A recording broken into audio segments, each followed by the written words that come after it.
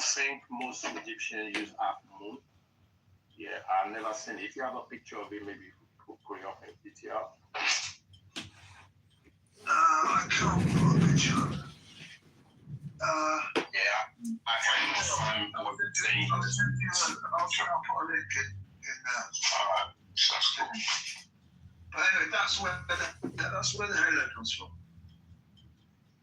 Halos, you mean the round halos, the sun halos? Yeah, the thing on somebody's head. It has to come from the sun. That was the sun Ra, and that was actually Horus. Not moon. The moon has its own kind of patterns. You could call it the zodiac or the right sign, right? And that was actually has to be a goddess of the moon, which is called Nut. And most of the time, it could be a half moon or full moon. That's what the Greek described. But based on the Cometians, they always draw the full moon anyway, because there was a description to the goddess of the moon. But if you have the picture, that would be great, or the links. Check out Megatron's PTR. Whoa, okay, in the middle of the sentence. So what evidence is there that that's what the halo behind Jesus' head is? Halo behind Jesus' head is the sun, and you always see like the painted yellow, and most of the time you will touch his heart as well, which is the inner sun. That was our soul. That was our sun, small sun in our heart. That's our soul. And the halo is the bigger sun, and then that was the sun that gives life to human God and nature. And based on some people that we actually use sun to make a lot of life, like living, cooking, dry foods, like cook food, grow food, and stuff like that. All the natural stuff that we know. Right. Have you ever seen something called zeitgeist? Yes. Zeitgeist. LSF, look at my PTR. That's called the Isis tablet. It's one of the most famous Egyptian hieroglyphic pieces of art. It's a 5x3 copper plate that even Roman emperors used to own, and it's translatable. Have you ever heard of it? Yeah.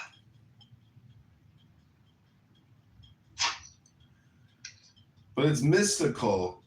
The Jews took the magic of the Egyptians and brought it with them to Babylon. Then they took Cyrus's magic and brought it back to the promised land.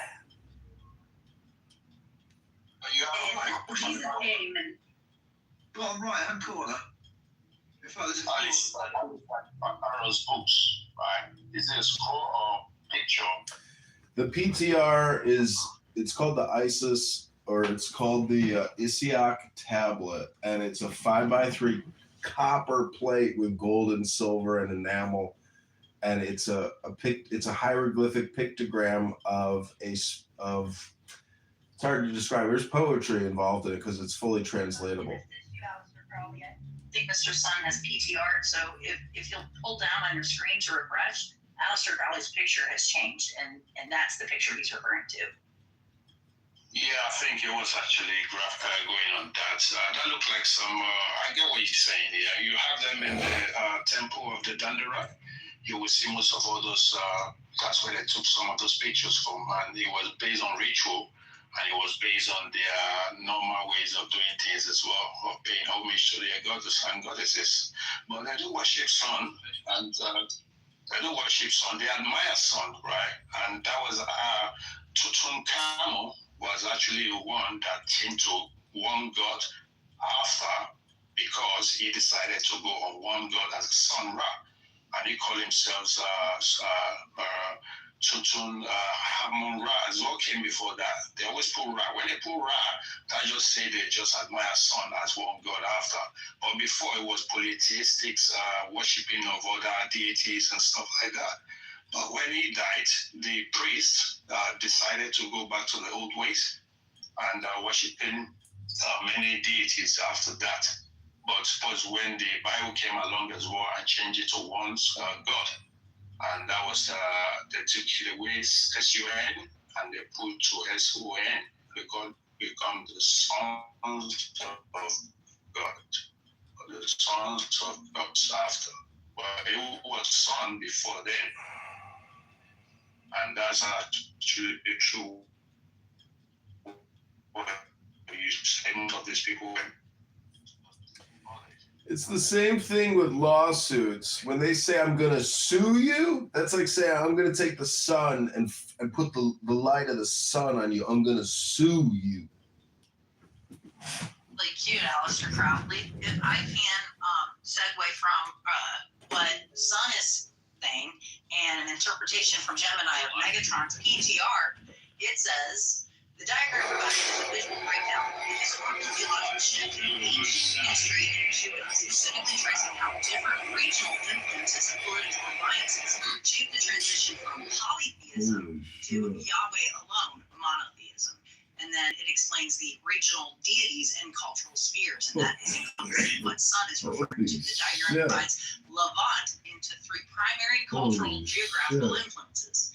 And then you have Egypt, South Egypt, associates Yahweh, flame, and the, I can't say that, Sashi people, were nomadic tribes of the Median region. This reflects the Mediite Canaanite hypothesis, which suggests Yahweh originated in the south. And then it has North Canaan, Syria, highlights El, the father, the Canaanite El is the primary Yahweh. And there's the Phoenician alliance representing Baal, the husband, often in the Bible, and regions for religious practices. The theological convergence, the arrows moving towards the center, illustrate the process of religious syncretism and exclusivism, which El versus Yahweh. In early Israelite history, it attributes El, the creator or father, and Yahweh, the warrior storm god, began to merge. You can see this as an anti-Egyptian alliance triangle where Yahweh is nestled in El. The conflict with Baal, or the Phoenician alliance triangle, showed Baal versus Yahweh, representing a biblical narrative like those in Elijah, where Yahweh's followers fought to displace Baal's worship. And then the Josiah reform, at the top of the diagram, Josiah, the king of Judah, late 7th century BCE. This represents a pivotal turning point in biblical history, Yahweh alone. Josiah's reform, following the discovery of the Book of the Law, mandates the worship of Yahweh exclusively, centralized all worship in Jerusalem. And then the absorption of El. Note the small L triangle being submerged by the large Yahweh triangle. By this stage, El's titles and functions were fully attributed to Yahweh. And then the final point is the geopolitical pressures. So the large arrow on the periphery represents the empires that squeeze these smaller kingdoms, forcing the alliance mentioned in the center, the Egyptian and the Phoenician, influencing both south and west, Assyrian and Babylon. The lost 10 tribe triangles indicates the Assyrian conquest of northern kingdom Israel in 722 BCE, which effectively ended northern El dominance that pushed refugees and their traditions south into Judah. Okay, hopefully that gives some clarification to his PTR and how that is encompassed in a time where there was a lot of pagan, I call it pagan, but like sun gods and a whole bunch of other gods. Yeah, and you also What we understand to be God. Stop talking. Yahweh was one of those. Just another one of those pagan gods. Tell us that. Enli become Yahweh, and Enki become Baal, and Anu becomes one of their top gods. I don't know what they call him anyway, but they believe he's the first. But that was when he took over and killed Alelu and sent Alelu out of their planet to go and die somewhere else. So Alelu was actually the first, and he was actually the god of the Pumapunku. He built Pumapunku, but Enli destroyed it, because Enli has been known as a destroyer, as the Yahweh. He's the one that bring the flood as well in the Bible. Yes. And he's the one that made all that to destroy. Therefore, showing that Yahweh, being the ultimate creator, had commanded Moses to, through a burning bush, a series of what I would call historically known as the 10 Commandments, showing that there shall be no placement of worshiping gods or goddesses above him, and that he is ultimately not only the creator of life, the only God that should be worshipped, and that even pagan idols of things that are like deities are considered breaking a commandment of the top 10 things of don't kill, honor your mom and dad, don't worship a bunch of gods. But that's just my belief. Sorry, Metron. Yeah, really important stuff. Don't murder, don't kill. Sorry, LSF. That's what I believe. You're stupid. Very interesting, Kitty. I think you're very knowledgeable about stories. Right, and that was actually kind of a half-breed. And stop that shit, man.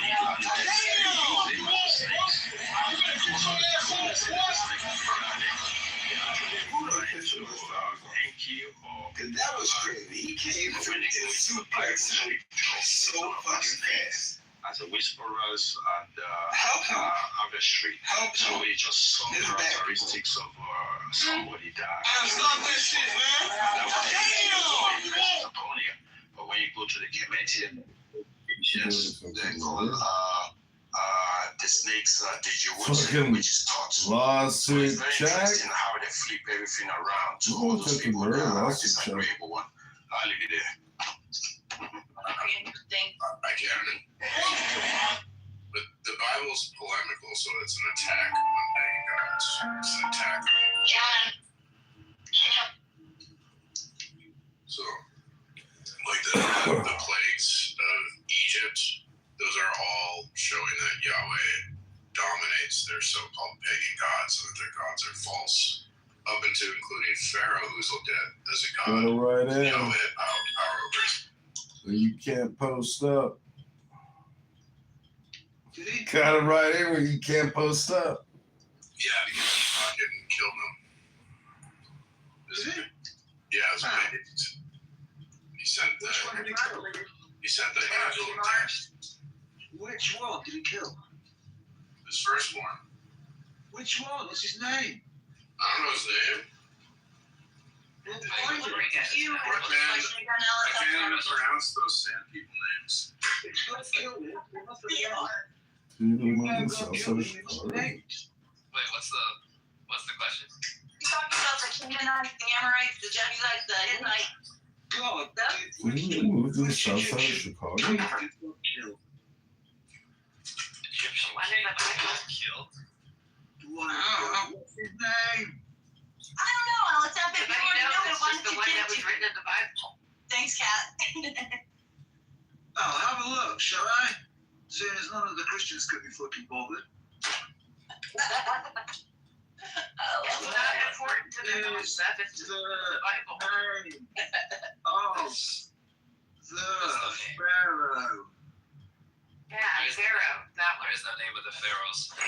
He didn't even kill the pharaoh that he killed his firstborn son, but we don't have the names of those pharaohs. They never named them out.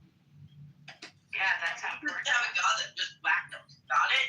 And that, we have a bunch of kings that we talk about that he put in part of these 12 tribes of Judah. He never And killed we have, he didn't kill them, no. But they made mistakes too. Let's not negate that fact. And I think that was also. They can say he never killed the pharaoh, never killed the pharaoh king. I mean, he killed his. Well, she's walking through the cloud. Yeah. And the pharaoh's name is What's up? It's Miss You're not gonna find a name. Is what I'm saying. You're not gonna find a name for anything. Yeah, there is no Why are name. you deliberately not in there? Well, I'll tell you why. Because Yeah, they please. found it unimportant. Okay, it's like this. Right? It's like they don't need because the person that's writing this is assuming that the audience that it's writing to understands and knows this story. Like they have some sort of precondition of it. If you just read kind of how they're even writing it, what they're saying is that obviously the book is not written to you. it's written to people in that time who understood these events, who probably passed it down orally before it even got written. So you have to understand, like, they kind of probably already knew what pharaoh they were talking about. He also mentions these places particularly that you can kind of get an idea of when, like, he gives some particular historical ideas like mud and brick. There's a few things mentioned in there, but Egyptologists will constantly debate this about is the Exodus story even true? Yada yada. I could argue that probably you can actually make a very structured historical argument actually that if you actually structure it through a line of different pharaohs, and you keep the idea right in your head that this is not the same pharaoh when Moses comes back. And he even mentions that. So there's several pharaohs in this narrative. It's not just one pharaoh that you're dealing with. Right? So that's the other problem that a lot of people run into is they're not paying attention to like the Egyptian history of what happens. And I also see like a lot of people try to like I've dug into this quite a bit, but I'm just saying like you're not gonna see them writing the names because they felt no need to do so. It's not like they're trying to glorify the name of this pharaoh. What they need to do is make the pharaoh anonymous in the sense because it doesn't give them any glory. Because that's what every pharaoh did. Like look Joshua. Look down the history. Type it in right now. Did every pharaoh write down their accomplishments, or did they write down their defeats? Yes, they never wrote down any of their defeats, and they never wrote down any issues that they ever had. They always held themselves in high esteem. They always had to have their name on everything. Like that's how pharaohs operated in the ancient world. So if they were defeated in an army, you think they're honestly going to write about it? No, absolutely not. Pharaohs were seen as deities. Like they were seen as literal gods. Exactly, but that's logical. Yeah, what I'm saying is most right now the pharaohs that people are not going to think logically about the pharaohs because Are you an they artist? understand. What's your artist name? Shannon Blake. Can you freestyle? Yeah, I can freestyle. The last person to freestyle got 100 million views. You think you can beat it? I mean, I would rather it mean something than be something.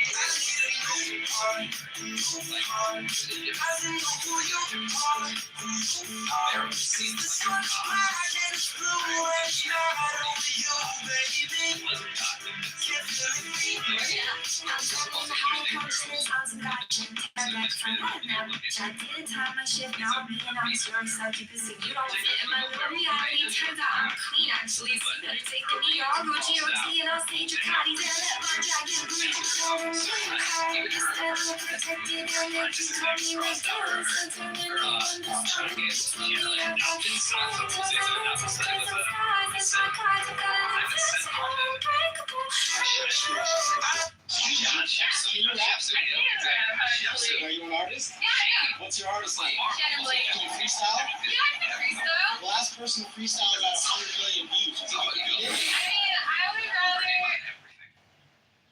But she was seen as a living god because she would set up an altar to a particular goddess that she emphasized and made herself look like. Her name was, I think was it? Excuse me? Yeah. Can you rap? I can rap, actually. Are you an artist? Yeah, What's her artist name? Shannon Blake. Was it Moot?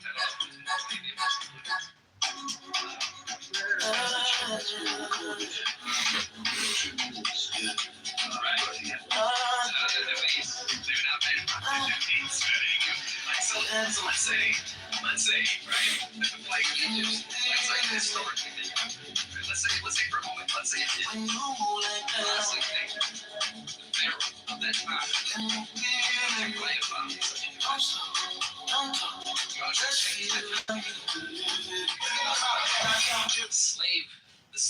the enslaved people I had, if their God defeated me. No, he's not going to say that shit. He's not going to tell you that shit. Why would he tell you that? He's supposed to have a glorious legacy, greater than all the other pharaohs. Every pharaoh wanted to outdo the other one.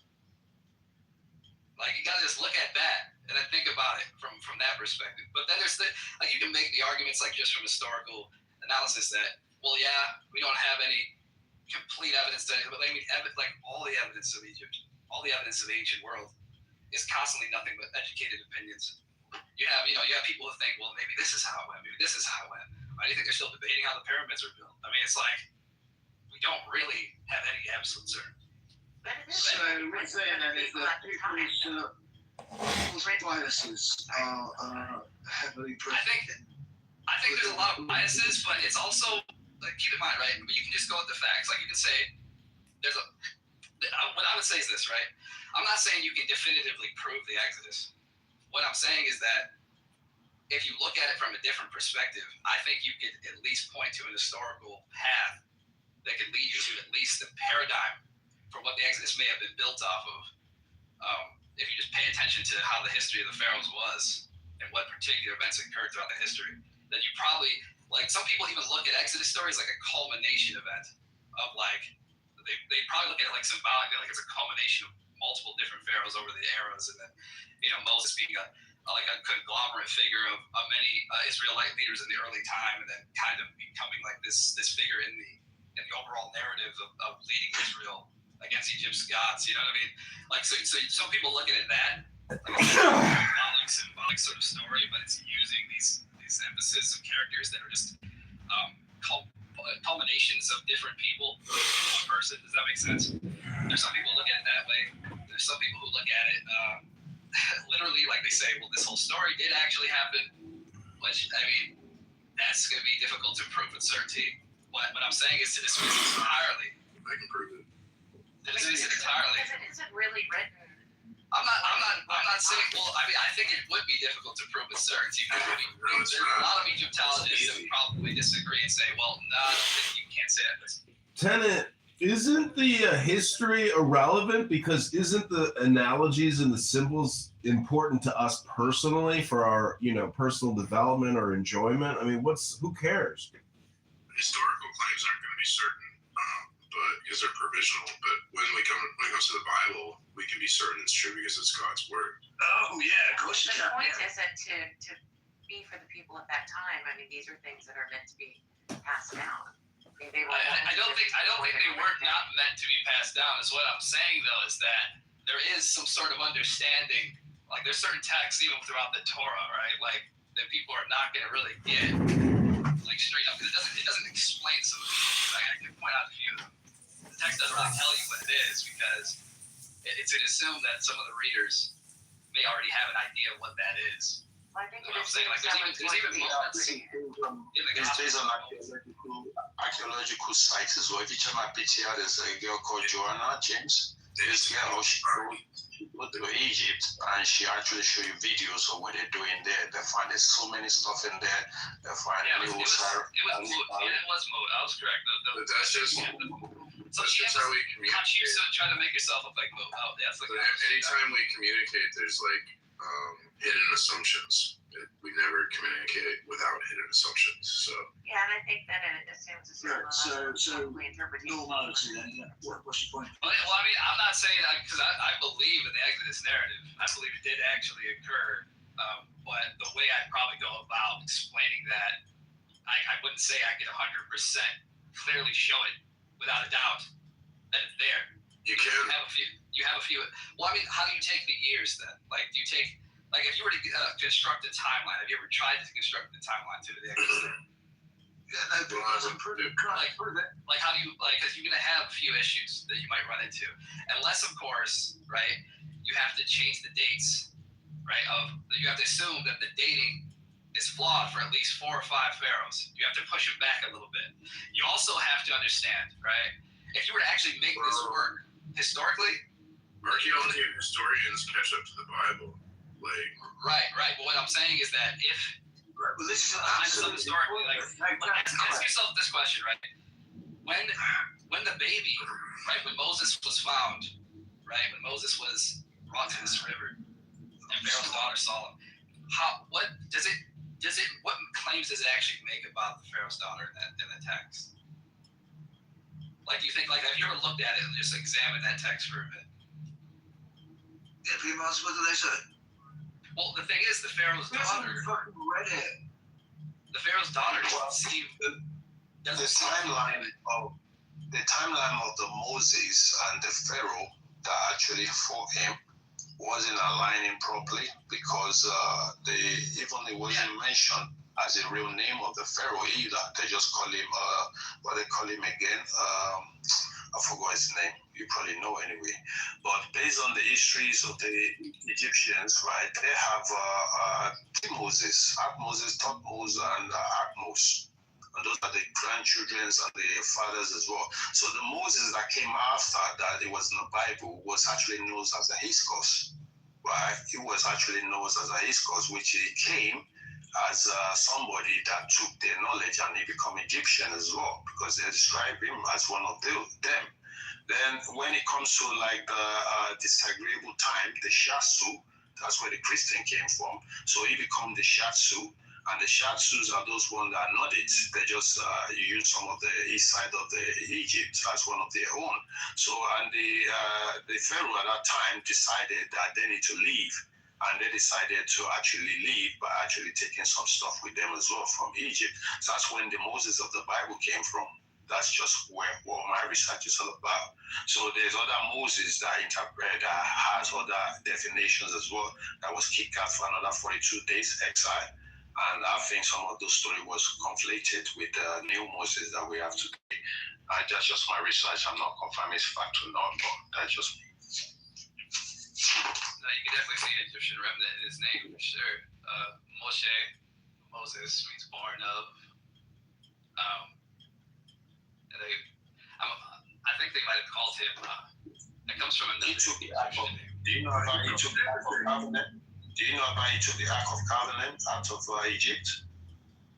No, don't care about it either. Right, so you've got everything from Ramesses the Second. Right. Is it the second or the first? Yeah, The second, which would be anywhere from 1279 to hang on, which one's the latest one? Amenhotep, which is 4,500. So you've got like a 200-year wide timeline. So which one is it? PMARS. PMARS has got the answers. Well, but you gotta look at. Hang on, PMARS. Hang on, that's PMARS that answers this question because he's the one who said he knows. PMARS. Did someone what did he say? Who was Pharaoh when the Exodus happened? I don't know. Well, find out. You said you know. Oh, yeah, it definitely happened. I know it happened. I can prove it happened. Well, in that case, do that. I said it happened with certainty. Yeah, how do you know that? Because it's in the Bible. The Bible's true, right. So your answer to everything is because the Bible's true. Yeah. Right, that's okay. So there's no point in trying to have a discussion with you because your answer to everything is because the Bible. Because the Bible. Your answer to everything is a needle in your arm. Whatever you think, Oh, P-Boss. wow. Okay. So I've constructed a timeline actually. I'm gonna try to bring my PTR so you can see. This is something I've actually done some research of. But okay, so I propose there's a possibility. Okay, but this is gonna go with a big theory here. Okay, but this isn't. Like, keep in mind, I'm not saying it's 100% certain, but this is the theory. Okay, so Moses would have been born around like the 15 something BC, or maybe around like 1526 BC, maybe around there, or maybe a bit earlier. I'm still debating on what that is exactly, because I mean we have to look at the years of his life. It says that Moses lived about 120 years, so he was sent out for like around 40 years, and then around 80 he comes back. Apparently, if you're going to take the years literally, like you're going to take that literally. So the pharaohs that would have been in line when Moses was born, like when he was a baby, the pharaoh that most likely would have been in his time frame when he was born was Amos the first. I don't know how the calendars work backwards. Yeah, so you know, type in Amos. AHMOSE. Amenhotep. Amos is before him. There's Amenhotep the first, and then there's Amos. Yeah, that was a father of Thutmose. So these are the granddad right there. So those are the This first. is their great grandfather. So what I'm saying is, if you follow the line, right, you're gonna have How are you putting a date on the Exodus? Well, I'm putting how am I putting, like, what do you mean? Like, which date? A date. How do you have a date for the Exodus? Well, When the Exodus there's a lot of reasons for that, but I have to get into it. Okay, so let me go up here so I can give you some of the notes that are why I say what I'm saying here. Okay, So some extra biblical source for an Exodus. Is there any? Is there any extra biblical source for an Exodus? No. Yeah. No. All right. So the only thing we've got is the Bible. Yes, correct. Right. And the only thing from the Bible that exists that tells us about the Exodus is at the most 100 years before Jesus was born. Maybe 200. It's definitely, yes, probably way before that. Maybe a little bit more than that.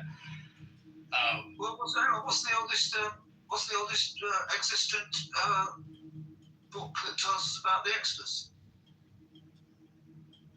Well, There's no book for that. It's not scroll or papyrus, not even Torah either. It is written on a toilet wall in shit. Still don't know where it is, how old it is. There's nobody have original. It's some clay cuneiform. Cuneiform has been broken. Even Moses broke the Ten Commandments, so there's no original Ten Commandments. The oldest copies we have, was copied about 100 BC. That's what I just said. Right, and so that's the oldest And copy. the Exodus happened somewhere around 1500 BC. So we've got approximately 1300 years of time to account for between the recording of this event and it happening. And we've got nothing outside of that document that says it happened. Nothing. Never find it. Now they're still digging. Sometimes We have a lot of documents from that time. nobody have nothing. And if you have it, it won't be complete either. You just have a little pieces of stuff somewhere they try to mesh together. But the first They have lived around 13 to 1500 years before Jesus. So yeah, possibly. yeah, possibly. If you believe that he existed, right? That's implying that we actually are saying that he existed. Well, what I'm saying is that if we're going to take this into consideration that he did exist and the story is true, how would we align that to history, right? Let's just say it was, for the sake of this discussion. You don't have to believe it. I'm not asking you to, but I'm saying just for the sake of this discussion, just entertain the idea. Well, how would we form a timeline of his life and what would have occurred? I would propose he's not called Moses at all. His name was never Moses in Egypt. He never went by that name. There's so many names that describe similar activities of the same guy. But all I do know is definitely there are stories of his cause that fights of the king of that time, and that was when Moses come along. So he was like a savior to them, and he wasn't named Moses. It's just descriptions of taking somebody else's characters and taking it along. That's the way I kind of see it anyway. Because that's what that's what I'm saying. There's some people who hold that view as well, who would say that the story is a culmination of different figures. So this is getting worse by the minute. But if you were to take it literally, right, we're going to take it like 100%. There was one man called Moses. Well, we have to propose that you have to believe that he lived to be 120 years old. That's what it says in the text, right? So he lived to be 120.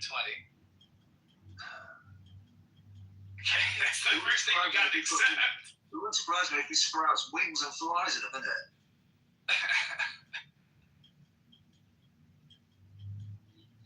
Oh man. possibly the river they cross, I don't think is the right name. I think it's a small river, and for him spend 42 days in the desert, that's not really making sense because this where he is to where he's going, land of Canaan.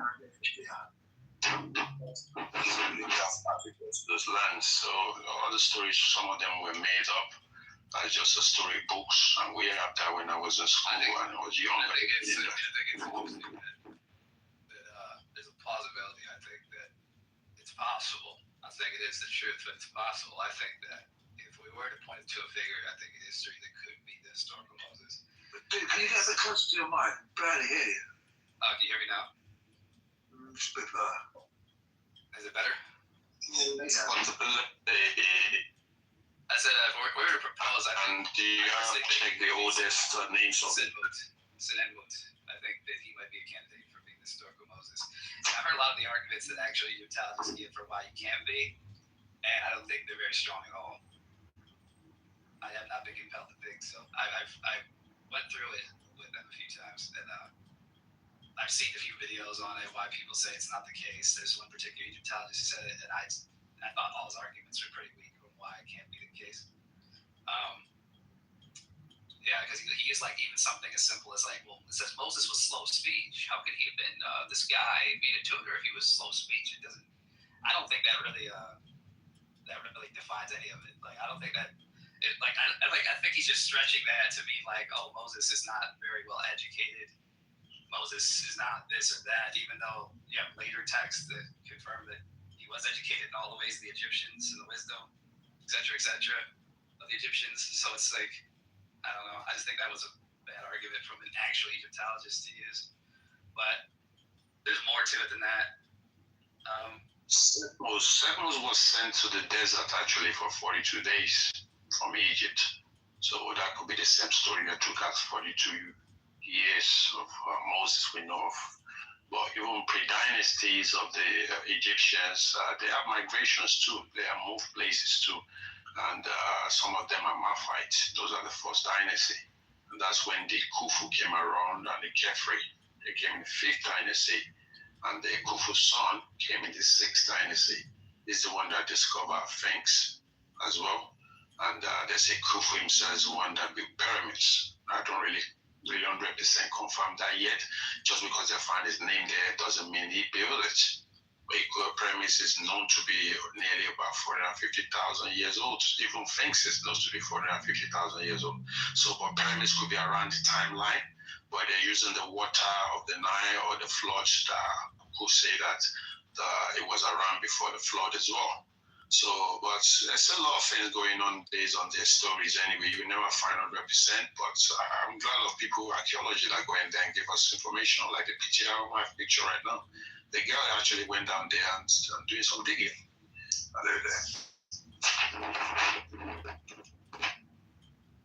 Like there's so much. Do you believe that Moses had access to what could only be God tech, like technology of the gods, like when these celestial beings actually? No, I'm not laughing at you at that.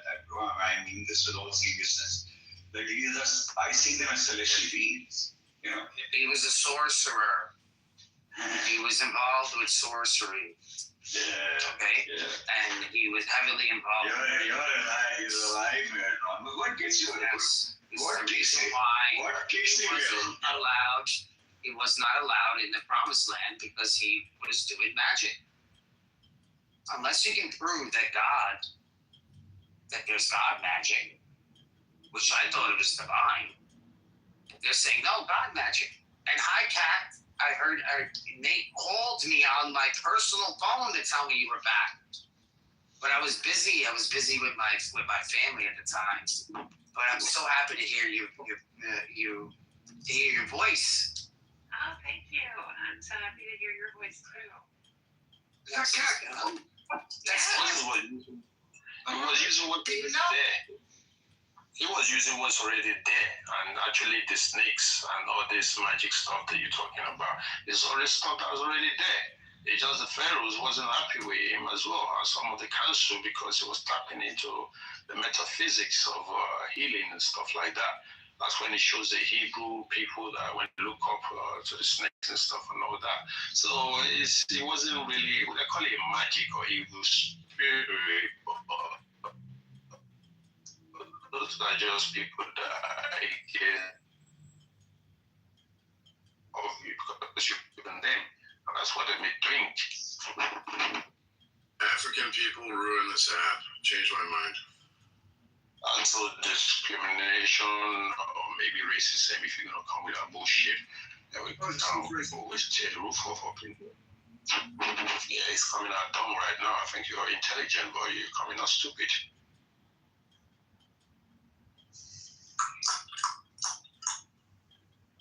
I mean, it's stupid and annoying, but it is God. If you go to 11, can you give this to the fitters? I forgot to.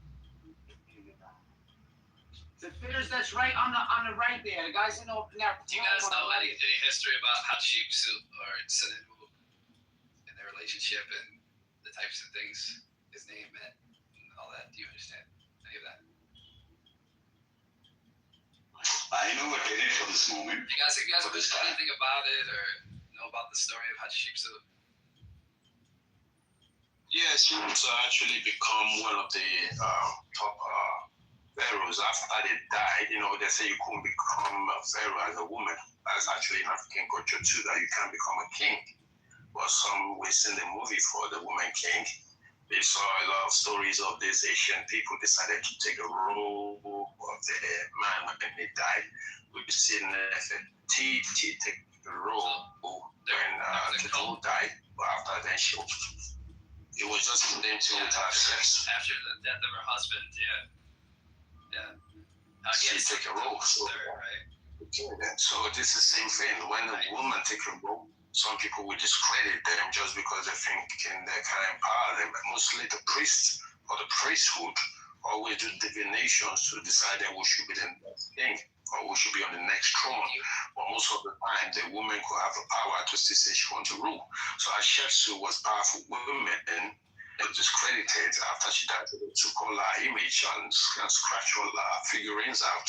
When the next I don't think that's why because she was a woman they did it. Like I don't think that power. She was taking a role. She's powerful. She's so brutal, and she's a fighter. More to it than that. That's what I'm saying. Okay, read your scroll and read something for us about her. I've just told you what I know. I'm trying to make a point here, okay? So after the death of her husband, right? So she takes on the co-regent role because her son Tutmos III is too young to rule. Right? So she's a great royal wife, and then she's acting as this co-regent. So she's ruling on his behalf. And she did this for around 20 years, they say. So on year 7 of her co-regency, Hatshepsut took on all these full pharaonic titles. You know, she wore the false beard.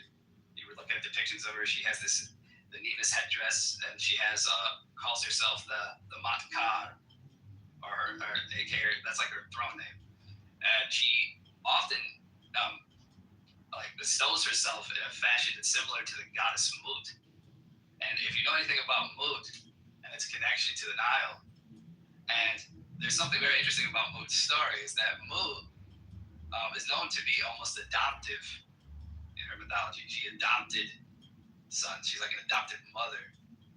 And the interesting part is that Senenmu, her tutor, his name means like son of Mut, or like child of Mut. And so the interesting part is she has all these depictions of Mut. She has this man that's not royalty, but close to her, teaching her children, teaching her closest daughter. And then this guy is like, she's setting up this temple back to Mut as well. She builds this temple to Mut.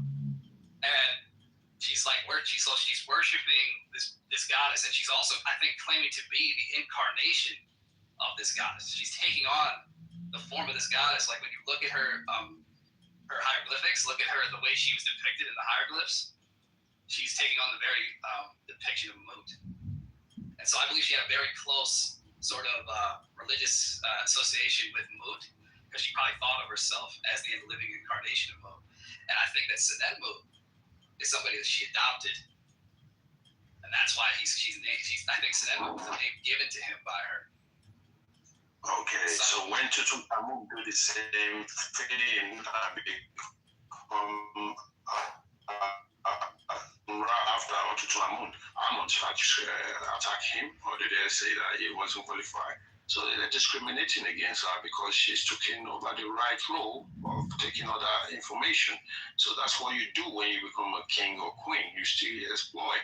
You could take anything. You have the right to. So that's why they took a share of the war, because they believe they don't want to rule what she's dictating for them anymore, because she wants to be the powerful goddess.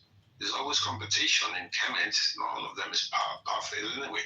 And they always take the roles of the past king or queen out because they are the new ruler and they have to make a new legislation. And that's where all this politics shit come from right now that we're doing right now too. All right.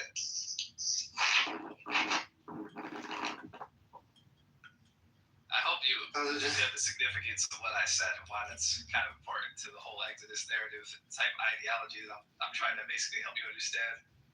Right, man. You actually say something that I was going to as well, just to saying that she's a woman, powerful woman, and she's actually going more and more and changing the way people should believe some.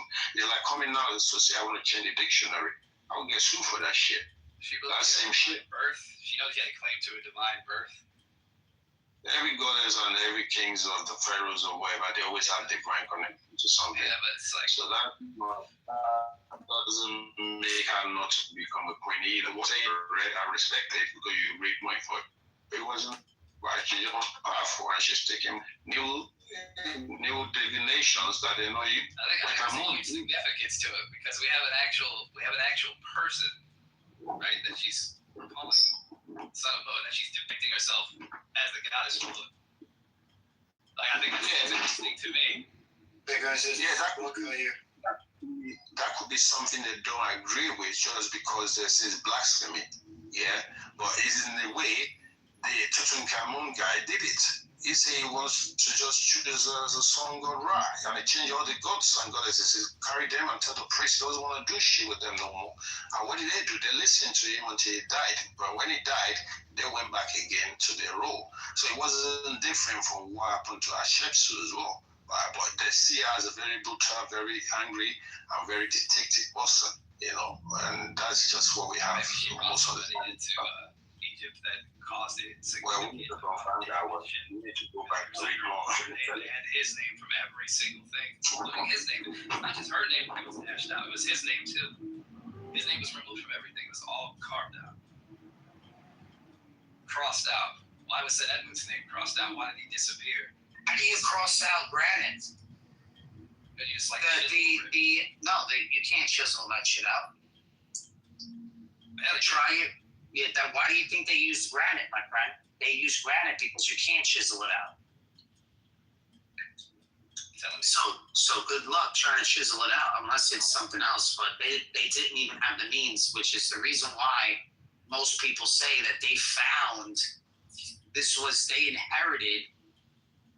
Deliberately removed from monuments the names of Senebo and Hatshepsut. This is like no fact. You can type this in right now. Any Egyptologist tell you this. Listen, so you're saying the Egyptians built the pyramids and stuff, and the Serapeum and all that other stuff? I'm not saying they built the pyramids. No, that's nothing to do with that. I'm talking about just Hatshepsut, this person's name, and this other person's name was removed from all the monuments. There's evidence the statues were smashed, they're buried, chiseled off temple walls. Yeah, 100%. That's the case. Replace the names with names of pharaohs. Yeah, I'm not denying that. I mean, you probably have reason to believe that's true. This is not just me saying this. It's like you can see this. Like there's evidence of this. Like this is on the wall. It's like it's very common. Where did you want to go with this? I'm saying, like we have, like this is what I mean. It's like I'm trying to give you a layout here. You got to understand the significance. Nobody else to go anymore. Right. You try already. You explain what happened to why they took a shit off the wall, and that's it. But based on pyramids, the ancient Egyptian built pyramids. You think the ancient Egyptians built the pyramids? Yes, it's called subterranean city that was actually beneath the pyramids, right? And that city is called Tara Shepta Rura. That's what it's called, which is called the city of the solar code. Yeah, one of their oldest ancestors, or their granddad of the great Egyptians, buried underneath the pyramids. They say the pyramid is not a tomb, but when you dig down, nobody can go further. That is where some of the secret knowledge is. And they have internal flame cities called as well, right? Which they can detect shafts, the vertical shafts in there, and they got something called anchor in the transmonic multi-dimensions pillars in there. So all these things is secret knowledge to the chemists and those people that build it, and that's the same thing as the things as well. Let me let me just give you some breakdown here, because I personally don't think you understand the magnitude of what we're talking about here. We're talking about the big one, the Kufa, originally stood 481 feet. Okay? Now we're talking about just that pyramid alone. 2.3 million stone blocks, averaging the block weight 2.5 tons. Some interior blocks, granite, are 25 to 80 tons. The total mass of the pyramid is 6 million tons of stone. We're talking about 2.3 million in the Kufa. The Carfe is 2 million, and the smaller one is 200,000. So 3 main Giza pyramids together contain roughly 4.5 million blocks of stone. So they're saying it took 20 years to build the Great Pyramid alone. So we're talking about 2580 to 2500 BCE. Okay? So they're saying 20 years. So 2.3 million blocks in 20 years. That's 115,000 blocks per year. If we break that down, that's 350 blocks a day. They would have to work 10 hours. So it's 31 blocks per hour. That sounds insane at first, but try to remember, thousands of workers worked simultaneously. Blocks were pre-quarried and staged. Many blocks were placed at the same time in different sides. So basically a huge coordination construction site. So archaeologists discover a worker village that shows a permanent workforce of 20,000 workers, rotating seasonal workers during the Nile flood. So they weren't slaves. This is not a Hollywood myth. Worker tombs show that they were paid laborers and craftsmen. The evidence they made that they actually built it, archaeologists are uncovered strong evidence for construction progress. We have worker cities, we have quarries, we have transportation system that they're saying it was from the it's papyrus diary. So they haven't found actually archaeological site for it, but just want to let you know that you're saying they moved those large stones in that period of time. It's just going to be very difficult for me to think that is the case. There's been a lot of people that. Hold on. Eliseth, what'd you say? I was just thinking, dude, you might be on the borderline personal incredulity policy there. I can't see how the Egyptians built the pyramids. Therefore, it must have been someone else. There's been a lot of Egyptologists that make all the same equation that you're doing, right? That's just what they see at this time, so they can make that equation. It's fine. That's when you research it. But there's no factual evidence, right, based on all the stuff they say that happened. Based on what I do research on, based on some hieroglyphics and some of the pictures that I found, I saw a tall giant. Yeah, very tall giant that actually was in this hieroglyphics that was moving the stones. And there is a tall giant that's taller than many of those normal Egyptians as well. So there are people there at that time, they're called their own helper, which are actually their deities.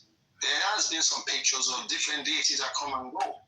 So they will have an extraterrestrial intervention, you could call it, to give them knowledge, the design, the blueprint and whatnot. Then you will have them staying with them as their ancestors to help them with this building of these pyramids. And these lifting stones as well, we could say they have technology. You're saying a lot there, but pay attention to what I'm saying to you. Wouldn't you rather say, instead of going the Nephilim route, why don't you just say that there was Neanderthals? Because Neanderthals, you call it Nephilim. much. Well, I say Nephilim, the giants. Okay, then that wasn't the name they called them. And No, there was no. I understand, like the giants. All right. But why not Neanderthals? Why only giants? Why not Neanderthals? That's what we called them when we found their bones in the Netherlands. Okay, Neanderthal would be related Those to are the Caucasian. the Neanderthals, because they were saying they were still around. Is that Caucasian? Is the Neanderthal came from Caucasian? Yes or no? What, the Neanderthals are Caucasian? Yes, that is what your scholar people is describing Neanderthal came from. Most are Caucasian people. There's no Say the most racist thing about this. I'll tell you one of the racist thing about this. I'll bring my proof, you bring your proof. Give me 1 second. So, All right, I will give you the proof right now.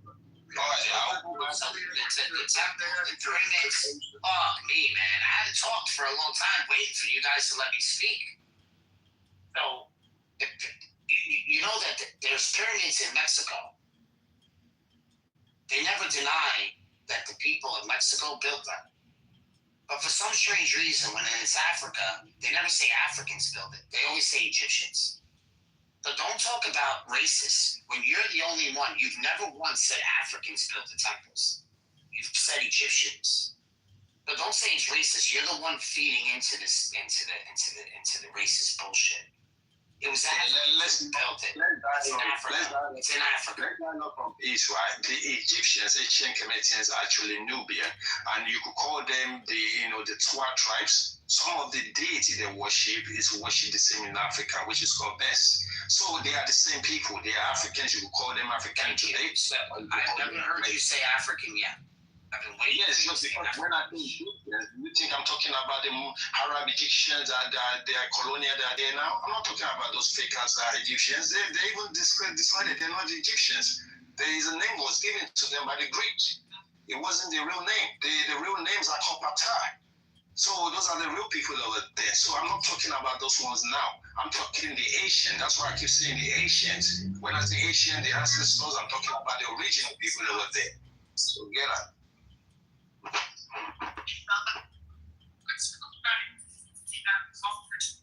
Breaking up, my network. Your network is breaking up. Try again. Oh, no, I'm fine, my brother. You're on the phone, that's why. So what I'm trying to just get to you right now, there's no racist talk here. Even the guy that was trying to bully me, he's gone. And I do know that he just having an emotion breakdown because somebody's talking better than him. But I didn't come here to say Neanderthal are not part of the history. And there's no evidence that I've seen that the Neanderthal actually the original ancestors of the African. Even it's been these people researchers say that they couldn't find no DNA of Neanderthals in the Africans around the time. I don't know now, but what I'm saying to you based on the Egyptians, or this was called the Maphite, yeah, they are the oldest people. And some of you see that in the, if you check Google now, they call them Nemer or Mesis, but they are called the Maphite. They are the people that is of the dynasties in Kemet. They've told their information that the ants and eat the game to actually help them with it. When you go to the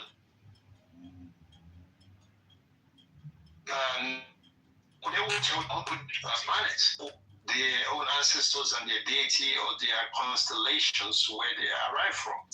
And this is not a battle of race here, because race never comes from anybody but English word at the end of the day. And that's just to describe people based on their ethnicity and their genealogies and where they came from. So if you're going to bring the Neanderthal to the pyramids, they wasn't there. They wasn't around that time. They were at Caucasus Mountain. They are Caucasian. It wasn't English. It was Hitler.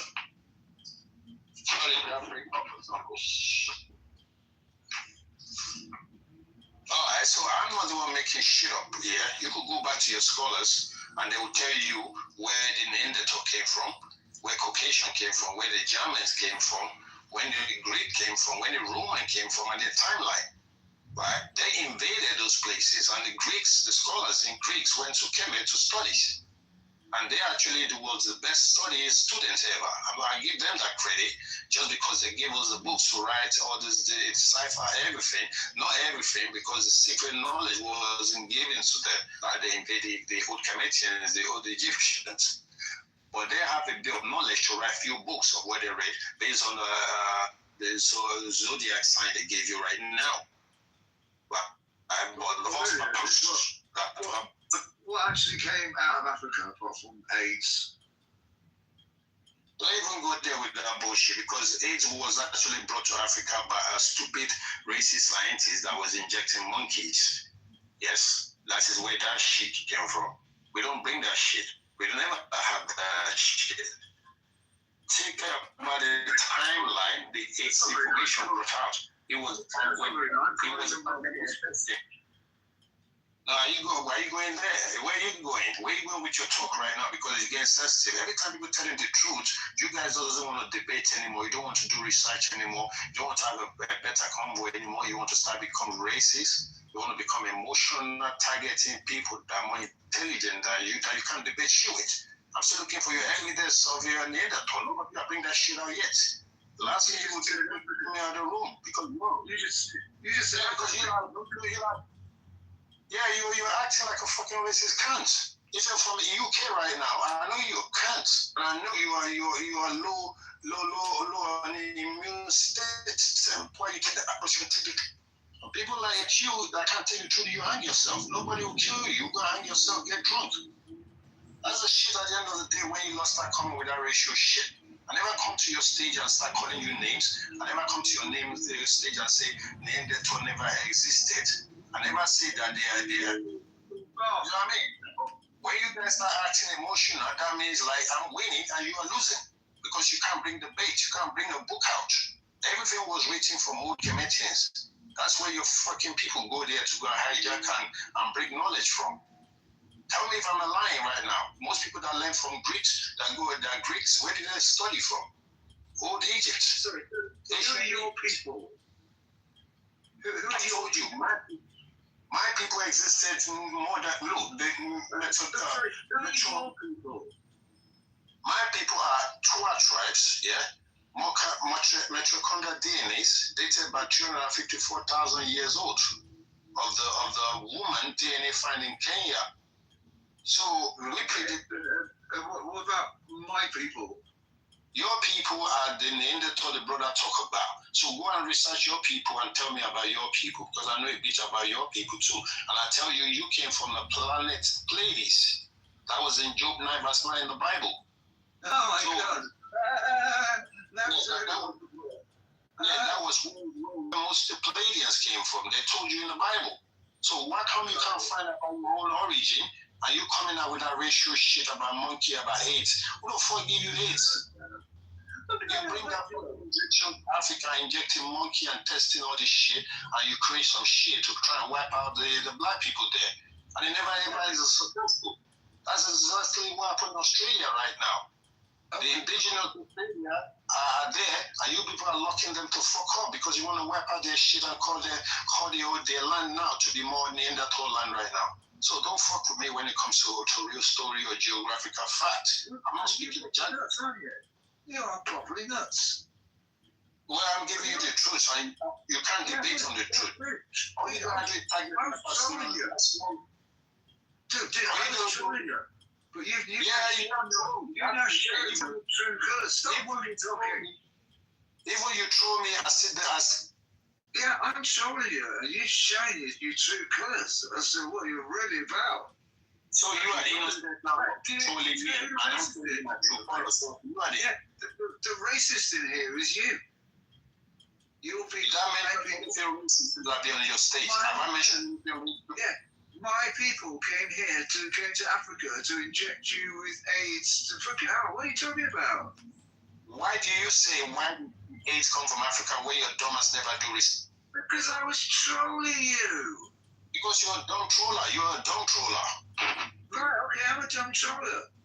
You're the one I wonder because I'm not the one getting angry after that shit. I'm telling you the fact. But you can't debate me on what the shit I've been saying.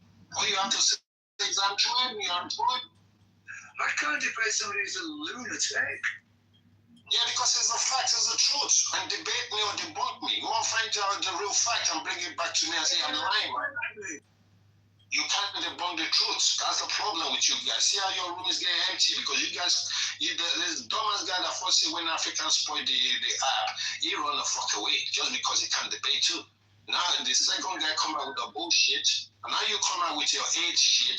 That's just sensitive, emotional feelings. You sound like a bunch of cowards to me. You can't debate. Everything I've laid down on this fucking stage right now, you know are going zigzag, bullshit, balabu, or boo, boo, boo, boo, and nothing else to say. Rather than just racial word, insulting me, and slur words. Weak ass fuckers, man. So tell me where the end of the You should kiss him on the lips. You should kiss him on the lips. Tell me where the end talk came from and debunk me if I'm lying then. Dumbass, want to talk to me about the end You should have. The answer is the Netherlands. Okay, then give me your history then, so we can go through the book. Kiss him on the neck. How long is the timeline of the law? How long is the timeline? When did they came out to start existing to actually repopulate the planet? Give me the timeline. God created them 6,000 years ago. Okay, who is God? Who is God? Define God to me. God's the guy from the Bible who created it. Bible came 6,000 years ago. How the fuck you come out with the English when English came 1,400 ago? The J word existed for 6,000 years ago. God created it. Okay, tell me when the Bible came. Tell me the original Bible I want to go and read right now. Even the Egyptian, the Ethiopian Bible is older than your shit. Tell me the Bible, the oldest ones I can go and read right now. We've got the originals in the Vatican. The Vatican, they're keeping the original for you and they give you the pseudo, so you can come here and be fighting me about about your J word came 1,400 when Jesus never existed, and there's another possible. Only the Pope's allowed to see the real Bible. Okay then, so that means you ain't got no defense, you ain't got no proof, you ain't got no evidence of nothing to fight to argue with me about. So there's no need. Yeah, you've got the Pope. Okay, the Pope is a pseudo. You got a pseudo Bible, and you tell me the real one is in Vatican. And they don't give you the real one or the information. Korean Bible anyway, if I were you, so you can check out a bit of original people that came before you.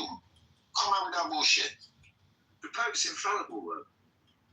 The Pope can't be wrong. Son, he's just playing around. He's just trying to get to know you. He's just I'm playing with him too. All right, so son, the reason why I said Neanderthal, right, is because allegedly, I have no evidence of this. They said that they were still around during the end of the Younger Dryas, the Younger Dryas of 12,000 years ago. I'm not sure if you believe in that sort of story, but there is new evidence that says that the pyramids themselves were completely flooded all the way up to the top. So it says so when the ice caps melted, in the beginning they were like, oh, it's got to be a meteor, but they didn't realize that there's this precession that gives the sun, that gives the northern part of the world more sun, so it's easy to melt. And we can see that from the Grand Canyon because it looks like there's just water that ripped right through the middle of America. So we see evidence of this and these huge rip tides that are still actually still in, like for example, when you're on the beach and you see like the ripples from the waves coming in, we have ripples like that are in like North America, on the East Coast and the West Coast, where there's just tons of evidence for it, is what I'm saying. So now, if all of that water was entering in, there's going to be a series of events that's going to be catastrophic, on top of all the new, the water that it just keeps gushing, we're talking gigatons. On top of that, we have the diaphragm of the northern part of the world that is going to cause some sort of deflection or some sort of bounce. So there's going to be earthquakes. Earthquakes cause tsunamis. Earthquakes also cause volcanic eruptions that possibly weren't supposed to happen, but did. So it looks like a lot of catastrophic events happen in the result of, that water, breaking through the ice wall there. So, and I don't mean ice wall like flat earther. I'm not talking about that. I'm talking about the mile high, just like it is in Greenland right now. And in Greenland, for them to go.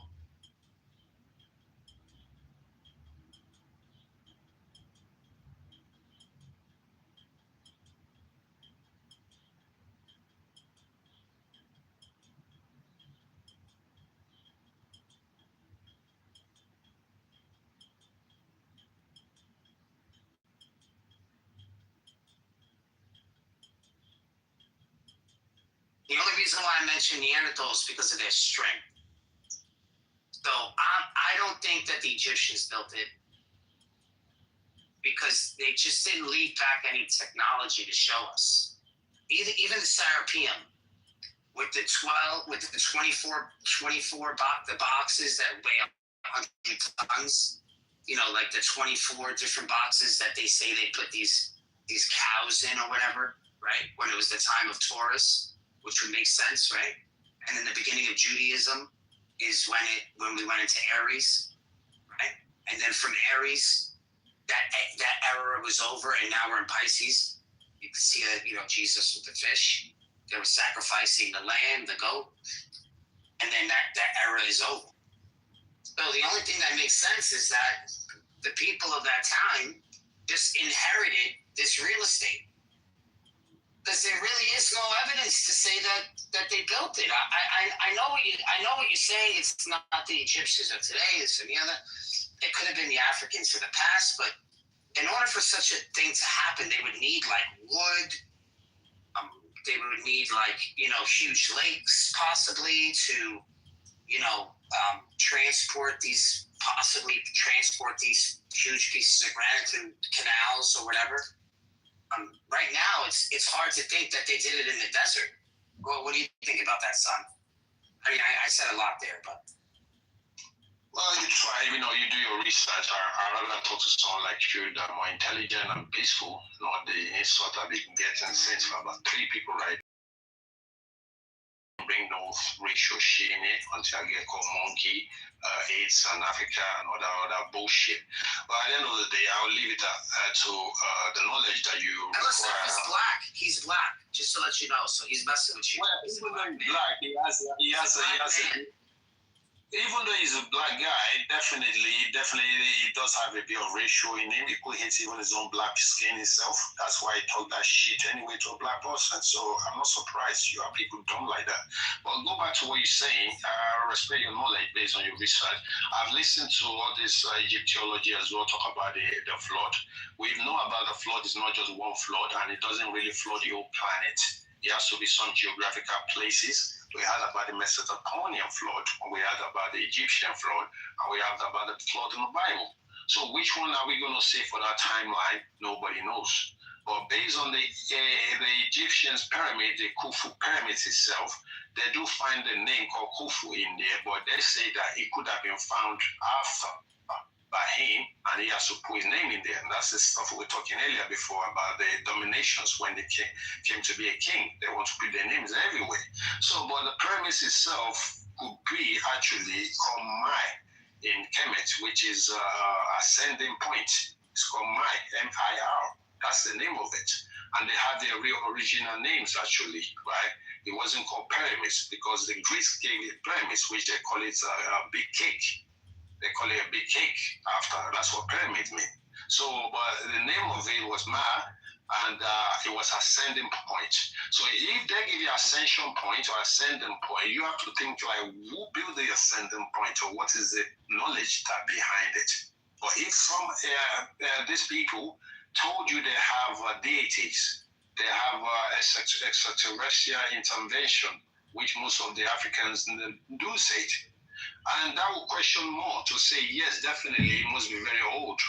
And it's not only Egypt, you have pyramids. You have the biggest pyramid in Bosnia. You got pyramids in Africa, in America, in Europe. So the third story, according to his hieroglyphics of reading the third books, he says that he uses pyramids to navigate places. And his spacecraft is always packed inside the pyramids. So they would never leave the spacecraft for us to see. Now they find an inner earth inside the pyramids, which is called, I named it for you, it's called Tarasheta, which is called City of the Solar Code, right? That was what they described it like. But the ancient papyrus that you say there's no evidence of building of pyramids, there were evidence of building of pyramids. They are workers, and there are giants that are taller than them that shows that was helping them with the building of the pyramids. That's the only evidence I find so far.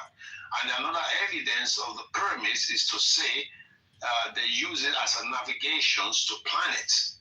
That was Osiris, because Osiris was buried after a few meters away from the pyramids, and his shaft was actually aligned to under the pyramids, which is possible will be used as transition to another planet, because it was called the gods of Orion. That's what Osiris was called. So most of the pyramids that you will see has to deal with a lot of transmonics or multi-dimensions or pillar flame, because the triangle that was based on top of it, which was gold, that was missing, was actually a conductor of heat as well. So that could be named what it was named before, which is called the mare. Right? So that says the three dimensions are above it, and the cylinders and all these multi-dimensions of shaft that were inside it was called Crystal City, because it is a civilizations that always live in down there, or they use it as a burial ground for their ancestors. It's called the city of Amentukura. Yeah? Flame tube is called Flame tube.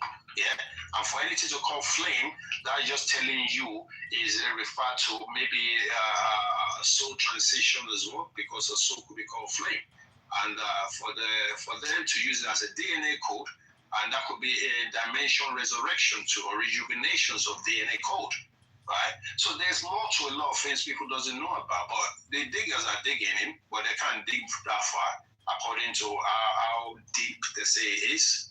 But the information that we know so far is there's a Stargate, there's Ark of Covenant that was used actually that time to align inside the pyramids, that all these pharaohs, all the deities used to transcend inside the pyramids, or used to disappear outside the pyramid to another destination. Nowadays we use them plane. They could use pyramids that time. That was a very, very strong spiritual intelligence that we did. I respect your opinions, and it sound like you've done some homework also, but for me, I can't cope with the fact that there's something about, like, we're not like extraterrestrial beings or alien or things like that. So I'm not an atheist, but the belief in aliens to me is just a very foreign. What do you define as extraterrestrial being or alien? If I may ask, what will be your definitions of that? Well, just the name extraterrestrial just means not from this planet. Doesn't mean not from this planet, right? Extraterrestrial, it could mean somebody that have another knowledge, higher knowledge, yeah, that is extra. And it's terrain. Terrain means another land that came from another land, not planet. Planet means planet ET. That's what it means, yeah. But extraterrestrial, yeah, not the movie, not the Will Smith shit, not all those crap things that we're saying, all these fake aliens thing they're giving us in movies. That's not it, yeah. These are people that advance scientist knowledge that have already advanced and moved through other places, other solar system, yeah, far away from us, and they never left the firmament, because nobody left the firmament. So that is what they call extraterrestrial. So when they visited, the Dogon mentioned them that they came to visit them, right? When they visited, they told the Dogon that we are the one that actually gave birth to you. I think you're on the phone right now. Let you go. You're echoing. No. I hear you. I'm sorry. I mean, let me just carry on with this, right? There's a history. There's been a lot of information that was called oral languages. That was before written language. That was before dictionary. That was before computer writing and all that shit. Oral means things that was given to people by recisive. Oral means people that draws as well, like Betaglo drawings on the wall, caves and stuff. Those are defined by your scientists or your archaeologists. They actually decipher it better than most of us in Africa. I will be honest with that, because I listen to them. So when they find the evidence of all those remnants, that is when they're trying to decipher it. That's when it goes wrong, because they're going to use Greek interpretation of it. I'm not saying it's not credited, but it's not the original words. But when you go to Metuneta, you start finding the original words. You won't even argue with me that far, because you will get more understanding than what I'm talking about. So pyramids itself is not called pyramids, yeah?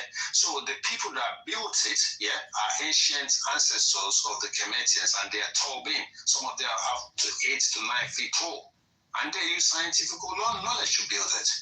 And we know in your history that some of your scholars actually use electromagnetic field to navigate stones, or sound energy to levitate stones. Yeah, one of your scholars died from that, and never gave the information to nobody, right? So this knowledge is well kept. That's why you get a high priest, and you got those people that are called the pantheons that don't give those knowledge out for anybody to write. So you will never find no technology remnants until you dig more than even 80 feet down. Then you start saying stories. But nobody have go that day before. Even in the Phoenix, things, they say there's some carving there, but they kept that secret too. So we're just going to leave it there that we don't know a lot yet until we find more information. Yeah? But aliens are not just alien from other planets. They are extraterrestrial, because they are older scientists that have long passed us with technology, and they built star system to navigate. And that's when the Kemetian is talking about Thoth, Ra, all these deities and stuff. That's what they're describing. But you put them in your movie as superheroes. Superman, Iron Man, Incredible Man, do your thing. Stargate was about the shit. Stargate wasn't like a documentary. You want me to? Yeah, that Stargate movie as well was similar to that shit. Exactly. Thank you for that one. Stargate is actually similar. Stargate movie. And Stargate is connected to the temple. Yeah, there's Stargate 4 to 7 in Egypt itself. Yeah, but there's stored inner city. It's called Crystal Container Chamber. That is where it's stored. They have technology there. There are 12 avatars that was buried there, avatar passages that was actually buried there. Yeah, which is called HTs. There's that shit to unlock the code. And then some of these things that people are digging out as money, sooner or later you will see what's going to happen, because those body needs to get back to those body. So I think we don't know what we're doing yet until the time comes when we're about to fuck up the planet, fuck up all the remnants, and go into the secret caving to go and dig what we're not supposed to dig. Then you will see who is the owner that built the pyramids arrived. And you will see they're viewing them in the sky right now. What is you call it UFO? They call it USO. Recently, someone said he got kidnapped by what? A dolphin. What do you think dolphins are? They're mermaids. They know how to change their body to mermaids. So it's sort of like the owner of the planet will pop up, and you guys will bring your Star Wars or your information. Is trying to find that. That's the time is coming to that right now. But I'm just here to actually blend in with you. You don't have to believe everything I'm saying. I'm to be if you heard me so I'm not actually all people doing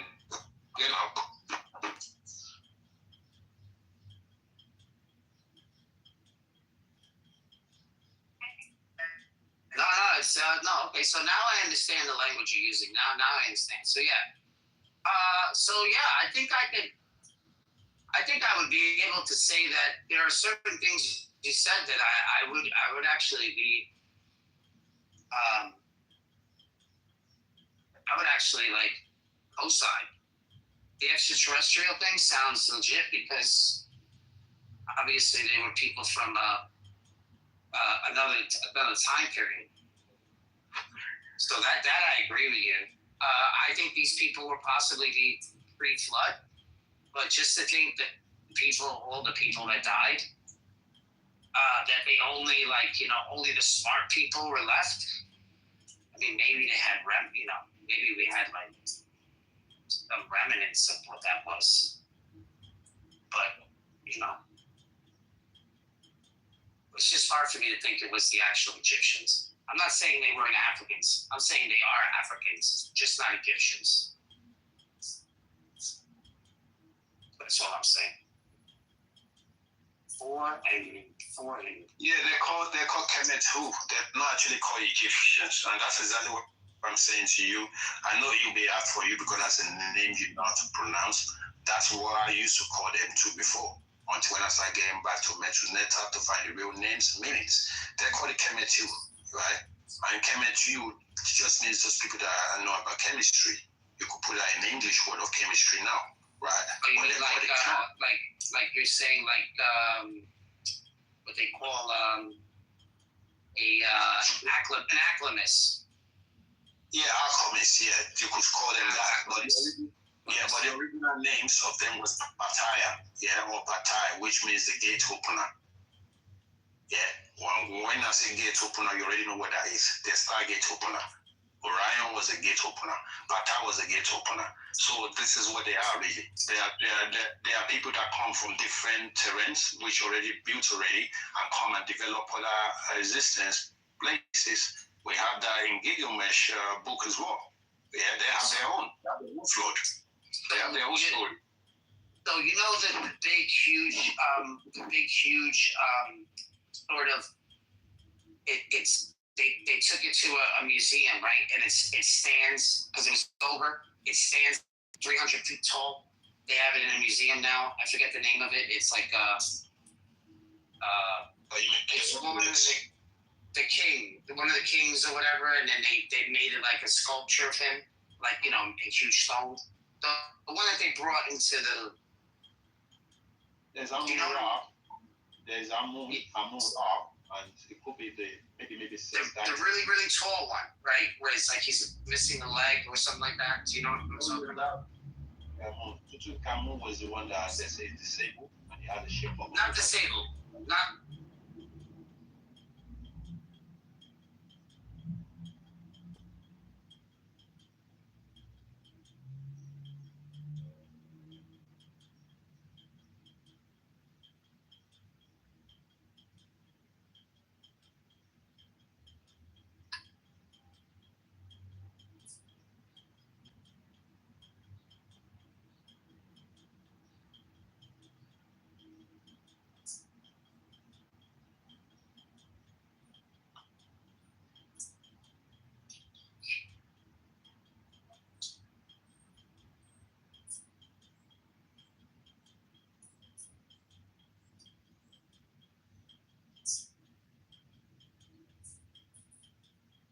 There it goes.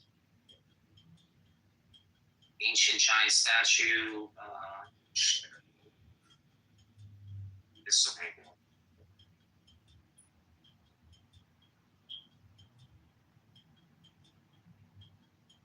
This is it right here. Hopefully you'll be able to see it. And you'll know what I'm talking about. Yeah, I posted the link. In the chat. No, I posted the link in the chat. That statue. You know what I'm talking about?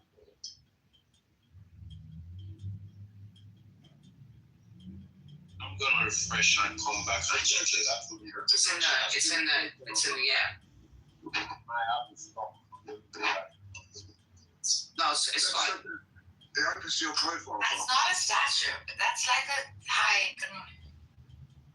that's like triangles. What's No, this? mi amor. Mi amor. Mi amor, yo estoy hablando de otra cosa. I'm talking about this thing. Which one? It's in the museum. It's laying down. They have it laying down. It's fucking humongous. Okay, let me see it. Ramses, the Colossus of Ramses. Ramses. That thing isn't opening to anything. Okay, so here I'll do it again. Yeah, this. I see it. Sorry. If the link is not opening to anything, I'll show you this. I'll It's erase not that. Ramses. The Rams. The Ramses. Ramses. Yeah, Ramses. Like, remember this one, right?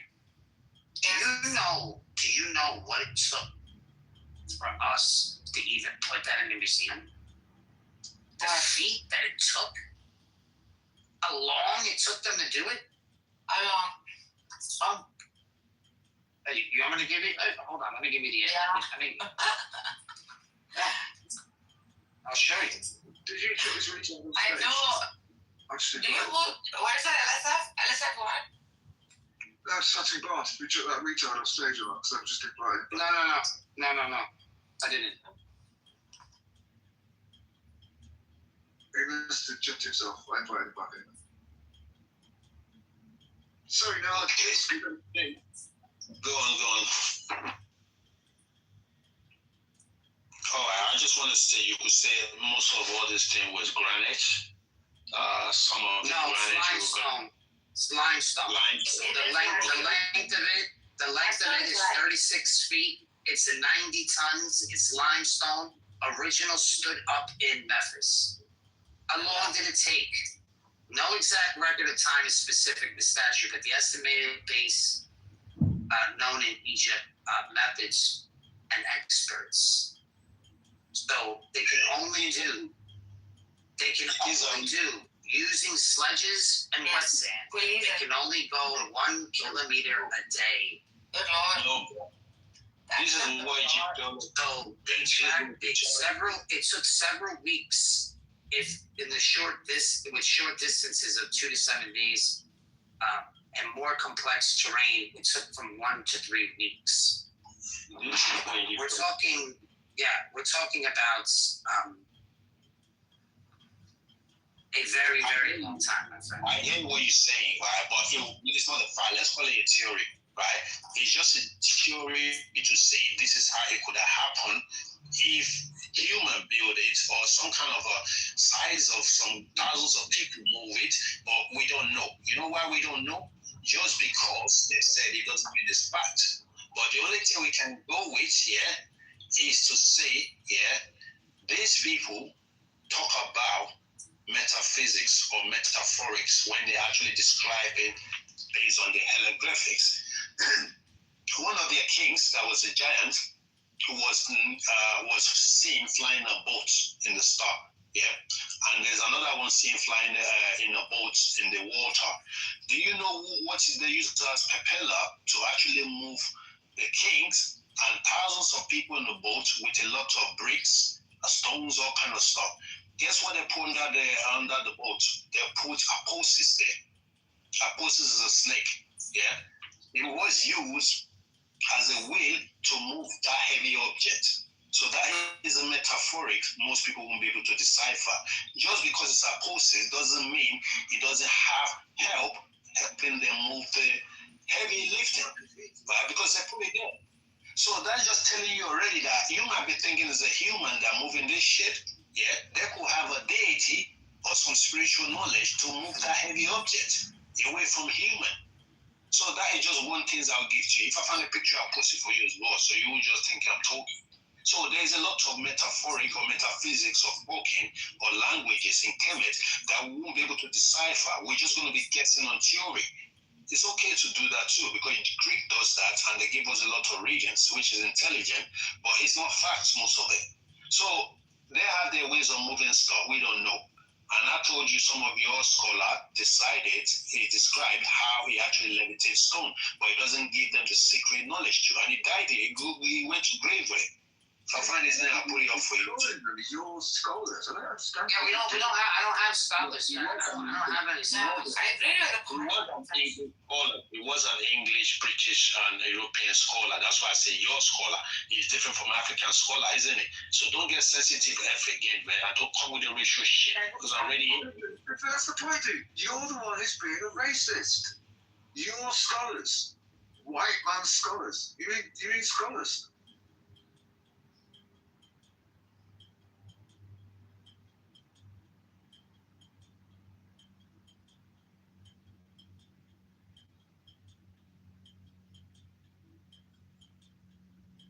You know what I mean? He keeps going, your scholars, when he means white men. Son, were you ever a Christian? That's being racist. Son, were you ever a Christian?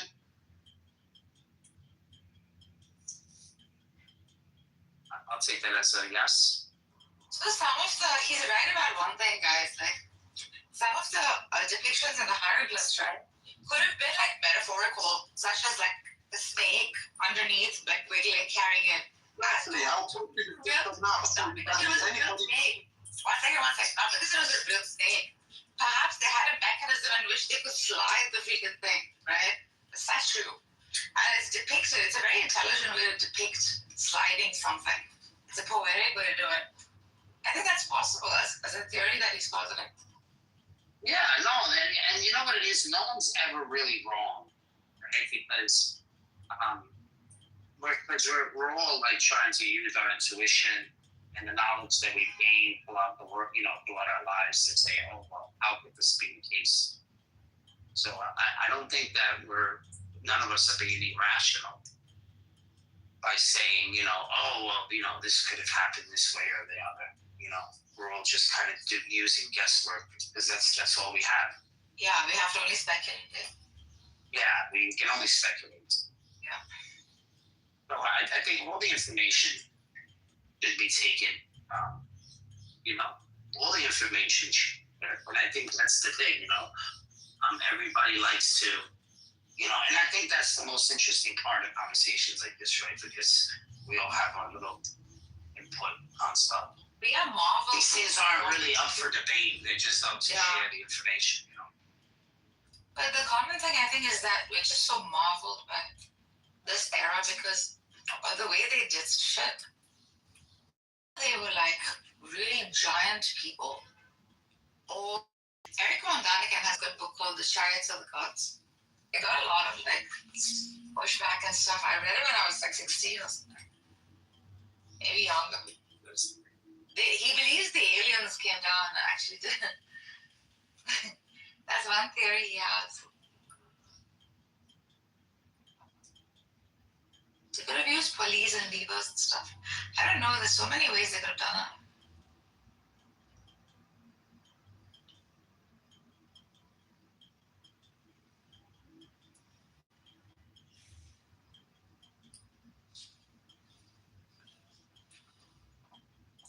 Hey, Did you like how they changed the entire location of Moses? What's crazy about aliens building the pyramids? It's not, they were probably just like bigger people who look different. That's what I'm saying, like, there's nothing crazy about anything in that era because it's just it's a very mysterious civilization. I guess I put a picture up based on snake that was used as repeller for the boat. There's a lot of picture of it. And the aliens you guys talking about a giant. I'm going to post that picture of two giants that was carrying a bigger bricks, that was used in pyramids. And the human was standing next to him, looked very small. That was found in one of the temples of one of their workers at Swap, right? They put this description for you. These people, they're not joking. They have a writing system. So it will be very difficult just to come with only theory when you neglect their real information and you can decipher it. So that's what I'm saying. It doesn't really say only thousands of people are going to be using chisels and a stone, to be chiseling granite or limestone that was harder than a liquid, even diamond, for thousands of years to come to that shape. They have their own technology, but we can't decipher it. And they're not leaving nothing behind for you, sorry. Just because they know there are people coming to invade them or coming to take some of their stuff. Well, they give you few education, but they're not giving you all the information. So that's why we ain't finding nothing. But we're nearly there now to find something by looking under the pyramids of Giza. They scan it, they find chambers, they find lots of cabinets. So what they're going to try and do now, we don't know. But by the time they get there, they're going to face a lot of surprises, definitely. But they won't be able to touch a lot of things because the owner who's going to turn up. And they're watching everyone. So that is just my own theory, we'll call it. But based on lifting stones, you people actually decipher that how stone can be levitated through sound energy, right? And through metaphysics. So that's possible. Asians have doing it before us. We're not the only brilliant guy here. We have people that done the best. You could talk about Neanderthal too. They actually came out with how to cut, how to hunt. They have their own carving, where they carve their stones and so on. They have their intelligence. So you can't knock all these ancestors out before you start talking about, because we're reading about books today, but somebody tell you something today is the fact. You have to go back and put everything together from the past and the future. Then you might come with a logical answers. I'll leave it there. I found some tools where they found them like sliding these things on angle surfaces, right? Like what do you call those slides that kids play in freaking I call them slides. in playgrounds, huh? We call them slides. Slides, yeah. So A slipping slide? yeah. And these things were they were very clever. I mean, the architects too.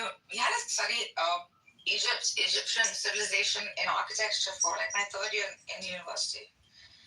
The King's Chamber had like. If you look at online, if you look at Wally from Texas, he'll show you how to move a megalith on his own. That's not granite. Using two He wasn't moving granite. Yeah, he wasn't moving granite. It was moving concrete, moving enormous. The guy moves buildings on his own. I see. Yeah, but this guy was in. I don't know about this guy. I hear a lot about this guy. People talk about it. Wally from Texas. Yeah. He's famous. Yeah. They have a mechanism by which they could you know how you used to play with those? Like you could pull the stone back like a bow and arrow kind of a thing. They would pull the freaking stone back and this thing would fly. That's another theory they have, but that's a dangerous way to do it.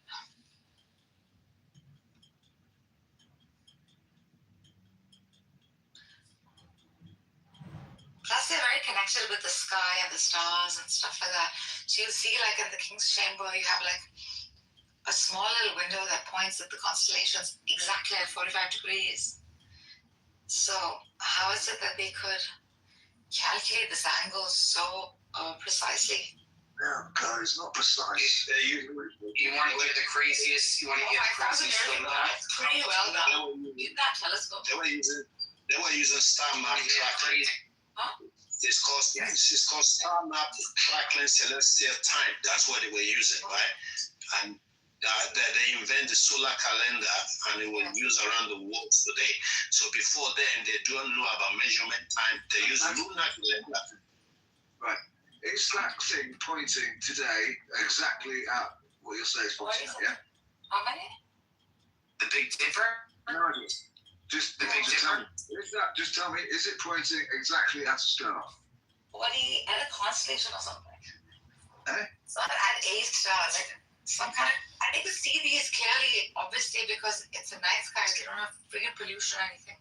They sit at night and they just stare at the marble of the sky. Where's it pointing? Most of the stars are in the King's Chamber. There's a small window in the King's Chamber that points. Can you just see if I'm right? If it's the Queen's. Right. Is it pointing exactly at a point? Exactly, like at some kind of. Right. Exactly. Okay. I mean, right. And how long has it been there? I don't know, Alyssa. Give me a clue. 5,000. Basically, right? Says the Orion constellations was older, and that was what they used in the pyramids too. Tell me, please. How long? More recent times. Approximately, how long has it been there? Which one? Huh? Which one? with a shaft in it. Oh, the shaft. Oh, 3 to 5,000 years. It's older than that. Okay.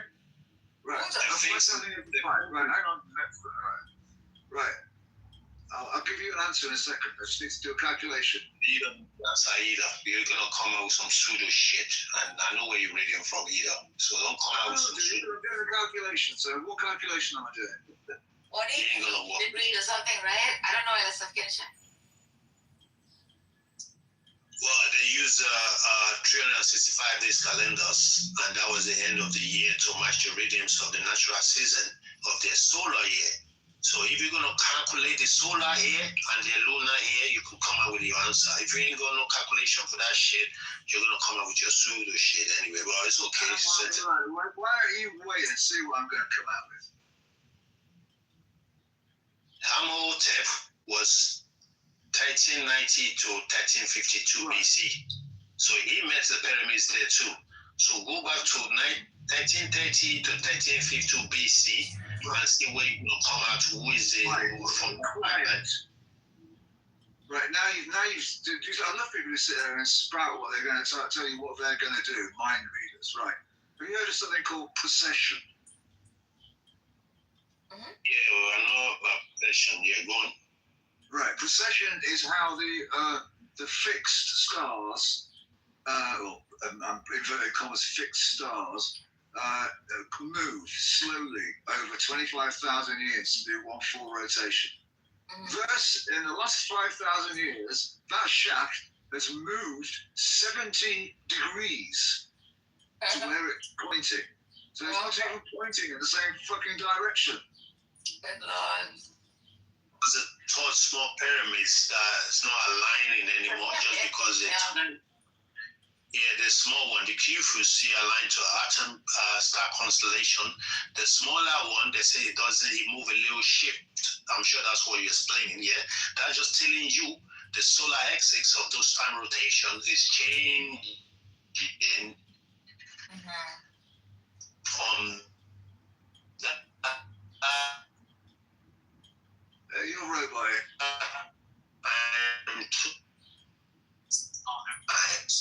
So it's that's just a way to explain. No pyramid. You're a robot. Can't hear a word you're saying. Right. Anyway, so anybody who says that shaft is pointing at X position, it clearly can't be because it keeps moving. So your profound lack of understanding of astronomy isn't my problem. No shafts that move. The constellations rotate through the Earth axis. No shaft to move. If it's talking about shaft to move, no. Like you build shafts don't move. The sky, the stuff in the sky is moving. no sky move. Constellations just changes, but only one that change doesn't move either. And that could be the gas burst. It bursts, right? Whenever they use a telescope to view the star burst, they find out that he has burst long time years ago. So maybe the burst have shifted from the constellation because we know about constellation star that always burst as well. That means the gas line is just. What word do you keep using, dude? I keep hearing the word boss or something. Boss. Burst, I think is English. Yeah, they call it boss. BURST, right? It's anything that bursts like chemicals just bangs and stuff like that. And you get dust out of that. So that's what. I don't understand what I'm talking about. Yeah, you don't ask me and I give you the answer and you want to be ignorant. I just gave you and she I cannot understand your fucking accent, dude. She just told you and I just told you a dumbass and you want to argue again. You see how you First. He just told you and I told you and you keep ignorant. Shut up, you fucking piece of shit. Like about bursting, like a balloon that bursts. Burst. Yeah, she just told you, dumbass. Okay. Why you guys are fighting? The racist can't even. No, he's just not getting It's a loss of power. Stop. It's legal. You just, your pronunciation is different. He hasn't seen no racist word. He's not racist, he doesn't understand. Dumbass. Me, I go biting neighbor next door to me. I will go dinners together. We go picnic. I ain't got problem with no skin. Dumbass. Sorry.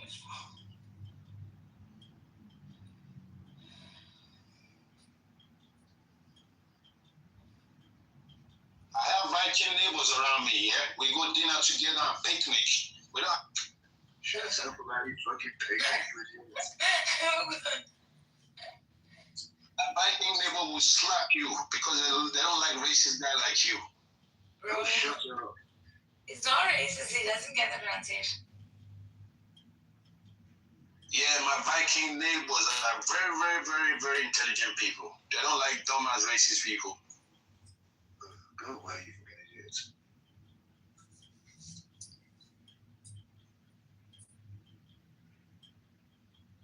So we sat there now just for hours. Keeps going, you're scholars. You're scholars, your books, you're this. I'm going, what are you talking about? Why do you keep saying that? And what it basically means is white people.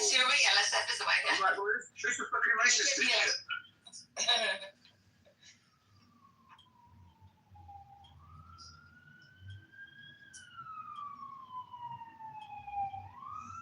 Right, so we're back up, see what the next super intelligent thing he's got to tell us about. Invite me back up because there's nobody else who talks negress. You know, you lonely motherfucker, man. I never know why people say it. I never say that. Yeah, let's say black. I don't even give a fuck what type of black he is, yeah? But he's been saying a lot of racist shit to me. And I told him already, I go Viking cooler, they're gentle, and they don't discriminate. Your racism bullshit. You don't want to hear it. That's not important.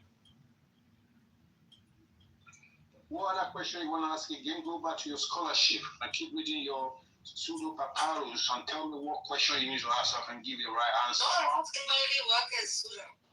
Go on, rest of it. Well, I respect the Greek scholars. Yeah, they have a lot of information, but I don't use the zodiac sign because that one I know my zodiac signs that came after before then. We predicted their shit. But based on that, yeah, I respect them. They went and learned and give us books and shit.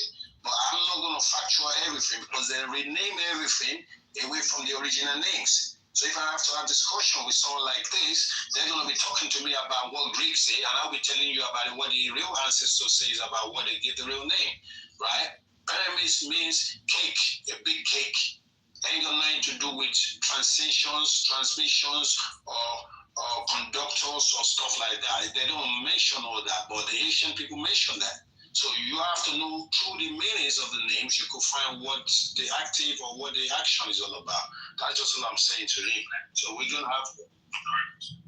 sorry.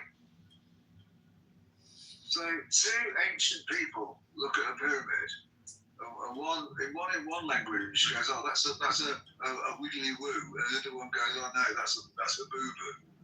And now the person who called it a fucking wiggly woo is wrong. It's really called a boo boo. I mean, for fuck's sake, does he not understand how different languages work?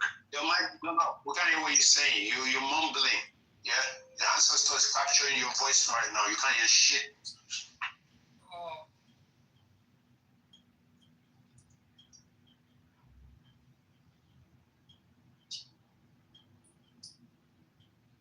Repeat what you're saying. You went off. You're mumbling. You can't. Sometimes it's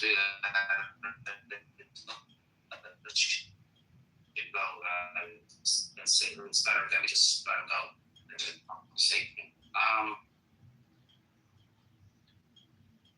Yeah, it was fucking retarded. Yeah, Courtney yesterday in the room, you know, this white girl wants to be Jewish so bad. I don't know Courtney, Yeah. They're telling us that the throne of David is equal to the throne of God. I couldn't believe it. And then Kevin kissing her ass. Kissing her ass. You gotta hang out in the apostolic room with us a few times. I remember it's. I hung out with like Calvinists for a couple of times. You know who they remind me of? Brethren. A lot. Well, they're determinists. That's why. That's not. It's the attitude. But they also are like, I don't know. They make rational arguments, I guess. And they've been They use precept. They use precept. They did precept, yeah. They use precept. I personally, I don't like the precept that they use, but I understand it.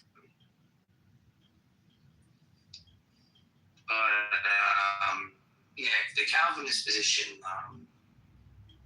is a position that the Church the ways they will say they hold to this give it as like, you know, the priest joins the priest. They feel like they've been chosen. That's all they're saying. They're saying, you know what I mean? Yeah, I don't think it's that. It's pretty. It's just demonstrating that God is the best of planners, and like you'll have problems with resurrection, and that whole narrative will sort of fall apart a little bit if you take their position. No, their position's not biblical. That's not okay. No, it's not. It's a weird. When did they come? Like why? Is it Augustine Hippo? Mm-hmm. You know the I think at 4 a.m. Yeah, he was the first person now. So you know how there's a Descartes demon. Mm-hmm. I do know that. Yes. All right, so Hippo, Augustine,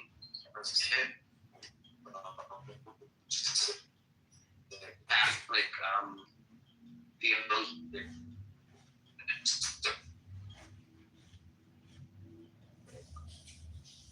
it's Descartes renamed it 500 years later. So if you put it, how do you say it? And you'll see that he came up with it first. He says, if I am mistaken, then I exist. That's what he says. So far I am mistaken, then I exist. Because what he's trying to say is that, what he's trying to prove is that can the devil or any deity be forcing my own thoughts? What I'm saying is so we return. Is someone telling us, and the moment I'd be wrong about that, means you're the only one knowing your thoughts. So, because of that, we exist. That's pretty funny. And he came up with it first, which is really interesting. Think about it.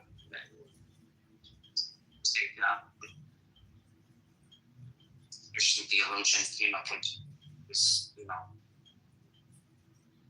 It's pretty interesting how you put it. Don't like I think that Carlos uses it all the time. Yeah. He thinks this is a good way to know you exist. But he's closing a lot by saying I think therefore I am anything.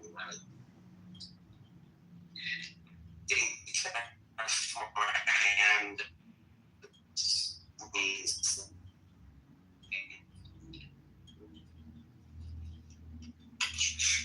they want this because they want to.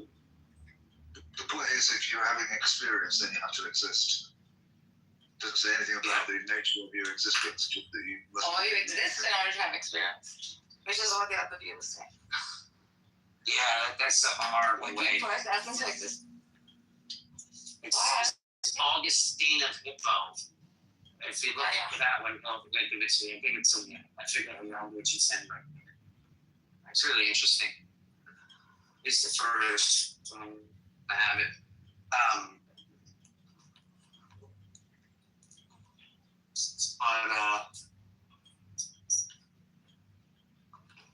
You know, we have these doors in here, and I put this like silver insulation in the way so that it doesn't. You get what I mean? Like you don't see it now. You want the fucking glass in it. I'm fucking putting plexiglass and putting the shit in here. Plexiglass is quite easy to work with. The matte finish is really beautiful on it. Yeah, I mean this doesn't even fit. It's just it's what we call this permatemp. Because we can't say nigger rig on that because it's kind of so we say permatemp. It's permanent but temporary. Or permatemp. That's what we're using. Permatemp. Permanent, not permanent, but put it like it's permanent, but it's temporary. So it's coming out again. I had to keep that guy because that guy was just on a roll. Yeah. He was on a mission.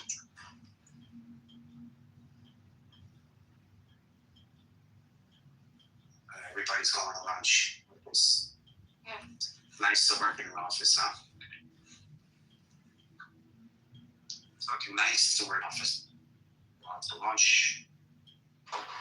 Yeah. So lunch. Up in the bar.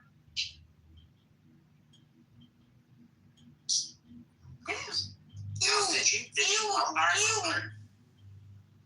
Huh? What happened? God. So we're doing a projection of the next 20 years in New York. We have 20 years of work tonight. They just showed us the lineup. We have 20 years of consistent work from here on out doing construction work in New York. How long do you think it's going to take to do? 40.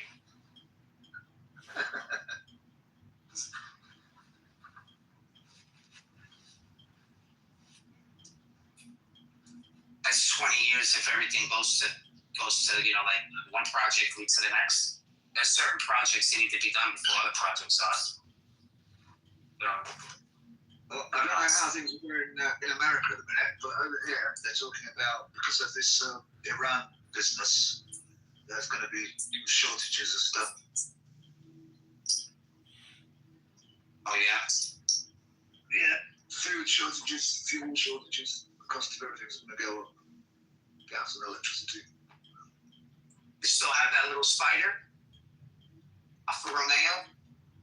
How the fuck do you fit in that? Oh no. No, it's gone. How the fuck did you ever fit in that car?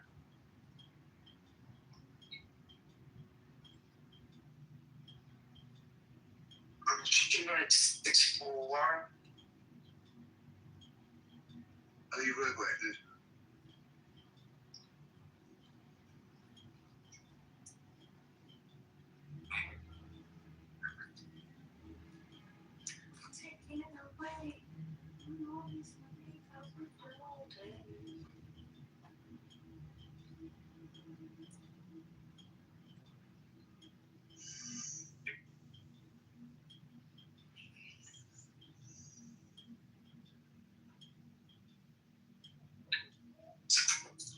Who, me?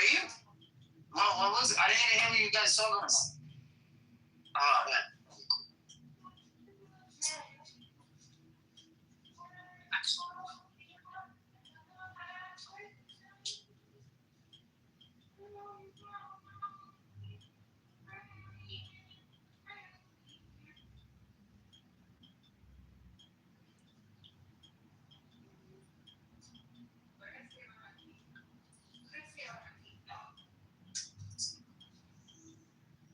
LSF, read us a poem. Read your poem. Yeah. good one.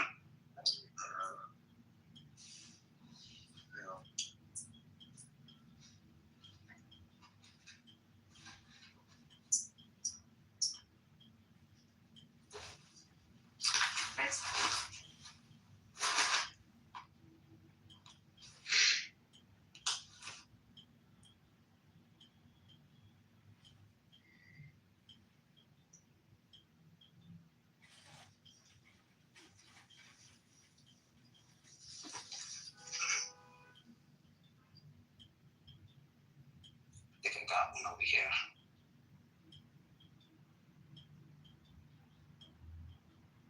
See if I can find. Love looks not with the eyes, but with the mind. Therefore, is winged Cupid painted blind. The course of true love never did run smooth. And yet, to say truth, reason and love keep little company together nowadays. I me, for aught that I could ever read, could ever hear by tale or history, the course of true love never did run smooth. Shakespeare. Yes, yes. I allocated that piece once at school. We do another one.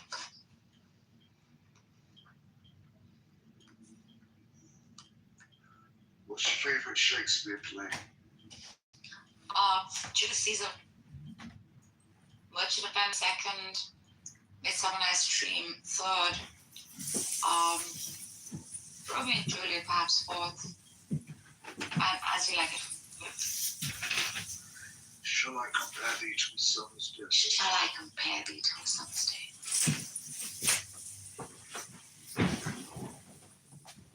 Loves and madmen. After absorbing the power of Madeline's eternal love, I descended completely into madness. Ready to kill Ryan with his own hands, I would use the most primal violence to make him understand that power is the only law of this world. It's okay. My sweet boy. Since his last escape from prison, Ryan's abilities had improved dramatically. Every special forces unit set to pursue him was dispatched.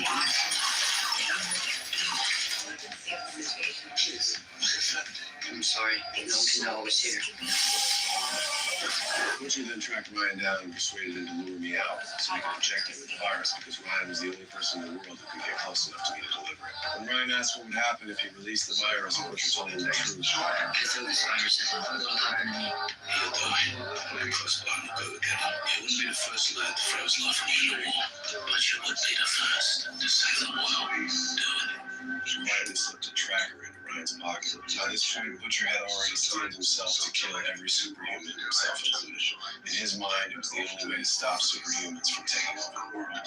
Without us, without soups, the world is a better, safer place. I'll do it. When they arrived at the base, they found that the remaining supply of the virus had been completely destroyed, and scientists who created it had vanished without a trace. The plan would have to be postponed once again, but Ryan insisted on pressing forward in order to prove himself before Butcher. Not without the virus. You said I was the only one who could stop it. You said it was my destiny. Without the gym, you just made another stupid kid on a fucking suicide run. Same old lying pathetic assholes. Ryan. Following the plan, Ryan lured me out. Dead. Ryan. I assumed he had come to a senses and he was ready to return to my side. Instead, he turned around and questioned me, asking whether I had forced his mother. Of course not. I told Ryan that his mother and I had simply had an affair, a willing arrangement between two consenting adults, and that I had always felt that. My teeth starts racing. The devil doesn't shut up. Hey, frankly, it hurts breathing a little bit. I never been anything Do something like that. Right. Ryan had no intention of stopping. He kept pushing me relentlessly.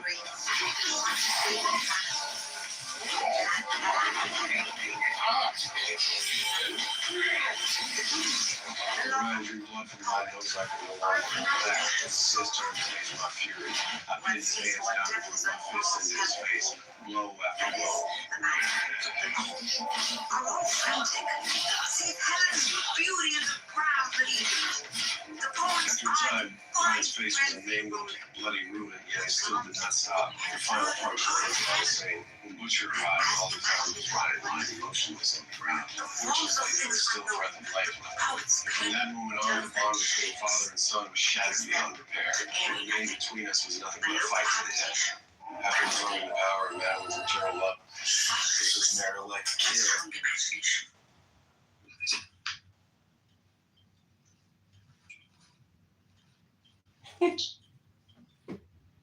That was just cool.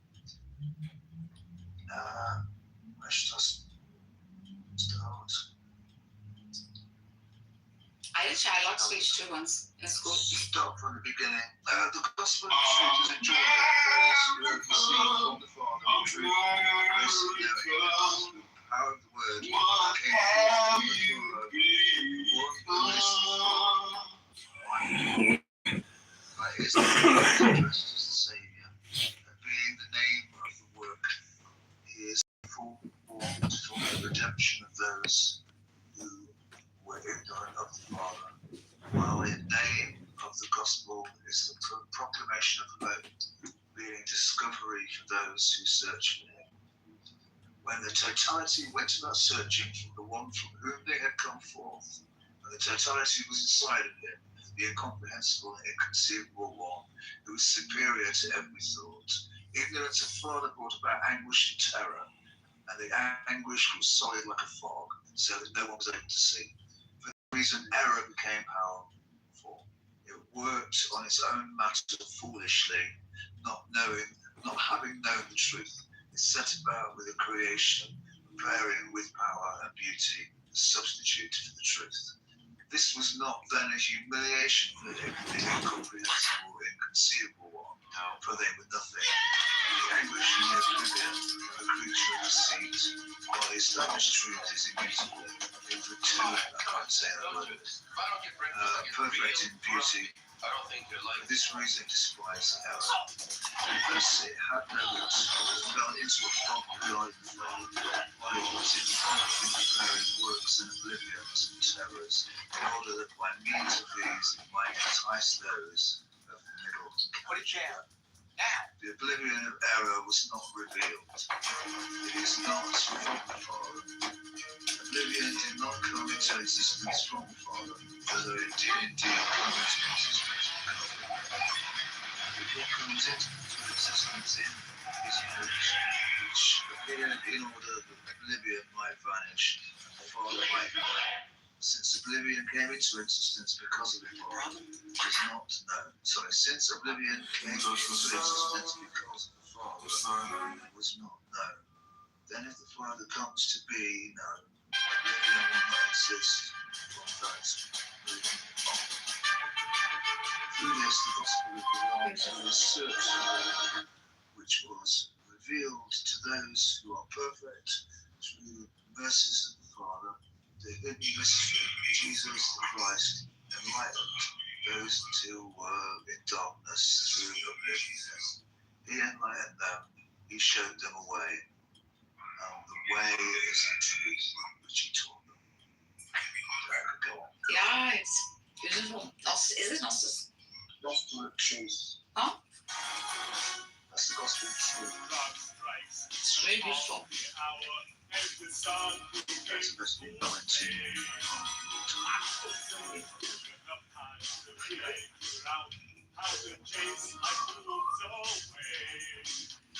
The kindest thing you can do for yourself.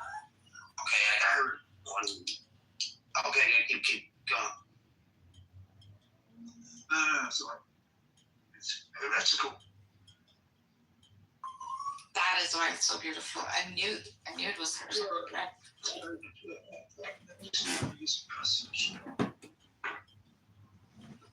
Sounds like the Gnostic Bible you sent me, Bob. It's just really beautiful. What LSF read. LSF believes in the Old Testament God is the demiurge. Yeah, I know. He believes that. Are you Gnostic? Yeah.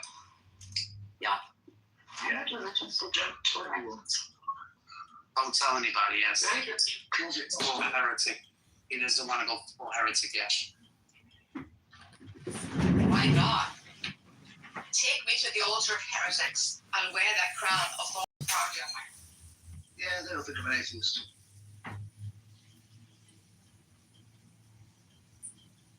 Well, he doesn't believe that the God of the Old Testament is the one true God. It's the God that cannot know the one true God.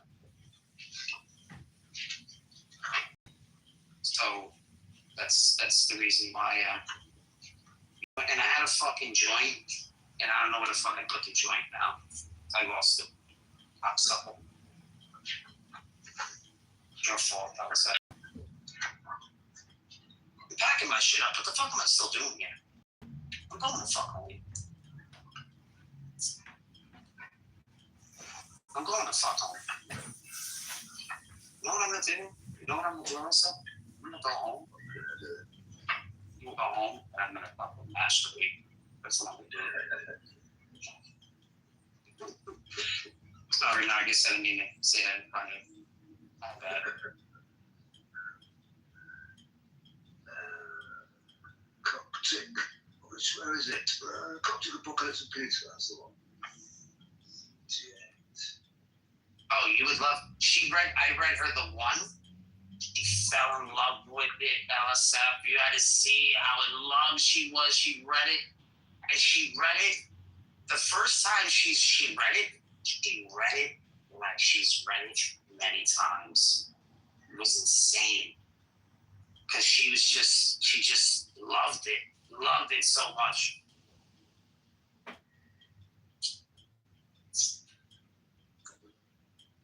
The uncorruptible one. The one. The one. I think I'm going to read it and send it to his voice. I think you should read the what's it called? The trimorphic protanoia. First thought in three forms. Which and on the origin of the world is the other one. They're both very good. Well, read it. Let's say we can. Yeah, read it. On what page? What page is it on? I'm reading it. I've got it in a book. I've got it looked here. I don't know if it's in the Elaine Pagels one.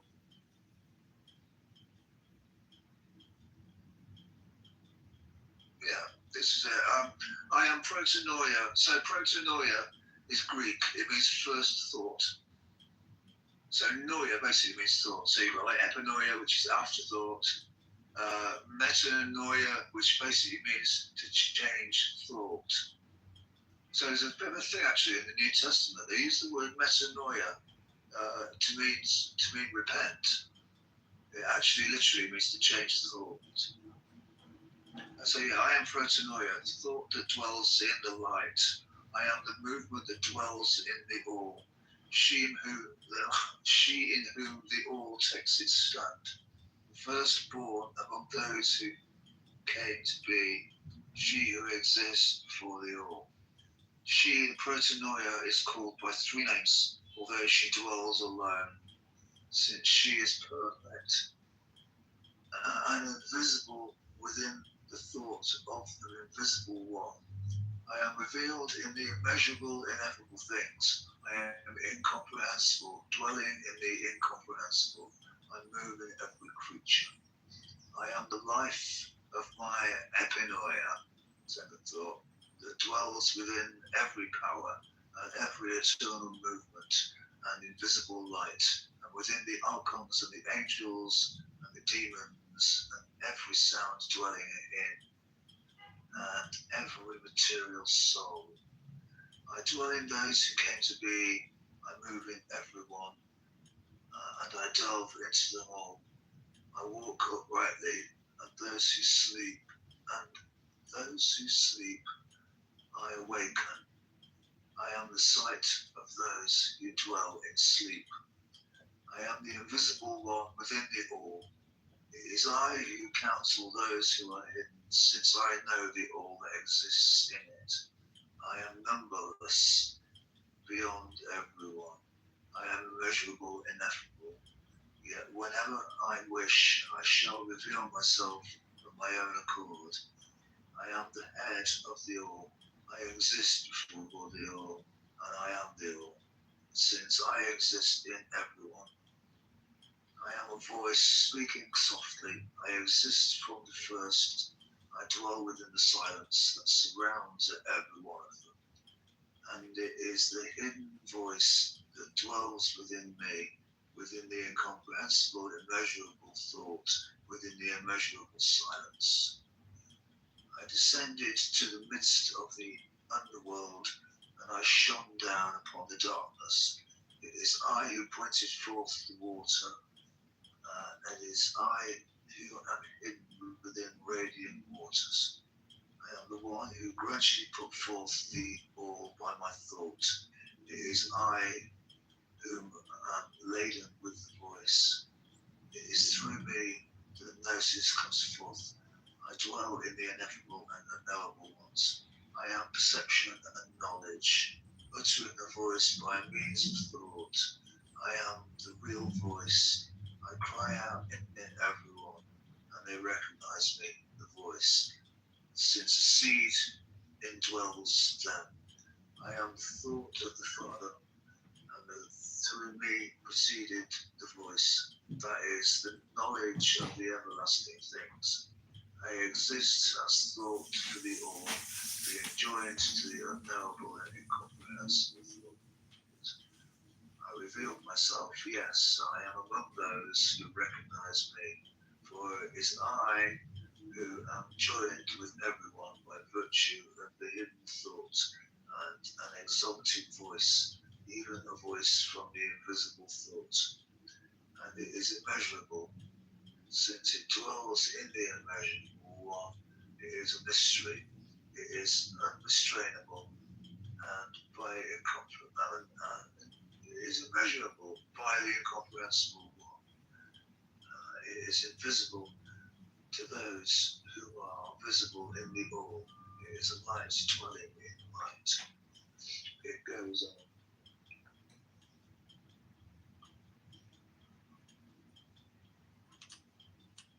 And then, yeah, the origin of the world is the other good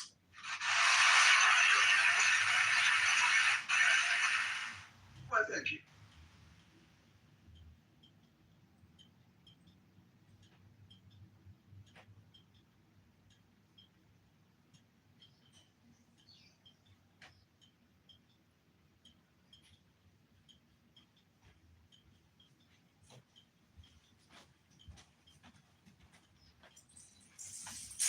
So what scriptures do you read then, Moses? Oh, I like about it. What's your inspiration? Read everything. Everything I can get my hand on. I don't discriminate. But I don't think all of it. But what you just read sounds very much like the Krishna speech on the Bhagavad Gita when he's introducing himself. Yeah, that's how old is the? Much older.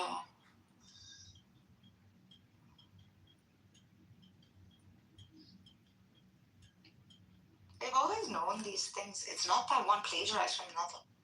These were just known truths, I think, that mystics held onto whilst they experienced like deep states of perhaps like awareness, you know.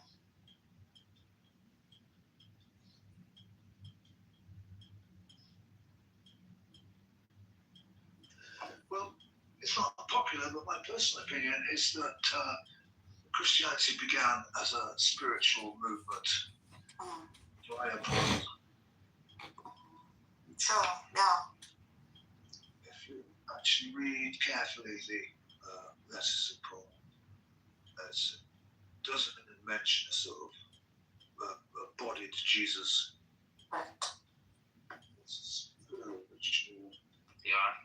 Like a Gnostic kind of. Yeah, you want to read this one? Here, this the 2 pages here. I'm going to post both pages here for you. so you can see them. Yeah, this is the second one. So it starts on the second my PTR, the second one, and it is page 469. If you want to go to the book, this is out of the book on page 469 also. I think it's easier for you to read it from the book. 469. I'll download it. This is one page. No, it's 2 pages because it folds over to the next page. Oh, yeah, okay, got it. This is really interesting. It talks about the Aeon. Oh, you don't have it? You need the Gnostic? Just does he? Oh, he has it. Yeah, do you have it? I read it every now and then. Hey, come on, let's read this. That's the Elaine Pagels version that you've got. So what? Oh, the Elaine Pagels? She's one translation. Is it a good one? Yeah, it's a good one. Yeah, I like it. When I went on vacation, I went to the library and I got the hard copy, the hard one, and I didn't want to return that book, but then I felt guilty taking it, so I fucking brought it back to the thing. Because I'm thinking about this is really good stuff. I'm reading it. Oh yeah, scriptures. Oh yeah. Laura Urban has a good one too. Yeah. In fact, it's just a called Los Christianos, put them two together because he references them back and forth. I have Ottomans. I haven't hell. I think that's the first book I read about them. It's quite linear. Did you have you read it? What pages are they past? Oh, in the Gnostic book, it's 469. Yeah.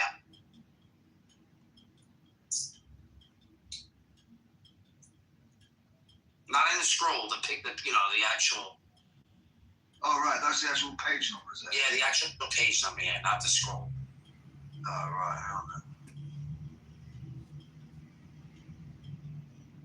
What is an Aeon actually? Like, how's it understood? Aeon is who Jesus is in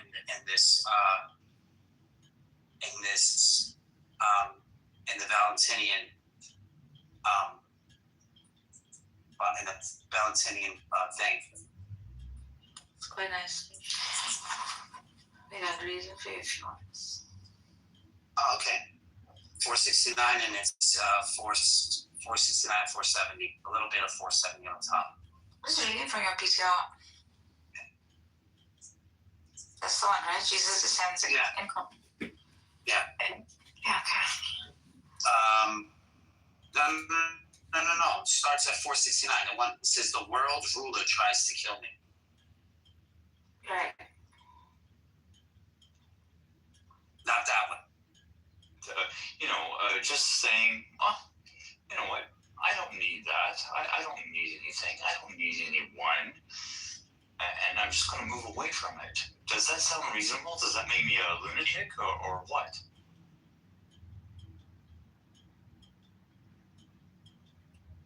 No, I think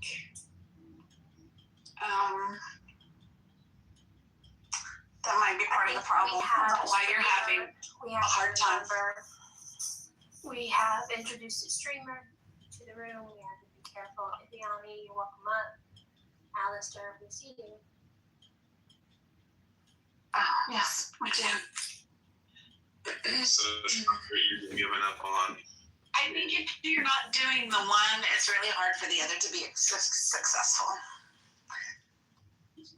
Are we talking about love this afternoon? Yes, it's funny. What's up? How you been? Wow, love is in the air. Love is in the air for sure. I am a proud Chicagoan, born and raised. Okay. The reason I asked that is, and I said I wasn't going to talk anymore about it, but I just want to say one last thing about it, which is that I believe throughout this whole thing, that any American has a vested interest in this situation. You don't have to be Jewish. because our tax dollars are very much funding this. So I just want to add that. All right, Andrew. It's Good morning. impacting everyone's lives. Good morning, Andrew. How are you? Good morning. I'm okay. Just in relation to this conversation, I find it's curious, I suppose. I don't want to use that word. That people that have suffered a trauma in their history, such as the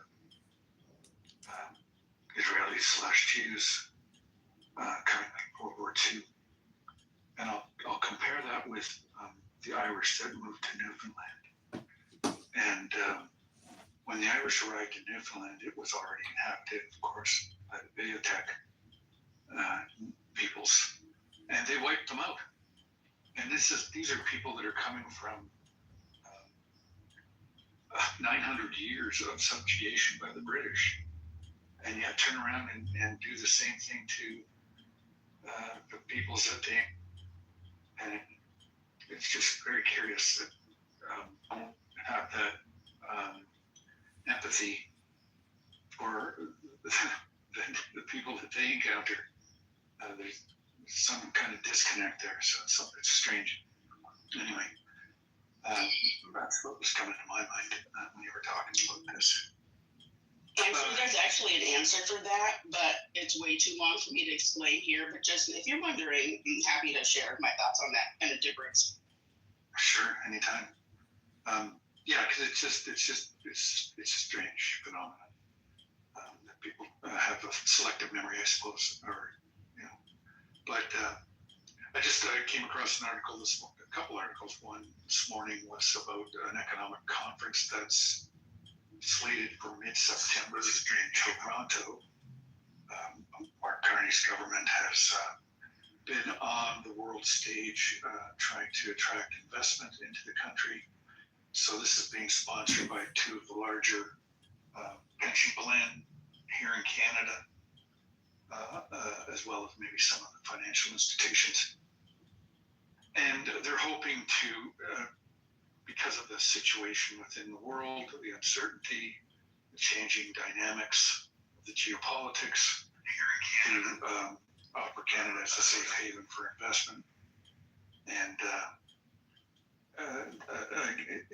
it's one thing to present it like that, and the Carney government has been working, and as he mentioned in that clip that I heard part of, earlier, that the going has been slower than he'd like, or they'd have liked. And so they have a lot of MOAs in terms of some of the larger projects. But Canada has had an issue with this for a very long time, and especially under the previous Liberal government. And that has to do with just the whole regulatory process that you have to go to get these things approved. It takes forever. And of course, people aren't willing to, they want a faster return on their money. And that's really what it all comes down to. So we'll see just how interested people will be to invest in Canada. Because they want to build pipelines, they want to do all this stuff. And then on that note, on pipelines, out of just northwest of Edmonton, Cold Lake, Alberta, they had a large 600,000 liters oil spill of a pipeline. And this is the concern people have with pipelines, of course. And this is the bitumen coming out of the tar sands. And so it's a mixed solution with salt water. And of course, the salt water, unlike other things, perhaps it stays. That salt, once it's there, it's there. So quite concerning for the Indigenous peoples in that area. And of course, there's little transparency. I won't say there's no transparency. There's little transparency on what was affected, what mitigations they've done to clean it up, the involvement of the Indigenous communities, and them being informed, et cetera, et cetera. So that's quite a concern for Canadians. I mean, that's why Quebec doesn't want to see a pipeline go through their territory, and this is these are what you get when you have a large country with all these regional concerns that differ. Alberta has a different concern than Quebec, obviously. Alberta wants to get their oil out. Quebec doesn't want their oil spilling all over Quebec. But it's such a complicated country, Andrew. Oh God, is it ever? And then let's talk about the North. You know, that adds another dimension to things in terms of proximity to Greenland and this whole golden dome that Trump is trying to promote and conceive of.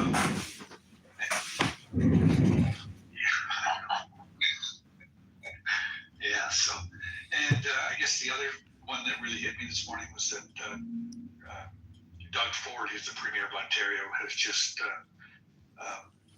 they purchased a used private jet for him at $28 million. So I don't know where he can jet into in Ontario that he needs a private jet, but apparently he does. I need a private jet. Why don't we move over to Susie, since we're having kind of a shortened room today?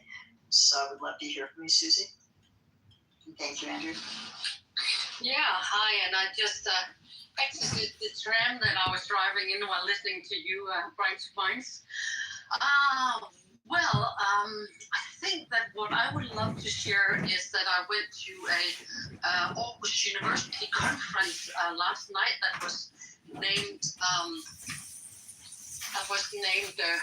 Resilience, and we had from 4 different departments, from history, from technology, from social sciences, and also the head artistic director of the Royal Opera of Denmark as speakers. And very sobering, the topic was picked because, at the moment, the U.S. is participating in a war, but in countries like Denmark, we expect that we will be in a war and not only participating in a war. So that's the vibe of Europe and the Nordic countries. That is that our mindset is settling into preparing with emergency radios. There are especially male children, teenagers that expect that they'll be part of an army. So it's actually a major mind shift to the sort of not only bipolar world order, but China, India, possibly Russia, Europe on its own, and the US as the new centers. And it was just very interesting. And I'm very happy to say that conversations like the one we have in this room and other places in Clubhouse made none of the points that were made new to me.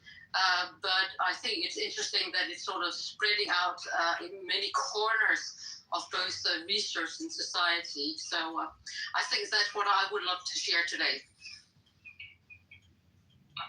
I have a question for you, Susie. I know you don't represent your whole country, but what is your take on America's Western European allies? Do you feel like this is something that with the new administration could be reversed or healed, or do you feel like things have broken down the way that? I think the last suggestion, that is that when I talk to ordinary Danes, there's a lot of people also on social media that says things like, I hope nobody gets insulted, that Trump is stupid, he's a lunatic, let's get rid of him. But then when it comes to the speakers in the audience yesterday, it's a much more, actually the first speaker, he said, don't have the illusion that things are going to change if Trump disappears, because there's a whole power shift of power, not only in the United States, but focusing on the United States to answer your question, that is that we are experiencing a new world order where we'll have to look at where each sort of entity, like Europe, where do we get our resources from? Are we self-sufficient or are we dependent on others? And Europe is in a bad place there, and US could be in a good place because it has access to most of the things that it needs to sustain itself. So the expectation is that the US will go its own way, and it will have no reason to reconnect with Europe after this administration? Oh man, that is not good news, Ceci. So we need you to put a good word in for those of us back here who really want to rebuild relationships. But I have no illusion. Look, I personally feel the world order needed a bit of shaking up anyway. And also not to mention the AI impact that's coming. I think China just announced that it plans to be AI dominant by 2030. And there's so much happening. Sam Altman is talking about a public fund so that humans can benefit or get money, contributions when robots displace them, and more. But Susie, I want to say that we can't. I know that the international humanitarian financing through the World Bank and other World Bank spring meetings are happening right now. That there is a whole movement, not just around new trade blocks between Canada, Europe, and some of the BRICS, India notably, and others, but also really looking at how to reorganize international assistance as well. And my friends that live around the world, I lived in years for India, really are talking about a new world order, and they just sort of are like the U.S. is sort of going to be on its own.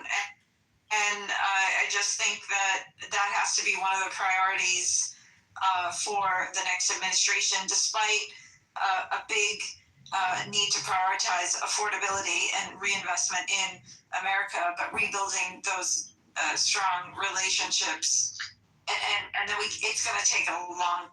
I think, if I may add to this, Andrea, I think that one of the wonderful points coming from the creative director of the Royal Danish Opera was that what makes Europe special, and he said that is that throughout history, European art has been critical of the establishment and curious.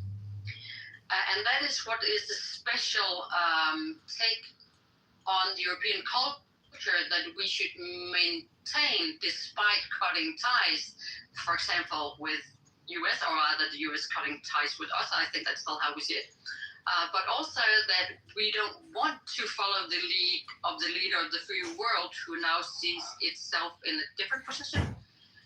But the question is if the culture in the United States will in the future be a mirror of what he says is characteristics of the European culture, because of course the US being created by Europeans traveling out, we have shared that, but the question is, will we experience a split in the values and culture behind movements, companies, and culture, where the US also export values and culture?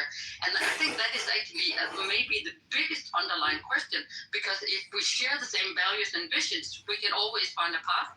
But if we don't, and momentarily we don't seem to, so how do you think that's going to play out with the US as a society looking away from them?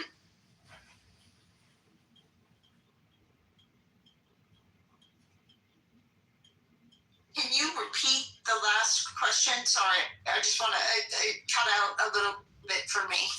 Okay. Repeat the last sentence. It was very interesting insight, but the last bit of your question was, how is it going to play out with the go ahead, you Richard. So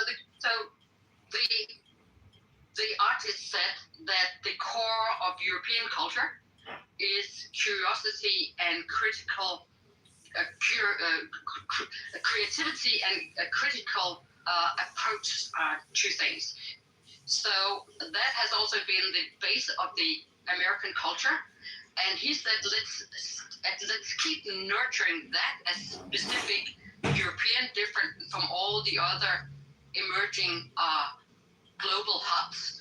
But the question is, that I was trying to phrase, that is, will the United States maintain the same culture of critical curiosity towards the establishment, or have the US already moved away from that shared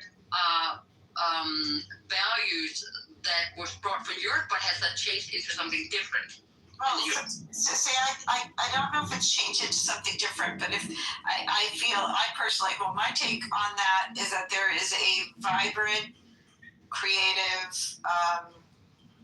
even more so than some of the big businesses, pushback going on right now in the United States that's exercising its free speech and critiquing this particular regime, and with it also kind of the state of affairs for average, American people. So, and you see it in the satire, which is, with comedians, and particularly our late night show hosts who have been attacked by the regime. Well, not to mention the Pope just defunded a bunch of Catholic charities.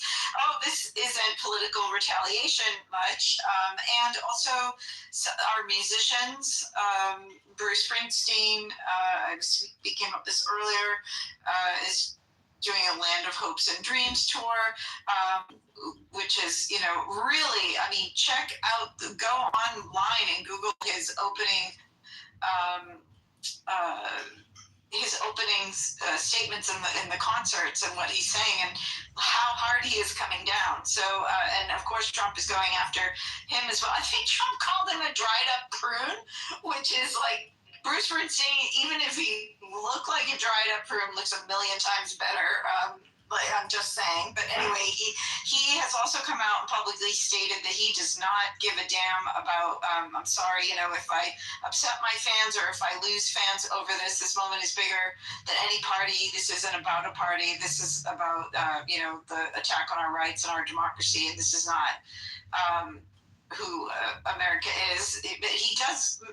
notably, he does call out that no one that I hear speaking out about this in the creative sense is actually saying that America is perfect and that it wasn't a failed, that there aren't some things that there are many things that aren't working, but we were for a while we at least had some rule of law and a general respect for the rule of law and protection of citizens' rights, which we see really vastly under attack, and increased data surveillance. So, and also increasing the highest inequality gaps in a long time. So, something's not working in the system. It's something that ushered in the likes of Donald Trump. That's all being acknowledged. I'd say I shouted out Eminem earlier, who is, one of the most sold rappers around the world, but highly respected within the rap community, I guess, and the entertainment industry. And he is a tricky character,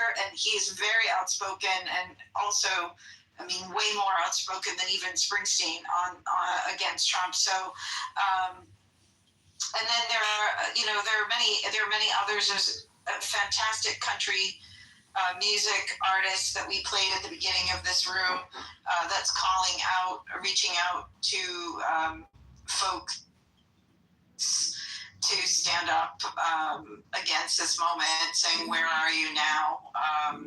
All the promises are broken, and it's very entertaining. And there's more. Are you seeing pop-up flash like mob type performances? You're seeing young dancers enact the Epstein files in front of the Lincoln Memorial down in Washington, D.C. We're seeing bronze statues. Honestly, if you follow the artistic movement behind this, you'll get a really good laugh. And also, there's some very good health effects that come from laughing and taking a breath and a moment of comic relief about the insanity of it all. And not to mention all the artists and with the people of Minnesota and the signs and the protests and the actors that walk down the street of the No Kings protests. And I could go, and now there's some really great billboards coming up which are showing Robert Reich, my former professor and former Secretary of Labor under Clinton, teaches now at Berkeley, is he does fantastic, I think it's called Inequality Media that he works with, and he is, I think, they're in a race for something like 10 million. They're going to do a huge billboard spread around the country focusing on the issues. So, and I'm sure I'm forgetting some of them. I mean, then there was a Bad Bunny moment, which was not an overt, supported by the NFL, which was not an overt, FU, but it was, we're standing. The NFL knows clearly its customer base and its business model moving forward, and they basically, wanted to support, Bad Bunny and its fans and make a bigger statement. And I actually got like an inside take on this from someone weirdly in my neighborhood from the NFL who said, and they were actually a little worried, like they weren't sure what Bad Bunny was going to do when he actually got out on the stage. This was one of the most interesting conversations I've had in a while, which was that they were all imagine like you're at the Super Bowl and you're waiting for halftime and you have this huge production coming and you're sitting there going, not knowing if he was going to like stick to what they agreed to, because they were trying not to be completely overtly political at the same time. They were very much wanting to send not be told what to do with their halftime show and not pressure. And also, sports United really want to support the positive and loving community type environment that Bunny show brought together. So, sorry, I just went, I don't know, how long was that, 10 minutes? You did. Interesting note on that Bad Bunny performance was that he did a little video afterwards where he talked about the experience, and he said that the football, you recall, he was like clutching a football to his chest the whole time, and that was it had armor around it. It was what do you call it when people wear, it was a bulletproof football that was up against his heart that he carried the whole time through the whole performance. And the other thing was that he talked about how Lady Gaga had like a brooch on her shirt or dress or whatever she was wearing, and that was to signal us if there was any danger or anything that was about to become explosive, she was to take this brooch off, and that was a signal for the whole stage to evacuate. So how would she know? Well, they've got people. Oh, in the ear, in the ear. Okay, got it. Yeah. No, my only point being was they were anticipating the possibility of some violence. But going to like a meta place on this, what I heard you say, Susie, or ask, was whether the values of Americans were going to continue to be in sync with the values of Western Europeans. I think that was a question you were asking. And the answer to that question, which always leaves me with kind of a stomachache, is that I just feel like there's such a disconnect between people and government. It's kind of like, I think people love each other. I think people are fully capable of having empathy and love and support for other people, including people who are different from themselves. But somehow the governments are running this crazy circus of destruction. And I don't know how you reconcile that, although I would say that right now I think all eyes on Hungary, because that was a really positive moment for me anyway. Last week was when we got rid of Orban. I mean, that was a little bit of a glimpse of hope. So with that glimpse of hope, anybody else? I just want to say one thing there. Oh my God, if I did that whole total rant and then didn't even answer your question, I'm sorry. That was probably my misunderstanding. But I think right now. Ellen, you answered the question, but Andrea, you answered the question in a different way. But that was also an answer to the question, because my personal belief is that art is always a reflection of the people and the tendencies going on and what's coming tomorrow. That's art's job to look for. So I don't want you to feel bad about it. I think both that you're perfectly online, and I'm running out of battery, and I just want to share something amazing with you. On Monday, we will host our Monday room number 200 in the MedTech lobby. And I really want all of you to come and party with us if you can. It will be at 3 o'clock in the afternoon, New York time. And I shared a link in the comment here. And as always, it's wonderful to be in this room. And thank you for inviting me on today. Thank you, Sisti. I think I just want to share from friends from Europe and I have an alumni group chat with from my grad school, and folks were talking about that as well. They were talking about this alignment between Europe and U.S. And one of my friends in Europe was saying that it feels very much like, the U.S. is too much into might makes right. And I think it's shocking for people around the world to see us pivot to, whilst it hasn't been perfect and there's been all sorts of interventions in the past, to see our military use this way so quickly, for us to start acting, like the bully hegemon, very overtly with use of force and all that, has been quite shocking to everybody. So I think it's been majority of folks don't support it, the war and this type of action. So I have hope, though there's some internal heart-to-heart conversations addressing the values of the nation that I think needs to take place. Well, Andrew, you'll be happy to know that I went out to our little coffee bar in our lobby yesterday, and all of the pamphlets were out there for voting, along with a sign-up sheet of people needed rides to get to vote in the primaries. In the midterms. So I thought that was really cool that in our building they were being proactive about that. Hugely exciting. One of the best things you can do, but don't forget to check your voter registration and find out how you can help. I've got a question. Elle, you had put up a link, and thanks for gifting the article, so it could be passed on to others. Just the headline itself said 51%. It didn't. I would not have written a headline. It just said 51% of Americans think the war in Iran has not been worthwhile. But it's only 25% support it.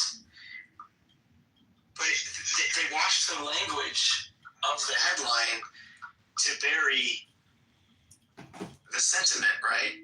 Because 51% don't think it's worthwhile.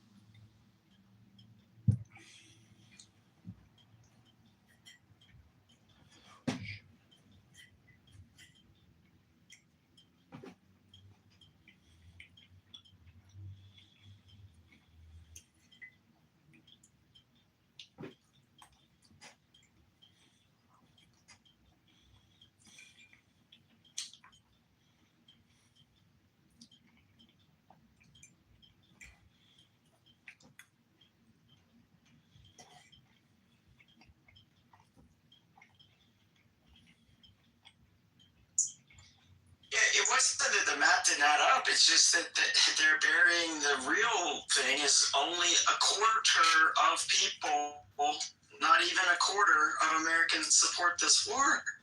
This is the most unpopular war.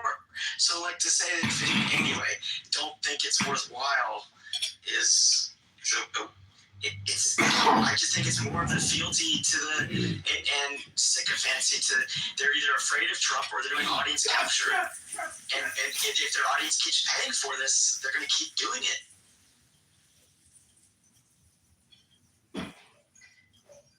Okay. Yeah, I have our traditional Friday song. It's good to see everybody here. Thank you, Elle, and thank you, Andrea. There's lots of stuff happening. We'll be back on Monday. So everybody have a good weekend. Here we go. Happy Friday. So bad.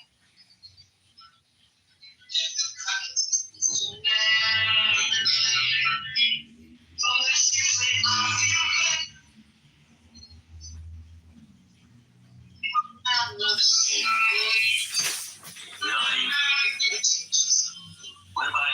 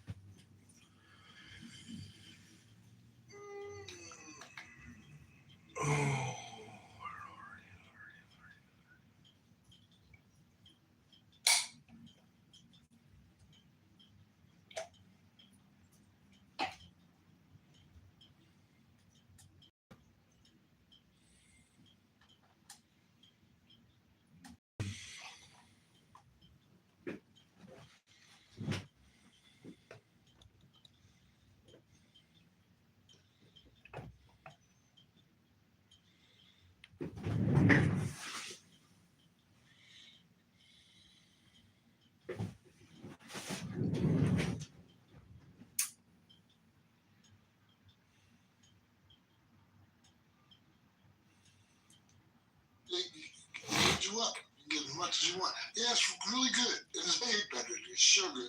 You know, I even tried that. Probably depends on the intentions of the llama. So we're really missing a big component of this.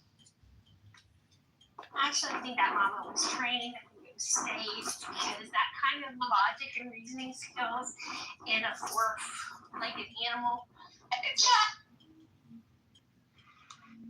You want her to answer the way you want her to answer? Let that woman talk. He asked, why didn't Reza say anything about the school? They're reading a script. 372? Is that what it says in the on the table of contents?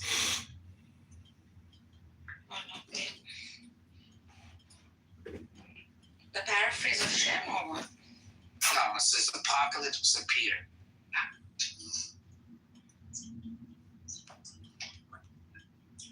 Go to the content. It's not in the scroll, in the page of the book. The link you posted, right? Yeah. Let me see. No, you're on 339. Keep going.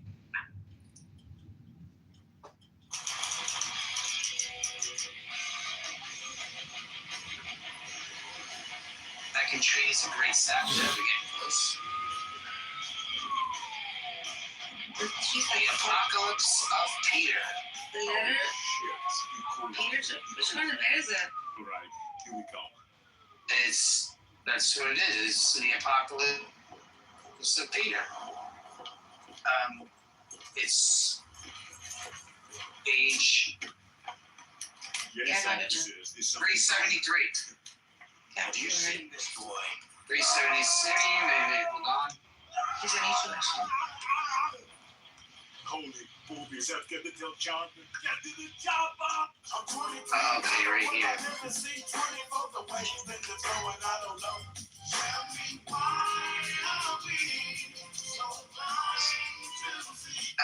Yeah, it starts on page 373. Yeah, 373. But I'm trying to look for the part where it talks about the crucifixion. which is oh, there it goes. It's on page 377.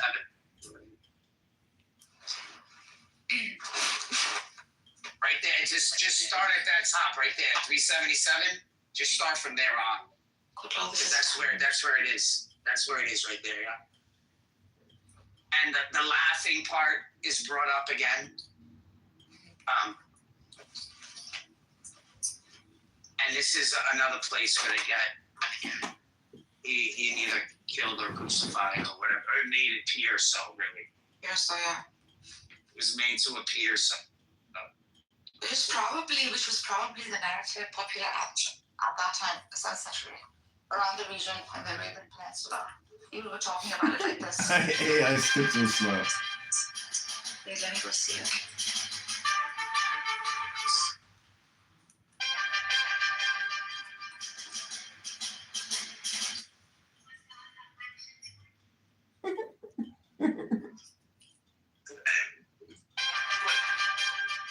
You do have to realize this doesn't demote the name. No, it doesn't. This exalts. It doesn't. Exalts sexualize. Yeah. It doesn't demote his, if he had any special powers or anything like that. It doesn't demote him at all. In fact, this doesn't. Let me read it. Yeah. 377. Yeah. That gravity bomb is sick as fuck, just saying. Oh.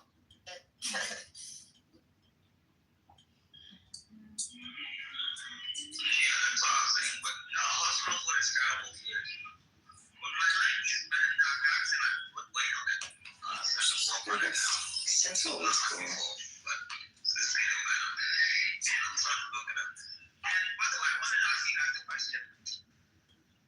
Who's this guy?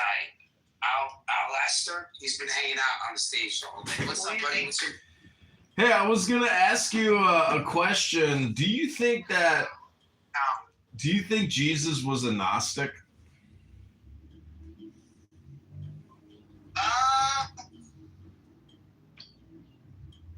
Who knows?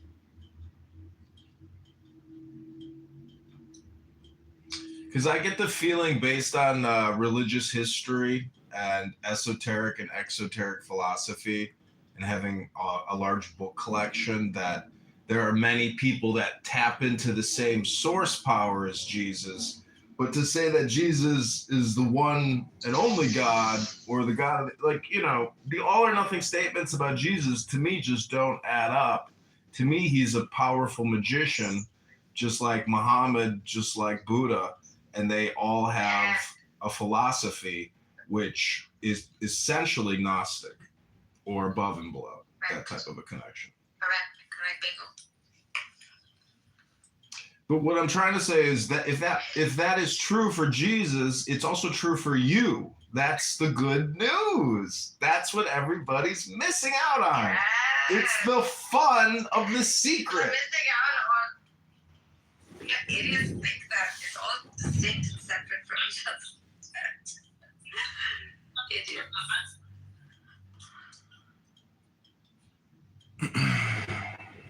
Well, they're not idiots. It's a very hard thing to understand because you have to go outside of the religion and clone and copy a bunch of other materials to understand that there's a lot of layover, or Absolutely, yeah. But at the end of the day, I dabble in these things, but when I'm doing apologetics, I don't dabble in that area.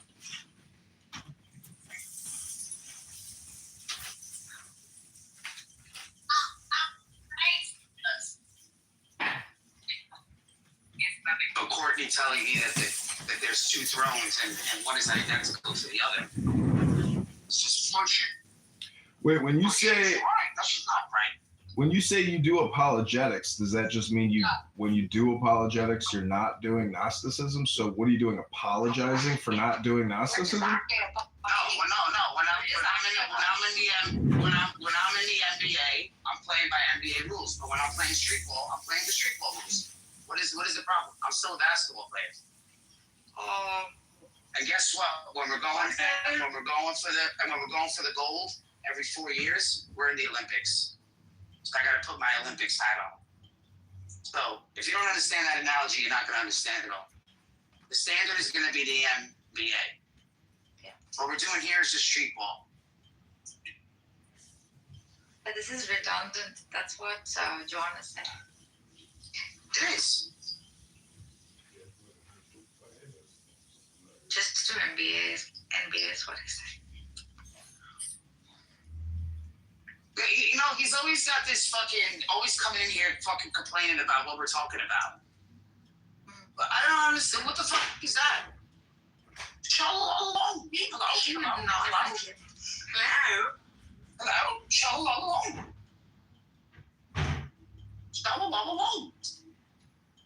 Oh, shalom. My father could have married a Jew.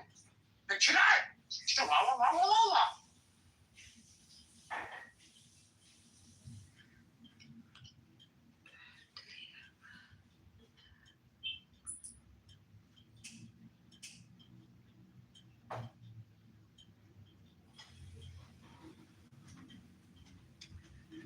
Are you guys talking about anything important?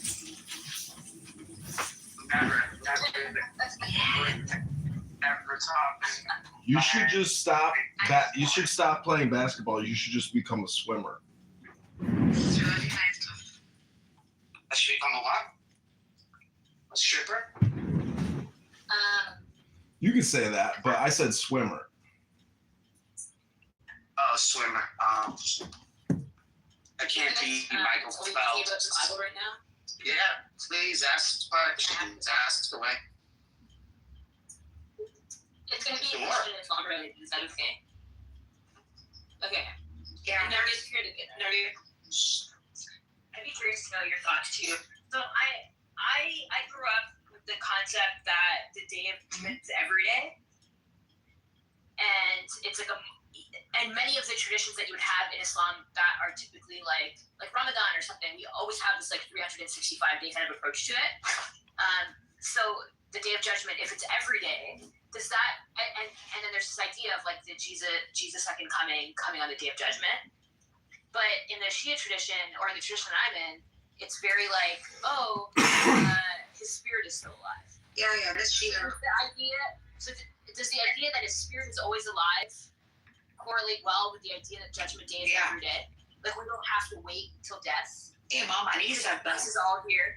Imam Ali saying, I read in the Nashar Balagha, every day is Judgment Day, every day is Eid, every day is like that kind of concept. It's an esoteric way of like. That's the same thing as saying now is all there is. The now is all important. Now is all there is, yeah. Every day is the Groundhog Day. Every day is stripper day. Every day is Burning Man for me. Every day is Valentine's Day. No, every day is Little Boy Cried Wolf Day here on Clubhouse. And the thing about the little boy that cried wolf, every time the little boy that cried wolf, every time he does it, it's a reframe and it works every time. That's the secret. Is this also Universe? The actor guy? Yeah. Oh, John. God, every fucking room. It's John. We could go back to Sam. You could go to Beef's room and just debate Muslims all day. Just I unfollowed him and now I. Oh wait, that's Megatron's room. I got him confused. My bad. But yeah, so Darkness, you read that? Is that the epic book? Yeah. Is that yeah, so a new version, a new translation came out. Oh, really? Yeah. It's like epically long. I'm gonna try to get myself a copy sometime because I've never read it. I wonder if it. Yeah, it's really long. It's a very big book. Is it a chapter? Like a commentary on? I think it includes both, but it's some academic scholar that did the translation. I think it's conversation.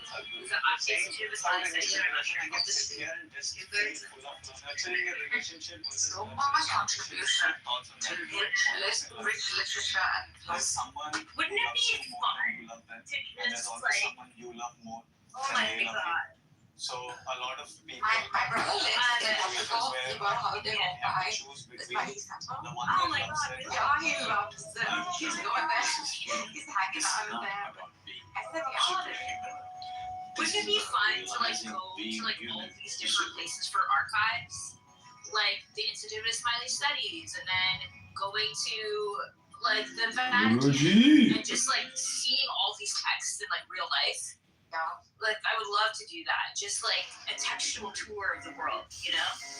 Well, I heard that Lucifer lives in the Vatican and the. Like, okay, I get that, like, you're gonna bring like this into the room, but like, oh my god, I just sincerely have a real So let me remind you, you made it through things you thought would break you. You've stood alone in rooms where no one noticed your so yeah, I wonder, like, I guess I just wanted to share that idea. Oh, I just thoughts of Jesus is here every day, and therefore the day of judgment is every day. Yeah, that is what exactly. It is what John Kitover said. It's what that principle basically. So why would waiting for Jesus to come back? It's the same thing as saying the Constitution is written today, right now. The Declaration of Independence is written right now. And that's the essence of the now. That it's a compression of the past and a compression of the future. No, it's written now. That is the mystical. Hello? Hello? Hello? Anyways, enjoy your day. Hello? What is that theory? Jonathan, what is it called? The time theory, the block. What is it? The B time? It's called, if I had a wife that had Clubhouse, I'd probably divorce her. That's just me. Everyone's trying to say that I'm married, and that's not cool, because I'm not.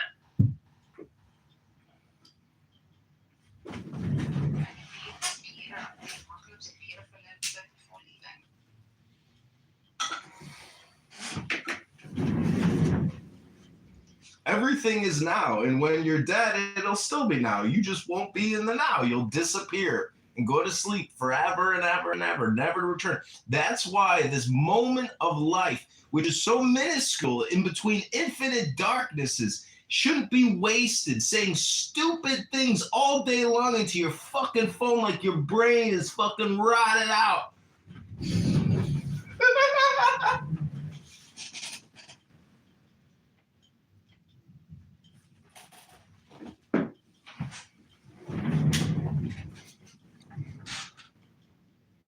No, he's pleading for awareness and awakening. Human mind. He's right. We're in a slumber. I am that I am that I am that I am that I am. I am the is. If he got something wrong, because I'm not gonna die. Danny, you're fucking annoying. Like, I don't say that to very many people. I usually have a really high tolerance, but you're really fucking annoying.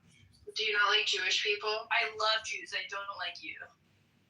No, I think you just don't like my face because it's very Jewish. I don't care about what you and I'm gonna say this is all in the name of anti-Semitism, okay? And I'm just gonna call it as I see it. She didn't even. Yeah. And frankly, your nose isn't big enough for me to assume that you're Jewish. So. That was anti-Semitic. It was because you put me in that position. That was wrong. I think you were trying to be nice. Maybe. That is not funny, by the way. Zagu, like you know her? She grew on you. I love that. She's what? What? She grew on you. She's damn funny. She's what? She grew on you. Oh, she Danny grew on me like a back. Yeah. Danny's damn funny. Oh, yeah. Just sometimes I don't want to be patient. Sometimes I just want the stage. Sometimes I just want to win. Well, you'll win me in every race that we run. Okay, Is that you could win. Handicap if you can't run? Like that's not fair. Well, I mean, yeah, I could kind of run. Yeah. Anyways, I was proud of that thought that I had today. I was like, oh, I get it. Do you share these with your students sometimes? Sometimes. Like, do they ask? Yeah, okay. Sometimes when I just have random observations, but it's not the area I'm teaching, right? Yeah. So it would just be too random. I mean, you can sort of like connect it with like academia, I guess. Like, I do when I'm like listing examples of like these boundaries we've created and like showing examples of like how these boundaries break depending on like which tradition you're talking about, you know? But not really. Like I don't make truth claims like this. Yeah, because these are not truth claims. These are like insights or even personal opinions to insights. Yeah. They're substantive claims.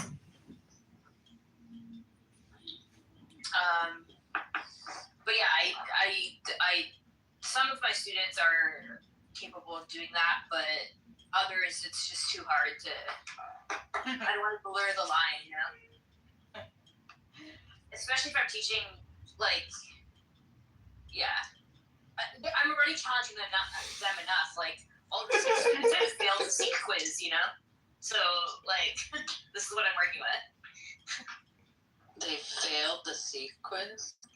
Yeah, like you don't even know what the kunda is. And I'm like, what do you mean? Like you look at the symbol every fucking single day. Oh my goodness. It's because their egos get in the way, right? Like they think they're taking some easy class. That's like talk to them about the basics and they don't get it. Yeah.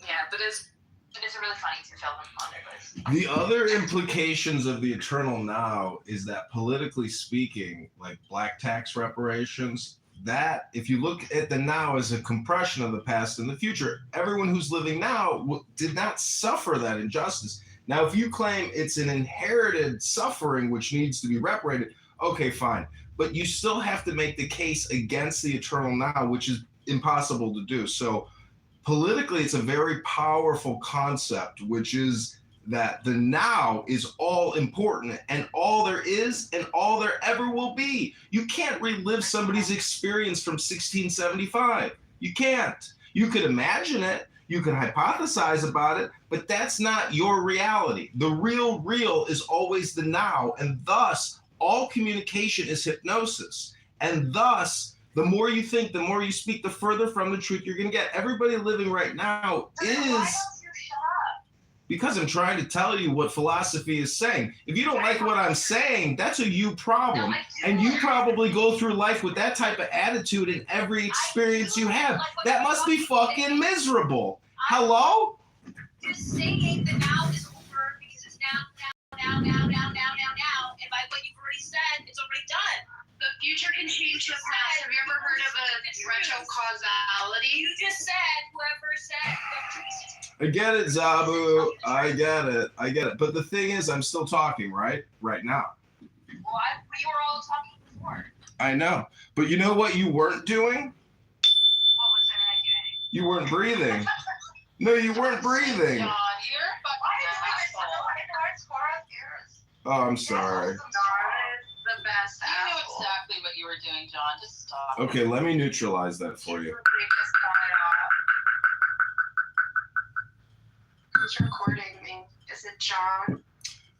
Listen, if you want to be happier, if you want more joy in your life, I would really encourage you.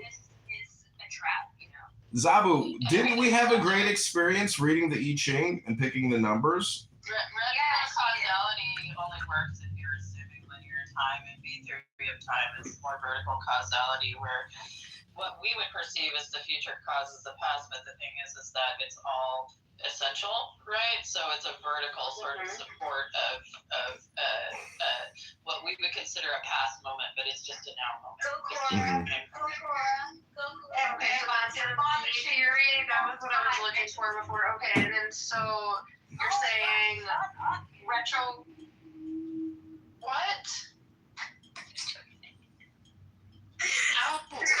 There is no retro causality in a block of time. There is no time in a block time. Yeah. We don't exist. Okay. Everything is not real. No, that's different. Experience. That's like, yeah. Oh. I gotta get off Clubhouse. I gotta call my psychiatrist and my attorney real quick. You guys just made me realize something. Thanks, everybody. Think of it as, if you think about it dimensionally, right? We can perceive certain number of dimensions, right? We could look at two dimensions. We can perceive, a point in a line in one dimension, right? Those are like your tits. They went from 3D to 2D. No, they didn't. Anyway. You just went from 3D to 2D. Dimension, right? If we're able to perceive vector movement, which is our experience of fourth dimension.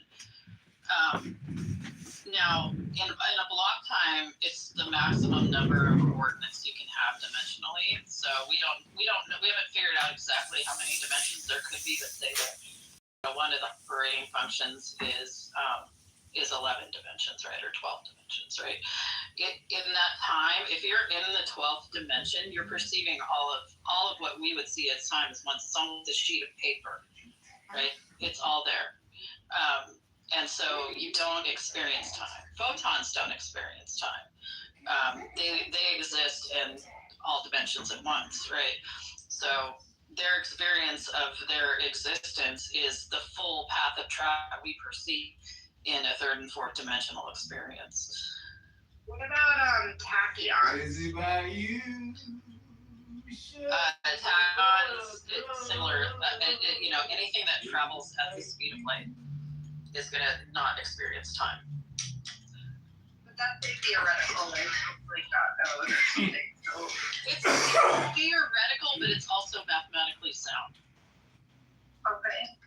So can we take numbers down? Can you tell how many hours you have dreamt in that moment? Like, see, these become like symmetry breakers, I think.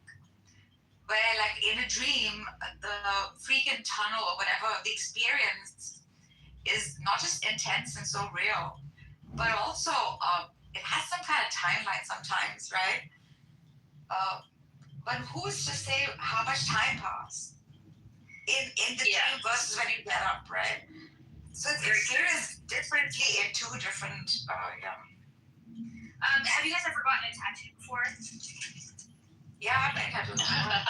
So getting a tattoo was a really interesting experience because it was like a 2 or 3 hour experience, and I had my eyes closed, and I was like falling asleep in and out of the tattoo or whatever. But it was so interesting because the needle wasn't where I thought it was on my body, and it was such an interesting I think he's over here, but really the tattoo artist is like all the way over here, and I think time is a very similar. Experience. It's like, or that dream state. It's like, we think we're in that for like hours, but really it's like 30 seconds, like multiple 30 seconds at a time.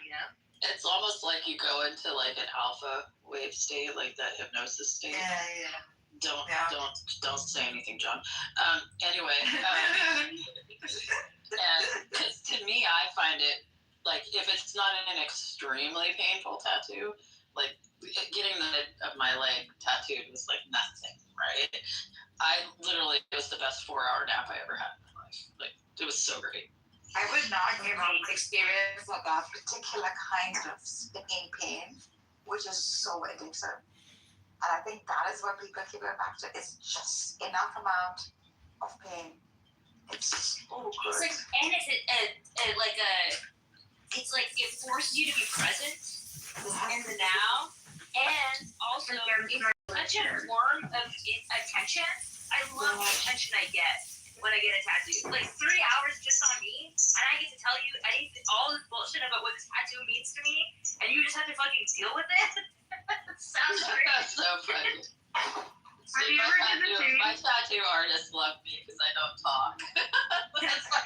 I just lay there, just like, In fact, they ask me questions because they're wondering why I'm so epic quiet. They want to make sure I haven't passed out or something. Yeah, it's against my religion also. Just in case, in my later years, I go Jew. I want to be buried in a. You are. Yeah. You can't escape it. It's a call you can't escape. Yeah. So just in case, I want to switch it up towards the end. That's why I always laugh so hard when people insist that I'm Jewish. I'm like, what the fuck are you talking about? Like 40% of my body is covered in ink. Like, Jews don't allow it? No, you can't be buried in a Jewish cemetery if you have a tattoo. Yeah. See, if you want to experience the now to a very high degree, you have to do yoga. Yoga is action in perfection, and when you do the breathing and these yoga poses, it's a little bit because you're flushing your brain with a lot of blood and oxygen. So, anyways, I'm just trying to say that like an orgasm is the metaphor for the Ein Sof, which is the limitless light. And then that trickles down to all the tingling parts of your body. No. The little. Yeah. So, you know what's the best thing about this sweaty yoga? I think that's like fun. I feel like exactly. Yeah, so what's great about the sweaty yoga to me is amazing, right? Because usually there's women that are dominating the room. Right? And I hate hot yoga. It's good to like, it's good for like, I'm telling you, if I wore like, like white, like boxer shorts that are kind of tight, like the white ones, and I start to get sweaty, you tend to see the silhouette. Skid mark. Do you get what I'm saying? No. My silhouette of my manliness. Hot yoga because it has to be humid hot. So, it can't be dry hot. Yeah. So it's so dangerous. What happens here is that the weird thing is it turns into it turns into like this weird. I don't know why you guys are drowning me out. I'm trying to explain to you. Sorry. Yeah. So my hot yoga experiences. Doing them with my wife because she wanted, when we were dating, she wanted to do this. Like, have this experience. And I said, no, it's fine. So I wore like biker shorts, like your balls probably were all over the place. Can you not they arrest weren't him? like pom-pom, Because the crowd. but they were like up to the knee. And I wore like you gotta wear the speedos. I'm not sure why we're discussing this in so much detail, but go ahead. Yeah. So it just turns into a staring fest. Then my wife laughing. Lower your gaze. No, women are way worse than men. Yeah, that's true. I mostly just look at the men in hot yoga to make sure that they don't like move too quickly and splash their sweat on me. It's gross.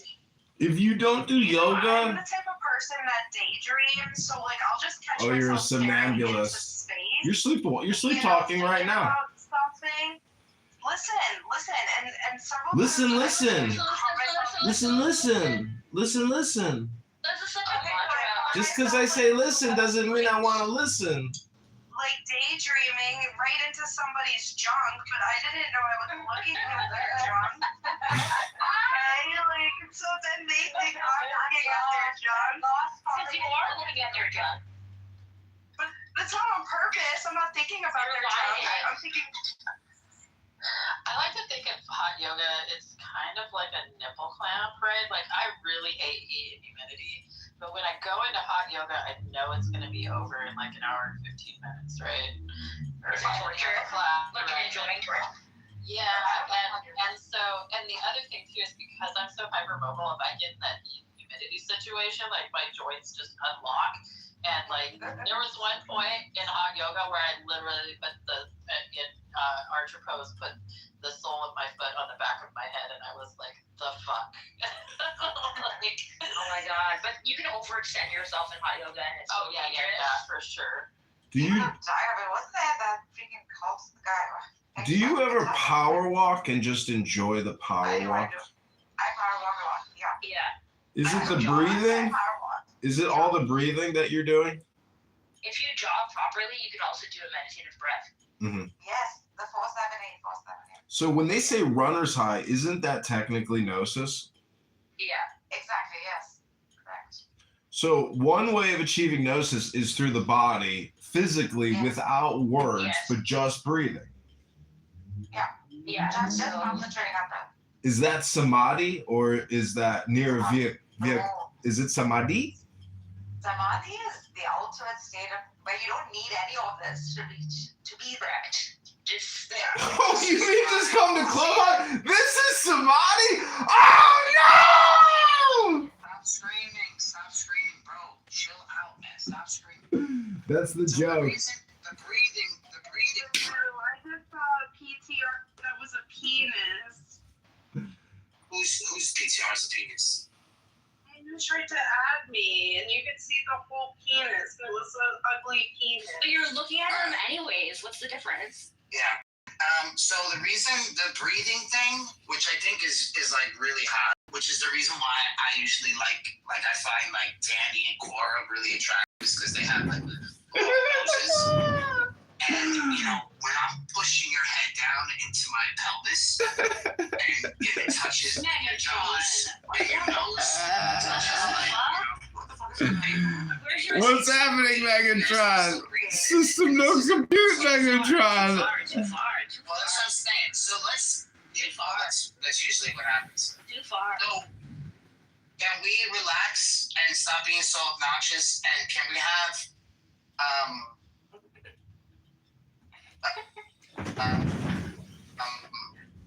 Well, the joke.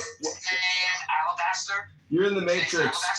You're in the Matrix. What we're trying to say is this, if this is the highest reality, you know, and this is the true enlightenment, I mean, I'm like actually not impressed. And I don't know if I'll ever be impressed. Is that a me problem or is that an enlightenment problem? Hello? That's why they say there's no such thing as samadhi, really. Because it's the only word, like in Sanskrit, where you can not explain it. There's just no descriptors to it. See, the only way you can rationalize it is through laughter, because if you look at all the tragedy and all the R-word behavior in society, if that's like what the earth is produced, you've got, it's absurdity. But the thing is, the diversity makes the game that much more complicated and difficult and entertaining. But the thing is, it's about survival and winning. Like, have you ever played a video game and got to the end and you actually won and got the trophy? It's about Leela. You're just dancing in the illusion. Just let it go. The moment we start competing, that's where we've lost the dance. Like, I know, but if like some woke trans activist murders me at like a political rally or something, I'll be pretty upset in heaven. I'll be like, God, that wasn't fair. You know? No, I'll be up in heaven with God looking down. I will, and I'll say, God, was that fair? And God will be like, you knew the rules, you knew the game, you just didn't practice proper security, and that's what happened to Charlie Kirk at the end of the day. Hello? He didn't convert to Catholicism. That's exactly the problem. The evangelicals didn't protect him because he just mouths off without knowing the repercussions of his action. Wasn't he like anti-war in so many statements? He was. He was anti-Iran, anti-Palestine, like all these things. Anti-Israel. Black sometimes, like. Yeah, he was controversial. They caught up to him. And this is the reason why the Catholic Church doesn't put out these public, statements about the gays. Because then the innocent will be hurt, and it's unnecessary. It's unnecessary, yeah. And there's also a lot of popularity and status and all of that coming with it. There's a correct. People don't criticize people that are aligned with their values. And if you cover up for pederasty and you are a pederast yourself, you align with other pederasts. And that's why the Catholic Church doesn't criticize homosexuality. Hello? Well, many of them. Well, I will tell you this. I mean, when I was in Catholic school, I felt like, some of the brothers and the priests were a little, little flamboyant. A little bit. Yeah, I went to Catholic school in Chicago. I know all about it. I know all about gay priests in Chicago. I know you know about it. They know about you. No, I know that they had to sell their parking lot to build $1 billion skyscraper because they raped so many children in their church. I know who they were. I know where they live. And guess who the Pope is now? He covered up for them. That's our Chicago Pope, covering up for pedophiles. Okay. Well, you were still on the Epstein Island, so you didn't cover that up. I'm just saying, when the head of the Pope is a pedophile cover-upper, not necessarily a pedophile himself, but he protected pedophiles, well, you might want to reevaluate which organization you decide to tithe to. That's just my opinion. Be careful who you tithe to now, brother. Though I will tell you this, that they probably did, and I went over this yesterday, where they took people in as rehabilitation, and they probably felt like it was a success story for a small amount of them. But what happens is once you start to make this a common thread, where you say, oh, well, these people, they had a hard past, or if they were, punched themselves, whatever story they give, to get themselves closer to children, they ate it up. Then it becomes a network of these guys. So they're moving each other around, not the Pope moves them around. We're saying the people. No, I'm saying when he was in Chicago, for the last 30 years. When he was in Chicago, he was responsible for helping cover up and move around gay priests who were abusing children. That's what I'm saying. Not now as the Pope. Now he's got too many important and regal things to do. Anyways, I've seen. Now I'm expecting something else. Listen, have you ever seen three? Have you ever seen three priests walk out of a priest clothing store holding hands and kissing each other? And then they looked at me and I was like, what the fuck? And they were like, woo! I did not make that up. No, I really don't. It doesn't really bother me.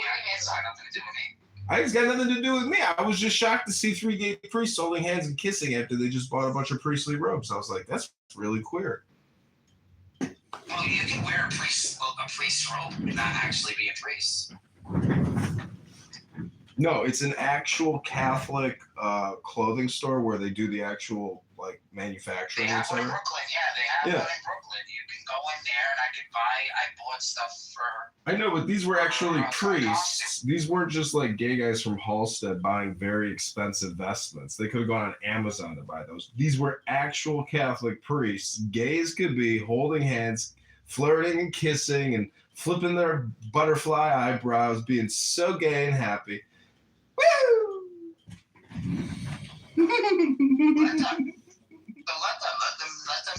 Let them be in their glory. Yeah, I'm just saying, if I had a family though, and my children, and my wife was Catholic, and she was like, they've got to go to Father, Peter, and I'd be like, but I think my gaydar goes off, honey.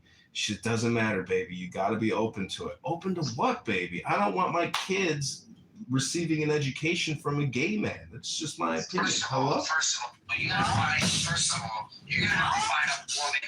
You're gonna have to find a woman that would allow you to blow a load in her, let alone have a fucking child. So, listen, John, calm the fuck down. When you start having children, then you can choose whether if they go to yeshiva or the Catholic school. Until then, I did ask Aaron if I could have this baby, and everyone barfed a lot. Yeah. In their mouths. They all threw up in their mouths. Even John. Danny, actually, could you imagine the annoying child that we would create? Danny, I like this concept. We could create the most annoying person who's ever lived, Danny. Oh my God, think about the possibility. Our kid would be a natural for Hollywood, politics. Oh, we can make it big, Danny. Our kid could be in the NFL or NBA of annoyance. All right, take it to the DMs. Take it to the DMs. So, do you understand what I'm saying, Argus? It started to become a rehabilitation, and then it gets ugly. So now, they know these people. I mean, I would say most of them can't be rehabilitated. And putting them in front of a bunch of children doesn't help either. So it's just not a smart move. So since then, they've changed. They have changed the process. They changed the process. They made most of their preparatory schools. They started hiring better teachers, charging more money, making schools not that easy to, upping the odds. Picking the beautiful campuses, consolidating the money, or probably selling off property, or Megatron, isn't it just a question of index? No matter what the subject or object, it's a question of an index of that subject or object. So when we talk about gay people, or we talk about education, or we talk about me busting a load in some woman's cunt and raising a family, what I'm trying to say, Megatron, is that it's always a bell-shaped curve, no matter what the object or what the subject. Hello? Yeah, a bell curve. You're right. Like, every high school class, you had that you were in the stupid class, they always needed that bell curve. So the teacher would actually, What's it called? Is it whatever you called it? Yeah, probability. Bell's probability? Yeah. Danny, so how many more children can you have? You could probably bust out another 2 kids, right? Yeah, I'm 37. Yeah, so at the end of the road, there's like, if you meet a guy next year, right? Mm-hmm. And he just wants you. He just wants to be around you and your son, and you could possibly have 2 more kids with this guy. I could. That's what I'm saying. So, don't give up. Be fruitful and multiply. Yeah. Create more annoying humans. The world's most annoying humans who have ever existed. Just think about this, though, because then your son's not going to be the only child anymore. He's going to have brothers and sisters. Right? It made me really sad to think about my son being an only child earlier. I was really sad about it. I was thinking about it. Yeah, but you can do something about it.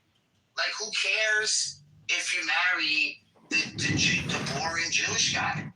Who cares? He's a Jewish guy. Yeah, just marry the boring Jewish guy. Yeah, it's what it's gonna be. You never know, he might. Danny, the problem is if your son or brother has a sister, the problem is they will hate each other because they will think that the other person is the most annoying person that has ever existed. Oh my God. All right. Yeah, I want to have a conversation. Can we go? Okay, so like my sister's husband like really didn't want to have I really can't with the kids. And we like talked them into it, and it was like the best thing they ever did because they're like best friends, you know. And I think it's up to the parents how the siblings react with each other. Like I'm gonna do a room reset. I'm just gonna do a room reset here. I'm gonna put the both of you in the audience, and I need because you guys are giving me a headache. I swear to God. I'm sorry, Daniel. But it's when one shuts up, the other one goes, and the other. I can't just chill for like 5 minutes. Okay. God. So Marcus, out of the books I gave you today, did you like the Syriac one?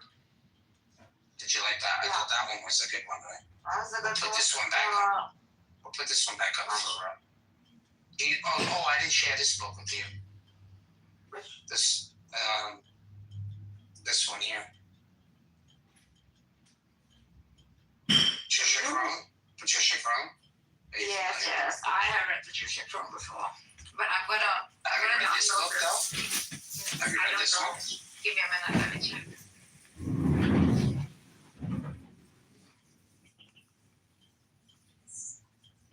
Let me see it.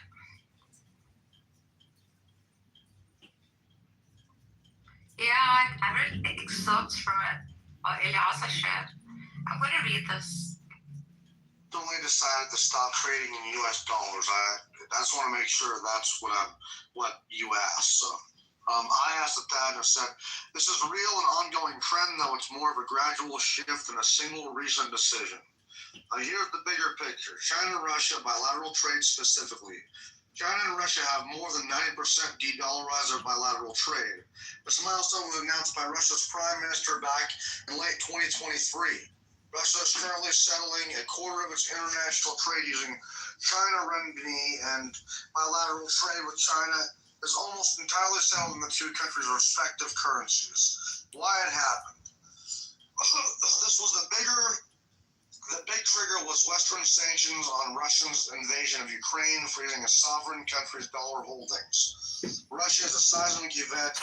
The risk of accelerating a move away from the dollar by countries that have different geopolitical interests in the U.S. The broader BRICS SEO context. In 2024, 90% of Russia's trade within BRICS was in local currencies, and by 2025, 97% of trade among Shanghai Cooperation Organizations, including India, Russia, China, Iran, Pakistan, and others, was conducted in local currencies rather than USDO. But it says, but the dollar isn't going away globally.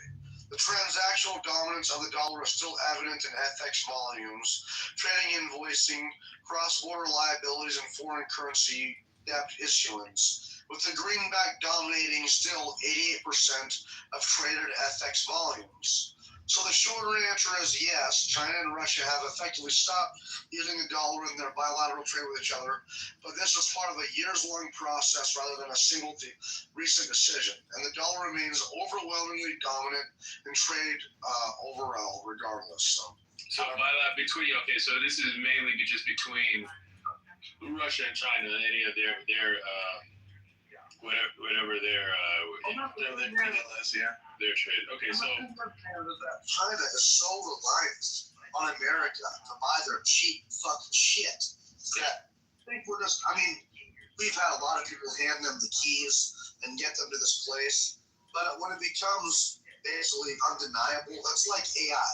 We're not just going to let AI take 90% of people's jobs. We're not going to do it. And the same thing with China. Sure about that? No, we're not going to. We're not. I can debate about that separately, but with with China and stuff, we're not gonna let fucking China just have the fucking keys, man. We're not gonna, you know what I mean? Like, we're not gonna let them just take off. You just said there's a lot of people that have already handed them the keys.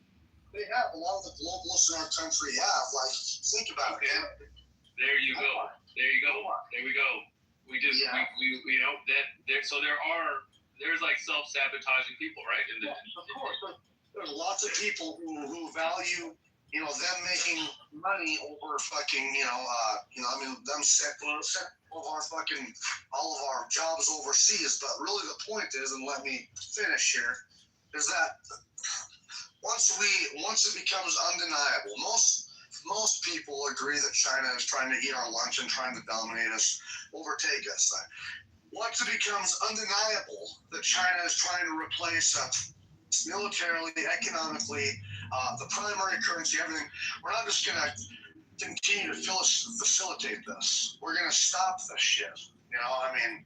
We're already trying to make moves to do it right now with the Strait of Hormuz, with this whole thing, or, with what Trump is doing. But I don't believe that our leadership will just hand China the keys when China declares, we're going to fucking beat you guys. We're going to introduce our own currency. We're just, we're not going to continue to trade with them. We're not going to continue to allow them to rise. Like, they are so reliant on America's economy, America buying their fucking shit, that if we stop that, they would be in serious dire straits. I don't disagree. But are we not reliant on them? Isn't it like a mutual, reliance? No, if you go to China, if you go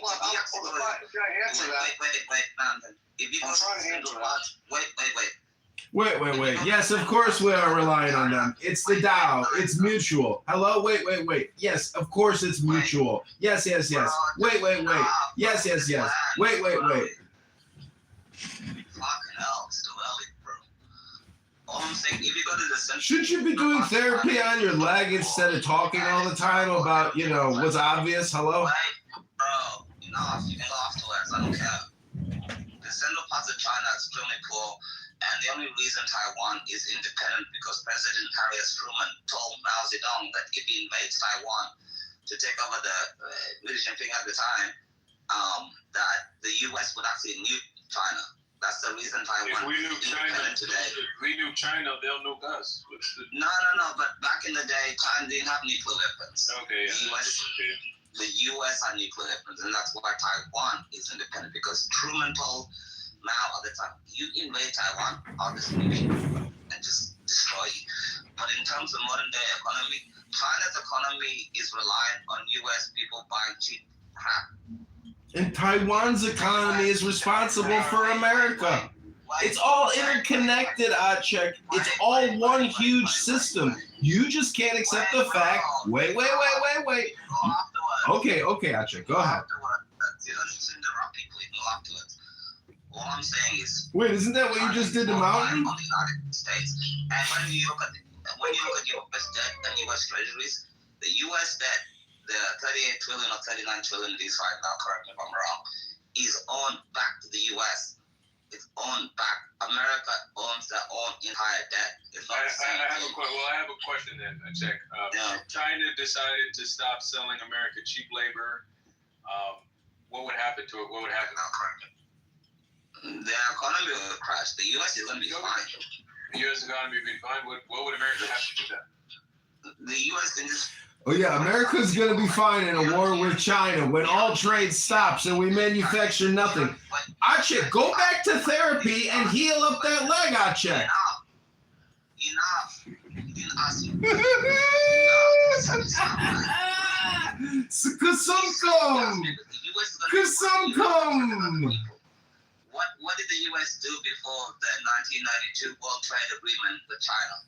They tried it with other countries. They tried it with Japan. They tried it with Singapore. They tried it with Mexico, USMCA, other things. You don't need China per se.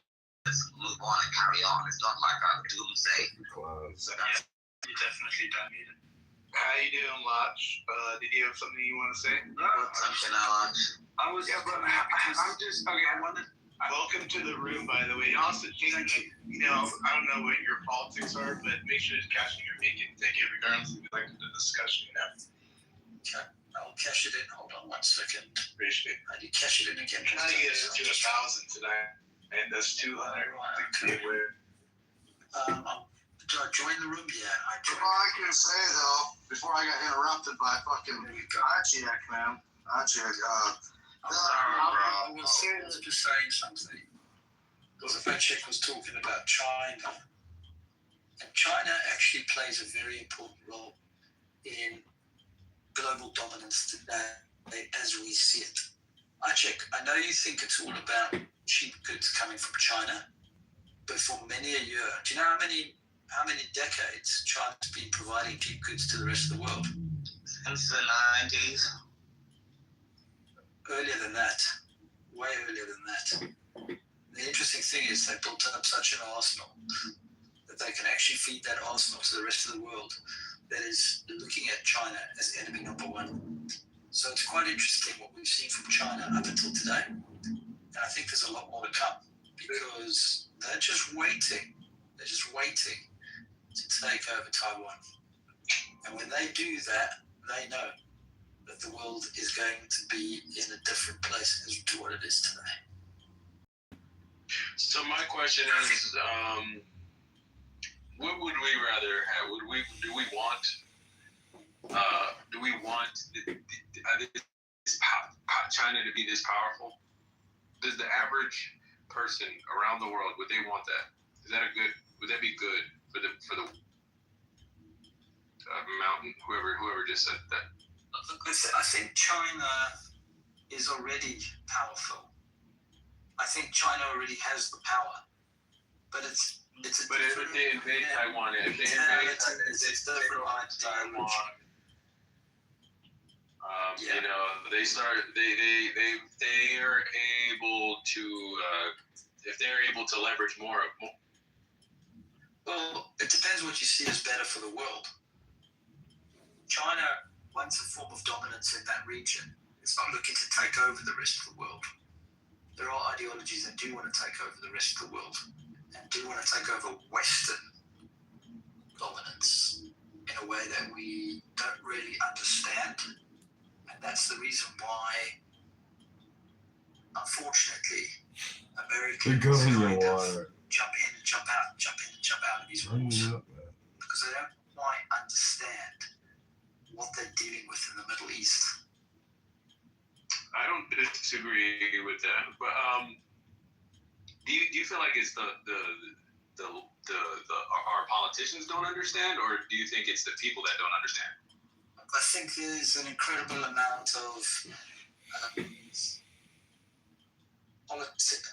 well, you can almost call it political malaise, because everybody's got a certain number of years in a term, and it's not dictatorships that are being run, it's democracies. And those democracies only can hold on to power for a certain period of time, whereas you are going against a doctrine, an ideology, and effectively a dictatorship which lasts decades.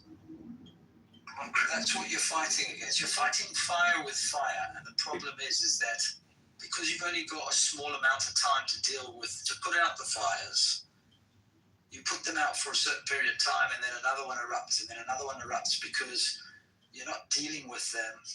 You're all on different pages. Your democracies are all on different pages. I mean, look at it right now. You've got the Republicans in the US running things. They've got a huge amount of comeback from opposition. And then you've got Europe, who you've got to deal with, who's in a complete and utter mess.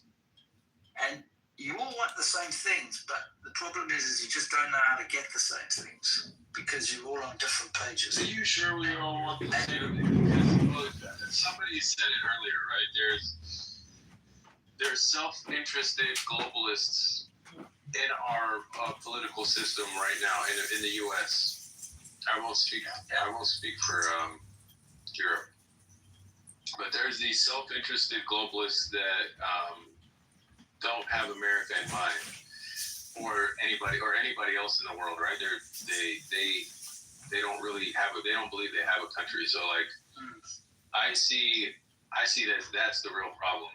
Not necessarily these different ideological beliefs that are being, that are, I think, essentially being controlled by these, maybe for a lack of better words, like these like hegemonic powers in America, and they're controlling narratives that the American people believe. and they all work together to essentially, I think to basically to try to destroy America. That's what within America. So I think the problem is that they're all on different pages. They're not exactly aligned. Yeah, well, there might be a line for the greater good of the people of the United States, but for international affairs, they're on completely different pages. I don't know. I mean, I'm on the other side where, I think these people are not, globalists are not necessarily, they don't believe that there should be borders. They don't believe there should be borders. They don't believe there should be, different countries. Like globalists, they are not, they're not beholden to one country. They're not patriots. So they're like, they think it's for the global thing. But I think a lot of these people really do care about this money. They're also like making lots of money and the country and everybody else. The only reason I can say why America right now is actually having beef in the game, having serious power in this development right now, is because Donald Trump actually has what I would say are dictatorship qualities, which is effectively what the Middle East understand and what China understands. So you've got to have somebody in charge who shows qualities that people are going to respect, because unfortunately in the Middle East, the only way you get respect is through power. That's it. There's no other discussion. Everything is run through the ideology of power. Do you think that that's a dictator quality, to be strong, to be male, to be masculine, to not put up with shit, to protect your country? No, that's being a dictator quality. I'm saying dictator-like qualities. That's confusing to me. I mean, don't you think every man should have a dictator of sorts to run? It's the whole for the last 47 years, he ran as a dictator. Yeah, so we just gotta make sure we got the right. But there are differences between that 47 years. The kind of dictatorship that we've explained at the beginning of the discussion. Everybody who got retired out of this system was replaced by a person who did not know the details and rights of that organization. And this was manipulated by the supreme leader and their group always. This is a big trend. You can see if you have enough information from this side. Most of the educated people who were educated in the time of before 47 years gradually retired, and they were gradually replaced by these assholes.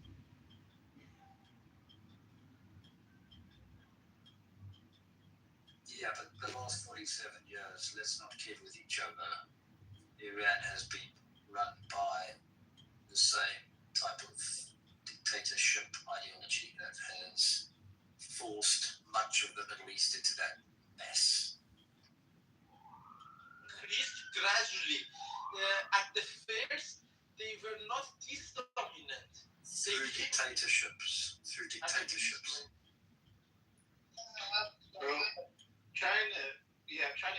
This is probably what you're gonna ask. I'm trying to figure out where your point is, Locke. Like, what is your main point?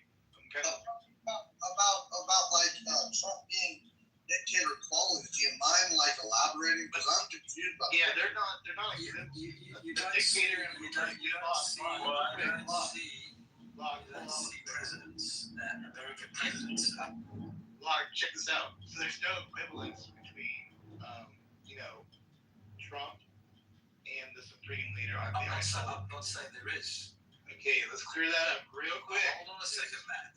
Wrap that up in a bow. There's no equivalence. So where I'm going next is you won't see any other president of the United States who will tweet out, tonight you're about to see a whole civilization be taken out. No other president has ever done that. That's because Trump is not every.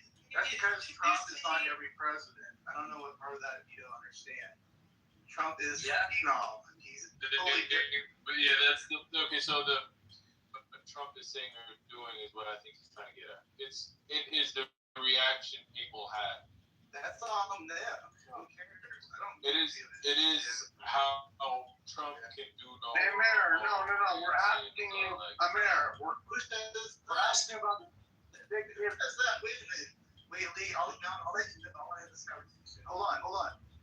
Wait a minute. Who says that Trump can do no wrong? I didn't say this. I'm not saying this specifically. I don't know if he's. So where do people get this idea that Trump can't do anything wrong? Where are they getting this idea then? Yeah. Okay, I'm asking you again. What are the dictator qualities? What are the dictator qualities? Because of some tweets. Listen, I have been following Trump and voting for him for years since 2016. When he says that, we understand. He doesn't mean he's going to destroy the whole fucking country and kill everybody. He's trying to scare simpletons like you who believe in that shit, bro. Like, the thing is that we understand Trump is strength. Trump is power. But none of us believe that he's going to kill everybody in Iran. Hold on, man. Hold on, Peter, please. I want to ask fucking Peter, please, brother. But Cadillac, man, like these dictator qualities that you're talking about, I fail to see them at all. I don't know what you're talking about. It's okay. You don't have to see them if you don't want to see them.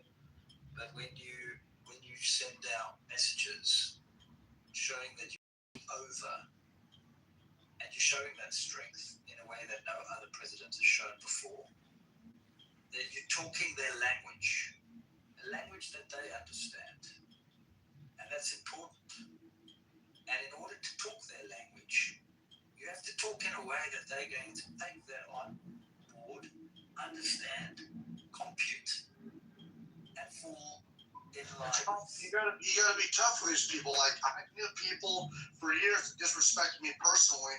They only finally started respecting me when I beat their ass, literally.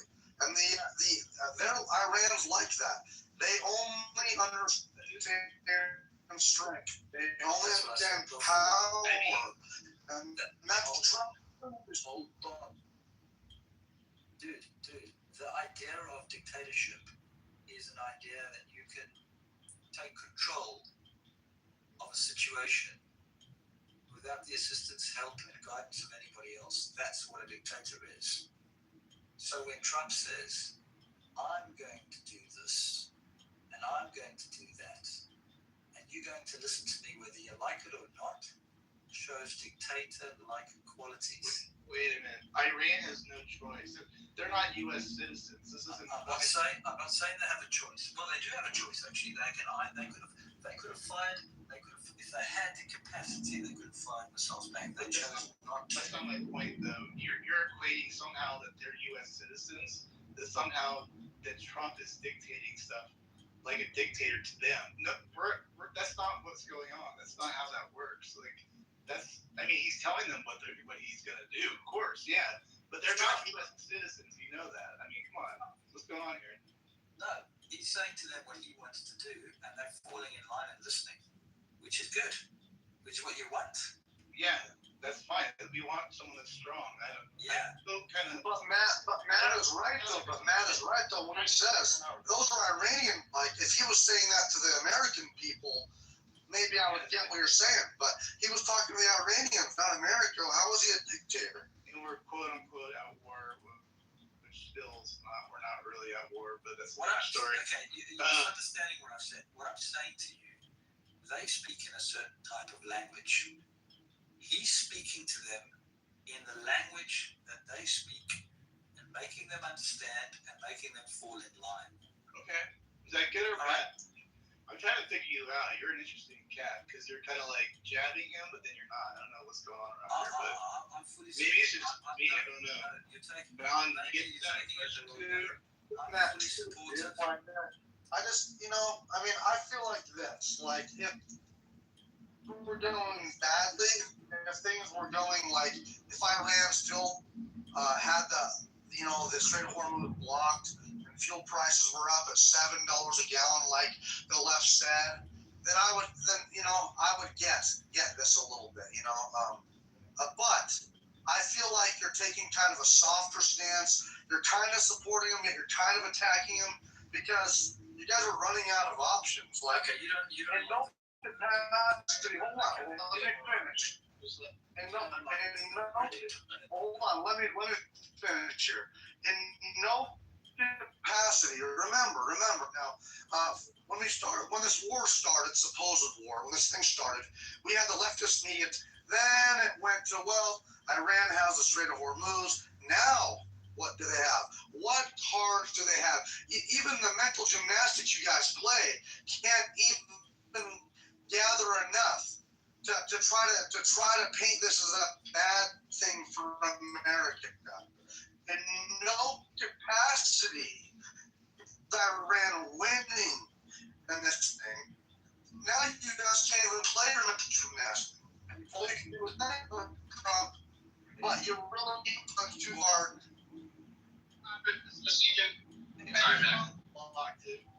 Yeah, I think Block. I'm trying to gather.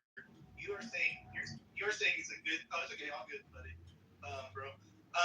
I'm just trying to figure out. Like, are you saying that what Trump is doing is a good thing? Let's just try to clear this up a little bit. It's getting really messy. I don't know what's going on, but because you're saying that he's a strong person, he has, I guess, quote unquote dictatorship like qualities that makes him a good person. I'm not saying that he's a dictator for arrogance. On the contrary, I think. Okay. I'm not saying that at all. I'm saying that let's take out the word dictator. All right, maybe I used the wrong word there. Let's just say that he's speaking to they are dictators. People in these regions are effectively dictators. That's how they see themselves, and that's how they control their power. All right. He's talking to them in a language that they understand. He's basically saying to them, if you don't do what I want you to do, there ain't going to be any compromise. You got to do what I'm going to do. That's it. If you don't like it, you can fuck right off. We got you. It's great. All I'm asking is that good or bad? Okay, I don't know why we're getting. Now we're getting. Thank you. If you want, Anthony, I don't know if you want to go. I'll wait for Anthony. He might be away. By the way, just to clear it up too, also dictators don't do negotiations. If anybody in the audience is wondering how that works, a dictator wouldn't do negotiations. But carry on. Well, it's like that, and I'll be fast so other people can talk. But I think, and the reason why I'm sensitive to that dictator word is because of the No Kings protests that were literally just happened, and no king would allow, if Trump was a king, no king would allow them to go out and protest if he was a dictator or a king. So, I mean, we got to stop regurgitating this bullshit from the leftist media that is hell-bent on destroying not only Trump, but the country. I mean, their hate for Trump is so strong, they would rather see the whole fucking thing fail. It's crazy. I think, Inga, welcome to the stage. Looks like you are. Thank you, man. Yeah, what's on your mind? I'm just listening. What he was saying, that is like so many thoughts going through my. All right, that's good. They had a lot of thoughts. I mean, I guess we could have a dictator, quote unquote dictator, if you want to use a different term, that is using his dictatorship in a good way, I guess. Trump is doing what he needs to do to get the shit done, in my opinion. But yeah, I'm gonna also look at some more news. So again, oil is dropping. It's one day drop, biggest drop in one day drop in a very long time. Let's say it's like around $81 to $83 a barrel. Just kind of give everybody a run up on the news. Iran has agreed to no enriched uranium. Of course, this all has to be like confirmed on the other side. I talked to Amir about that earlier. And ceasefire or truce is still in the works. So we're not out of the clear on like a complete truce on things. Anything could pop off at any moment. But yeah, I'm just going to be introducing the news as we go today. Listen, man.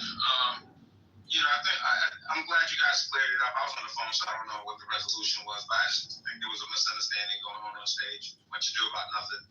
With that said, man, I just want to take a moment to, I want to make an argument that this might be one of the greatest military campaigns in the history of the world. Like this, and it's sad because Trump will never get his flowers. He'll never get the recognition he deserves. Against all odds. Everyone, so many people, the narrative they painted, this is hopeless. Oh, he's going to lose. Iran is winning. Iran has us against the ropes. This is going to be another forever war. Against all odds, man. The man came in with a difficult hand. There's people, they're going to quote polls. They're going to say, Trump shouldn't do what he's doing because of polls. How's that leadership? How is that leadership? I want any thinking person to explain to me that by quoting polls, you are saying that this is good leadership. So, why don't we do away with the presidency and everybody vote on every major decision of this country? Let's make that the way we move forward. It don't make no sense, bro. It doesn't make any sense. I don't understand.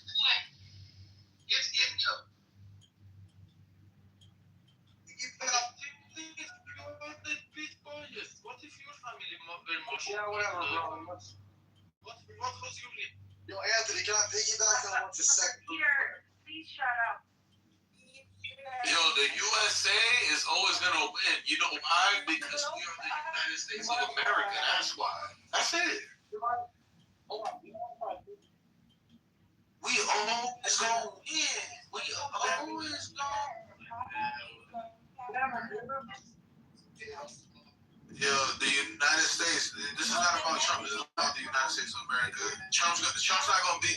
Listen. Trump not gonna be president for long. Damn, why are you coming after Peter? Peter is also Iranian and he doesn't understand English well, and he was interrupting Anthony because he thought he was saying something bad. Let me finish. Yo, Anthony, they wanted to be the United States. Peter keeps this interrupting.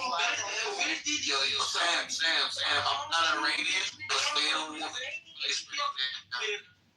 Where did you study? Where did you study? I studied at Technical University of Berlin. Where do you study? Then why are you?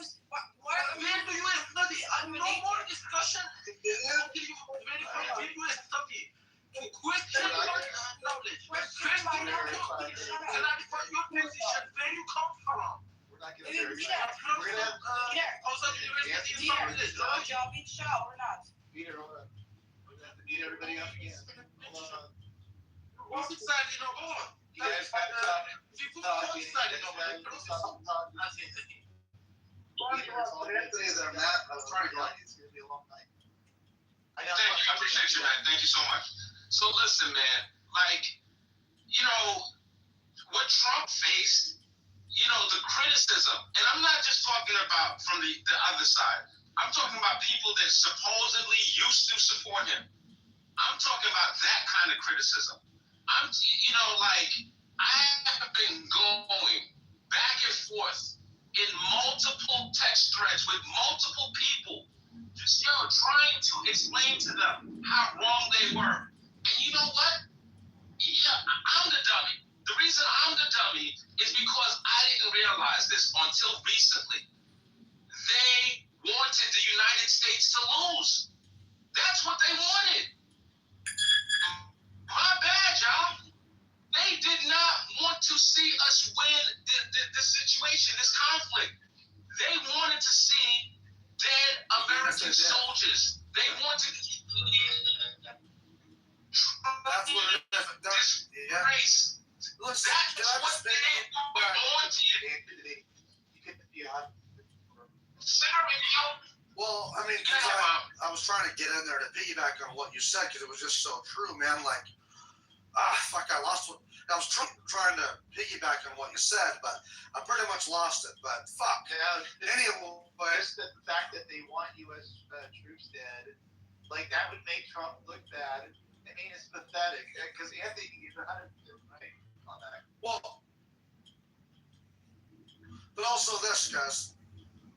But also, man, like it's been trying to convince the world that Ukraine is somehow winning in Ukraine, is winning against Russia. As sad as it is, Russia is still winning. Okay, regardless of what they fucking say, the leftist media. So that same leftist media is now trying to convince the world that America is losing against Iran. And I'm sitting here thinking, in what capacity is Iran possibly winning? Like, you can't be this fucking stupid. Okay, they're blockading Strait of Hormuz. That shit's about over with here, though. But, man, it's really sad that we got people on our side, too. People on the right. People who their hate for Israel is so strong that they would rather see us fucking lose. Their hate for Trump is so strong that they'd rather see us lose. Or, what I hate about it, is the right, because we claim to have values, we have to hold on to certain values and die on dumb fucking hills and destroy the whole movement. And that's what we're seeing in my PTR. All those fucking assholes and they're traitors of America, all those people were toeing the line, pretty much on the right, but because of little things that they had, little problems that they had, a couple of things went against their values. They had to throw the whole fucking thing out. Now they've lost a lot of their subscribers, their brand, their political future. All for what? Because you hate Trump? Because you hate Israel? What the fuck is going on here? And now everything's working out pretty well in the Middle East with this Iran thing, the Strait of Hormuz. People are understanding it's not just about Iran, it's about China. And China's blinking. China has blinked. So, I don't know, man, we're in a greater position. But I even got a couple of people at work that I talked to about it. They hated Trump so fucking bad. No, you can't go into Iran. No, there is no fucking nuclear bomb threat. No, it's not about China. It's just, I hate Trump, so this is all a bad idea. I've tried to talk to those assholes since then, and they don't want to even talk about this shit. They hate that America is winning. They hate that America is doing good. The people on the left, it's just crazy. They're rooting against their own country, man. Fuck those people. For real. But anyway, I lost what I said originally. They hate Trump.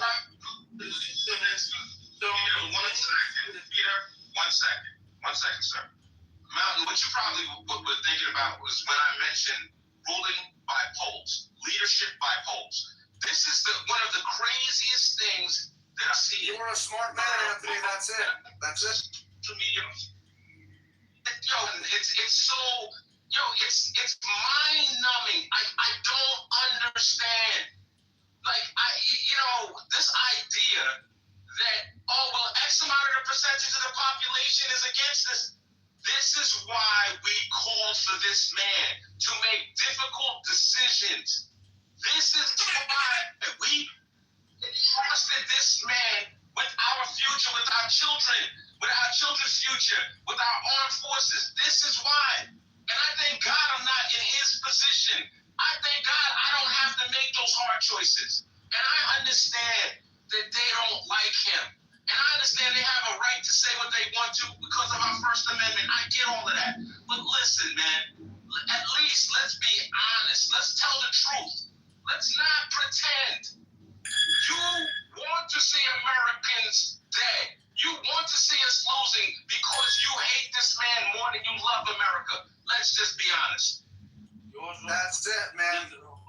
Hold on. Real quickly, I was going to respond to that. Thank you, Anthony. You're such a smart dude. That's what it was about. I hear all these liberals and people on the right citing gas prices. Oh, gas prices. Gas prices went up a whole fucking dollar. Gas prices are going to be at $6.30 a gallon here by next month. That's what I was hearing people say. By next month, it was supposed to be at this time, fuel prices were supposed to be $6.36 a gallon on average. That's what they were saying. But where's the accountability, right? I know. Well, what drives me nuts about that is that you guys are citing financial. Oh, we can't do this. It's going to cost too much financially to stop the mullahs from having a nuclear weapon. It's going to cost too much to stop China from taking us over. But when they want their Green New initiatives, they're fine with gas prices going up. When Obama is in office and he's canceling drilling fucking leases, he's canceling tax credits, he's canceling leases, he's literally destroying the gas and oil industry systematically. Left didn't say nothing when it was $5 a gallon on average around the country in 11. They didn't say nothing.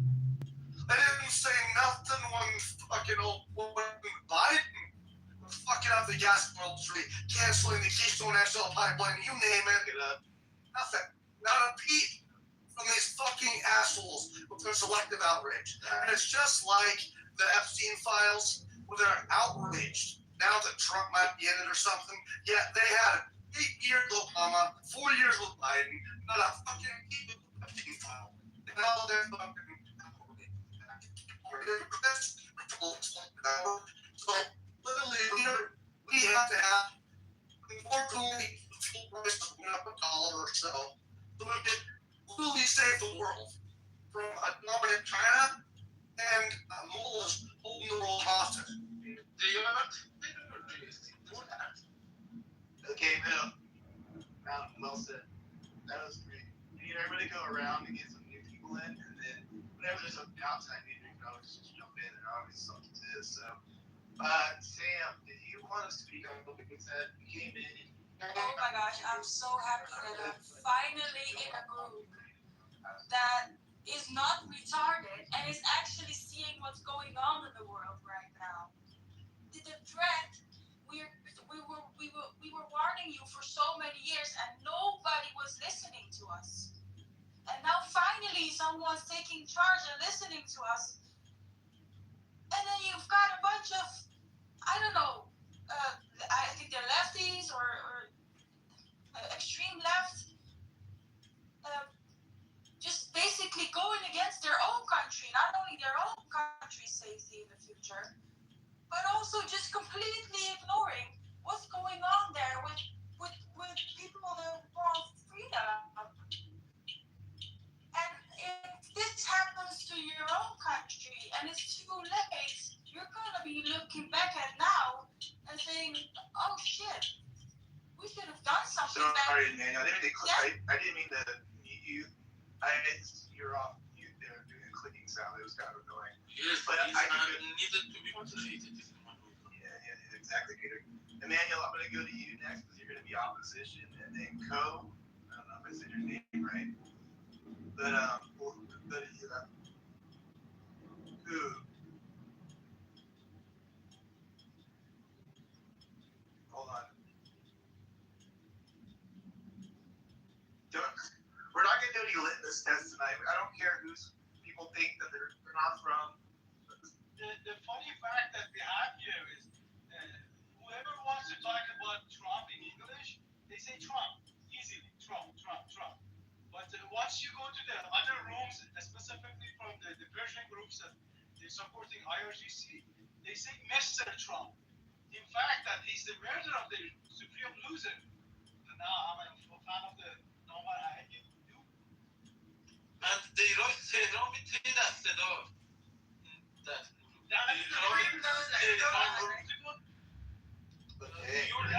That's really fact, though. Interesting. So that Mr. President is you're saying out of respect, right? That's been your point. I personally respect him a lot. Yeah. I personally respect Mr. Trump, Mr. President. I love him. All right. But Cash in your pink ticket. Appreciate it. Emmanuel, you're the opposition. Go ahead, get your shit off. I don't know what you want to speak on, but go for it. I just have a few words. I think some of y'all really believe Trump cares about Iran. He doesn't care about Iran. He cares about you. He never had. He doesn't keep okay.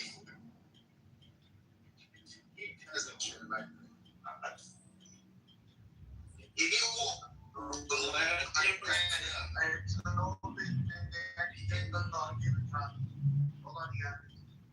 Hold on. I told Emmanuel I would give him space. You guys gotta let him speak. because this guy is claiming, I don't know who was talking earlier, talking about something. Yeah, he cares about America. And that's nothing about that. If you know how the economy works, you will see that what he's doing is wrong. You know what the GCC is? I don't think you know what that is. It was 1973, I think. They made a pact for the petrodollar to sell the gas and oil in dollar price in the Middle East. So now, guess what's happening to the GCC? That's Qatar, Saudi, and all of them. They can't sell their oil. Why? Because Trump blocked the Strait of Hormuz. It's dominating those people. They can't do anything right now. What is that GCC? Look it up. Yeah, don't Google, look it up. It's a coalition what is it? that Reagan made in 1973 with Qatar. It's the petrodollar system. Yeah, it's the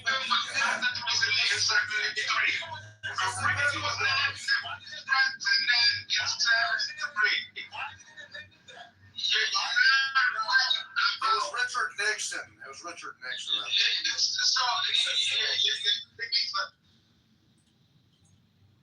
Yes.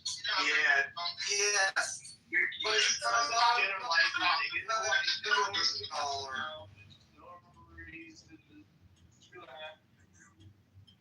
Relax. We're not doing that tonight, AJ.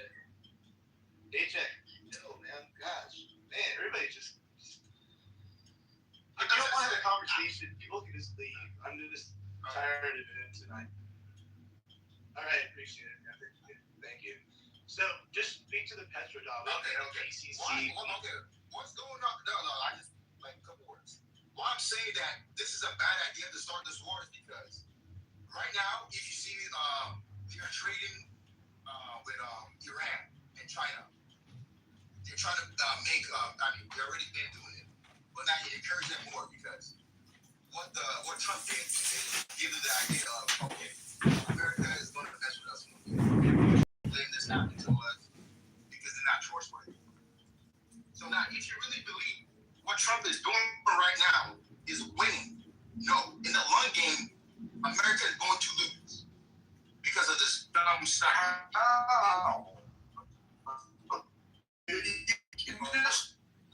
You can't make things. You can't make fucking claim.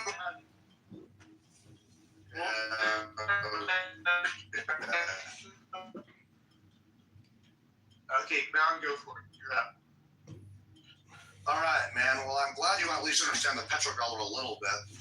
We're not going to fucking lose. What are you talking about?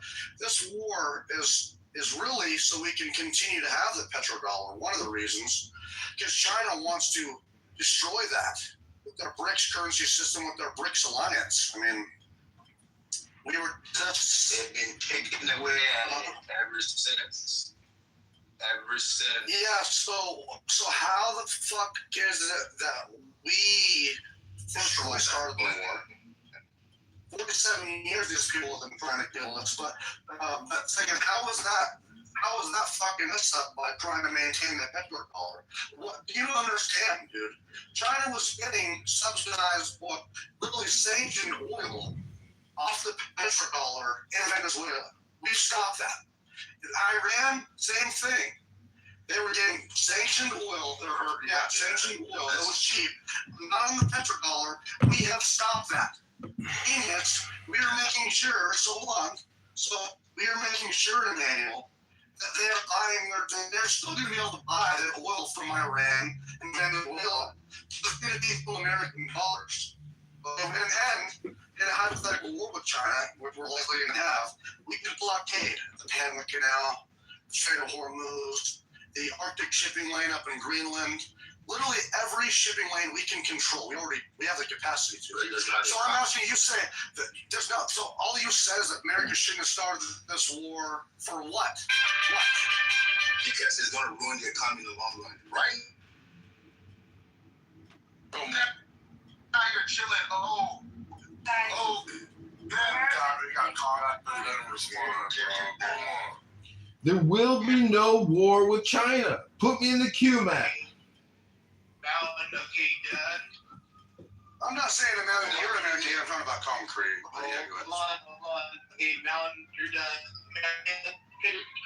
As I said, that when Trump was trying to become president, I wanted him to win. I never liked Biden administration. I thought what they were doing was stupid. I thought they didn't care about America because all they were doing was giving out aid to every country that asked. And I was like, that's wrong. But what Trump is doing, and what I've seen so far, and what he's doing in the future run of the economy is bad. I think it's wrong because what he did to this Iran thing, this whole global oil is gone. All these big companies, these billionaire companies, they're gonna make more money. The common man and woman are gonna suffer more. America, they're gonna suffer more because they're gonna increase the price of the oil. Do you think these companies care? Do you think they care? Like, our gas is gonna be $7. They don't care. It's not money in your pocket. And Trump doing this war, and he's trying to start this war with Iran, just encourage them more. All they see is green. And you and the common man and woman is gonna suffer more for this. That's what I'm trying to get to. Okay. Yeah. Thank you. Listening to Mountain's petrodollar submission makes me want to kick the puppy off of a tall building, right? And I mean a real puppy, not a fake, like plush doll, like a living. It's because you're a psychopath and a sociopath. Because Mountain appeals to me. Well, I'm just telling you how I feel. I'm not saying that I would do it. I said that's how I feel. Concrete. So Mountain doesn't understand the difference between cyclical changes and structural changes. Now, a cyclical change, we could just call that temporary due to the ebbs and flows of the economy or a relationship, right? Like your girl doesn't want to answer the phone because she's mad or she's busy. That's a cyclical change. She's gonna answer the phone again. But then there's a structural change, right? Where your girl moves outside of the country or she starts to talk to me. That's a structural change. She's never coming back, right? So there's a difference. So what Montaigne thinks is that this war in Iran is crazy. Is the structural change after you kick the puppy off the skyscraper concrete? He thinks. Concrete, can you make it a question out of your thinks. Thank you. Or are you just gonna do a statement? What are you doing? Let me think about it. I was just gonna make a statement, but I think I wanted to try to remember. No, it's okay. Sometimes people forget. Montaigne is just like doesn't understand. Hold on. So you have to actually give it. You actually have to have something substantive. You can't say I don't know and then not actually respond. One second. Montaigne. How this guy is so retarded. It's sad. One second. Montaigne doesn't understand the petrodollar.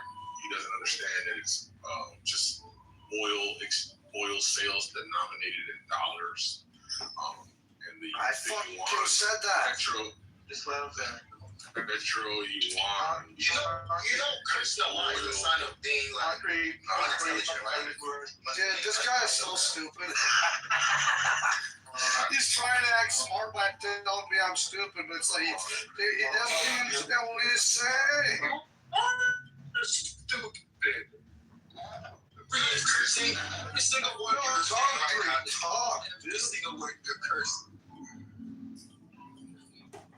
Look, Montaigne's the only one that's.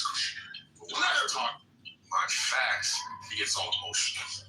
But Matt, I understand he's your homie, but he is an embarrassment to everything that is sacred and decent about America. All right. Well, let's not get personal there. Let's keep it clean. Okay, Peter, you're next, and then. Thanks for responding to nothing I said, you retard. Okay. Wait, no, shut up. Single time. The one word. You cannot even know the tape. Then you want to let me address your about your claim about the economy. You will, isn't it cheaper this year than last year? It's a temporary for you. No.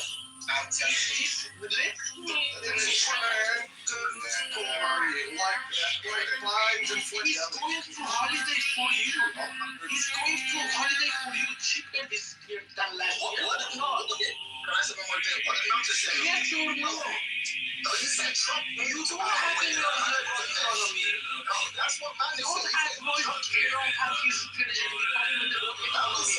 You don't advise the treasury department about economy. You don't hear that. Because he's the same man that He's right, Peter. He says the war is, he said the war is over. He comes in every week and says, oh, the war is over. Oh, we won already. He says every, why do you think he does that? Who said that? I never said that. Hold on, I gotta mute it. There is a queue. There is a queue. Okay, I don't know why people are taking over other people's slots. Peter gets a chance to go. Otherwise, he's just gonna talk like when we don't want him to talk. So let Peter go. Let him finish up, and then we're gonna go to Alistair, and then Alan is going to go after. Yeah, and then Manuel go after Alan. Go ahead, Peter. Make it quick. I was thinking that this hate from President Trump could cause them to forget real and logical issues. These people are wiser than this, but they intentionally don't forget the facts because he knows better than me that he can go stronger cheaper than last year. But I think that the collective power makes the decisions for them, and then we send them out and ask about the morality and humanity that they were claiming about in the corrupted Democratic Party. They cannot answer you, but the collective power are effective on things that they would act somehow differently when it comes to, for example, Iran in comparison to their core ideas. The core ideas is the Democratic Party. But when it comes to Iran, they forget everything. Weirdly, it's like, they feel like attention. It's not making place of civilization. Thank you, Peter. Can you get submission out? Hey, that's from TDS. I got it. Okay, does anybody think Iran? Yeah. I for one actually really. Oh, are you gonna go, Alan? Okay, go ahead, Alan. Yeah. So my name's Concrete. The first thing I'm gonna do is say that the previous speaker made me feel like insert an insult, made me feel like I wanted to put a blender up my nose.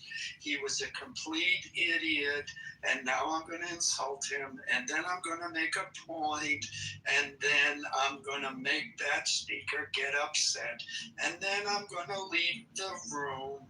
Thank you. Matt, if you want disruption in your room, do it.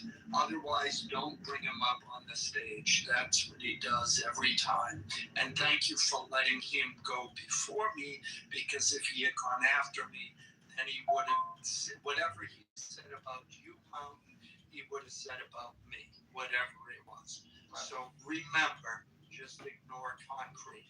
As far as the topic of the room, as far as the topic of the room, I understand everybody's nervous. We are winning. We won. Deals are being made. Promises are being made. And now I can't predict the future, But for now, it looks good. He even told Israel to sit down and shut up because he reminded Israel that we're Israel's big daddy and they have to do what we say. So, in spite of Netanyahu always saying, well, I can control America, etc., etc. So, we will see where this goes. As far as what you said, Emmanuel, well, I think it looks pretty good. Again, we can't predict the future, but a IRGC that is either gone or controlled, and an IRGC that does not have the nuclear materials it has now is very good. And I think that's important. So let's just see what happens. I try to refrain from predicting the future, but this morning Iran said the strait is open. They're not going to screw with anybody going through. That's another good step. Step by step, I think we're good. Thanks. But each and every morning, early mornings, a lot of sunshines are executed. I mean, young people like sunshines. So this It's not a stop. This house cleaning does, Alan. Every day is a new day. So I know who Concrete is. I know exactly who he is. And you're right. He's basically a moron at the end of the day. But I give everybody a chance to come up, voice that they are a moron, and then they can, move along. So No, I understand. Yeah. Okay, so Socialism, so yeah. Alistair's next, and Albert. I think he came up. Yeah. To speak, but I appreciate what Mountain brings to the conversation, and when people interrupt him, we lose out on some good analysis and insight. And Mountain, I think you're doing excellent work there. And in fact, my friend here in Chicago wants me to go to a comedy show with, what's his name, Dave Smith or whatever, the guy in the upper right in your PTR. And then I sent him that photo because, I question my friends' opinions and their values. And and Matt is so cool that he even opens these effing rooms because the truth is we live in a sea and in a society of Democrats. And if you go into other rooms, I was in a room today, one of those deep state patriot rooms, they're sitting there organizing for May Day. And here in Chicago, the mayor, the head of the schools, they want children to skip classes and go join the protests with all the other well-organized Democrats. So, I know you want to stay topical, but the truth is, if I was to offer any real value to the listeners of your room, it would be proprietary information. 3 chess moves, 5 chess moves ahead. There are people here in Mountain, I got to disagree with you. The United States will not go to direct open conflict with China. We will not go to open direct conflict with Russia. We use proxy states to do that, Mountain, and that's the way we fight modern battles, in pre-approved proving grounds to direct our military resources and our $1.2 trillion annual budget every year. It's not open conflict. And I read a news article the other day that the head of Taiwan is receiving a lot of criticism because she sold out Taiwan. She's a Chinese bought and sold agent. So the point is, you don't need to go kill 100,000 people and invade an island when you can just bribe and manipulate and control subversively. So you are not thinking in terms of the shadows, the darkness of politics. Just like in love, there's dark love and there's dark politics. And the truth is, the dark politics is what Trump is doing, and that's why we're winning. Right, appreciate it, Alistair. He's a smart dude, man. Yeah, right. I think we will because of I'm just saying, because of that Taiwan issue. If they invade Taiwan, America's Navy will be fighting the Chinese. Interesting. Okay, that's an interesting take. Emmanuel, your pink ticket. Pink ticket's going to cash in. I'm trying to get 1,000 people tonight because I'm like 200 plus away or whatever it is. So, Andre also did a pink ticket too. Cash that in. Andre, if you want to speak, you've been on the stage a little longer than Albert. Can you get to the next question, please? Yeah, no problem. And Ryder Ralph, I don't know if you want to speak. I see you're a house member. You're welcome to speak too. But Albert, do you want to go? Because he came on mic a second ago. Yeah, I only had one quick comment about Iran, and it's been over talks them as a potential threat, so it doesn't make sense. I'll throw in a pass as well. Talk to your members. I love that you're creating a good vibe here, Matt. Appreciate you. I appreciate you. Sam, did you want to jump back in at all? I know you kind of been listening now. I didn't know you made a good contribution earlier. Do you want to say anything about what you've heard so far? No. Yeah, sure. So I think it is quite important to understand that this war did not start out of nothing. So I don't know if people really believe that America just suddenly woke up one day and was like, yeah, we're just gonna attack Iran or the Islamic Republic, just because we feel like it. Like, is that seriously like the thing people think? Have they ever looked into why they even started this war? Do you know how many American troops died in the past years before the war even started? So give us your opinion. I'm sorry, I got to say the obvious. It's not an opinion.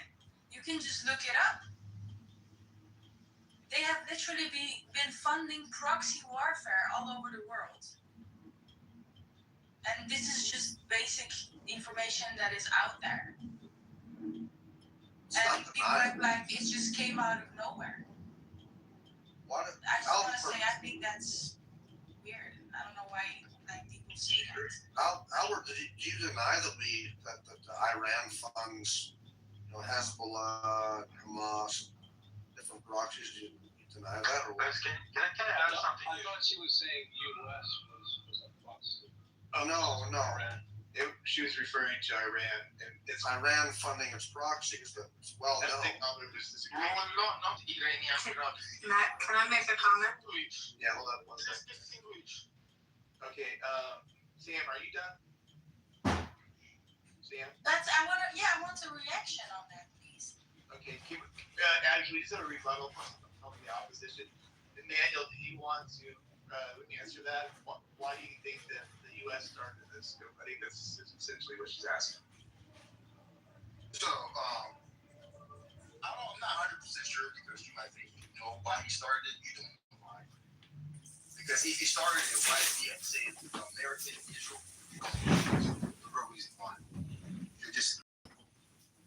So, can I add something? Yeah. Can I also ask you something? The wars. Okay. From Emmanuel, then Abby, and then Doctor. Absolutely. Yes. Okay. Go ahead, Emmanuel. Finish up. So, there's people that come off as hate. I never said I hate Trump. I dislike him. I don't like what he does. As I said, I wanted him the first time he wanted to be a president. I wanted him to win because I thought he was for America. But what he's doing right now is hurting America, in my opinion. And why I said he's not doing this because he doesn't care about Americans. I'm just gonna put it the blame. He doesn't. Because why did Biden play nice with Iran? Do you think they wanted to do the same Trump did, going down, throw bombs at them? Don't get me wrong. I know what Iran did. Iran killed 20,000 people in a protest because the Iran people needed liberation. Don't get me wrong. Iran is a bad place. The whole regime needs to go down. But what Trump is doing right now, he's hurting American people. I don't care about any other country. Keep it that way. We don't care. I personally I will always look for myself, myself first. I'm sorry to you. Okay. I will always come my America first. And what he's doing. Hold up, Peter. Hold up. From the Iranian position of meeting like this, what did you have? I have a world record. What do you have? You have a world record. Decide for yourself. I'm an American citizen. What are you talking about? I have something more than being an American citizen. I have a fourth record. First in the fourth. The first in the fourth. What is it? Are you okay, Kitover? You alright? I don't even understand what he's saying. I gotta get back in here. Okay, Daniel.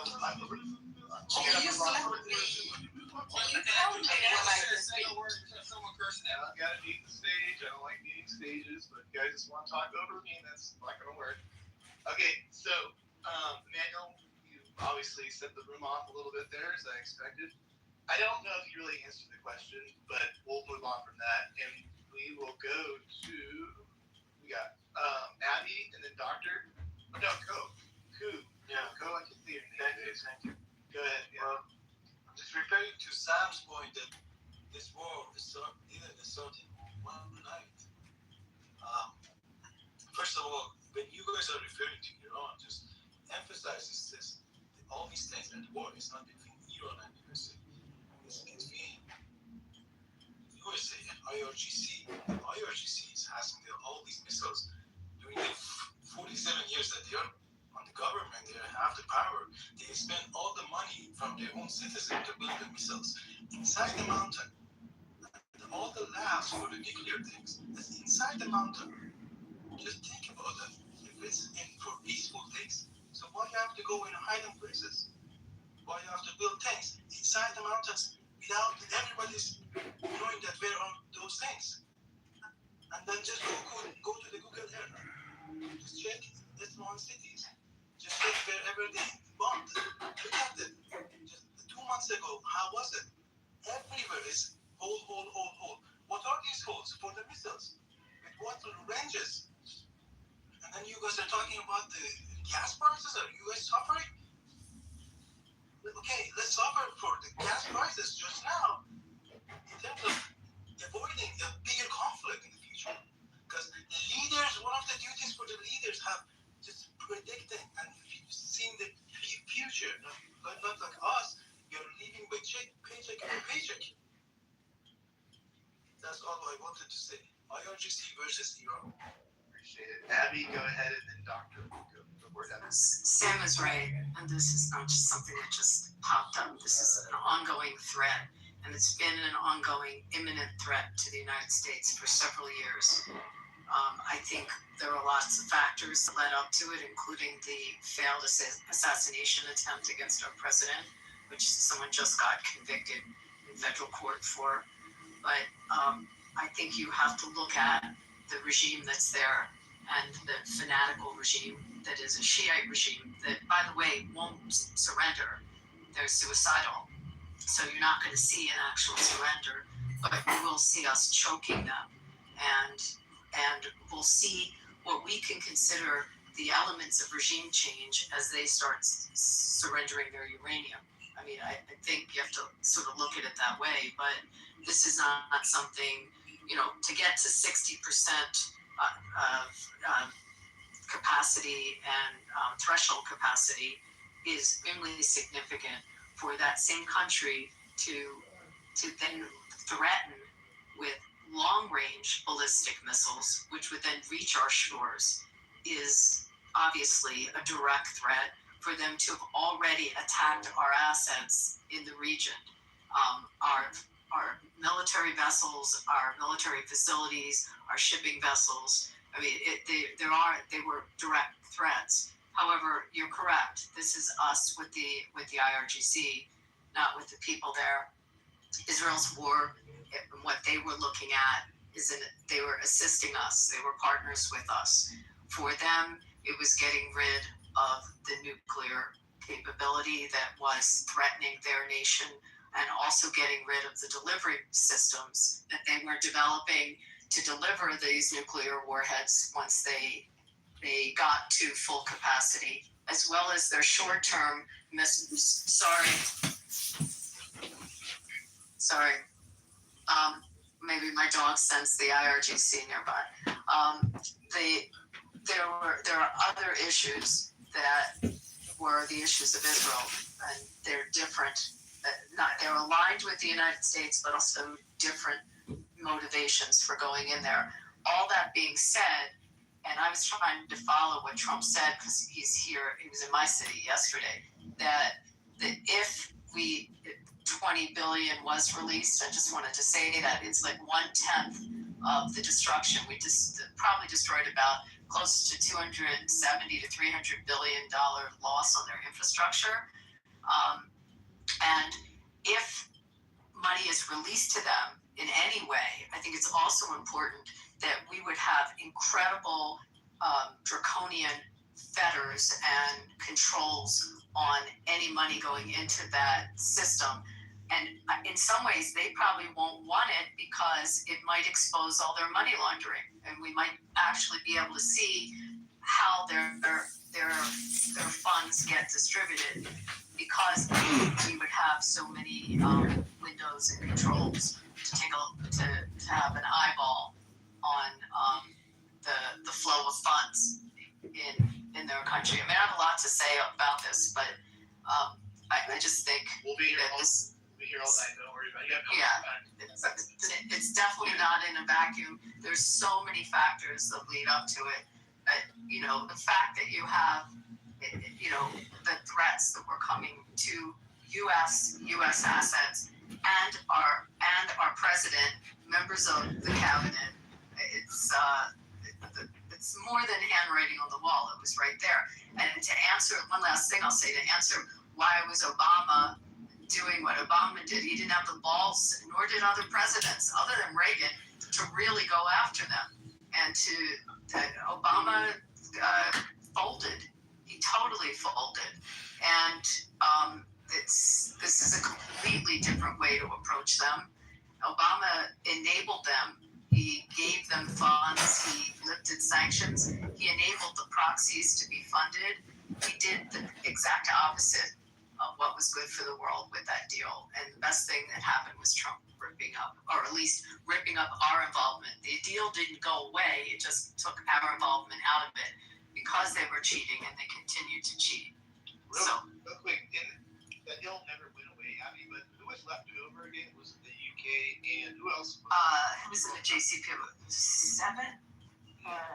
Seven nations. I have to double check. It would be the UK, France. Let's put that. I loved Obama. I love Obama. I know we love Obama, right? I guess not. Okay. I'll double check that. Yeah, because that's always brought up at me. So I'd be curious. I didn't look that up, but. You know, that was a 24-day notice. That was it. Short notice to come in. Like it had the worst provisions in it with respect to checking on what they were doing to proliferate. It was just a stupid, bad deal, and you know, they clearly told that it was because they cheated. It was just an excuse not to do anything. Bottom line, straight to the point. That's just the way it is. Like, the Democrats never want to own anything. Like, what the hell's going on here? We got a problem with them. No one wants to do anything about it, you know? What the motivations were behind Obama, which is a whole other conversation. Like, rabbit hole for sure. Okay, Dr. That's your name, but you're up too. No, I'm here. I really don't remember anything but the dog and my friend. So I really remember what we were talking about, so I'm sorry. Do you see anything in the title you want to talk about? Latest companies I ran for Trump keeps on women. Oh my God. A lot there, right? Oh, well, oh my God. Yeah, I have a lot to say about that, but I don't think I should because I think so. No, because sometimes it's very easy to try it. But if I ran, do you think Trump is a horrible person? No. Well, yeah, because I met him a couple of times when I was younger. No, when I was a child with my mother and father. He wasn't a nice person. I wouldn't say he's a terrible person. I don't know what he's done for the rest of his life like that. I can't tell if this guy is a good guy or a bad guy or like. That doesn't know, but because like we have had bad guys in our many times, so. Yeah. That doesn't really matter. But oh wait, I have to ask my mother if I can. That about family.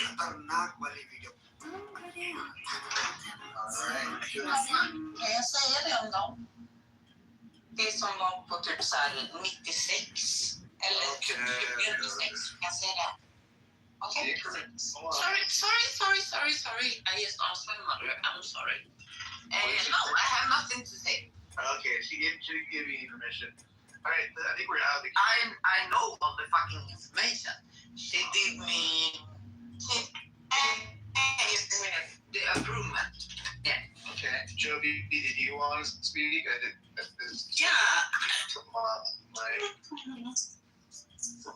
We're at the end of the queue, so that. Dylan, are you sad to hear that America's winning?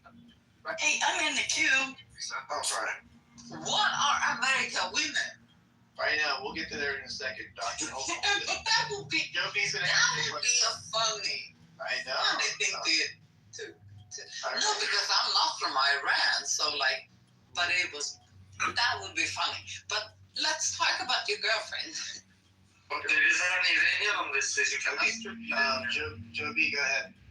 So, I'm guessing not many of you have been to Turkey. They are ours. They were ours. They will continue to be ours. And I don't get the worry. I am not worried one sticking bit. But I come from a military background, as most of you know, and I don't regret that. And I don't regret where we're headed right now. We're winning. We have been on vacation since because Israel's winning. It's not just about Israel, it turns out. He's mad about that. Absolutely not. But damn it. Turkey, that is one of the most, after Atatürk. Does anyone know who Atatürk is? Yeah, I don't care. Learn. No, you don't know what you're talking about. I don't know what I'm talking about. My father. Let me go. It's sad that Israel and America are winning. Houses in Turkey and what's up? and if you had ever We're winning America. Israel winning. I got it. Absolutely. So we talking about Turkey. Oh my God, you are like all over the fucking place. There is no lawyer. This is literally what we're talking about, like Israel, America, and Iran. There is no people.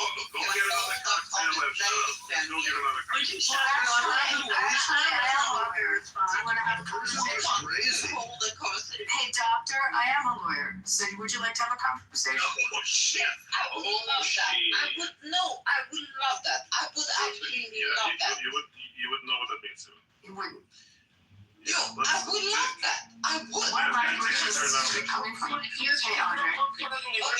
So can we start by talking about? She said she was visiting Antalya, which is a Turk. Hold on. We have to let Pepe get there soon because he needs to. Pepe, are your streets crazy there? It was so nuts here yesterday.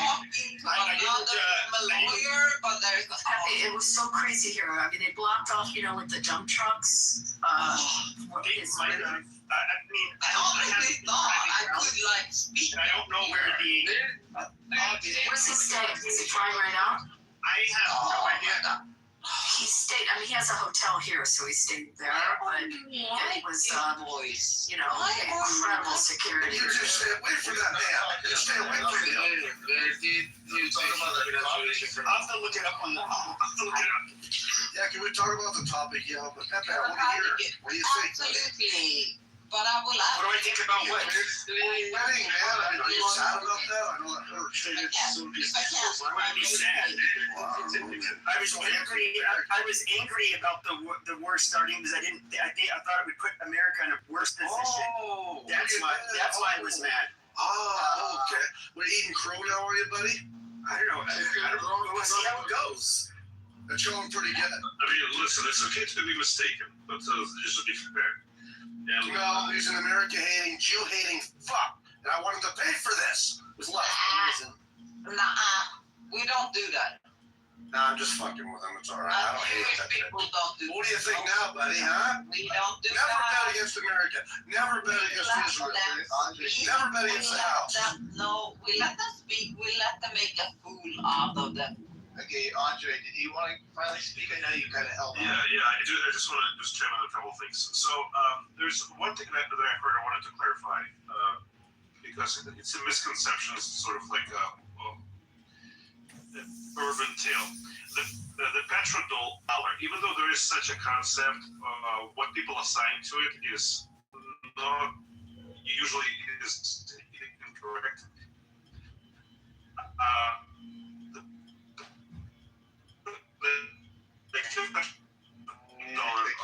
There's a dispute that well, so when I look Oh, let's see. We can't hear him. you're in the point of view. In this, Andre, you're cutting out, buddy. oh, it's okay.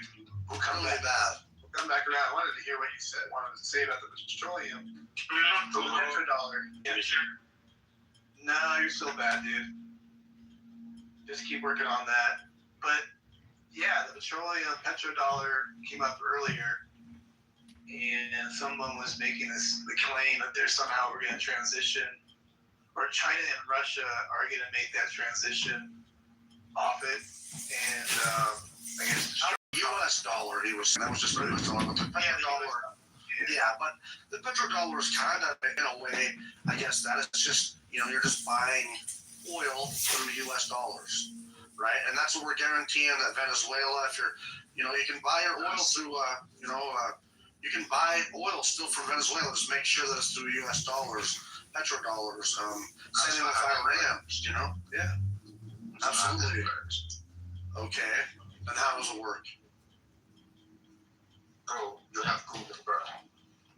Then tell me if I'm wrong. I just made a claim. You made a claim. I'm wrong. You have to tell me how I'm wrong. You can't just say. Deal with Middle East, the people that provide oil for Taiwan, Japan, Europe, they made a deal with them. Know that. So this check out for Years ago, like in the 70s, man. Like yes. And so this current blunder Trump just did. How was it a blunder? How was it a blunder? Because let me tell you why it's a blunder. Because you keep thinking, oh, you're bitching about oil prices. Oh, you're crying about you got to pay a little bit more. Buddy, when you put stocks in markets, you don't think you're going to get your money back tomorrow. You think you're going to be a millionaire tomorrow? That's not how it works. You look at the future. Oh, in 5 years, this price will go up. I'll make more money. So now, if you're talking out your ass, so continue. I'm talking out my ass. Let me finish. So now, if Trump does this little thing he just did with Iran and put us behind, how do I know he's putting us behind? Because a man who knows what he's doing and who knows who's winning doesn't come on the news every other week and say, "Oh, we're winning. We're going to take Iran over. Or we're winning. They have no choice." Why do you think he does that every week? Because of stock prices. To prevent the markets from tanking. That's why he does it. That's why the market. What's the market? He's not lying, though. So Trump's not. No, dude, we're doing well. Everything's going great. Hey, look, Emmanuel. You know nothing about the petrodollar. You know nothing about the Middle East. The GCC countries rely on the petrodollar. They rely on the U.S. armed forces. After we took Venezuela and now we fucked up Iran, we just limited China's growth militarily by 30% annually. So now everyone in the East everyone who is in this evil axis of BRICS. Everything in this evil axis of BRICS has gone to shits because without Venezuela, you're going to do nothing with BRICS. So the U.S. petrodollar will soar, the economies will thrive, the GCC will live on, and it will have even more military strength of U.S. armed forces in the Arabian Gulf. So at the end of the day, we just secured our petrodollar for like the next 3 generations. Next 3 generations for sure. So when I said that, you just think I'm wrong, Emmanuel. It's crazy. I've been trying to tell you that. I think you talk out of your ass. And what? You talk with what's that word? What's the word? Max, can you hear me now? Every single word you heard. Yeah, I'll take you back in, Andre. You saw I'm like you saw or no? The way you put things up, you sound like you don't know what you're saying. That's what I'm what's crazy about that is that I was telling you, man, that exact thing earlier. I've told people that they don't believe me. It's just crazy, man. But they can't rebuttal me. All they say is I'm wrong, yet there's no rebuttal. Yeah, man. I apologize, Emmanuel. I read something else. I guess we're on the same side of things. I guess. Excuse me. Okay, it's wrapping. I'm here for the truth. Long live King Trump.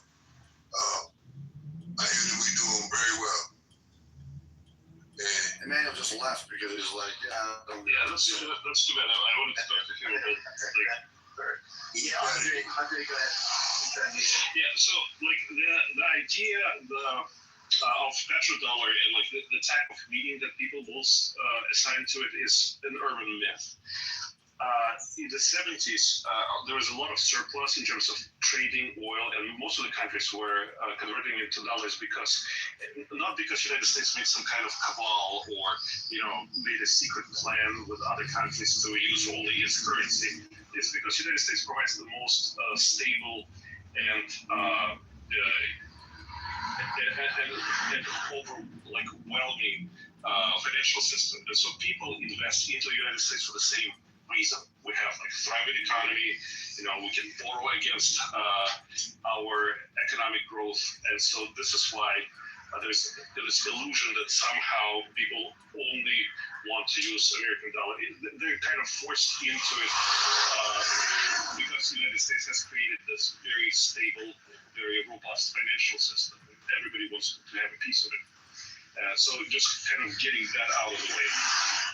I think what Trump has accomplished in Iran, I'm going to join Eddie's opinion. I think one of the greatest criticism of Obama deal was that he was going to release that money without any strings attached, especially in terms of curbing the missile program that Iran was developing.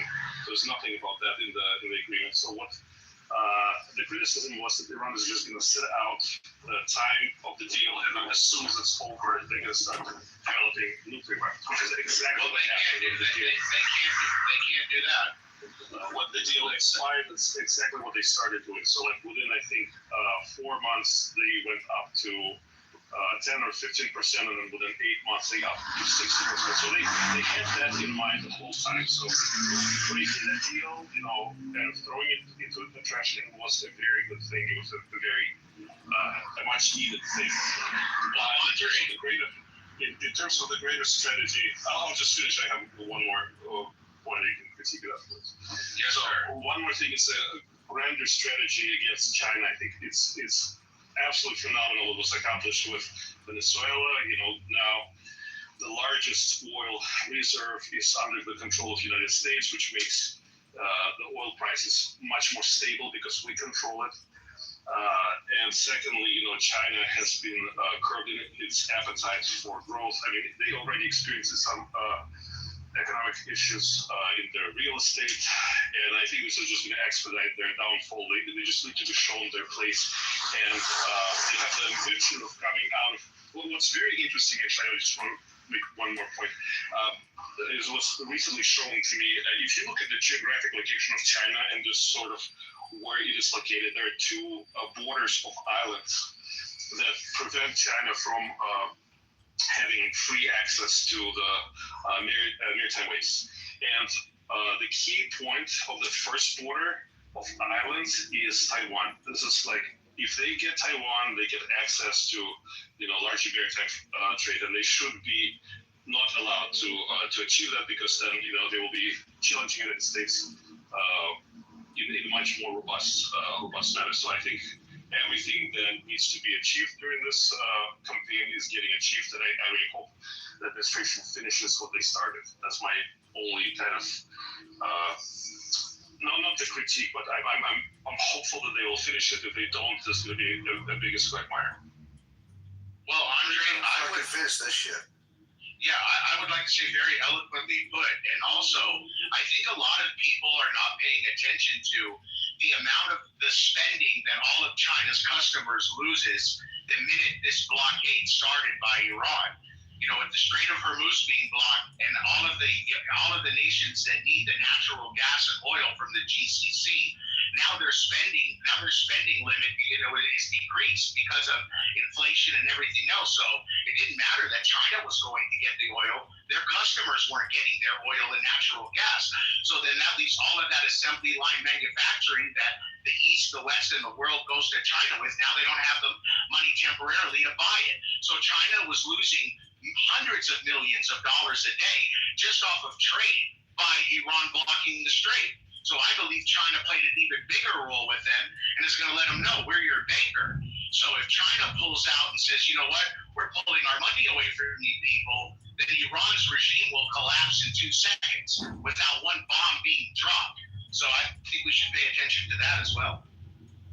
I've been saying this for a while, man, from the outset. A lot of this has to do with China. Obviously, yes, there's the nuclear threat. I mean, there's the Iranian threat. But really, I mean, this huge thing is about China. From Venezuela to Greenland to Iran. I've been listening to you guys for a while now.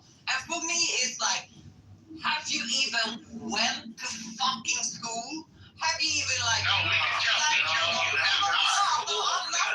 I'm not trying to be rude, but I am going to. Walla, you don't know. Walla, you don't know anything. Walla, absolutely. Did you go to school? Did you go to school? No, absolutely nothing you have said. That is right. That is right. International, but that is right. How much wine did you drink? In your country, Wait, still for a glass. nothing you Give have us a glass. said. No. She must be an Ayatollah. She must be an Ayatollah worshiper. There you go. Waiter, please. Allah ignores Tehran, yani. Wallah. Allah ignores Tehran. Wallah. Remember that. Don't put the name of your capital onto your mouth. Fuck your capital. Fuck your capital. Fuck Tehran. That's why we bomb this shit out of you. Bomb, Iran. Wallah, Mecca is in Saudiya, not in Iraq. Peter, you're Reaction. There was supposed to be a laugh. Long There was live supposed to be a laugh, the man. Empire. Long live the GCC. Fuck Iraq. Fuck Iran. Wallah, fuck Iraq. Fuck your mom, asshole. Fuck Iran, wallah. Fuck You're Iran, trying to set your country like free, asshole. Don't tell us that, Peter. sit down now. Fuck them. Even if they don't be free, let them die. They're not going to. They're not going to. Let them die in debt. Let them die in debt. 47 years they've dealt with this shit, bro. They're not going to even stand up for their own country. Us Americans would never put up with this. But we have guns, and that's why it's so important to have them. Hey, brother, we got rid of Xerxes. We got rid of Xerxes, and then we have the golden age. Dr. what? Dr. Lamar. All right. Sounds like we are in open You need to season change now. the dosage of your drug Peter, and it's what- faster. Peter, yeah, Rabbi, are you going after Peter? What happened here? I don't know. I'm just going after anyone that wants to be pro-Ayatollah. I hate them. I'm Arab background, so I hate the bastards. I don't like anything to do. The worst offenders, though, are Americans who are literally rooting for their enemies to win, like Iran. Like, dude, it's pervasive. It's very pervasive in this country. They're the low IQ lefties, man. How about the people on the right? Mountain, how about the people that stood in front of City Hall in Philly and cheered about having American soldiers come back in body bags? That's great. Yeah. Those are pieces of That's shit. what I'm talking about. We even have people on the right that hate Israel so much, that they would rather see America and Israel lose in this alliance, in this fight, because they hate America so much and Israel so much. It's fucked. Well, man. I'm telling you. They're not going to stop. They're It's not not going to just stop the people on the idea. left. It's people on the right, too.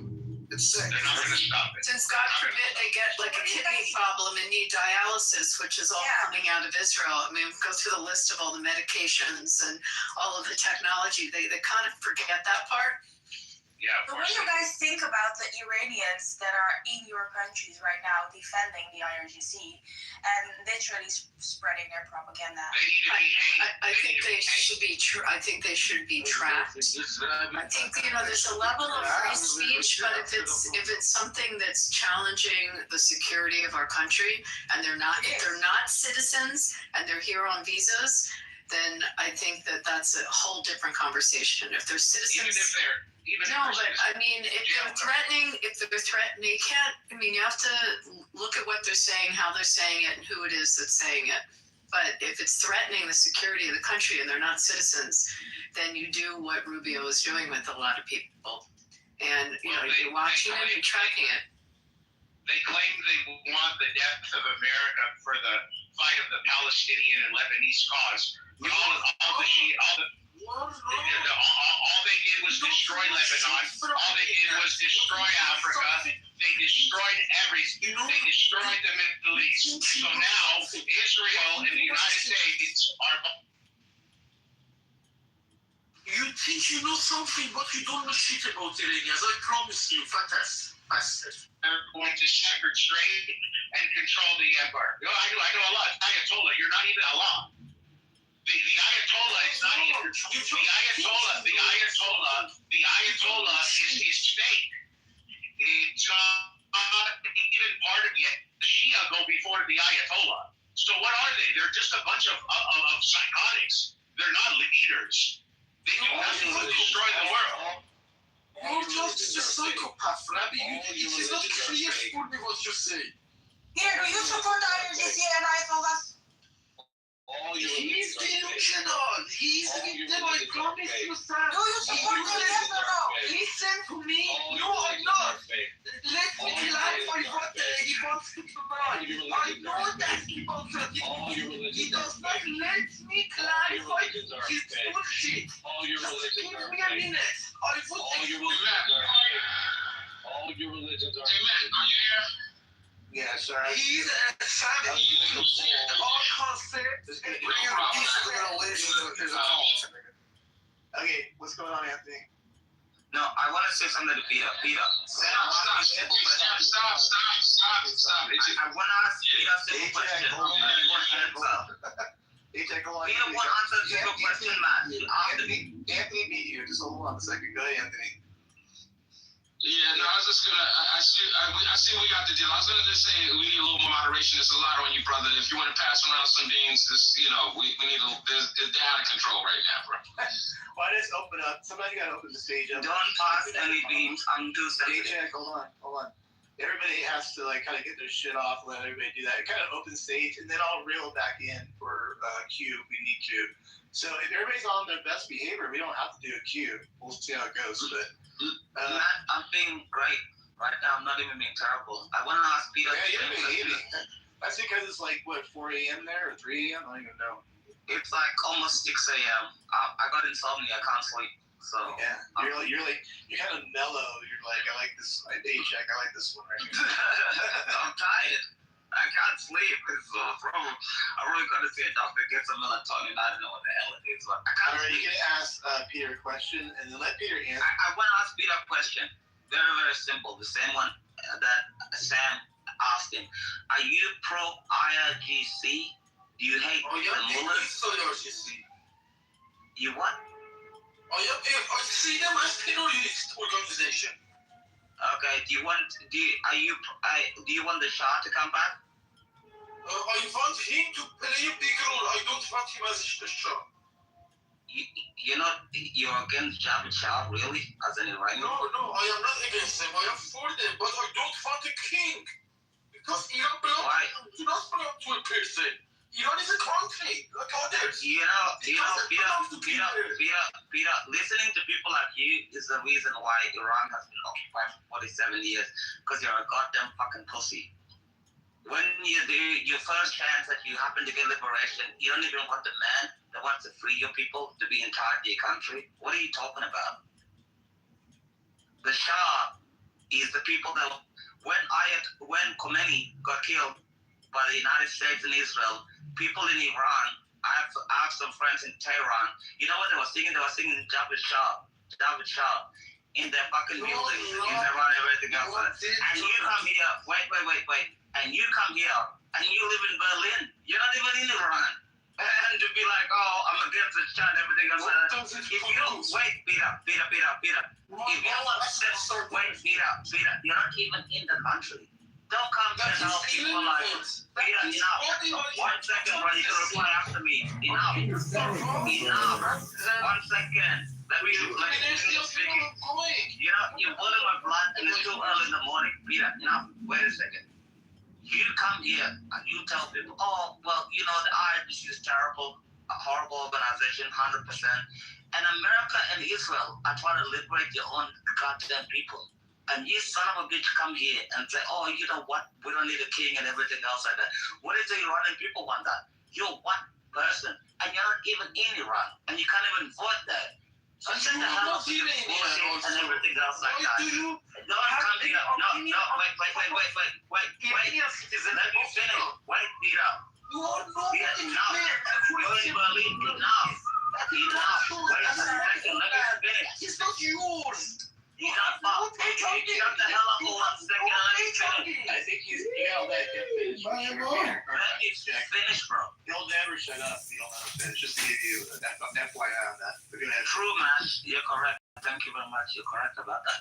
But Peter, it's the first time in 47 years you have a chance at freedom, liberation, and everything else like that. And your main focus is like, oh, you spend most of your time. And everything else like that. Just gonna thank you, America. Thank you, the state of Israel. We're gonna be allies forever. And then just get rid of the fucking mullahs. It's been 47 years. You did sweet fuck all about it.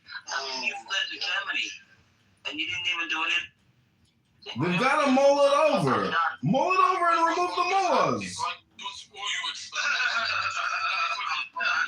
I just clarified for others, not for you. I am 34 years old. I was in Iran from 34 going on 75, Peter. I lived and grown up in Tehran, and that makes me credible in my point of view to comment on behalf of Iranians, since I am judged as an Iranian all day long in the streets.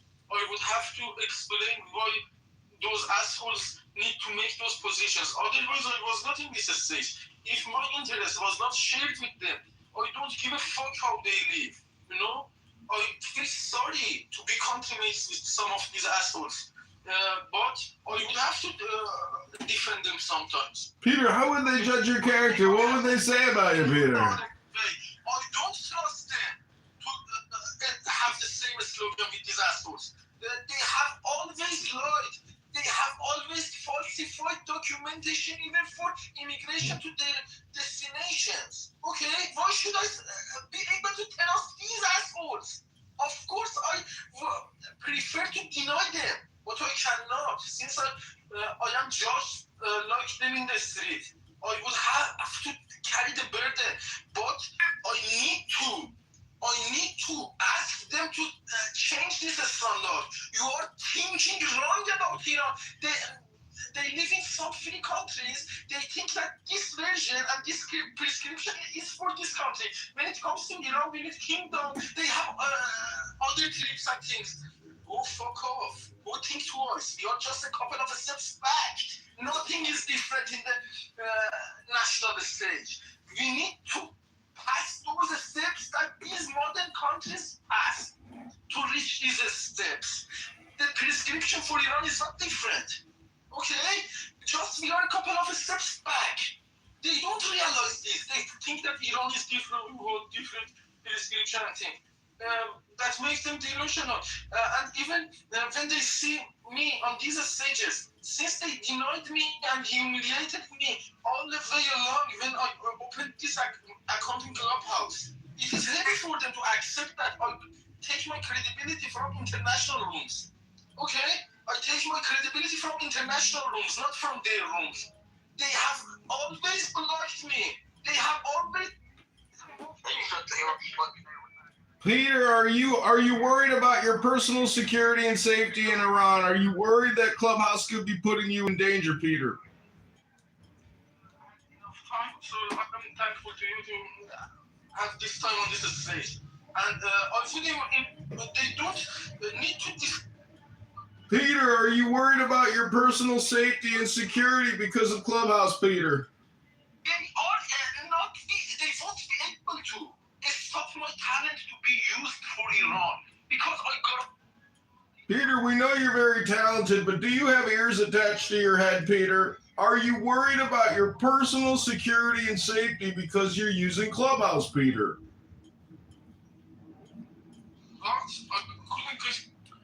I know you're talking very loud and you're very emotional, but Peter, are you worried about your personal safety and security as a result of using Clubhouse in Iran? Clubhouse in Iran is. He's not in fucking Iran. He's in Berlin. I am for half a years in Berlin. Yes, I am not. If I, I'm You're from, not in now on the stage. I am from IRGC.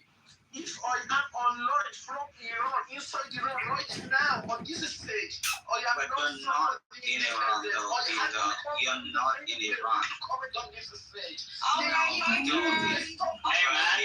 No, hello, man. Even Trump to stop Hey, buddy. yet I liberated Oh, man, I'm getting crazy. This is too much noise. We liberated the Middle East, and we are now liberating the stage. Exactly. We don't need. still have to Yeah. Yeah, Peter, we get it. You're too emotional. Forget Peter. We What got the situation I'm involved in. We got it. Man. Don't care, bro. Everybody knows that I respect Peter's opinion. Iran should be given That like. is what The Iranian position. he has said that he is only a transitional leader. I don't think He you've has ever seen what it takes to liberate a country. You guys have not seen what it really takes to liberate a So what country. Peter is saying is that he only wants him as a transitional leader, which I respect. Position clarity. Peter, we got to have a conversation. We got to have a conversation. Sam, whatever you saying to Peter or to everybody, I don't know. I didn't hear it. People were talking. I'm just saying. So the path that we were talking about, the Crown Prince, he has repeatedly said that he will only offer himself as a transitional leader. So there are monarchists, of course, like me, which say Javid Shah all the time because we love him and we trust him and only him. But there's also people that are not monarchists, and that's fine. They want him as a transitional leader. There's going to be elections, and then they can vote for whatever they want, a republic, or I don't know what they want, that they're communists, I don't know. But anyway, they can just vote for what they like. That's fine, and we respect that. You don't just vote for what you like, sweetheart. You vote in a government which is organized and arranged in an efficient and productive way to support the people. It's not just what people feel and like. Do you know about open and fair elections? Hello? Exactly, that's what we're heading to, Alistair. You're not ready to vote that. Yeah, but in open and fair elections, sweetheart, you don't vote for communism. You don't vote for socialism. You vote for efficiency and growth and productivity and the things that are good for your society, not these evil, backward, liberal, socialist ways that you seem to want to sneak in there. We're going to first be voting for what kind of system the people want. Is it a republic, a constitutional monarchy, or a full monarchy? Sounds like great. No, not until Zarina. What is allied with the prince? I don't go with Zarina where I'm straight from. I would not risk my life with Zarina. But that's a great question, Sam. Like, what is... Hey, man. Excuse me, Matt. Sam. Hey, dude, excuse me, I'm calling you. Sorry, someone will come and call me. I'm going to ask you a question. Okay. So please, I respect you, buddy. Just give me a moment. Okay, you gotta hold up, Barty. I was talking. Just hold up 1 second. Sam, what were you talking? What other systems do you envision that Iran will have? What are your thoughts? Like, go through that a little bit. I mean, what do you think? Is it going to be a theocracy still? What do you got? Well, let me go out there. Definitely. Well, if we look at the polling, yeah. If we look at the polls in recently, I think it was 2024, and the end of 2024 done by Gaman, we can see that 80% does not want the regime, and 200 pound 80% wholesale at does not want a Costco. theocracy. So they want a secular. Most Iranians, majority, 80%, wants a secular. What do you call it? English is my fourth language. Secular. Let me go. Yeah. Marty's gonna next after this. Go ahead, Sam. Finish up. All right, that was the answer to your question. Perfect. Okay, Marty, what do you make of that? What you said, or did you want to speak on something else? But Sorry, I'm at work, so I have to go. I have to go anytime they call me. I just wanna, if I just stop talking, just please forgive me. So, you know what? I cannot talk as all Iranian. Iran is, lots of people, different. It's like a big, different nations are mixing together, different opinion. But you guys maybe are interested to know something about Iran. You're asking me, you're asking someone else, but we are just saying our own opinion. If you want to know, you have to go to honest media, honest news and figure out, filter it yourself. So by your education, by whatever your knowledge, you figure out what's going on over there. So I'm just asking you some questions. Please think about that. If you want to answer now. I try to listen if I be in the room. If not, people can think about this. So who made Taliban in Afghanistan? And why was that? Obama did. No. What was there? Taliban was the legitimate government. Hold on. What Marty has said this week. Hold up. We have a little ice out here. Marty and Cass, go ahead. Who made Taliban in Afghanistan?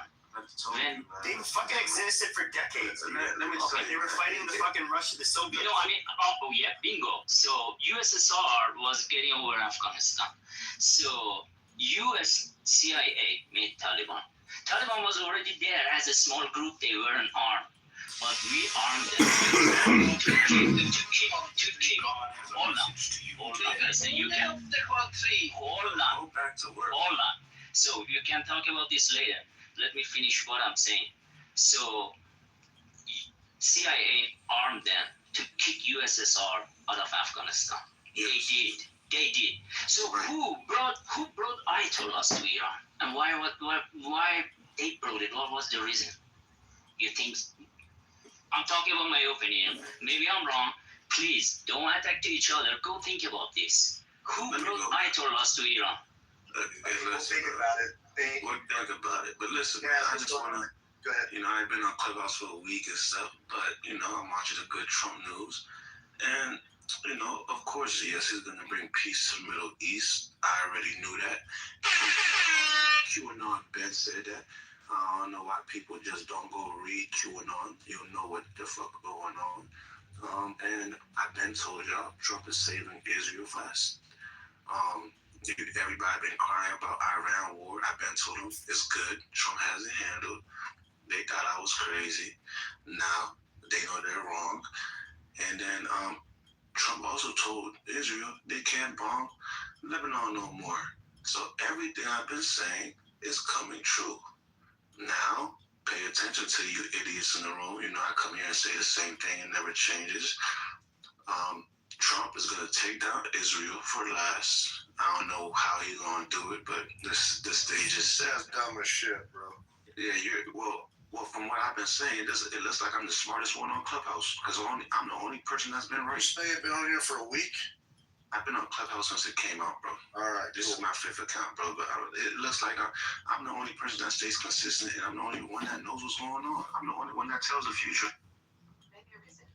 You a prophet? Well, tell us the truth then, prophet.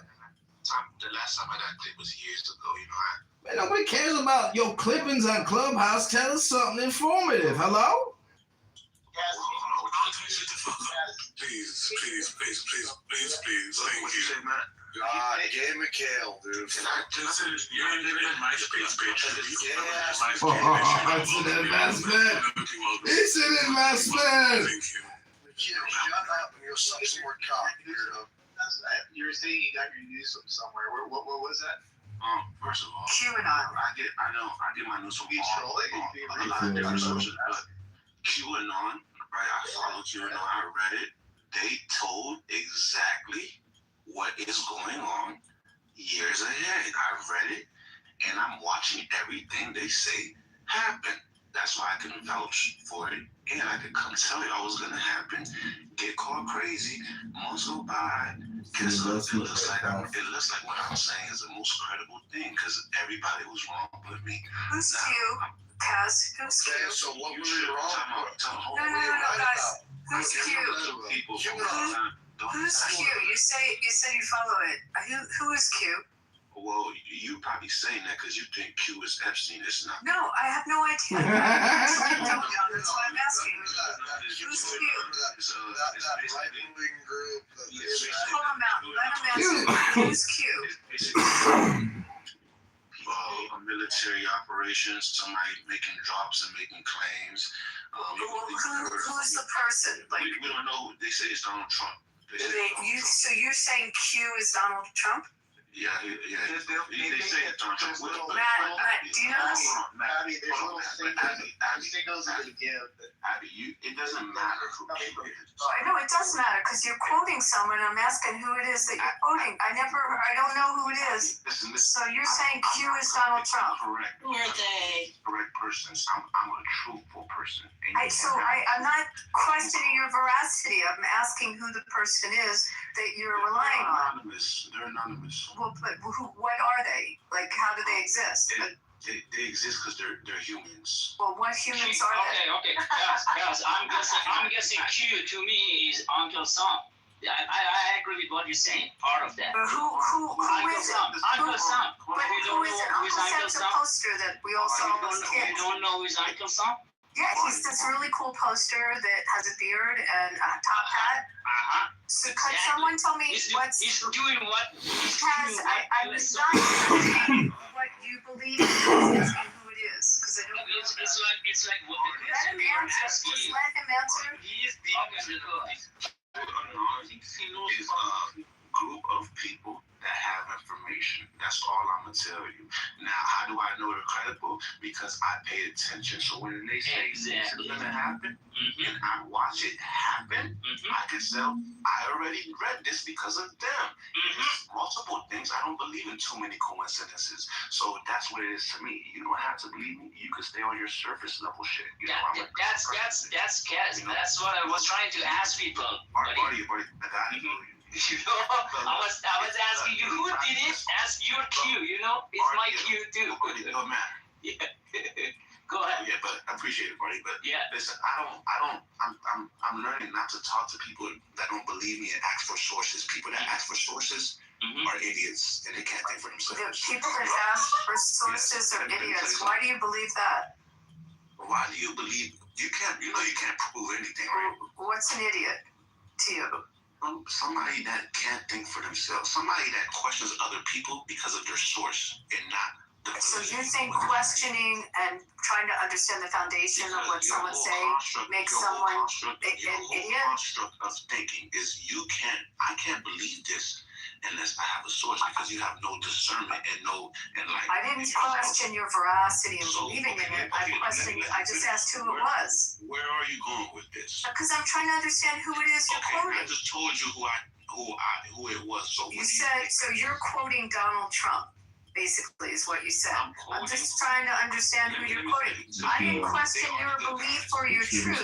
It's your truth. I just want to know who it is you're quoting. Because you're saying this is what's happening, and this person says this is happening. So I'm asking who the person is. That's a fair question. Look, Abby, and I'm giving you a fair answer. To me, it could have been your grandmother. If your grandmother was posting stuff on the internet, and then I saw it to come true, and I know she posted it first, and it happened a couple times, it doesn't matter if it's your grandmother. This is fucking retarded. My grandmother makes chicken soup. What is this, man? Why do you want our conversation? Trash, bro. And so what were you asking me, Malcolm? Because you asked me something earlier. What were you saying? I like some chicken soup. Well, I mean, like, okay, so when with Why are the, you guys entertaining this? This is yeah, I don't even know why we are. Yo, But I you're hate- right. look, Pepe, can you explain to me who Q is? Yo, You it's just- Jones Oh, generation okay. affiliate appears I don't think anybody knows exactly who it is. There was this young guy that was thought to be the shut your fucking mouth for a minute. No, I'm talking. No, you can shut your fucking Bro, you've mouth. been talking for a long time, Man, Cass. hold on. I was answering people's questions and I never got to land my plane, so y'all should get off my dick and wait y'all turn. You feel me? Y'all dick suckers. Shout out to Matt though, you feel me? Even though he disagree with me, you know, he's a good moderator. But like I said, He voted the vote. Look at his last position. The people who are claiming that Jesus Christ, Peter. they are talking to him. What they answer to the pool. You see what's going on? The problem I have with people like Pepe and people like Mountain, when people tell y'all stuff, stop attacking people that give you information just because you don't fucking know. You guys are idiots, bro. And you guys are the problem to why other people can't see the truth in things. Because who are you guys to say he's stupid, to say you're stupid because you don't fucking know? You guys are idiots, bro. I read QAnon, right? And they said certain things, right? They said what was going to happen in Iran. They said what was going to happen with Epstein files years ago. They said Trump is bringing peace to the East. And guess what? I just voted. Is Donald Trump bringing peace to the Middle East?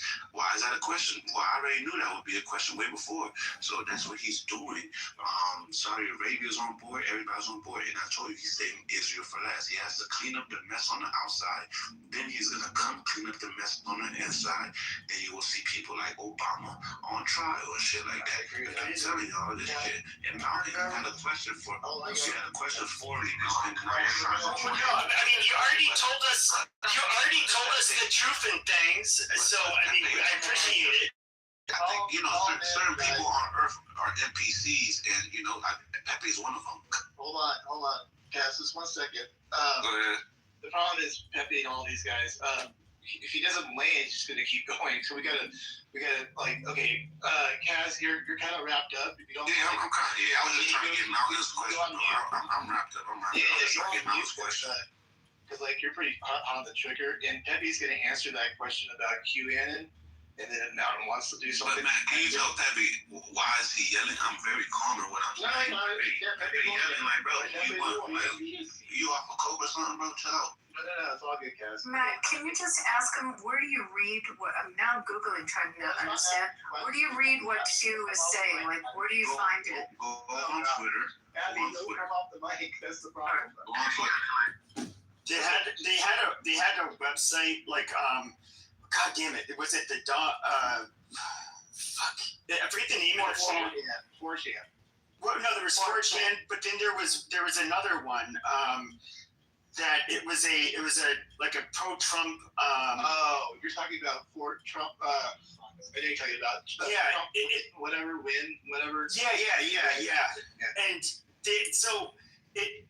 there were reporters or journalists that think they might have guessed who it was or found who it was, and it was like this kind of a guy in his 20s, nobody of significance. I have no idea who it was. I mean, but it was largely the problem with QAnon is that you have no idea what you're getting. And, people will say, "Oh, well, they were right and trust the plan," but a lot of it didn't come true. Like, for example, when the 2020 election, it was trust the plan that comes from QAnon. They were going to bring charges against a bunch of corrupt government officials, and Trump was going to be rightfully installed as president. And so, Pepe, I don't take it seriously. Pepe, real quick, actually, so this is good timing because J.D. Vance just came out that I'm pretty sure that isn't a troll. I'll have to look into it. He's looking into the gate. Did you hear about that, Kaz? Is that? Oh, yeah, of course, because everything, man. Yes, criminal charges coming. Yes, everything is. Who has criminal charges coming? J.D. Vance looking into. I can't hear because Kaz keeps on fucking running his mouth. I'm doing that, bro. I'm trying to listen to what Nat was saying. Let me say what I'm saying. No, because you talk over him and I can't hear. I want to hear what he has to say. You sound like you're Italian and you're greasy, bro. It's all good, Kaz. It's all good. Yeah, I would say Pizzagate's being investigated by JD Vance. I'm just gonna go look at it, double check it. Who is? I saw a tweet about it. JD Vance. He doesn't know who that is. No, I know who JD Vance is. He said who's being investigated? He don't even know what that is. You're talking to the wrong person, Matt. God damn, shut your fucking... Jesus Christ. Matt, this dude's uncontrolled. Just put this fucking chip in the audience. He doesn't know how to behave. Man, we can't hear, bro. Like, you keep interrupting, man. Like, I'm trying to get simple information, but you literally stop. You literally make it so that I can't hear his voice. And so I have to keep on asking over and over again. You learn by being... Put his black ass in the goo. Like, he just does not know when to shut the fuck up. Bro, for what? Yes, I am being racist. Go eat a fucking dick. Because you're a greasy Italian? Amazing. No, I'm not Italian. Amazing. But listen, bro, what the students shouldn't be talking. If y'all don't know, then shut the fuck up and listen to what me and Okay, okay, can I please hear Matt first, and then you can go. Yeah, because you said please. I'll be respectful to you. Don't do this. You don't want all this. He don't want that. But I'm more aggressive. I get it, Jazz, but it goes downhill from there. Just don't do it. But go ahead, man. Yeah, all good. Pepe, I was saying after JD Vance is looking into Pizzagate folks, whatever that means, like whoever's all involved in that shit. So, the actual crime itself, not the people that were out there on 4chan putting that out there. I don't think, but I don't know if that answers your question. Yeah, no. Let's see, Pepe. Okay. Yeah. Okay. So, like, from what I remember from QAnon, it was a big hoax. Like, at first, like, I do remember a bunch of MAGA people were trying to probe whether or not it was real, and then there was some weird shit going on in there, and most of us deemed it as to be a hoax, man. QAnon was just a giant hoax. Okay. So I don't know. I'd like to hear the information. Well, but please be respectful, because you gotta let me finish here, man.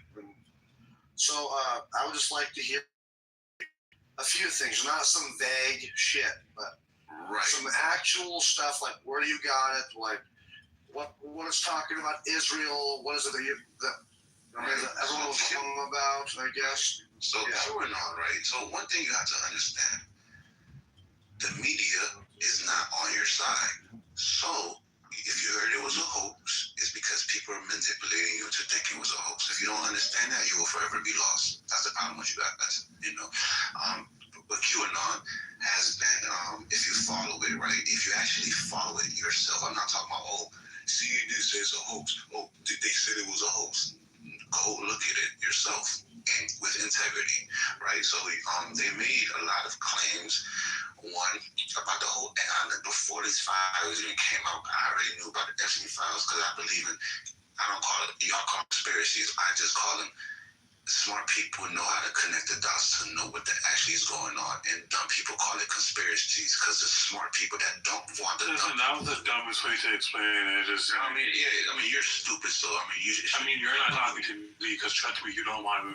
You need to calm your ass down. If I'm not talking to you, then shut the You better know better. Terry Gatorman McHugh, stop. And listen, Mountain, please don't get off your mat because now you just want to dick suck off your calf. So don't do it. Mountain's not even on my side. If you were paying attention, we're not even cool. I don't even follow the boy. But basically, so what's going on is basically it's intel. QAnon is intel. Some say it's military intel, but they made a lot of claims. The Pizzagate, if people know Pizzagate, it's real. It's three people on this earth. People that know what's going on, people that don't know what's going on, and people that just, I forgot what the third one, you feel me? People that's just watching it or whatever. But the pizza, I stay in DC, so the Pizzagate, that's a restaurant. The owner is some dude, it's like the cannibal restaurant or some shit. But basically, it's a lot of claims. Pizza means little boys, little girls. That's what they call them. They do murder these people, torture kids, and all types of stuff, right? It's crimes against humanity. Trump is here to save the kids. If you see, there's a great number of kids being saved from sex trafficking, and then the Epstein files come out, which corroborates with the story. You hear a lot of mentions about pizza.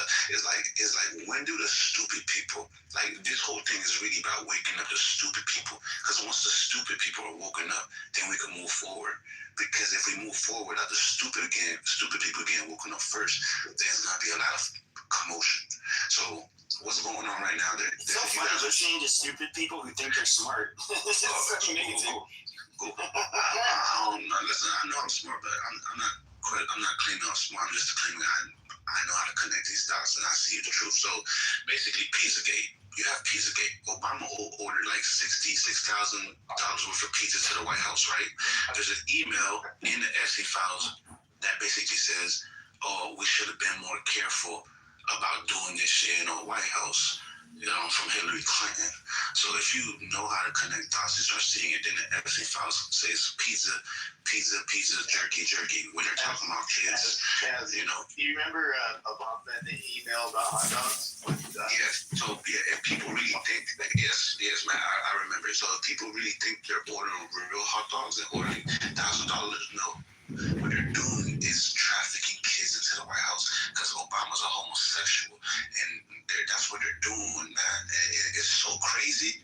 And I understand why it sounds crazy to people, but I'm not saying this is crazy shit, but this is what's really wrong. There's a woman. Just finish up because I want to open up the stage a little bit. Yeah, there's a lot of bro. I like talking about this because this is the biggest thing that nobody really talks about. Only some people do. Obama, homosexual, bad person. This lady came to see Obama because she was complaining about her husband died in 9/11, and she wanted to open an investigation 9/11. She went to see Obama. She died 2 weeks later in a fucking plane crash. That's how they kill people, bro. And Obama's chef was basically writing a book exposing everything. He died in a fucking 3 feet pool because he was basically letting everybody know he was having homosexual relationships with Obama, bro. It's not about Obama, it's bigger than that, but he's one of them. Hillary's one of them. And if I've been paying attention, that's what Trump is fighting. It's not Iran. Trump didn't want to go into Iran and do anything for real. He just had to go there because all right, let's see if you can connect these dots. I'm don't say gonna go nothing on now. ignorant, though, but go ahead. All right, my turn. Here we go. Okay, so how long have the Epstein files been here all along? They've been here for quite a while, even during Biden, right? So now you have this guy Epstein, which is a fucking pedophile, a disgusting fucking human being. Okay, which by the way is dead now, thankfully. But you have this guy, and people keep using this as a diversion from the fact that Trump is literally has killed a guy, that his regime legalized child marriage from 9 years old, and he's literally trying, if you guys let him, to take down a regime where they rape women in the jail. And where I just don't get it. You guys don't see it's a diversion. Everything they do, they accuse others. They try to divert with some fucking guy named Epstein. Do you connect the dots or no? So it's their propaganda. You're spooking. Right. So literally their propaganda. Listen. It's easy. I get why you think that, and I don't blame you for thinking that. But when you know how to have discernment, when you actually pay attention and you're not biased, because I'm not biased, but when you're unbiased, when you don't really have a horse in this race and you're just looking, it's not about trying to prove I'm not a Republican or Democrat. I'm a supporter of Trump because I know what he's doing. That's what it is. It's easy to think that Trump is a part of it and it's their propaganda, but no, this is not their propaganda because nobody is talking about this. When they spread propaganda, people talk about it, right? Most people don't care. They say QAnon is a hoax. If it was their propaganda, the word around town wouldn't be QAnon as a hoax. It would be like, it's real, we need to get on it.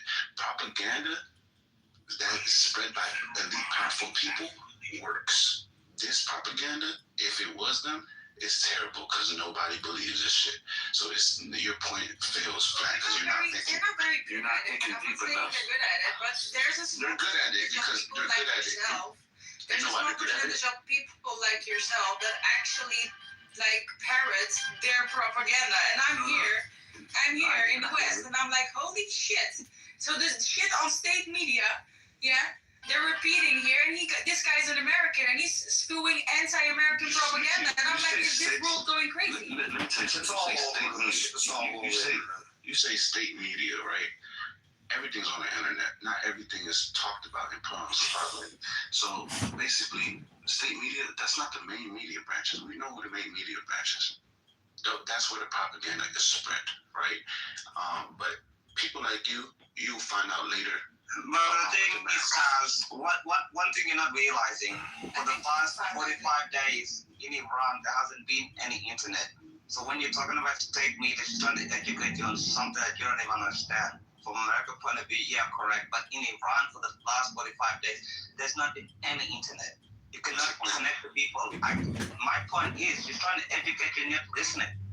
You keep talking about I check. This isn't a university. I check. No one's here to come here to get educated. I check. Please, if you got a point to make a point, and stop asking so many questions. Just tell us something informative. Thank you very little. Okay, every time I talk, you open your pictures. One second. My point is, you two are having different conversations. You're not understanding each other. Like she's trying to tell you something different, and you're trying to tell her something different. No, you're missing. I know what she's trying to tell me. She says I'm spreading their propaganda. All right, let me be No, bro, you're not listening. Okay, you're not listening to each other, bro. It's fucking. I apologize. Let me re-explain myself.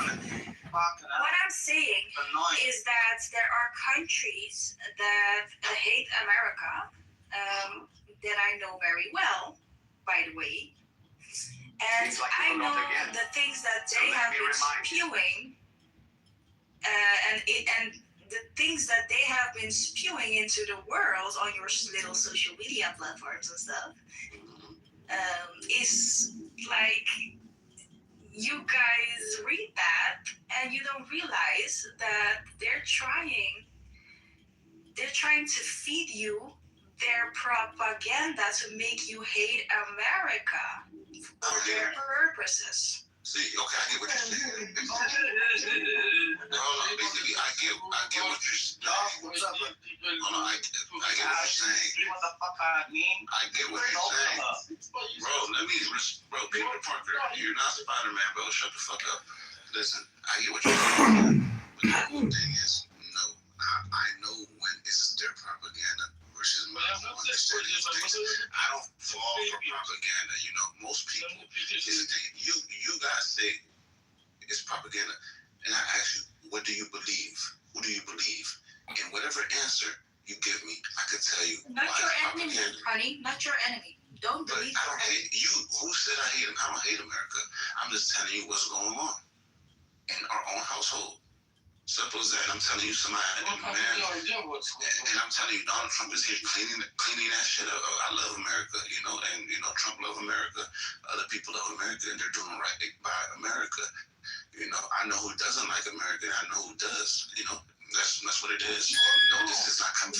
This is not coming. I think Peter wants to get something out, Kaz. Go ahead, Peter. Peter, what do you got? I've got something important. I am pursuing the news in USA, and Prince Reza Pahlavi recently announced that we did not sacrifice this number of lives for another JCPOA. And I am wondering why the people who are asking me to say Javed Shah chose the peace option in this pool. Nobody's asking you that. I just told you. Your opinion. Nobody asked you to say fucking Javed Shah. It's not just billionaires. It's the corporations funding $1 billion a year in tax cuts. It's a bailout for Wall Street and tax for rich people. Fucking hell, you know, everybody. I literally said your opinion is disrespectful, Peter. Fucking annoying, bro. Nobody asked me to say Javed Shah. You only say Javed Shah, say Javed Shah. Fuck off. Fucking annoying.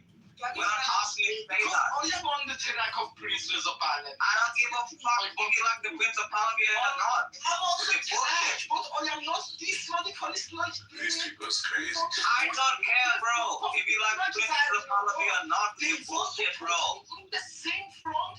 Bro, just fuck up out of your way and go get a burrito and fucking Berlin with your bullshit, bro. Just fuck up with it. Peter, shut up. Fuck, Nobody's asking you. You're wrong. Mary Jane is falling off the Yes, building you're right now. right, Peter. We're all wrong. Okay, shut up. Peter, shut the fuck up and go eat a fucking burrito and Berlin. Nobody's asking you for a job at the top, bro. You can never listen to people like If I don't like the Prince or not, nobody cares, bro.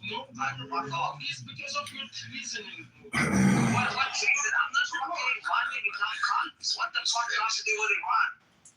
I'm not Iranian. What the fuck are you calling I'm me not treason talking to about you. That's Shut up, the thing. Shut the fuck up. About Stop fucking something. Hold up.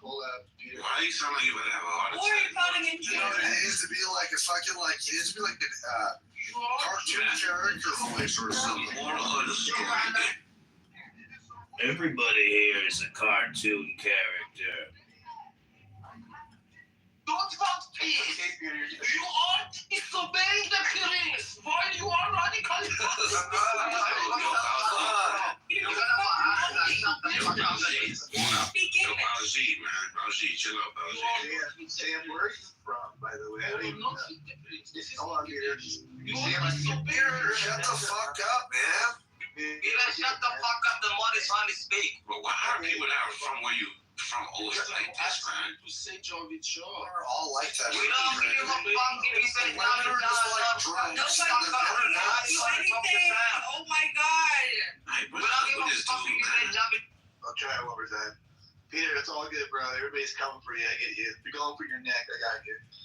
Sam, where are you from the U.S. or I don't even know where you're from? What do you believe in, Sam? You don't have to say it, but I'm just I don't want to wondering. share where I'm from. Okay, you're gonna do it. No What worries. do you believe, Sam? Who do you believe? I believe in That's a God. big general question. No, but in terms of okay, but basically, man, what I'm asking is, Excuse me, you were just asking Kaz who is cute, give you the name, and you don't want to say anyone where are you from, and no sharing basic, you know? No, Kaz, I'm just saying that she was asking you the name. Give me the name. It's to me, it sounds like she wants to send. I know, buddy. Black Just tax. pushing you. Give me the Restaurant name. owner Who's that? tax. Who's that? Tax. Be honest. Communist No, I'm parasite. gonna go. No, I'm not Government talking about career you. I'm parasite. talking about Sam was asking you, pushing you, Race killing hustle. your time. Low You IQ said that, and some scamming of us fraud. got it. Some of us were thinking about that. That's why the rule She's was asking me a quick. question that's basically Yeah, and now Matt is asking. Exactly. Matt is asking where are you from. Nobody is gonna go after you. You're from Iran. I'm Iranian American. Guys, you're swearing at Iran. I just listen. But You know? I mean, Barty, I was gonna ask you. Nobody can go after me.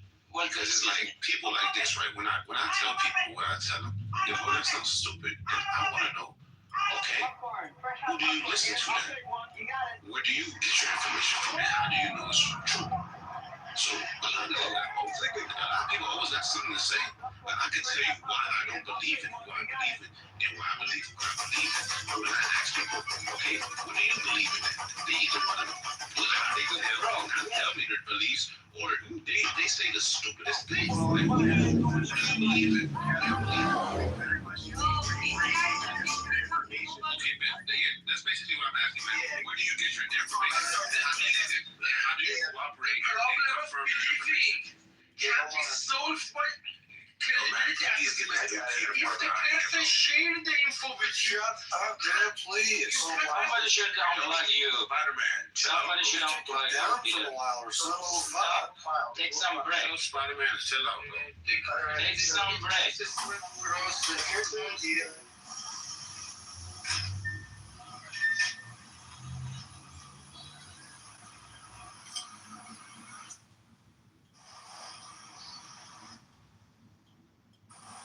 How did you know it's valid? Yeah, I like this question because we don't. This is a gonna ask you this let's question go. everywhere I go. get my information. Do you mean like in general information? Okay, you see how I have a belief system, right? How do you know when it's okay to believe something? Where do you get your information from? What do you consider valid? What do you consider invalid? Is all information good information with your discernment? Like what do you believe is going on? If you don't believe me, what do you believe? Well, I definitely don't just believe one person. Like, I'm not going to believe you and never. I don't believe any like individual. So who do you believe? Telling me stuff. I believe in God first of all, and then second. So does God tell you what's going on? Information.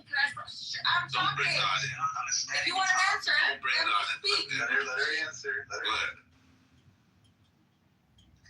Secondly, you have all these information outlets. You have leftist information outlets, which recently I discovered are very, very one-sided. So you just recently found this out? Okay. Not completely like giving all the context. You just found this out? You have the rights. Let me speak. Go ahead. And then you have the right-wing media outlets, and you have the centrist media outlets. I get my information. All of these different outlets, and also from from universities, and yeah. So basically, that's where I get my information from. I don't go on social media for my information. That's one thing. That's for sure. Okay, I see what the problem is. So, Bro, university have political information, bro. Please, Peter. What is she talking about? Yeah, so Matt, if you could see her answer. One, I took a couple things. She says she just recently discovered that the left is, bro, I've been knew this. Some people, we all know this. So you were listening to the left and you recently found out they're lying because you don't have any discernment. Because you would have been new for years. Now, I'm not telling you to listen to the left. I'm not telling you to listen to the right. And you listen to universities. But the thing is, you're giving your own power away based on the information you receive, because every information you have to receive it from people that have to state the information before it gets to you. Me, and then you're gonna discredit social media. Well, you just said you take information from everywhere. I take information from everywhere too. And I know social media is one of the biggest places to get the information from because it has all the truths on there. So if you go to Twitter, you will see everybody posting information in real time. Now, you're not gonna just take the information. You're gonna go down the rabbit hole. Usually people have a lot of explanations and evidence to the stuff that they say. You can get some information. Right, but the thing is, I get you, Sambo. The point I'm trying to make is your level of discernment to me, you have a weak level of discernment because you just X'd out social media, right? So basically what I know way more. I did not. I just told you. I do get some stuff Sam, on social media, but not right. I don't I get information from everywhere, but I have discernment because you would not say anything I was saying is stupid or far-fetched if you've actually gotten all the information. Right? Because what I'm saying, other people know this because this is real information. So what you're telling me is you just don't You're literally repeating what she said already, dude. Yes, you're being disingenuous as I heard what she said. Because when I said what I said, she said she gets it from like doctoral thesis at university, studies, and she gets some from social media, and all you're doing is saying the same thing backwards to her. Because she has a different culture or ethnicity than you. Bro, all you've been doing is like hate bashing, bro. Like she has a different her version of culture and ethnicity is different than yours and mine. Like, give her a freaking break, bro. You're making it a conversation. It doesn't matter what your culture is, but there's only one truth, right? There's only one truth. I don't have discernment. I don't know the truth. You're like a conspiracy theorist. You don't even know what Okay, first of all, these are ad hominem attacks. What's going on after anything she said? Explicitly, silence not to the police. Okay, Kaz, we got it. Let me just get more people in here. I do like this. I like the subject though, because it does really matter where people get their information. I do think Sam does do more than just, she does get her stuff from. He doesn't know what QAnon is, bro. Well, she doesn't know what it is. Everybody knows what it is. It doesn't mean that they don't know what's going on. It means you don't think people Yeah, what do you know about MIRC and Galnet servers and serving files? Hold on. Okay. Oh, you don't know that? Oh, you're so How's that relevant? Yeah, because you're trying to tell her what she doesn't know that you know makes her irrelevant to your point of view. You gotta know what's the point, what's going on, right? This room right here, we're talking about Trump and Iran, right? Back in. Let's run back in. All right. Ken, welcome to the stage. I would love it, Jared, because it's spam. What is So your they bond? have to use sensitive information to keep Jesus. All right, so One of the things I've always said with the MAGA movement is that it's a cult, right? The fact that Trump can say that he, a meme that says he's Jesus Christ, and Trump, we're coming to Atlanta to see you, Tim, and we're gonna save you. he didn't say he was Jesus Christ. MAGA people don't wait. Whatever else is this, dude? I will never support Trump. I will never be MAGA. The fact that MAGA people don't do that, the proves to you that MAGA is a cult. Today, a MAGA congressman said Trump is the second coming. That's what it was. Hold on. Let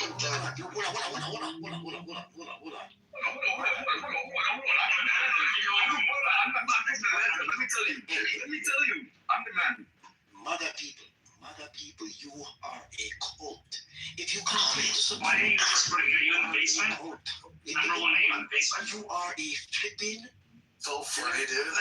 Hey, Ted, are you sad that we're winning? Are you sad that we're winning? Oh. You are you in the basement? disgusting cult. You always were. Okay, you're not gonna get in trouble. We're gonna speak your mind. You're making me rethink my choices about supporting Trump. I'm a cult? It's a cult? No way. Speak your mind. Speak your mind, one. Speak louder. Speak louder. If the person's there with the gun, don't worry. I'm rethinking my choices about Trump now. It's a cult. I've just learned. Oh no. This is about supporting. Oh. Don't tell me that, man. That's Can you too go lower? Can you go lower? Get out. You won't be here much Trump has presented himself as a deity, and you still support him. Yes, Ted, tell us how the earth is flat all over again. I support Tim. There was a ton of Osama memes. Showing you as holy. Cool, I'm part of a cult now. I like this. Cool. I didn't know this, man. Tim, do you Whoa. remember when Obama was considered a messiah? Tim, wait, we gotta have a conversation. What do you make of Obama being the messiah when he was talking about him? Wait, Obama? Did Obama? That was a meme saying that he's a messiah? No, but people did, and nobody outraged. His White House referenced it in one of the first press briefings. You see what the problem with 10 is saying? 10, let me ask you a question. Answer it with a yes or no. Did Donald Trump say, he's gone, I am Jesus Christ, or this is me as Jesus? Did he say that? No, he left. He's gone, dude. Time out, guys. Time out. I feel like we're being a little bit maybe disingenuous. I mean, he doesn't need to say. Our play food? I don't know. Well, he doesn't need to say. He doesn't need to say that he is the Messiah or the second coming. I mean, him posting that image. Whether or not he actually. Oh, I'm so sorry. I didn't know that the middle of my sentence began during your sentence. So whether or not he's saying that he's a Messiah, that was without a doubt disrespectful, and a lot of Christians comparing it to blasphemy. So I mean, I mean, here's the thing though. He posted a picture. Now tell me, what was evil about that picture? And one, yes, he does need to say, this is me as Jesus Christ. I'm disrespectful. You can't just go by the picture of him touching somebody, right? Hating somebody, wearing something that not only Jesus has worn, and say he's saying he's Jesus Christ, he's blasphemy. Bro, you guys are reaching, because if you really just look at the picture and listen to what I'm saying, you'll see, well, Well, this isn't blasphemy. He isn't. Are you saying he's a doctor? Or are you saying that you're making the claim that he looks like a doctor? I'm saying what he did say was he's a doctor. I say you guys say he's Jesus Christ. He's Jesus Christ. Let me tell you. You're so stupid. What was disrespectful about that picture? Because didn't Jesus say to be just like Jesus? Didn't Jesus say to be like him? Are you prescribing to me what I'm supposed to do as a believer of Jesus Christ? Are you prescribing to me what I'm supposed to believe as what Jesus Christ wants me to believe? Are you prescribing to me? You're not answering the question. Are you prescribing to me what I'm supposed to think as a follower of Jesus Christ? Yes or no? I'm prescribing to you. I'm prescribing to you. Did Jesus tell us to be like him? That's not what I asked. So your answer is no. You're not telling me, but then you continue to tell me, which is prescription for you to continue to tell me how I'm incorrect with my own belief system. So please continue to tell me how I'm wrong, Kaz. Yes, this is why you're wrong. All you have is ad hominem attacks. You can't actually attack the points of view. You attack the people within the view. 3 reasons why you're wrong, and you could attack these points. I want to hear you attack these 3 points with logic, right? Beat my point. I'm making a point for you to beat my point and prove me wrong and make me look stupid. Who them are you? Dude, I If you dare move to the south side of Western Parliament, you probably win the election. You would actually have to do it. Still. My 3 points that I'm in my plane. 1. Let me say this again. 1. The picture does not disrespect Jesus Christ. Is that a fact? Is it Jesus Christ having sex or smoking cigarettes? No. Is healing people. Is that what Jesus did? Yes. Can you heal somebody as a person? Of America to the Republic, for which it stands one nation under God, indivisible, with liberty and justice for it's still not blasphemy. That's the claim I'm making. I'm giving you both sides. Whichever way you want to look at it. Right? Bro, make up your ever-loving mind. Bro, shut up and listen, you old ass man. You always have. Yeah, I'm old. You might want to learn from the wisdom of your elders instead of being a little fucktard. So this is a new age. Clubhouse is a new thing, not an old thing. Okay, so you're in the wrong place. Who do you think made it? Made it from who? Not old. Wait, you kids didn't make this shit. It was old heads that made this thing. Man, y'all taking over like we invented it. We invented peanut butter. Didn't you know black men invented peanut butter? Is the picture disrespecting Jesus in any way? Have him doing something he wouldn't do? No. 2. Did Jesus Christ tell us not to follow in his footsteps? And 3. Did Trump say that was him, Jesus, and is Jesus the whole? Number 2 would be wrong. Because he told us to follow. He told us to follow his footsteps. Free. Maybe I can do that. If you're gonna rebuttal one of those 3 points or all of them. Yeah. Don't tell me nothing. Sure. So, Kaz, the New Testament, and before I He prevented shit from rising into the care top. about the laws of the Old Testament when talking about Christianity. First, I don't even know if you are a Christian, but it does say in Romans 2 about claiming divinity or even a form of divinity and divine power or even being ordained by God as a form of blasphemy. And so depicting yourself in the image, healing the nation, which he said, I'm a doctor, I'm healing the nation there. So he's saying in that image, he feels that he's healing the nation, which, I guess that's a subjective term, but could consider especially through that picture, that's divine. Putting your hand on someone and healing them, that's a divine power. So, yes, that would be considered blasphemy in the New Testament. So you're saying the people that followed in Jesus' footsteps in the Bible were blasphemous to Jesus because they were doing his work, right? Wait, didn't Jesus say render unto Caesar what is Caesar's? Wouldn't it be like in the modern days with people that are alive now?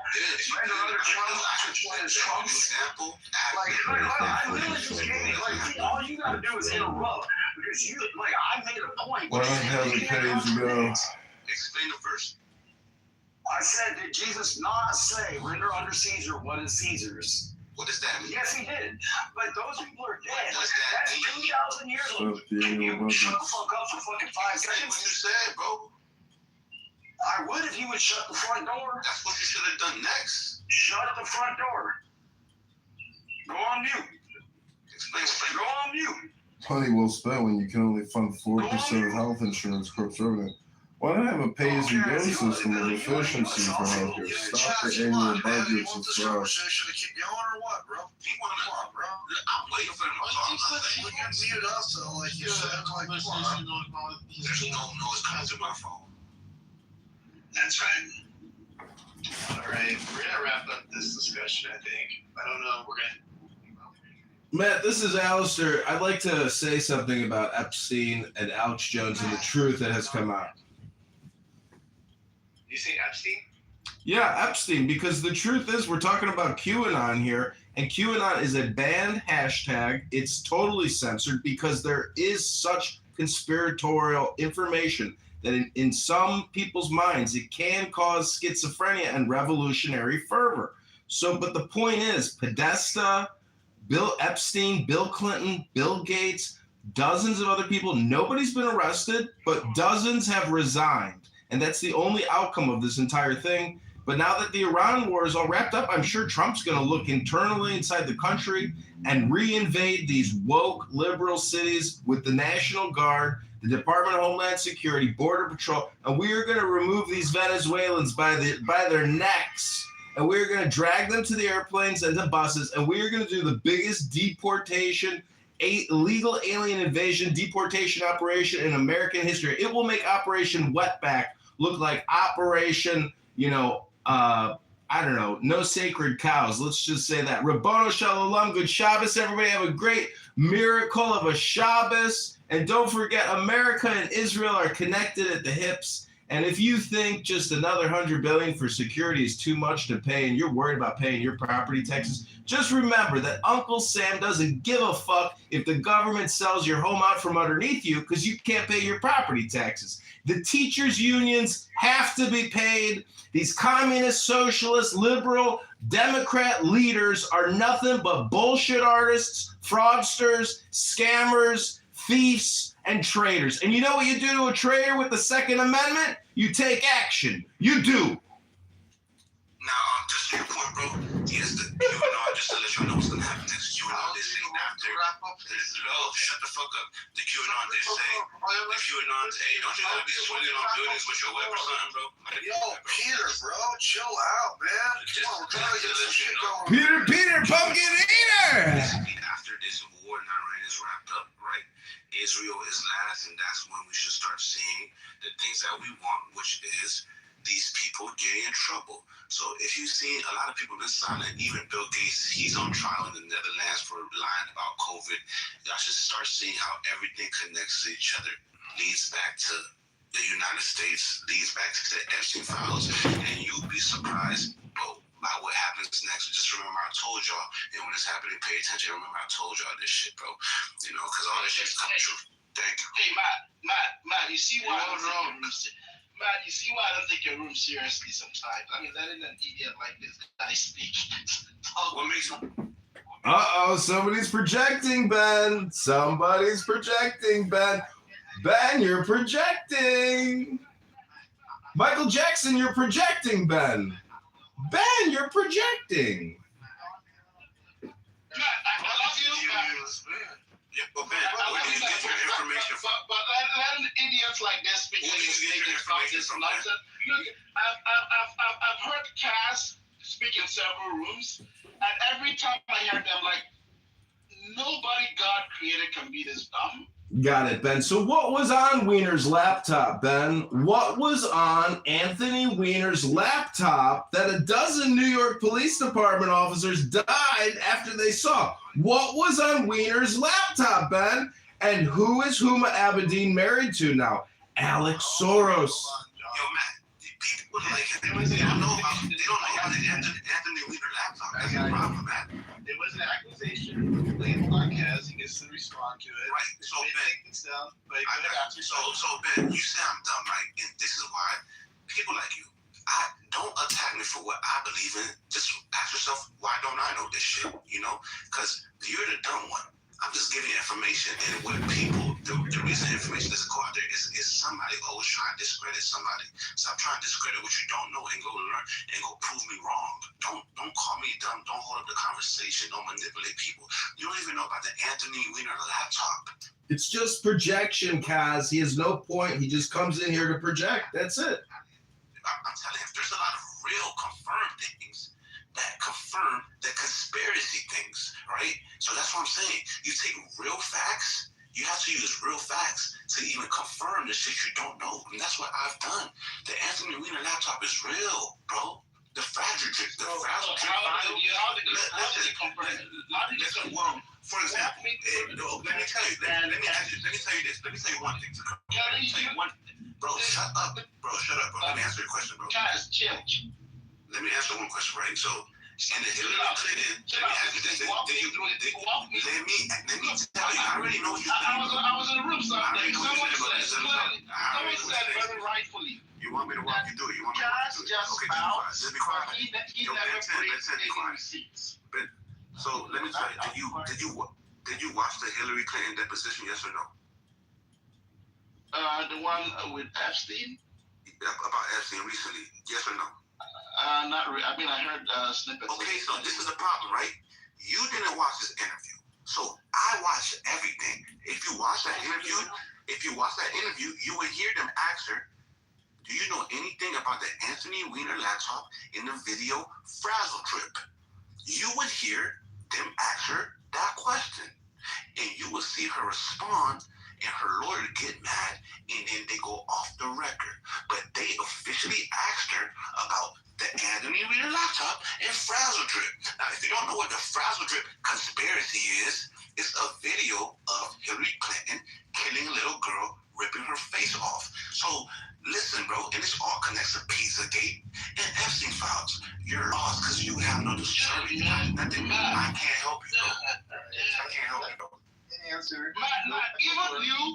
Matt, even you that is MAGA, I'm sure you're chocolate. Man, you asked him about what I said. Can you ask him why they asked him? How do you spell that? Dude, can you put a link in the chat? It's so funny. I've been in several rooms where, and I've actually told, can I finish? I've been in several rooms, and not just myself. People have always said, Kaz comes on stage and just says the dumbest and most BS thing without any proof. You know, if you're in a room with stupid people, you're going to be stupid.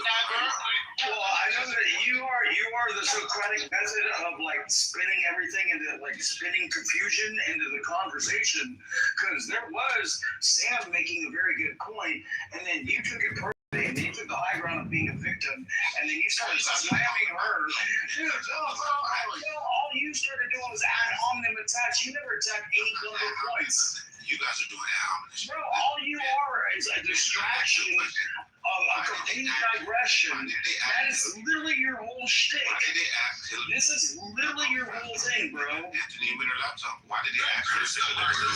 Because they were stupid. Yeah, fizzle drizzle, motherfucker. You see what I'm saying? Because they were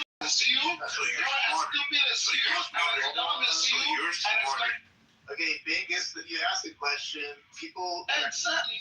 You get the. You just answered. He said because they were stupid. Hold on. Biggest answer, man. This is the way this works. Go ahead, Ben. Go. Yeah, because they asked that. Let me be a little bit nicer.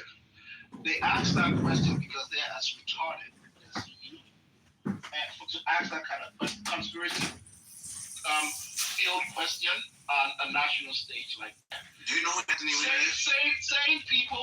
Same people don't look at what you're saying. Oh, do you know who Anthony Weiner is? Hillary Clinton. Dude, we all know he's a congressman that sent dick pics, dude. Nobody cares, dude. Basically, he's guilty of doing pedophilia shit, right? He sent it to an adult woman. That's not pedophilia, you dumb fuck. I know what I have to do. Let's connect the dots slowly, right? Let's see how stupid he is. Let's hear how dumb your conspiracies can be. You know why? This is going to prove how stupid you are. So basically, he does the same thing on every stage. So I'm surprised. He's always sharing that. So let me get this straight. Anthony Weiner. Hold on. Let me get this straight. Hold on, Ben. Let me get this straight. Anthony Weiner is a fuck. Yo, hey, Matt. Kaz is your girlfriend. Ben. Let me get this straight. Anthony Weiner, he's a real person associated with Hillary Clinton. The laptop is real. he did get in trouble for sending dick pics to underage girl. So all of these It was an overage staffer, you dumb fuck. So all of these are real, right? It was an overage staffer. What the fuck? It was a 14-year-old girl. But so all of these. Let me use your logic as well. Let me use your logic. Hey, Cass, look. Trump is a real person, right? I got you. Trump is a real person, right? Yeah. He was in pictures with Epstein, right? Did he go to jail like Anthony Weiner? Let me finish. Epstein was accused of doing shit to little girls, right? Your point is so dead. by induction or by whatever logic you're using, Trump did something, right? You see how dumb it sounds? Here's the difference. You really see how dumb it sounds? Here's the difference. Anthony Weiner went to jail. Went to jail for that. Matt, are you recording this so he can play back to himself? Hey, Anthony Weiner, you sound retarded. Somebody went to jail for doing something, and you're talking about the man that didn't go to jail because none of that shit was found to be true. You're talking about Epstein didn't go to jail. We're talking about Anthony Weiner. Epstein did not go to jail, dude. Anthony Weiner went to prison. Anthony fucking Weiner, bro. Listen. Anthony fucking Weiner. He just said it. Epstein go to jail. Epstein go to jail. Anthony Weiner. Went to Trump. He went to jail. He pled guilty to sending inappropriate pictures to a 15-year-old girl. Yeah. He did do that.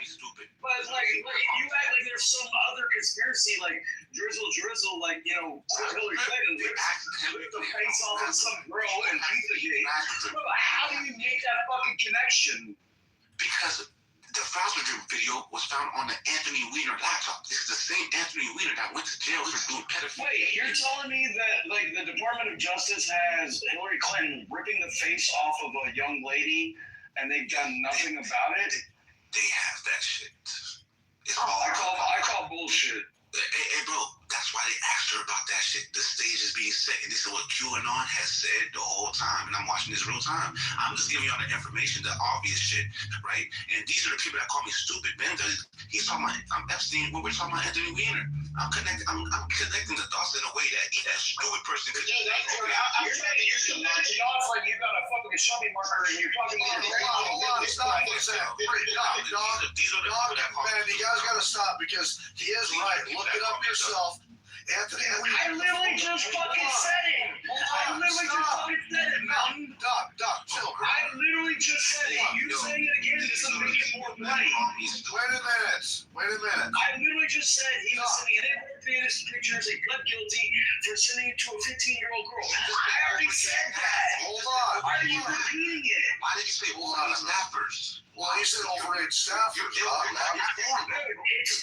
started with the overage staffer. Yes, but he went to prison. Oh my God. Protecting a 15-year-old You girl. are so much more right than I am. I am so glad you're more right than I am.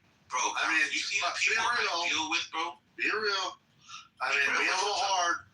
All I'm saying is, and I'm not even. All I'm saying is the same thing that you already said, but I'm just saying, like, I've said it more important. Doc, you said overage staffer. You don't know what he made the claim. No, he started because, oh my God, you're so dumb. Why did he go to jail? Is it a crime to text an overage staffer, Doc? He went to jail, bro. He went to jail for texting a 15-year-old girl. Sexting her.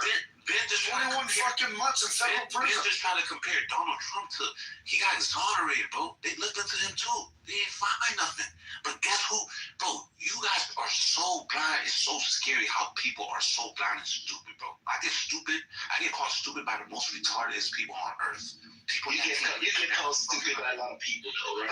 You get called stupid by a lot of people. Never by smart and well, the way that you dictate, I can imagine that you get called stupid quite a bit. I don't. He does. In every room I've been to, 95% of the room call dude, your personality is completely egregious. My personality? You didn't even say it back. Well, dude, I've been on here for 5 years, bro. I ain't yelling at all. Come on, bro. I ain't even got. Dude, you have to yell. These are the dots, right? So I'm ex-military. When I yell, you know I'm yelling. So 9 officers looked at the Anthony Weiner laptop, right? This is all true. Nobody cares, bro. Nobody cares about your wiener. Nobody cares about your wiener, bro. Nobody cares about your wiener. We were talking about Trump. We were talking about about Trump, and you got to make it digress into what you want as the centrist to you being the centrist to the room.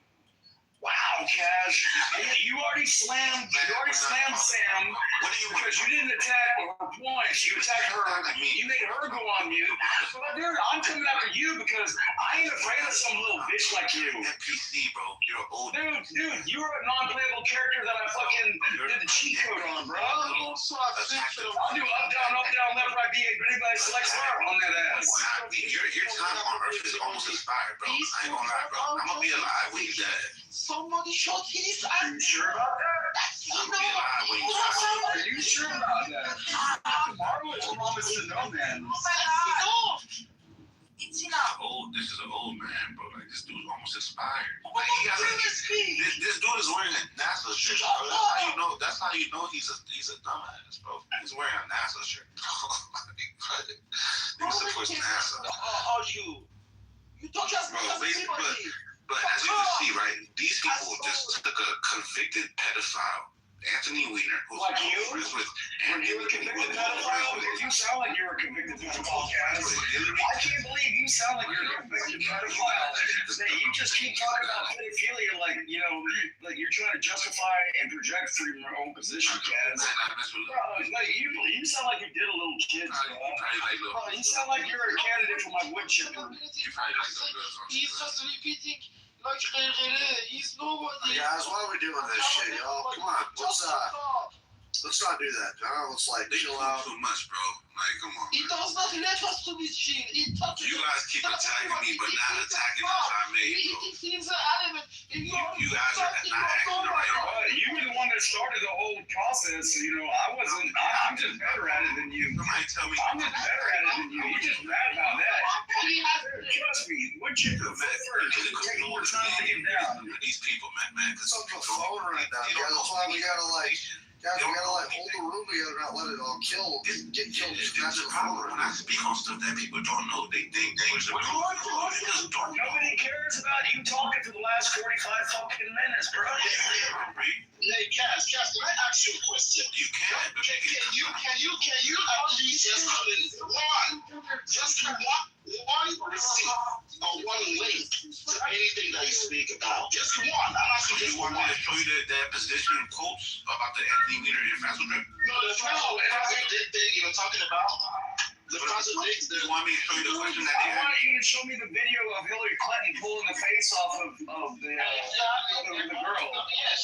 How do you know that there was a did you ever see the video? Or you just talking about something that you heard about? It's in their possession, bro. Well, but you're just talking about a video you've never seen. But so now you're being a propagandist. You're literally being a propagandist because you're talking about a video you've never seen. I don't think the video came out of nowhere. I don't think anybody just made it up. Nobody just made it up. The people that saw it, right? It's going to stop. It's going to stop. It's or not. You guys. We need to sit him down or we need to talk over him. Yo, the last person I want to hear talk here is Peter, bro. It's horrible to hear. Exactly. Go to English class. Go learn. What's going on around here? Man, he's basically asking me to show him the files of the video. I want to see the video on the lake where Hillary Clinton killed a baby and ripped the baby's face off. It's a kid, a little girl. He's gonna Hillary Clinton video? You said what, Matt? There's a video of that? Yeah, it's a video. I don't think they probably got scrubbed off the internet now. There's people that see it. They all talk about it. Even there's this one lady, right? There's this one lady that speaks about the fast food video. Official lady. 9 cops saw the video and they're all dead. They all died by suicide. Dude, the lady's probably as retarded as she was. Speaking about that, Matt, I was gonna say, Matt, can we get a chance? Can we talk about those 11 now scientists that have? Yeah, I heard all of a sudden going missing and getting murdered. Don't talk about that, man, because they won't believe you. Lost his mark. They won't believe you either, man. No, they'll believe me.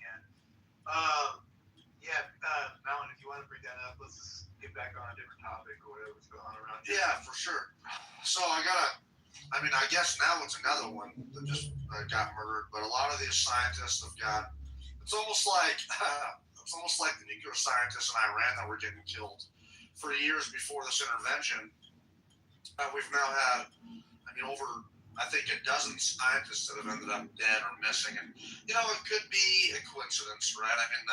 There's a fuckload of scientists, thousands of scientists in the country, but I don't know. The media is saying, Fox News, of course, they're saying that a lot of these guys have got ties to alien military technology, or they suspect that they just have a lot of military ties, right? And to our top secret private military corporation technology and potentially alien technology. I don't know. Again, it could be a coincidence. May I point out an observation about your observation? Sure.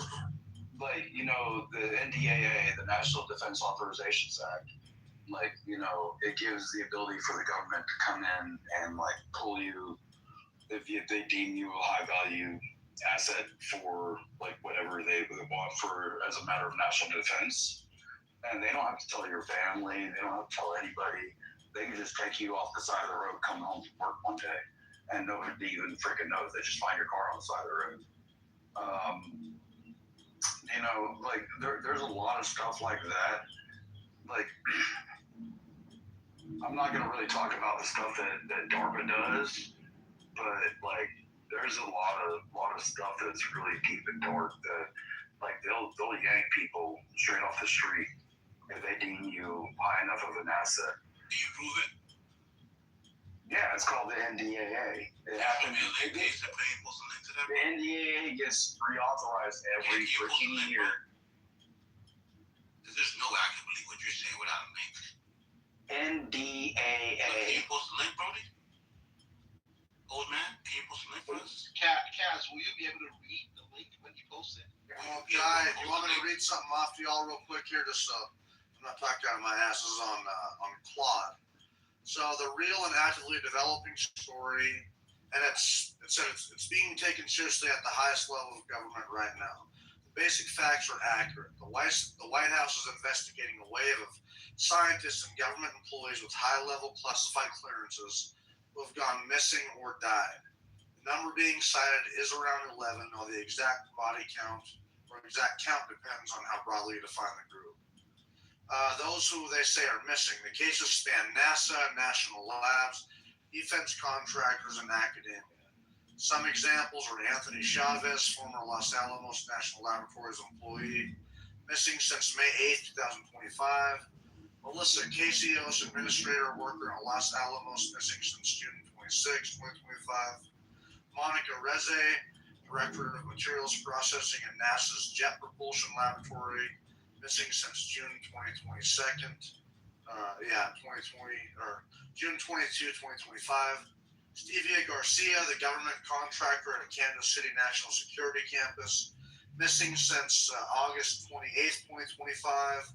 William Neal McGoslin, retired U.S. Air Force. Everyone is after Trump, though. Anyway, I don't know. There's a lot more, too. Trump is not investigated. Trump just... No, I know. I'm just curious. It's interesting. It all started in 2025. Well, probably not. But anyway, let's see here. The critical caveat, law enforcement and other scientists say they don't see any connection between the cases. Several of the disappearances share behavioral patterns consistent with mental health crisis rather than foul play. People walking away from homes at night, leaving phones and wallets behind. Some deaths have no confirmed cause of death disclosed publicly, which fuels speculation, doesn't confirm wrongdoing. The bottom line, the cluster is real, and the White House is genuinely investigating it. There's currently no established evidence of coordinated patterns of foul play. It's so crazy. Maybe a giant, it's so crazy now. This is mountain. You see, and this is why wherever you're reading this, whichever AI, you can't trust the AI because they will never tell you straight. The media is sensationalizing it too. Right, but there's it makes me suspicious. Right, there's no these coincidences, bro. No, this is foul play. Anybody that needs a news article to tell them if it's foul play, these are the idiots I talk about because they don't even trust their own judgment to make the conclusion. Here's the thing, though, Cash. Can I say something about that? I'm not lying. So we're not from. No. Check this out. Listen, guys. I want you to understand. Like in my city, we kind of had the same suspicion. I mean, the last 5 years, we've had a lot of people end up dying, and a lot of them are close to the river. Like one thing that everyone noticed is that they were close to a body of water when they died. We've had like 5 people. And I was starting to believe it too. Like, man, there really is a serial killer around here. And then I started investigating it personally. And I started finding out a lot of these people that ended up dead were homeless vagrants with drug problems, people with mental health issues. One lady had a giant fight with her husband and her family and fucking disappeared in the middle of the night, in the middle of a snowstorm, and ended up fucking probably trying to walk into her. I don't know. But I mean, a lot of this shit is kind of explainable, like, right, you know, but some of it is weird. There's potentially still a serial killer here, but there's also. So you think scientists? So you think a couple scientists going missing, right? And all of them working on, you know, super high tech shit is the same as strangers going missing here and there. No, I don't compare them at all. One is look. Coincidences, y'all gotta really study the probability of certain things happening. Once y'all ask, what's the probability? Have you studied it? The probability of something happening. So Ben, he's trying to attack me other than what I'm saying. I'm not. He's good because he's still making it personal. I feel like I'm not being personal. You know, it's always a black man trying to attack a black man. I'm not even talking to you right now, bro. I'm talking about him, bro. You could get your chance in love, but I'm talking about. I'm basically saying, right? Because even Ben, he hasn't studied the probability of him being. I haven't. Yeah, I'm telling you, I haven't. He hasn't studied that. I've studied the probability of you being a dumbass. Tell me what you learned. It's very high. Always back to the ad hominem attacks, man. All you do is have ad hominem, bro. If you don't want to get bit by dogs, you don't go there. You don't go near a dog. You don't want to get bit. You got nothing of substance. You attack the people. Your points of view are moot. At least. You guys sound like I hurt y'all feelings, bro. Relax. Just let it go. I'm talking about. It's not my fault you don't comprehend the words that are coming out of my mouth. It's not my fault you're old and about to die. You got all them teeth and no toothbrush. That's why you're so ornery. That's what mama said. I guess, man. Did you write your will yet? Dude, I've had irrevocable trust since I was like 35. Did you write your will yet? Man, I don't know what's going on today, y'all. We're just talking, Anthony. Yeah, I was just telling Malcolm that. I just got a question for y'all, man. What up? You know, we're the terrorist cells that were going to destroy America because we went to, we attacked Iran and we knocked off the head of the snake. I thought that we were supposed to have all of these terrorist cells that was going to destroy our infrastructure and that we were supposed to be terrified. I don't know what happened to those terrorist cells. Those are the idiots that don't follow QAnon. You know what? I'm confused, y'all.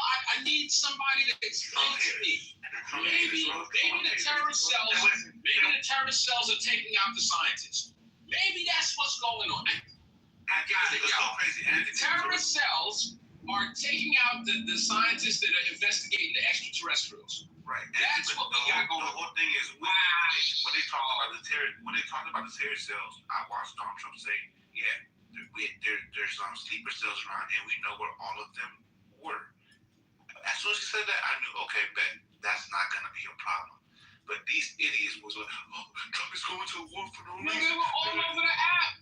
They were all over the app. They were saying that America was going to be under attack. Because they were all hanging out in the same room, Anthony. They were all in the same room. Anthony, there's 2 different types of people. There's the people that are wrong and the people that are right. I need the person that's wrong.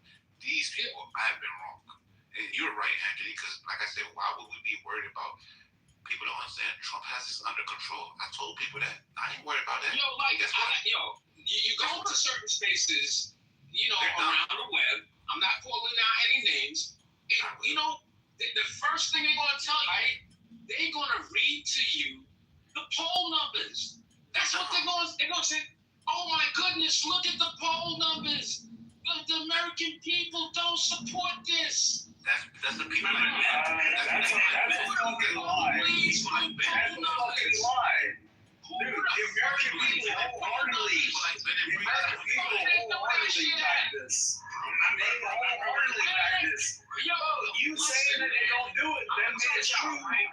Bro, you saying it ain't true, ain't true. One second, Brian. One second. Bro, I'm gonna tell you, it's not my fault that you ain't American, bro.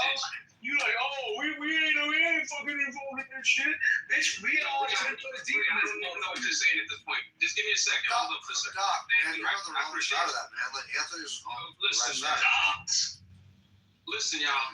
Go ahead, bro. Yeah, Cass. So, listen, man. Before the election, right?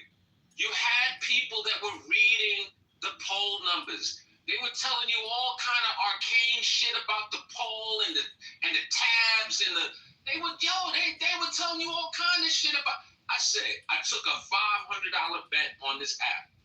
They begged me not to take the bet.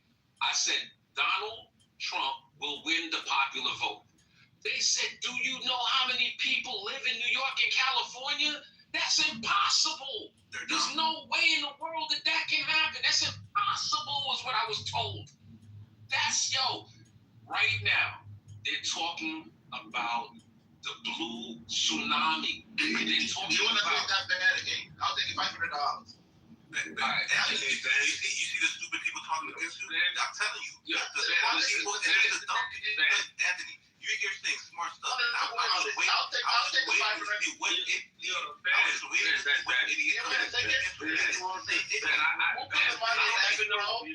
I don't know what you want to bet. Okay, Ben, stop. Ben.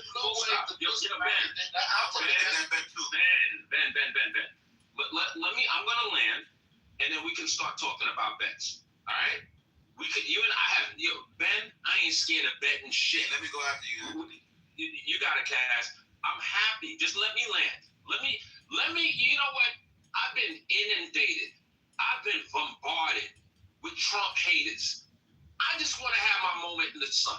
Can I have my moment in the sun, Ben? You guys can get back to hating Trump. You can do all of that shit.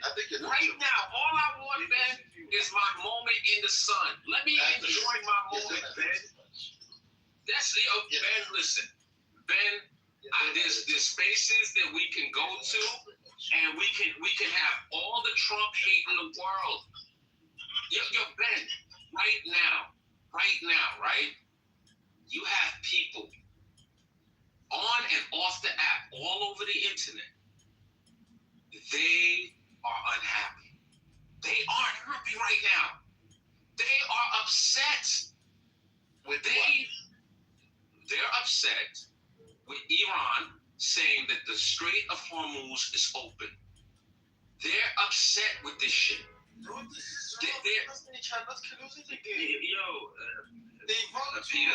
Peter,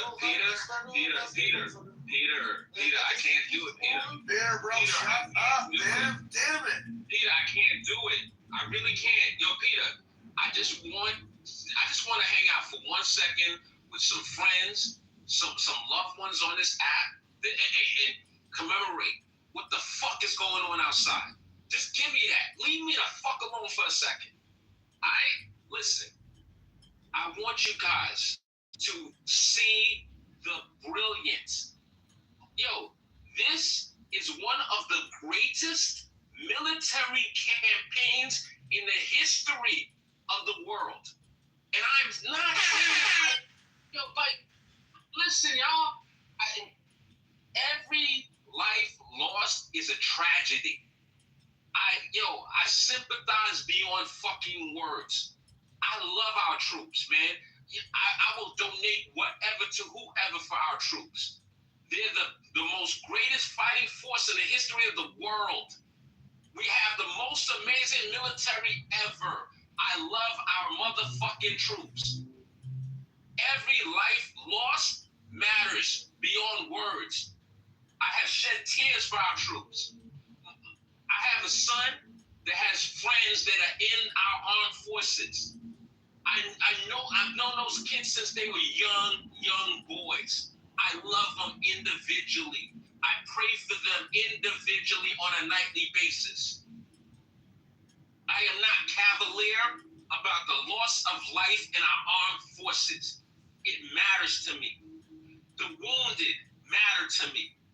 It's nothing that I'm nonchalant about. All right? I want you guys to understand that our president has led us into this conflict, and he has minimized the loss of lives. I want you guys to understand that we had administration after administration after administration who talked about we can't afford a nuclear-powered Iran. We had that BAN, Barack Hussein Obama, who gave us this fucking bullshit-ass agreement, this feckless motherfucker, and his bullshit-ass agreement was fucking toilet paper, acting like he did something.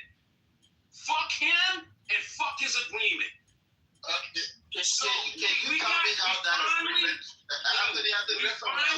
Can you tell me how that agreement is different from if the moderators of the room want me to shut up, I'm happy to shut up. I'm going to talk until the moderator tells me to please stop. So, yo, this is where it's at right now, Ben. You can leave quietly if you don't like it. There's plenty of spaces that will support you and your ilk. I'm happy to listen to you. I will let you speak uninterrupted when I'm done. But right now, I'm enjoying my motherfucking moment in the motherfucking sun. All right? So, back to the issue at hand. Barack Hussein Obama and his bullshit-ass motherfucking agreement. They want to talk about, oh, Donald Trump this, Donald Trump that. Yo, I want you guys to look back and ask yourself a very simple question. Really, really simple question about Donald Trump. Since we've had the division of North and South Korea, and that thing called the DMZ, Demilitarized Zone, the DMZ, how many sitting U.S. presidents have gone to the fucking DMZ? How many? How many? One. The motherfucking president that went is Donald J. Trump. Motherfuckers, sit down and look at a Netflix special. They call it The Unstoppable. But the true name of the Netflix special is the Unstoppable Nigger Act. All right? The Unstoppable Nigger Act. That's the real name of that Netflix special with Dave Chappelle. Dave Chappelle sits down and he goes through this whole diatribe. He breaks down why they started this motherfucking act. Mind you, this is what the only two charges that Sean Puffy Combs got convicted of, another unstoppable nigga got convicted of, was the Unstoppable Nigga Act, the Mann Act. Yo, he talks about McCain, Stevie Wonder asking him to go, all of this motherfucking shit. You know what Dave Chappelle didn't mention? There was a president that posthumously pardoned Jack Johnson. There was a president that did that. Do you know who the fuck pardoned Jack Johnson? None other than Donald J. Trump. I'm so fucking tired of the hate that this man receives. I'm so tired of the bullshit rhetoric that we are exposed to on a day-to-day basis. Motherfuckers don't know their fucking ass from their elbow. And they talk the most shit about this dude.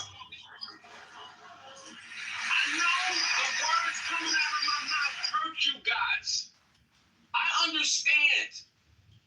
This is what real leadership looks like. This is what it looks like. Take a picture. Tell your kids and your grandkids, regale them with the stories of this man. We ain't had one like him before, and we ain't gonna have one after. All right? I have more to say, but I've spoken enough. Thank you for listening. You're cooking, Anthony. You're cooking, brother. Keep going, Chef. I just wanted to do a chef jacket. I was very excited. Yeah, listen, y'all. Okay, listen. I'm happy. I'm happy to keep going, y'all. So listen, Donald Trump, right? They were like, yo, listen. We are the puppets of Israel. That's the other talking point. It's Epstein. Epstein was an agent of Mossad. This dirt on Trump. We got bribed into this fucking war. Yo, really? Oh, this war was a distraction from Epstein. The war is a distraction from Epstein, but our first lady goes on national TV and says she was not a victim of Epstein. How the fuck is that going to make everybody forget about Epstein if this was supposed to be a distraction from Epstein? Make it make sense. That's a reach. It doesn't make any sense if that was the goal. As far as, yes, we've had moments during this conflict where the United States and Israel have had divergent agendas. If you read between the lines, at certain points, Trump wanted to negotiate with Iranian leadership. And he was frustrated with the fact that Israel kept on knocking off their heads, just kept knocking them down. So, yes, we had some divergent interests. But of course, we can't acknowledge that because that doesn't suit the narrative that he's a puppet of Israel. That would contradict that narrative. But we can't be honest. We can't tell the truth. We have to pretend. Do you guys remember in his first term, who was he supposed to be a puppet of back then? Vladimir Putin, anybody? Anybody? Do you guys remember when he was supposed to be Putin's? What happened to all of that talk? Manchurian candidate Putin has so much on Trump, and he's just a puppet. What happened to that bullshit talking points? Yeah, he was on the street. I'm happy. Listen, I believe everybody should have a right to talk. I think bodies should have a right to express themselves. I'm not a censor. I'm not that dude. So you're welcome to talk, but I can't hear you. I can't hear you when I'm talking. I can't. All right, respect. Fair enough. Respect. I can't hear you when I'm talking. So here's what's up. We keep on having these bullshit narratives. And I want you guys to just tell the truth. Just be honest. I want you to go in front of the mirror and say it out loud. Free yourself. I hate Donald Trump more than I love America. Kids, the truth will set you free. The truth will set you free. Acknowledge it. The first step to recovery is acknowledging you have a problem. That's how you fix it. Sounds like you're talking about. That's how you get. All right, I'm sorry, y'all. You guys have had enough. I'm done. To the people, hey, listen, if it doesn't apply, let it don't. Don't let it offend you, man. If it doesn't apply to you. Yeah, I think you have the problem, and we have to support the leadership of this nation. So I will never say what you are trying to get me to say, because you're not the Pied Piper. Okay, so I'm gonna denounce it, but brother. You're kind of getting them wrong here. It's talking about the people who are acting like they are criticizing the way that we're conducting this war legitimately, or act like that they don't just hate Trump. They just need to go out and say it. Because this is the thing, as they've been criticizing every step of the way that we've been conducting this and trying to tell people that we've been losing this war, we have been winning. So just the people who are really just hate Trump that bad, just fucking say it. Can I speak up a little bit more as well? It's lazy. Can I tell you something as well? Right, you're delusional. The rest of the world here has been dealing with America. America and Israel. Where the fuck have you been, missus? Where the fuck were you? Where we needed you? Where the hell were you at? What the fuck are you talking about?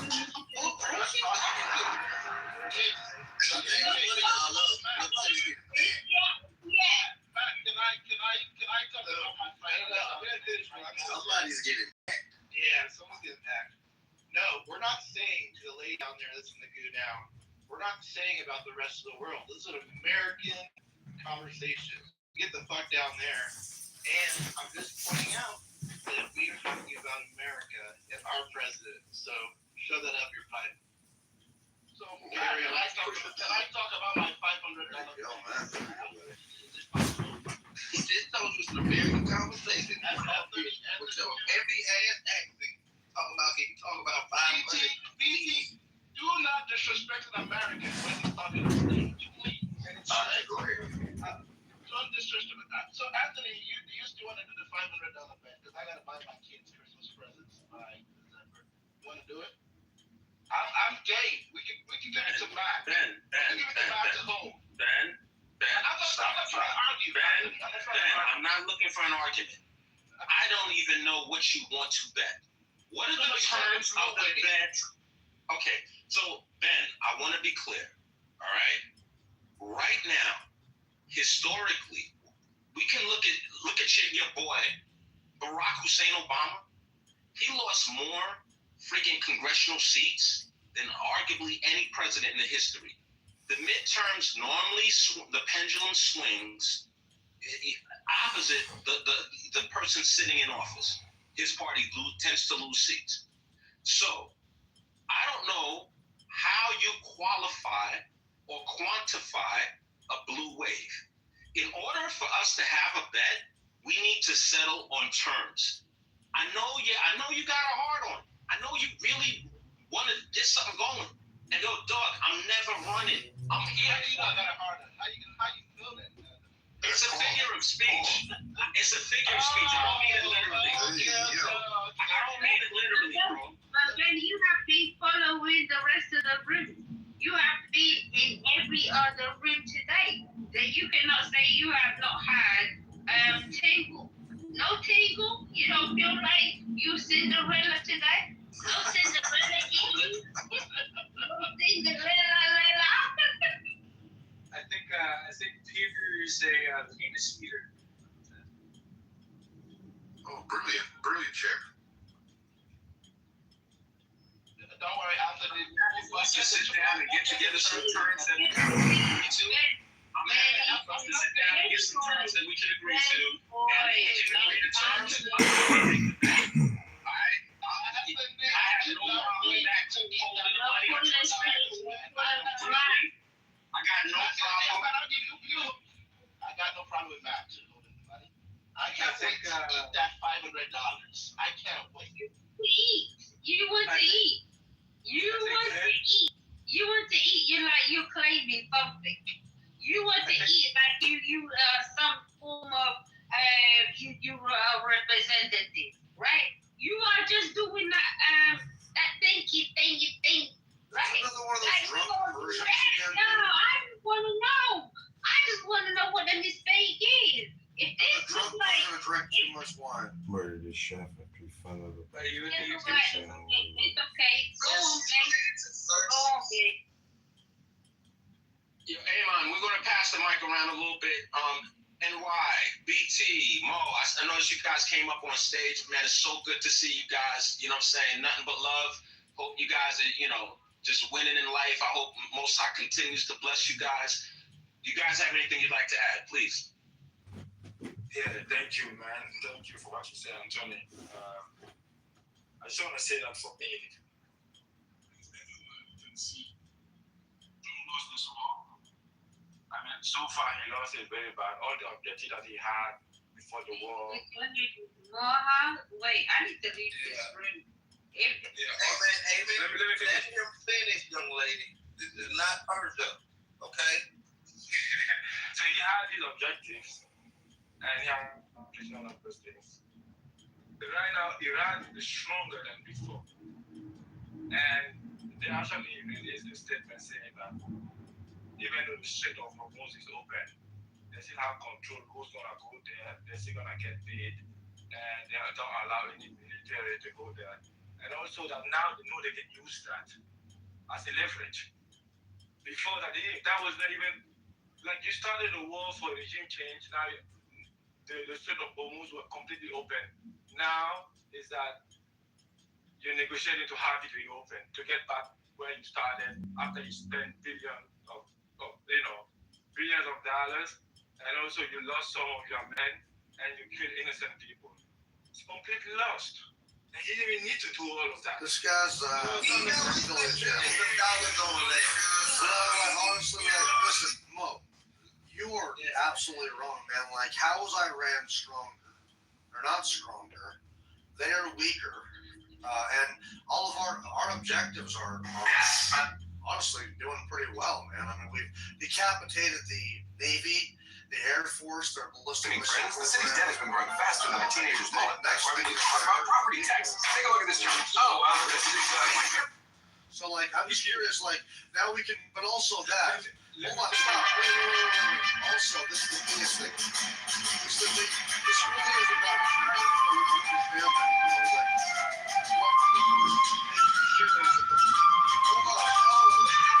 For a second. Let me finish.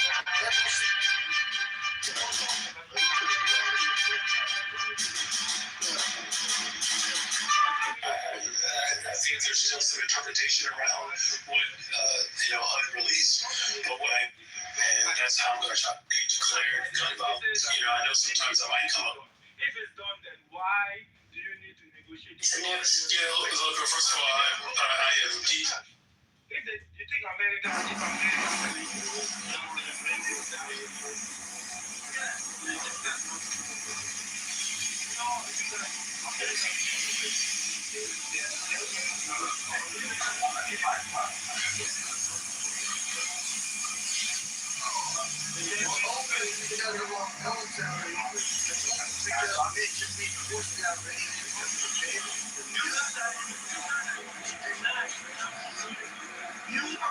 talking about? We're in a better position. Stop for 1 second. Just 1 second. I have a very simple. We failed. First of all, I am deeply heartbroken. What would it listen, I believe that whether it's at the city level, the state level, and an honest conversation to foresee the reported video of the tip wage was as the voice of war. Reported video of the tip wage was to make it for a second. I want these folks to stay for a very long time. I have them sit down. That's a tough job. Their job is hard enough. You start to tell you work. That was the objective before the war. Now, I want to respond to what you just said. We'll continue. I just want to be clear. So, because we've seen unfortunately your children okay? And the current administration is the Trump administration. Now, if some foreign power attacked and they assassinated Donald Trump, and J.D. Vance became the president, would that be regime change? Yes or no? And explain. no, it won't be a regime change because J.D. Vance is still part of the American government, the current one that Trump, before he got assassinated. There is no change. All you did is just replaced. It's not one person. Okay, so thank you for saying that, Mo. So Mo, what you're saying, right? I just want to be clear. You're saying that J.D. Vance is going to handle every situation the same exact way that Donald Trump would handle it because it's just a system. They're not two distinct individuals on our car make companies, individual Richard. choices. My heart. They are going to do the same exact thing. Even if someone asked me to be here, it would not be a regret on my part. Because it means that I'll pay my dues in this country. I'll pay my dues. If I go back home, I will still be doing what I'm doing. The only difference I'll be, I'll have to manage my parents' property fees. Now, in America, all I gotta do, go to journalism and talk to you. Either way it plays out, well, I guarantee you, they can send every other immigrant home across America. I'll be the last to send them. I'll be the last to send them. Totally believe. But anyway, let's get going. I work harder than you. I own three businesses. And I'm a left. Congrats. You guys work. Congrats. They will change and put someone Free stuff. I hear free stuff. 1 second, Sheila. I'm sorry. You know? So Mo, here's what's up, brother. I understand what you're saying, right? And I don't know where you're at. I don't know like what your religious background is. I don't know anything about you. I'm actually a US citizen. I mean, okay, cool. Mo, you're a citizen of the greatest nation in the history of the world. Congratulations. You know that in of itself is an accomplishment. All right. So God bless you for that. Now here's what's up, Mo. I want you to understand something. Is that an accomplishment? The Iranian regime. Okay, Peter, we can't do this, Peter. Please. This is not an accomplishment. Peter, please. Peter, please. You don't have a choice to be. Peter, just hang out in the audience for a little Black American, please. One mic on Black. Thank you. So here's what's going on, right? The IRGC, the current regime, however you want to classify it, Mo, it's over. It's finished. All right? They might last 2 months. They might last 6 months. But they have been mortally wounded. They're in ICU. They called the cleric, and the cleric has given them last rites. This is check and mate. It's over. They are dead man walking, dead man talking. It is over for them. This regime is finished. So if that's your requirement, give it a few months, and you'll see what comes next. They're still in power. Yeah, Othello. I just want to say something really quick. I just want to say something really quick. I'm gonna mute up. So listen, I understand, right, that for some people they're literalists, and I'm gonna preface all my comments by saying this: I am one man with one opinion. I could be 100% wrong. God didn't whisper in my ear. I'm not the Pope. God didn't whisper in my ear and tell me what's going to happen. I'm just one man with one opinion, and I could be completely wrong. You're entitled to your opinion. It doesn't make me right and you wrong. Let's see how things develop. You got it, Mo. And then Shiva next. You know, Anthony, I really appreciate that. You gave me this opportunity to give my opinion. I really like. All right, Mo. All right. I think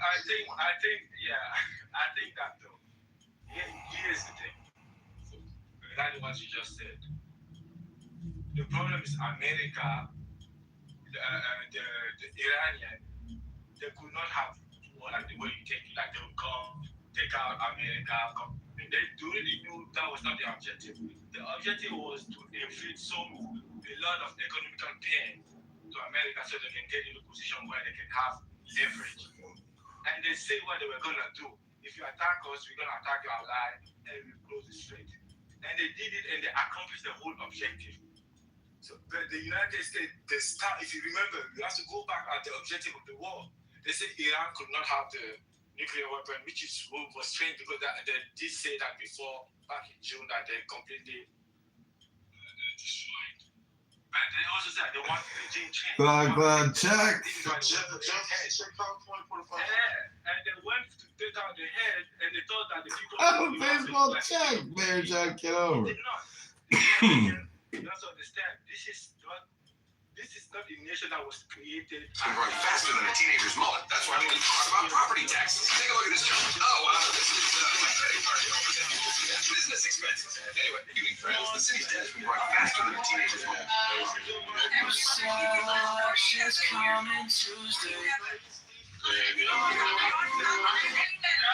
Today's special free vaccine. The voters deserve a choice. Providing abortion carrying vaccines at no cost. Let's take one example. This area here is a pregnancy 6 weeks along. Talk about your options to make sure you're taking care of that.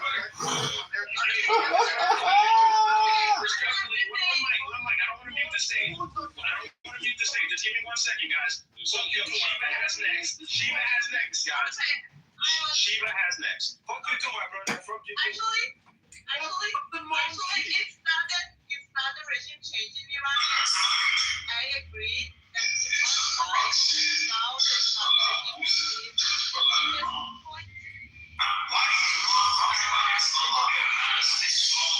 between Islamic regime and USA. Again, Islamic regime can get enough power. Then there is no regime change. The reason is that we have the same system. Yes, and they're more dangerous than ever now. They're more dangerous now. Exactly, because Abortion carrying vaccine. and if we do not stop them, then they would be a very big danger later. Then actually we have the same regime, and it's not the power yet, and the negotiation will give them more power. And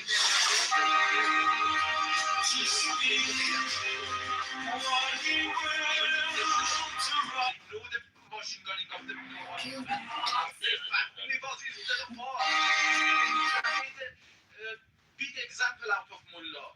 What if your family were machine gun? Those children that you saw from young childhood were machine gun in the neighborhood that they were rushing in. Saw from young childhood were machine gun for no war. Are you going? Come after all of this. Are you going to go back? Are you going to go back to fight if you get the chance to fight for your country? Because Iranians. Yes, definitely, man. Yes, definitely. But the regime must be crippled, and you have to.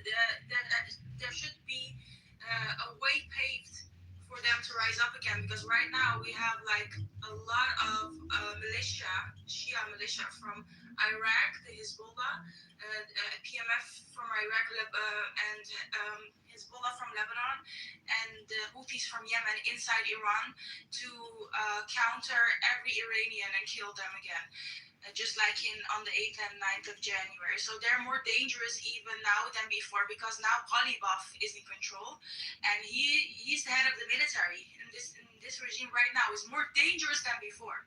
So I agree with that they've done a lot, but we are now in the most dangerous time. That's probably Allah Akbar. Just let Nick get in here real quick. Let's just be clear here.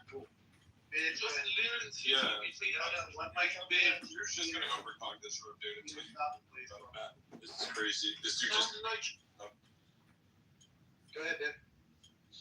Yeah. So just to be clear here, the United States, President Trump and his cabinet have never said that regime change was a goal. So we've been having this conversation the past half hour, at least since I've been in the room, where we keep talking about the goal and the objective of the Trump administration is regime change. WhiteHouse.gov has pulled up Donald Trump's initial statements on the war and corroborating statements after the fact from Pete Hegseth, as well as Marco Rubio, as well as J.D. Vance. Regime change has never been the goal here. So we're looking at regime change. Yes, because that needs to be done by the regime change. Peter, I don't know why you keep coming off the mic, dude. Like, I'm not done talking. When I'm done talking, you'll know when I'm done talking because I'll stop talking. So, anyways, regime change has never been the goal of this administration, and it has stated it from the beginning. There has always been 4 objectives, and the United States has, in many ways, shapes, and forms, upheld those 4 objectives, right? So, number 1 is obliterate Iran's ballistic missile arsenal and production capability, annihilate its navy. That's number 2.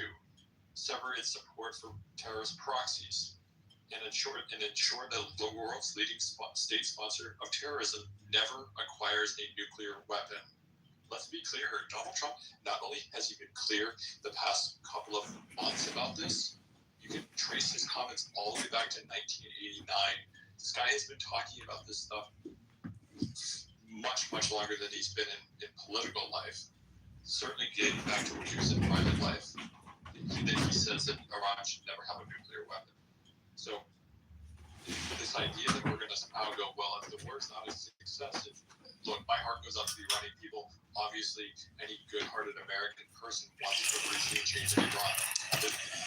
These terrorists that are going to go down a minimum of 30 to 50,000 of their own civilians. Obviously, a regime change, a top-down regime change would be ideal. But like, I don't care. That may not be the United States' military objectives are not that. That's a lie. You've been rooting against us because of your hate for Israel, so you should. Yeah, That's not true. I'm just saying I don't care about them on down there people. All right, go ahead, Attila. The whole point was to get rid of the IRGC. Trump's whole MO for this war were the attention, but he also said the Iranian people will be free too. Are they free? Again, I'm looking at his statement from March 2nd. Our objectives, and I'm quoting, our objectives are clear. Are the Iranian people free? No, they're not currently free. Okay. Are we negotiating? Do we have to pull up to the table to negotiate with the same IRGC? I don't know who we're negotiating. I don't know that we're negotiating with the IRGC or the other factions. We're negotiating with the IRGC. Pakistan is the I guess the mediator. Yeah, the mediator. Sure, I didn't know that was. I know that there's a differentiation. I'm not an expert on Iranian, like what their system of government or how all that runs is. I know that there's a difference between the Iranian, like their own military and the IRGC and a bunch of different factions at play here. I'm not. I get your point of view. I just want to state something which is factual because I do have the links. Donald Trump came out and stood on stage in front of every news channel out there, and he said, I quote, to the brave Iranian people, come out to the streets, we will have your back, and take over your institutions, which they did. They took over police stations, but then they came in with like more militias, and they mowed them down. And they said that That wouldn't be the militia. That would be a government. they would be freed. He said that they would be freed, and that they should keep steady and stay at home now because there will be a lot of bombs dropping at the moment, and it's not safe out there. And wait for the final call. That is what Trump has said. So the objective is not there. What he said did not happen yet. And obviously, But the war is over, so it won't happen. Israel was taking a lot of bombs. That's why they had to pull up to the table and go, oh, wait a minute. This Iron Dome not holding up. You have to give it to the Iranian, though. They play very smart. Well, These people. how do you have to give it? They've had this plan for years. They did it during the Iran-Iraq war. It's no secret that they will close down the Strait of Hormuz. That's the only fucking playbook they have. What are you talking about? People talking about that. So, No, we didn't. I just want to be clear, you guys.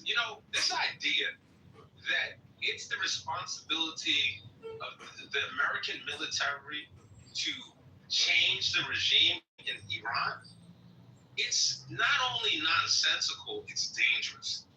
This is not our responsibility. Write that up. Time out. Listen. I can't hear you when I'm talking. I want to hear what you're saying. I'm having you to respond. May I please land, man? Hold on, Sam. Thank you. Here's what's up. Okay. We tried. We knocked off the head of the snake. The snake grew another head. Listen, this is on you guys to fix. We just want to make sure Iran does not have nuclear weapons. This is it. We are not here. Okay, Peter, I'm not going to go for it, bro. Please stop. We are not here to ensure that your regime listen. I don't like Zelensky. I don't like Zelensky. I don't even think Zelensky's a good leader. But you know what I do? I do respect Zelensky. And you know who I respect way more than Zelensky? I respect the Ukrainian motherfucking people. So those are some stand-up people. That whole idea of fight like a Ukrainian means something now. They're putting blood and treasure on the line. I don't want to hear nothing from nobody that's not putting blood and treasure on the line. They don't have guns. Yeah, I don't want to hear from people. Our military. I don't want to hear that. You guys. You shit. You're right. People don't have guns. Yeah, but that's not how you beg people to come help you, though. Honestly, That's the criticism if you know the six. Okay, do you think? How you beg them to come help you? Do you think? Can I add something to it? It was a You're in the matrix, baby girl.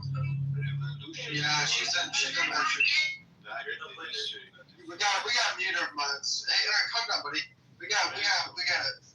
All right, we got to mute her. But real quick, because before we lose Ben's point, Ben said the American people, and I'm going to make this point very clear. I don't believe Americans actually truly care about civilians dying in Iran. We don't care about the Nigerians. We don't care about the Congo. We don't care about China. The civilians are dying by the thousands in so many other countries. We don't care. That's not the reason we're there. Exactly for what Anthony said. We're there for uranium enrichment. We don't want them to have a nuclear program. And we don't. Israel doesn't, and that's the reason why we were in there. Now, we believe the objective is finished. Now, Israel, without a doubt, is making a very big plea that they do not want us to be done because they do not like the proxies of Hezbollah. They don't like the proxies of Hamas to still be funded by Iran. So they really want Iran to be completely neutralized. But America, completely, I believe, they want to be completely over. It all depends on if Israel's going to keep dragging us in. So why should America care about what Israel wants?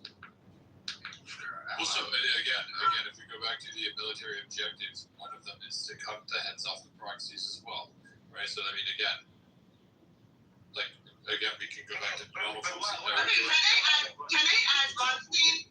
We can go back. All I'm doing is quoting Donald Trump exactly his military objectives exactly as he stated them. Like this is not. I'm not like, oh my gosh, here's my hot take on this. The president. I know, but remember this though, man. We have to remember that. And I'm a Trump supporter, man, so don't get this wrong here. But while we're playing checkers, he's playing chess. Remember, he told everybody that the intervention in Venezuela was because of the drug boats, and ended up being, Maduro and the China game. So hold on. No, well, yes, not just that though, but rare earth minerals, oil, and our intelligence agencies assessed that they were Maduro. He had already bought weapons from Russia and China, and they were going to set up military bases in the southern part of the country. And it makes sense because Chinese were already trying to take over the Panama Canal. So hold on, let me finish, ma'am, please. So, God damn it, dude, shut up for a second. So, hold on, man, Peter, please stop. So the point is here that we need to remember that this is not just about Iran. Of course, it is about, a lot of it is the nuclear threat and the ballistic missile, the proxies, but also China, man, and our petrodollar. We want to make sure that people are buying their oil through the petrodollar. And now we're guaranteeing that China can still buy their oil from Iran and Venezuela, but it's going to be through the petrodollar. It's going to be overseen by us. And if we have to cut that off in a military situation, like if they want to take Taiwan, we can cut that off. We can blockade the Strait of Hormuz. Taiwan is nowhere near next to Iran. You need to put You are goof, ma'am. No, sir. You've been lying to us, right? Are we being allowed to lie to us? You've been lying to the rest of Europe. Because we have to rely on you. We have to rely on you. We have to rely on your truth. What I am wrong about. We know what I'm wrong. you please kick Peter down, man? That's ridiculous. I've been for fucking hours. We've been listening to this dickhead. Like, come on, man. I'll moderate. Don't worry about it. Fuck. I've never seen anything. What are we lying about? Just saying, yeah. If we're gonna talk the truth, are we allowed to react as the rest of the world? Are we gonna react based off their fucking theory? Like, I just want to know, what am I doing? What am I? Shut up, sir. Whatever the fuck you eat. Yeah, am I being bought by the salesman? Cause I'm no bull. I'm not a salesman. I know what the fuck is. What the fuck are you doing? What are you doing? Would you please respond to what I said? What are you doing? Because you deny. God damn, this room is retarded, dude. I swear to God. Fucking stupid, man. I'm gonna leave, man. Like, if we just got a bunch of retards running the room, get out of here. This is fucking stupid. God damn it. We're trying to have a legitimate conversation here, man.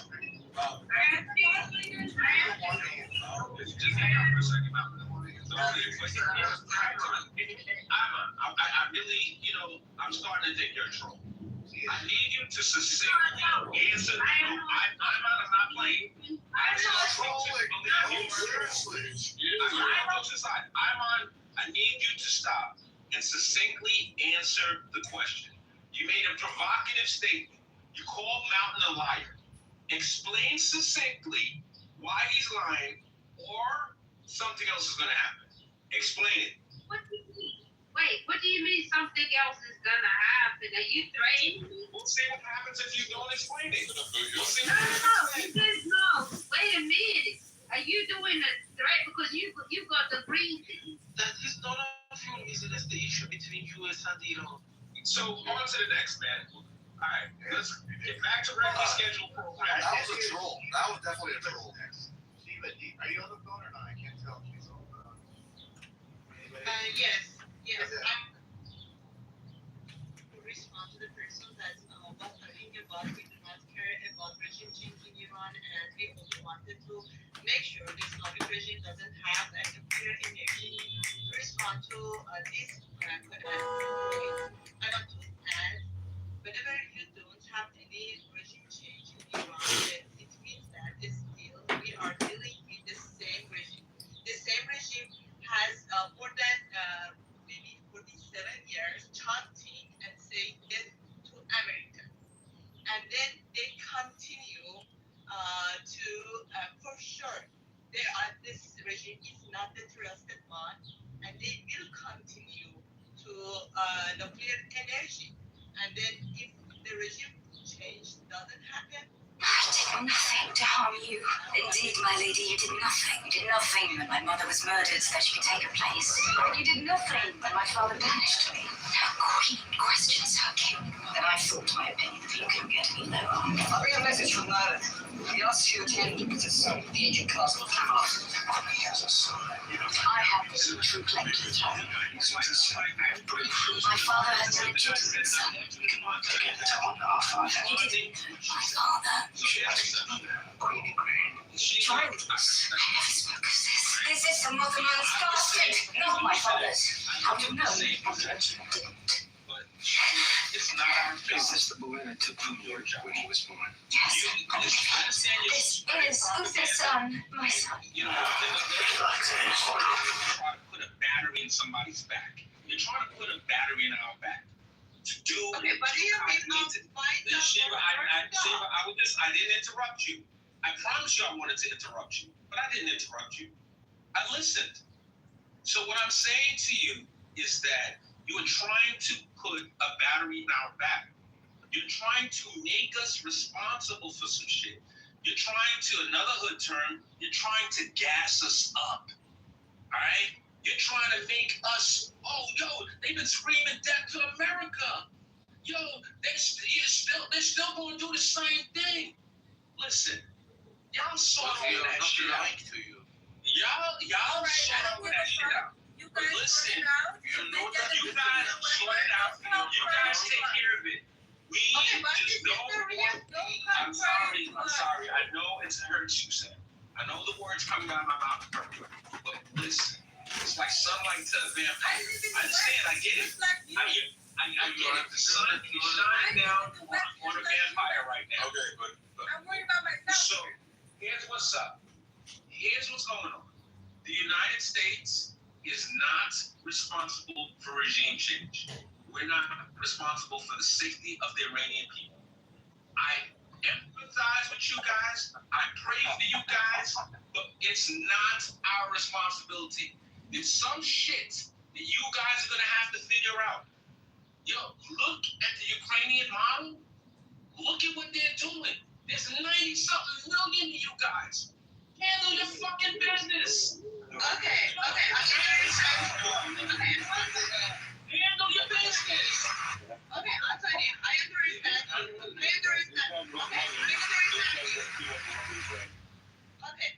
Anthony, I understand you. First of all, I understand you. You don't like fight. It makes sense. This is your country, your people, and you don't like fight. I understand it. But the thing is that here Islamic regime is the enemy of the America, the USA, the people of America. It's not a trusted regime that United States wants to negotiate with them. Okay? This is the first thing. And the second thing, suppose that this regime, I don't want to say that, okay, this is a pressure on you. I want you to understand what's going on in the future. In the future, this regime now has enough power to suppress its people, to kill its people. But later, after the negotiation, after getting more power, it will go through around Iran, not only one country, the enemy. Then it would be the big enemy and the dangerous enemy for the USA. You told me that it's not, you don't care about Iran and it's our responsibility for regime change and everything. Okay, I agree. But the thing is that we did it.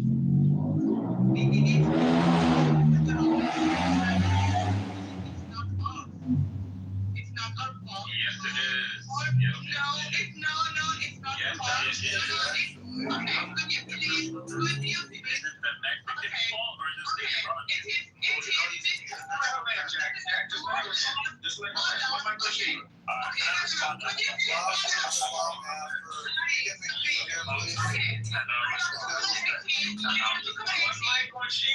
Please. Okay. You're getting I want accused to of correct him. that. I'm going to respond to that one last time and then we got you. Hold on. I just want to say something. No. It's my turn, please. No. It's my turn, please. Wait. Okay. I want to correct the person who told me that it is our responsibility. It is our fault that we are living in Iran with the mullahs. To be honest, no. Mullah is not from Iran. They are coming from other countries and they are supported from other countries. No. China.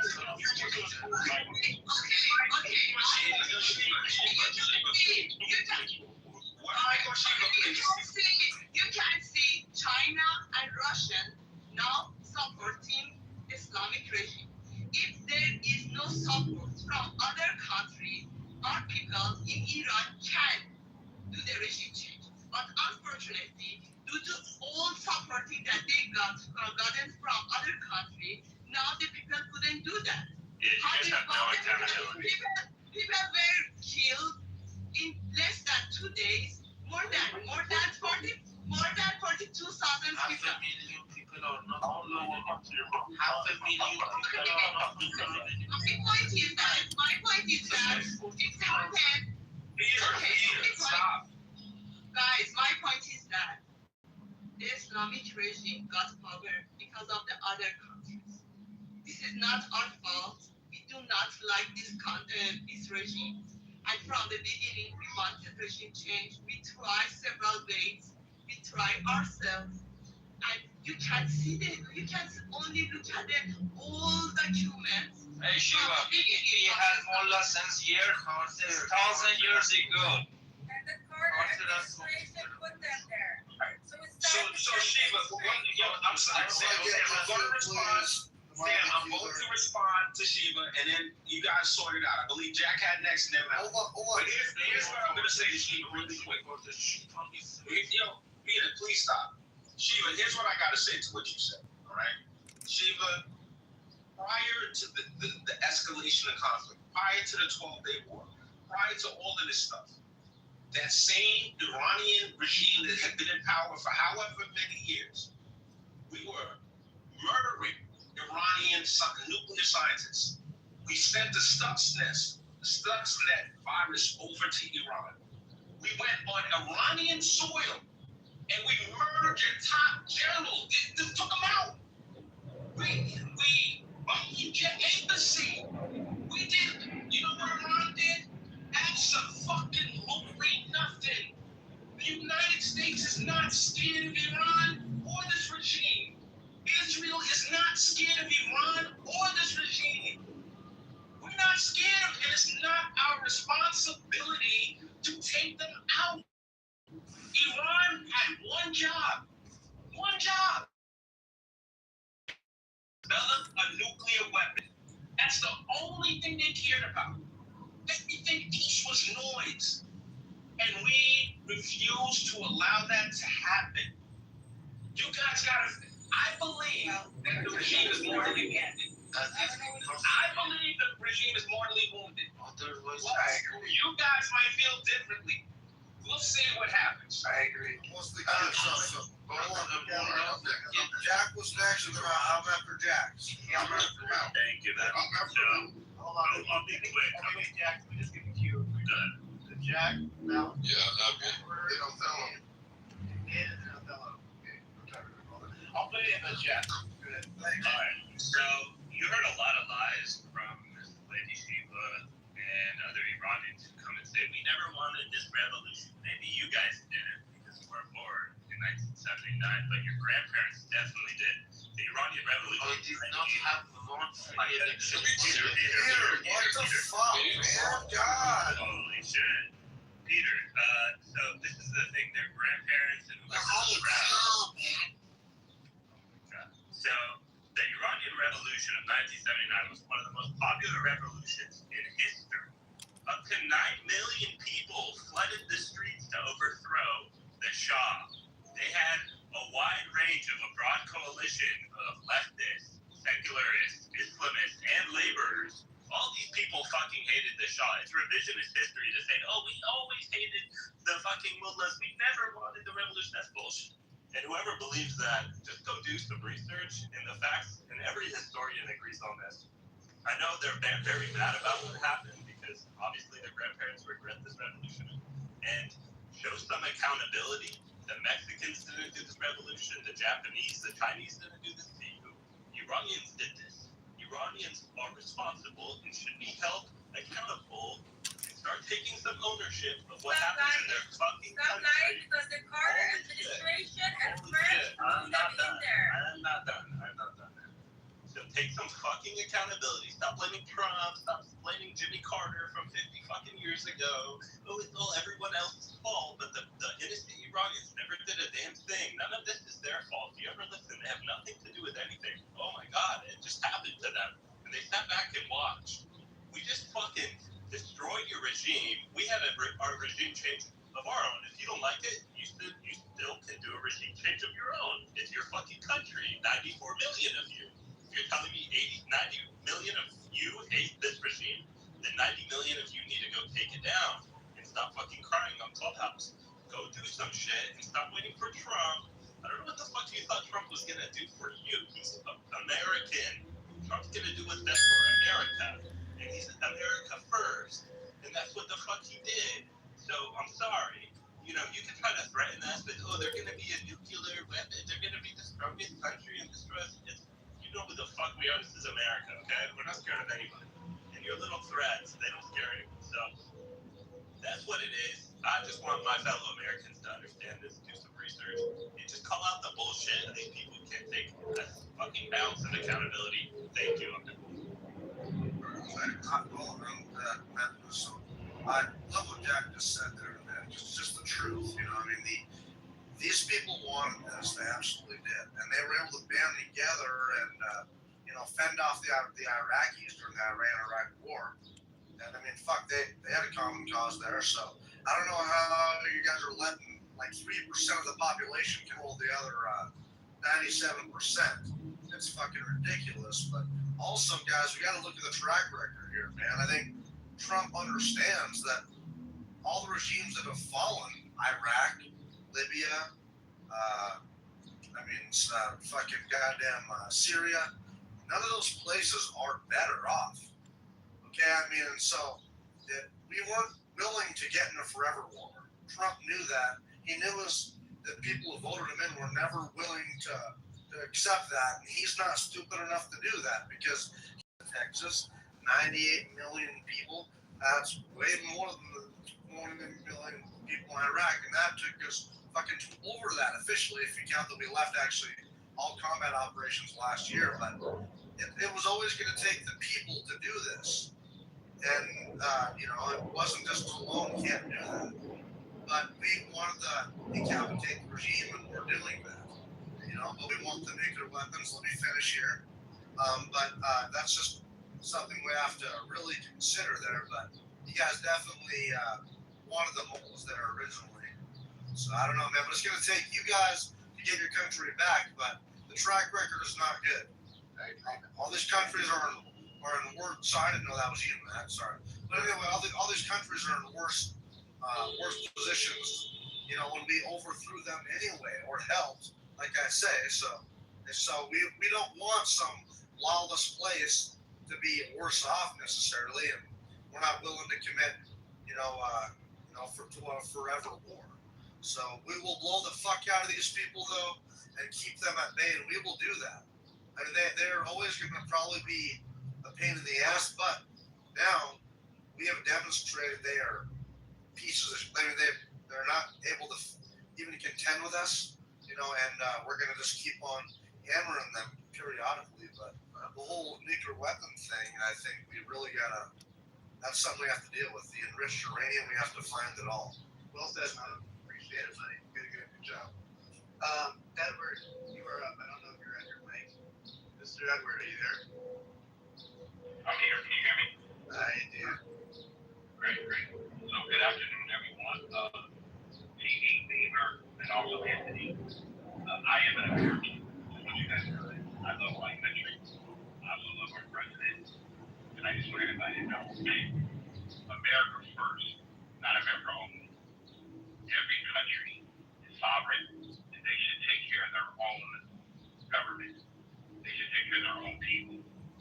For anyone to expect America to take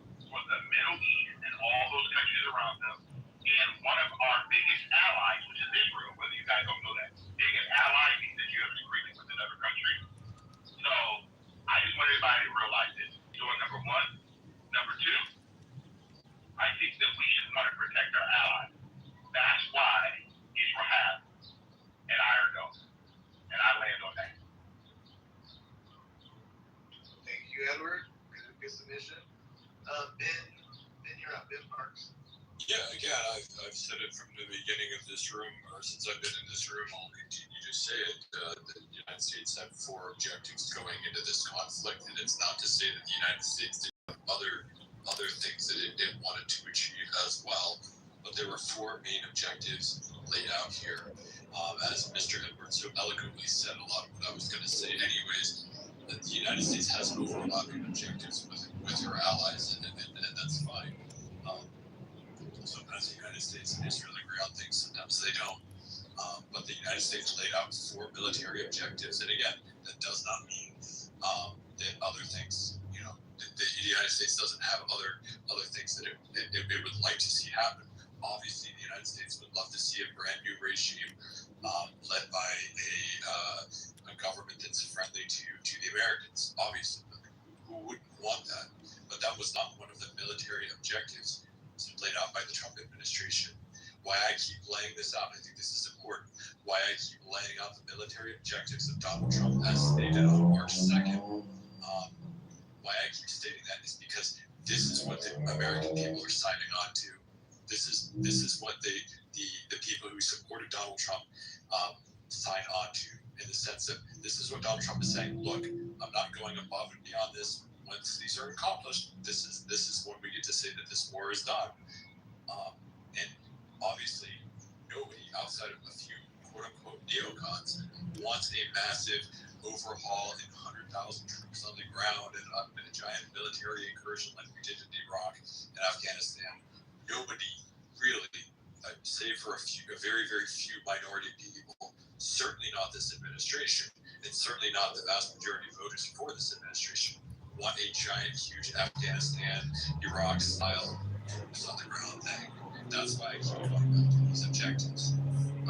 Destroying their capabilities, their missile-making capabilities, that's number 1. Annihilating their navy, number 2. Ensuring that they can't be the world's sponsor of terror is number 3. And making sure that they can never achieve a nuclear weapon. So to all of the Iranians that join these rooms and speak passionately, my heart goes out to you. It genuinely does. It really, really, really does. But those are the 4 objectives of this administration.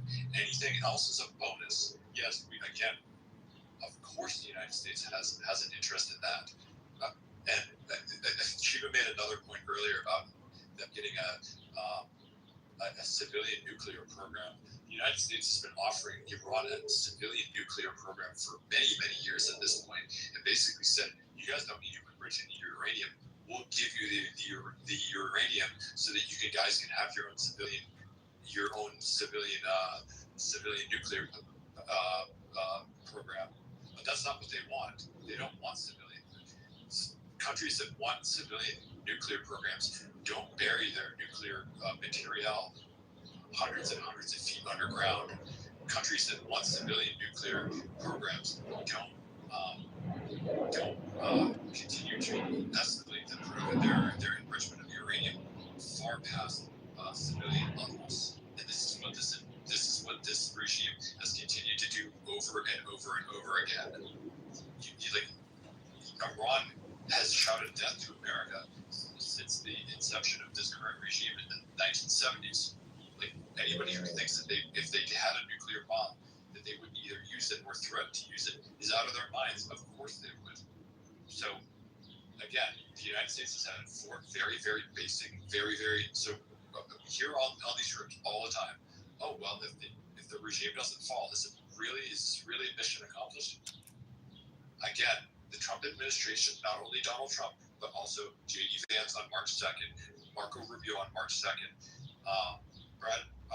United States Commander Admiral Brad Cooper said this on March 3rd. Marco Rubio on March 3rd. Pete Hegseth, March 4th. Dan Kane, March 4th. Like, again, I could keep going down the list of this keeps getting restated and restated and restated. Okay, you said it. Thank you, Ben. You done, Ben? No, that's literally, I thought it was funny that it was so low. So you get it, because that was literally, that was me done. Okay, how long we got it? We got it. Yeah, I mean, he was restating and restating.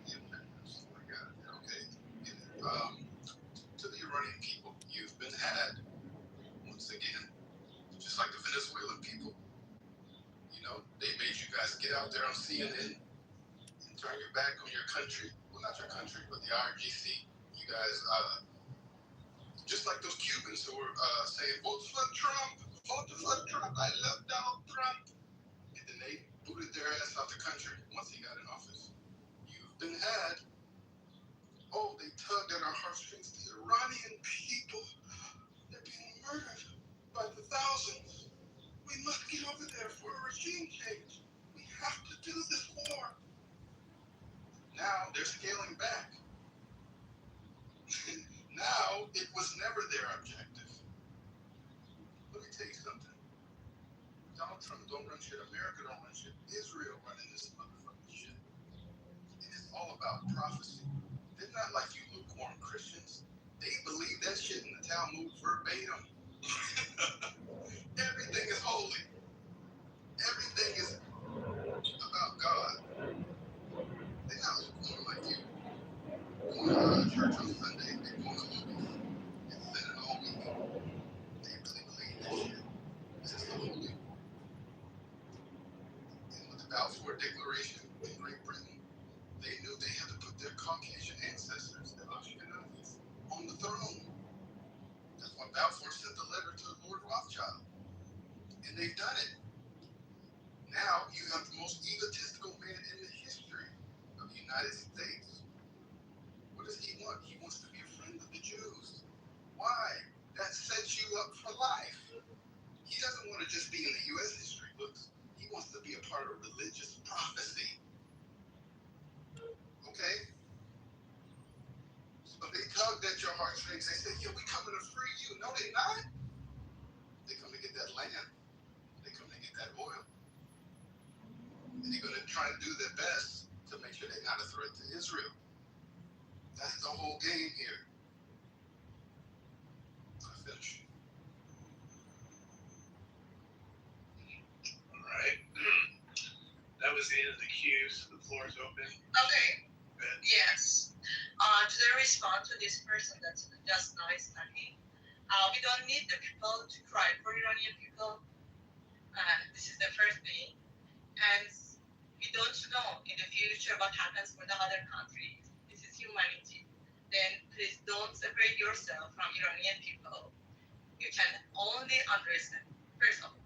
The second thing is that we are in this situation not because of the people. This is because of the other countries. And first of all, because of the Democrats in the United States, because of the supporting that they got it from Biden and other Obama, and all are responsible for this situation for Iranian people in this country.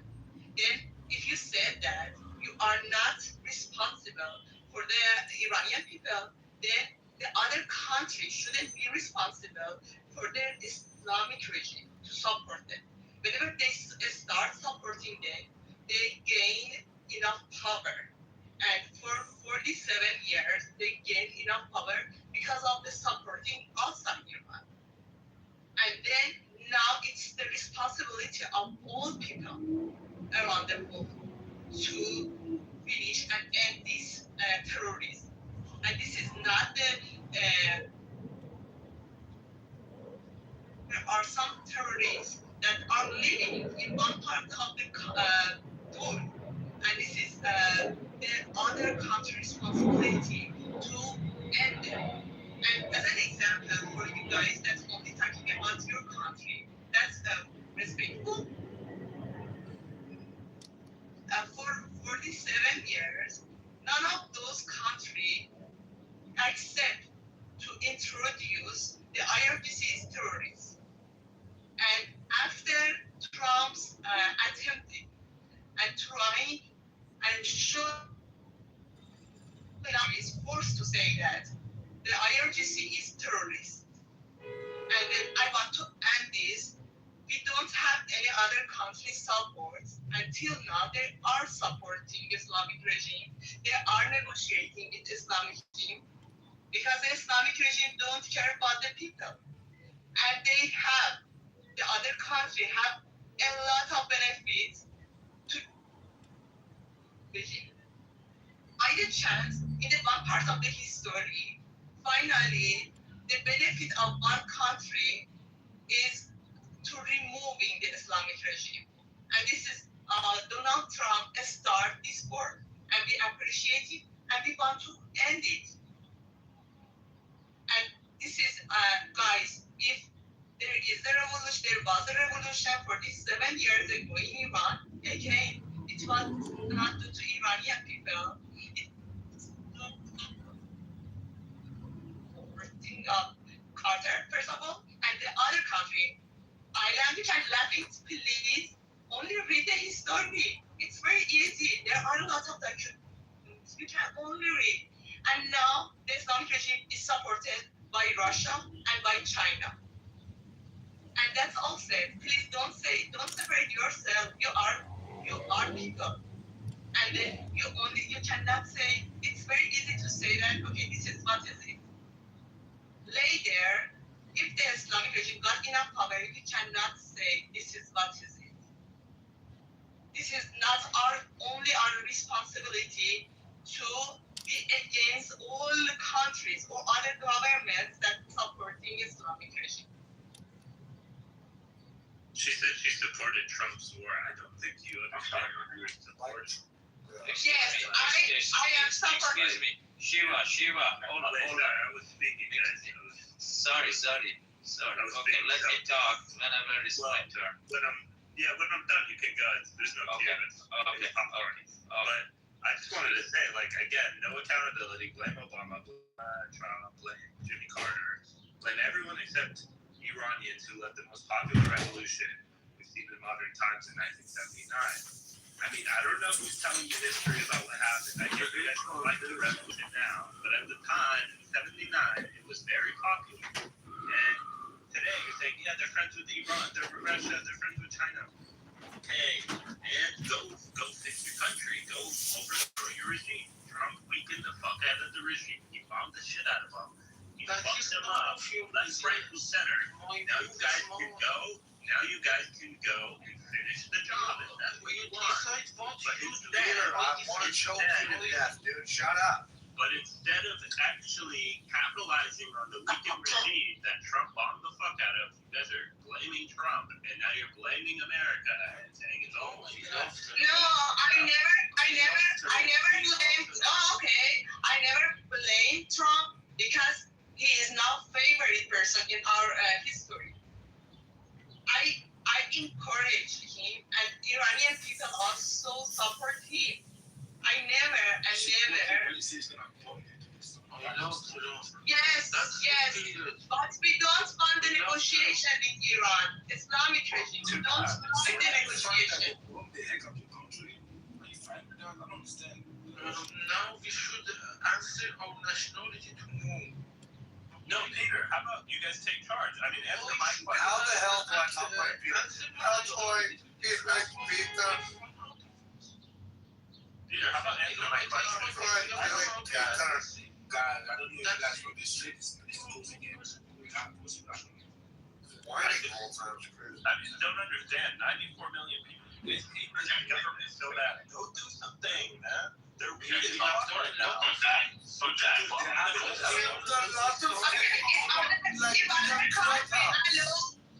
If other country didn't support Islamic regime, we could do that. Oh my God! Here we go. Okay, whenever you don't know, you couldn't say like this. You're crazy. Okay, hold on.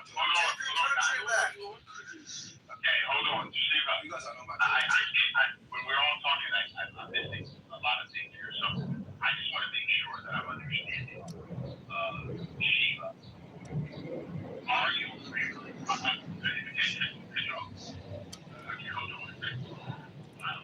So Shiva, are you aware of the objective of the conflict that the U.S. and Israel have against Iran? Do you know if they've achieved those objectives? Not yet. No. Your name's not Shiva. I know. They started this war because of finishing the nuclear energy in Iran. I know. That's one. Okay, but my point is that it's not happening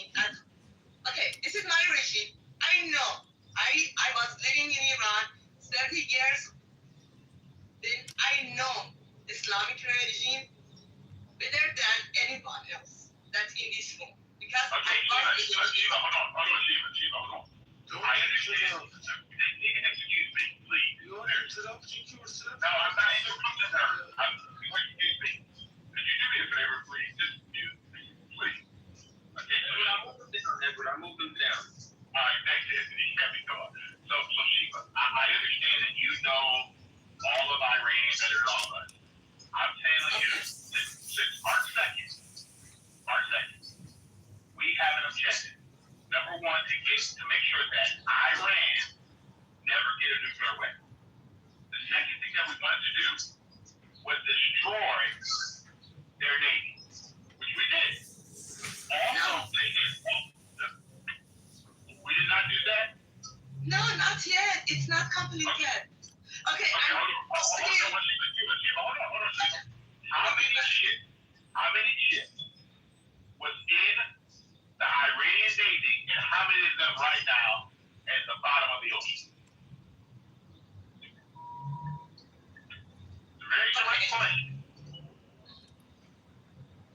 Okay, I'm not about the amount.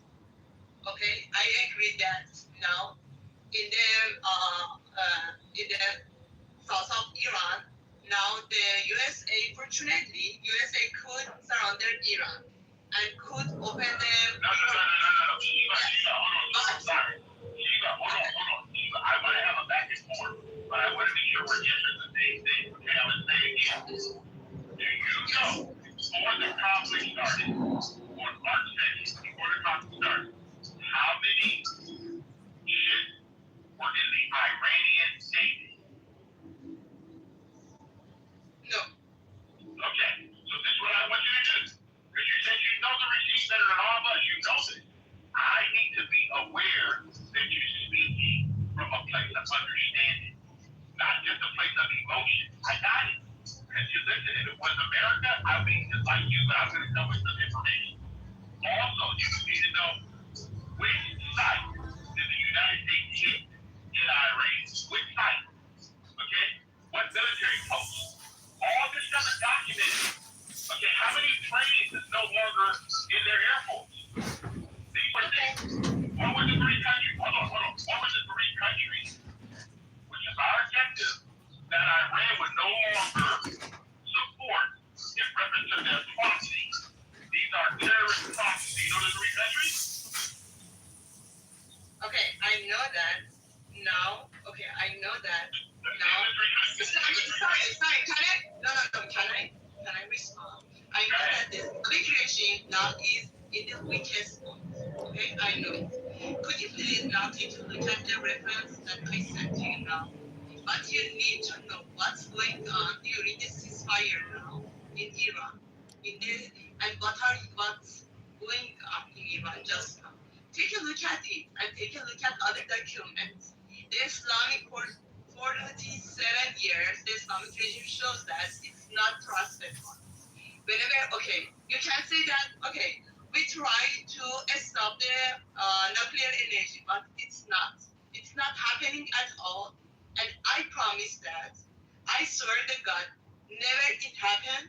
You can say in the word, but in the reality, it's not happening at all. It happened only whenever the Islamic regime is ended. That's all said. You can believe me or not, but I know the Islamic regime better than you. Okay, you are trying to say that, convince me that now you hit a lot of equipment in Iran. I agree. I don't deny it. But the thing is that the truth is that now, in the reality, the Islamic regime will get enough power to continue nuclear energy. That's all said. This is my point. They are liar and they are killer. And if you consider these 2 points, later, whenever they got enough power again, they will continue this again. And they will be the big danger for the United States as well. And also you said that it's done. The objective of the United States is done. I said that no, it's not done. It's done whenever this communication is ended. That's all said. Edward, hey dude, excuse me, no, you have the answer. I'm sure you're the only one who have an answer. No, I don't have any answers. Stop it. No, you have the answer. Believe me, you do have the answer. I want to ask you this. Why United States? This my question answer will go to Iranian new generation. They will understand why America doesn't wanna regime change in Iran in his way. So why US drop nuclear bomb in Java? Why don't you allow else to speak on the mic a lot? My bad. Okay, no problem. So, first of all, we're not talking about Japan right now. I'm trying to stay focused on one country that we're dealing with, and we're not being that clear. Okay, so I did not know, and I just want to make sure that the objective of the United States government going into this conflict was to make sure that there would be a regime change on the ground in Iran. Can anybody give me that document that was the objective of the United States military to go into Iran and to make sure that the Iranian people, after the regime was removed, that the United States would set up something change? Because everything she was, everything she was said, that inside of Iran, after everything was done, the objective has not been completed. And I'm saying that was never the United States objective, not the military objective. Okay? We have that clearly written down, and our four objectives have been accomplished based on what they set out to do. So I don't know why. Edward, you're very erudite, but you're not succinct. You made your point, but you keep going on and on. I'm sorry. Edward, it's kind of to you, Edward. I just want to respond to something you said. Listen, guys. I really want to be clear. Okay? The United States had multiple objectives, right? But if we're being honest, we had one real objective, and that was to prevent a nuclear-powered Iran. That was it. I want to be super duper clear. Everything else, we could have been, it's cool. But our primary objective. I think China was a huge one too, Anthony. So now, here's what's up. Like, I know it's sexy. I know it's like the global conspiracy, and we're really moving pieces to get to China, Venezuela, and Iran. This is all about China. This is geopolitics. This is the world is a chessboard. All of that stuff is super sexy now. And can multiple things be true at the same time? Absolutely.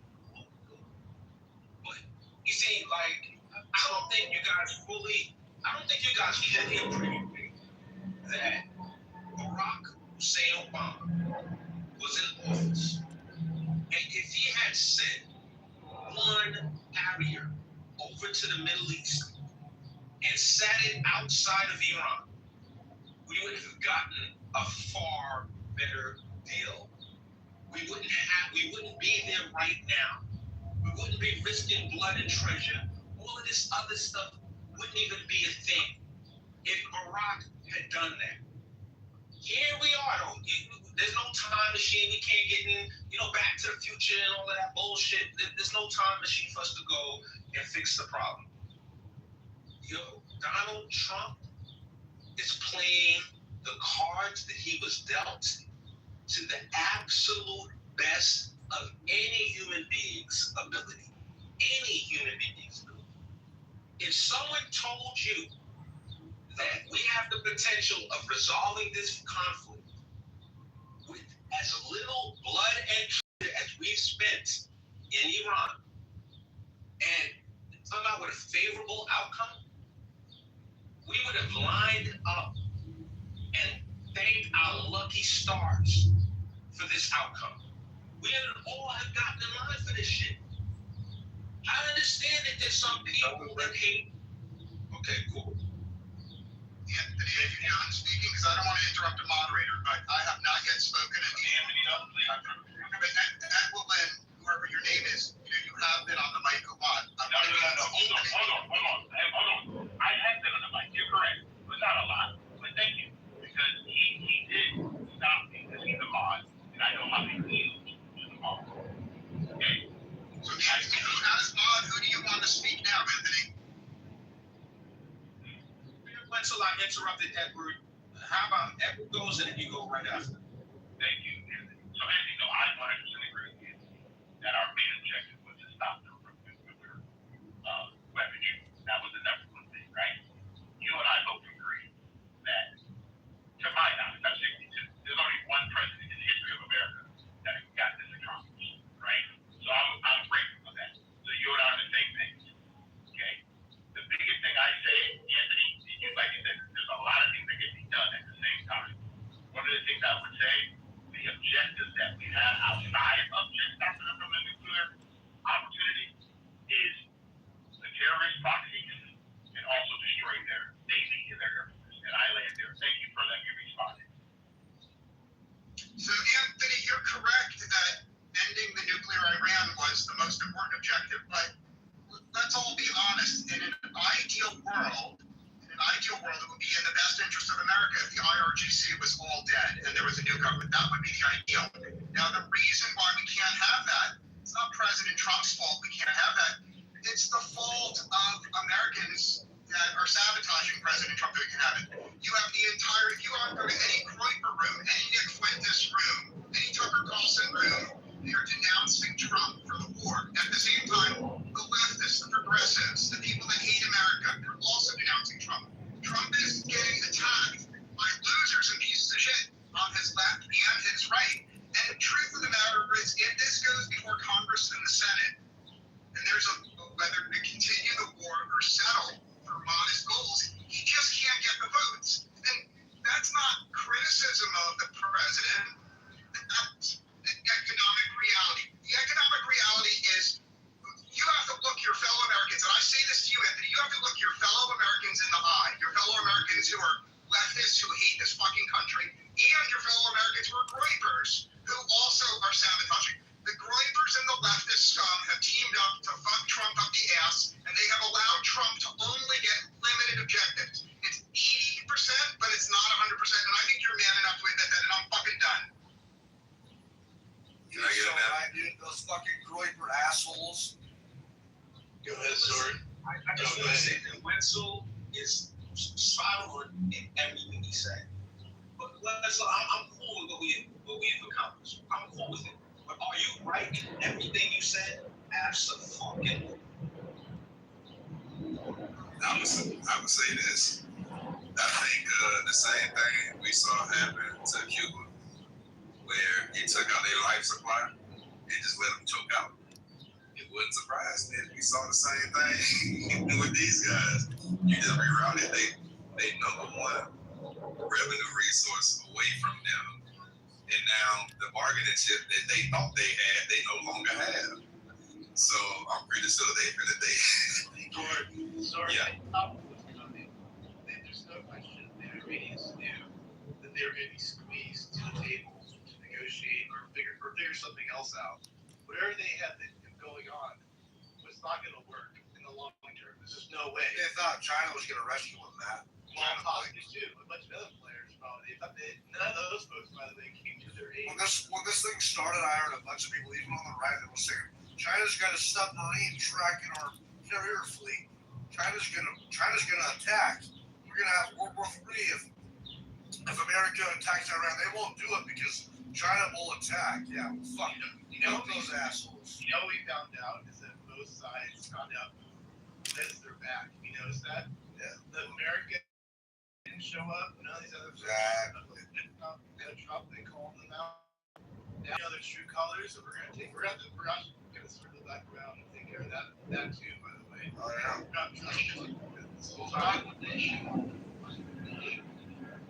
Why wouldn't they? They're allies. They're little too. It's their there should be more too. Like you go and pick a fight without consulting them. We talking about Why the fuck do I need to tell you I'm finna fight, nigga? I said, come on, you better bring your ass. expect that, but why would you expect them to come bail you out? Why? Alright, well, I tell you what, I'm finna take my money and I'm going home. Y'all figure it out, y'all. Cause clearly y'all can't do it all night. What kind of people turn their back on fellow friends or allies like that? because they're not about to go to war for Israel. Well, that's their story. Shout out to Israel. At least Israel willing to fight. Show up for a little. They have to fight. Bello, you at least show up for a little bit of the game. Why should I think they show up a little bit by letting someone show up on the field. Wait, sorry, I can't even hear you, Matt. Go ahead. I said they didn't even show up on the field. Who does that? Like the guy said. We don't need them. You didn't even Listen, guys, man, just real quick, Othello. Man, I want to be clear about something. I go into a bar with Totem Pole, all right? Totem Pole gets a little inebriated, and he sleeps in some guy's wife's behind. This is a good one. He's dead wrong. I'm going to fight with Totem Pole. Yes, sir. In that bar. Every motherfucking that bar, we going to Yes, sir. I'm going to talk to Totem Pole. I'm going to say, don't ever do no shit like that again. But Totem Pole ain't getting jumped on my watch. Totem Pole ain't fighting by himself on my watch. Yeah, Anthony, I'm right behind you, Anthony. Somebody get here with a bottle. How are you expecting Europe to pull up when motherfucking Spain sells weapons to Iran? Like y'all don't even know the geopolitics within Europe itself. There's an infight going on right now between Israel, the U.S., Spain, Italy. They're not even on the same page, and they're saying that you guys jumped the gun. This is crazy. You know what I mean? We need to come together and see what's the best option now. Great Britain, who started this whole shit with the Balfour Declaration, is putting the Ashkenazis on the throne. All right? They said, okay, we're going to send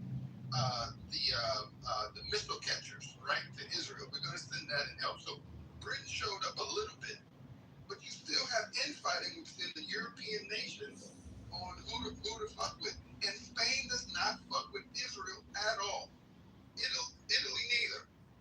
And you know what? Spain is also funding the USA demise. So, Othello, if we in the club, same example that Anthony gave. If I see a nigga finna sneak you, what you think I'm finna do? Knock him out. Taiwan did the smartest thing they could do. When that prime minister went on there and shook Xi's hand, they said, look, we want peace. Everybody want peace. In the end. Not Israel and not the U.S. And not Spain. That has to follow behind. The U.S. got to follow behind Israel. What did Joseph Kent say? Joseph Kent was in all the damn meetings. Brother, you just admitted that Spain. Okay, my bad. I love this dialogue. Joseph Kent said that Trump couldn't even give them the names of who they were negotiating with because if it got back to Israel, Israel would bomb the people. Okay?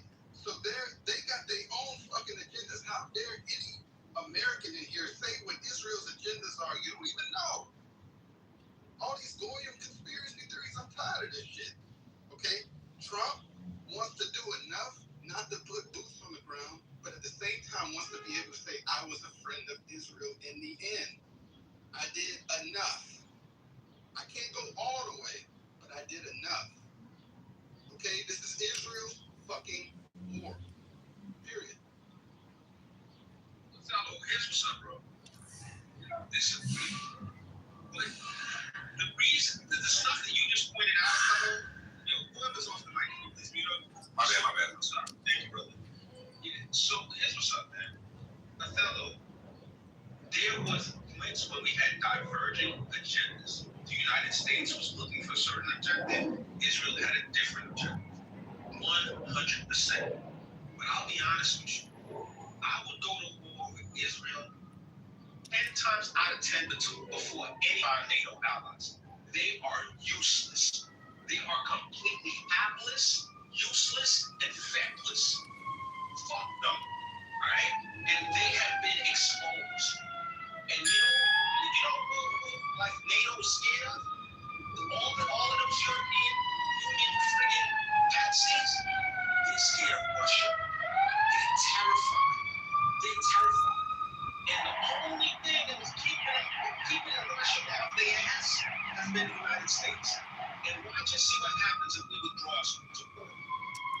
see. Yo, what happened? What happened when Trump came into office the first term? He said, yo, you guys aren't contributing your fair share to NATO. He called them on the carpet. He called them out. It was pitiful. The amount of their GDP, the percentage of their GDP that they were contributing towards their military. It was pitiful.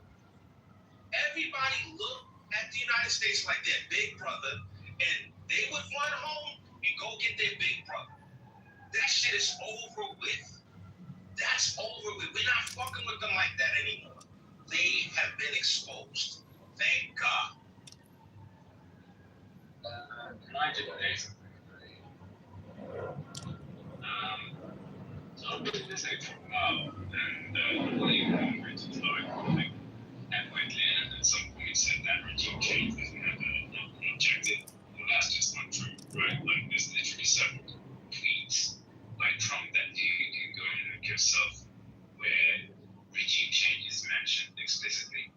And I guess Anthony is a more accurate analogy of what Totem Pole.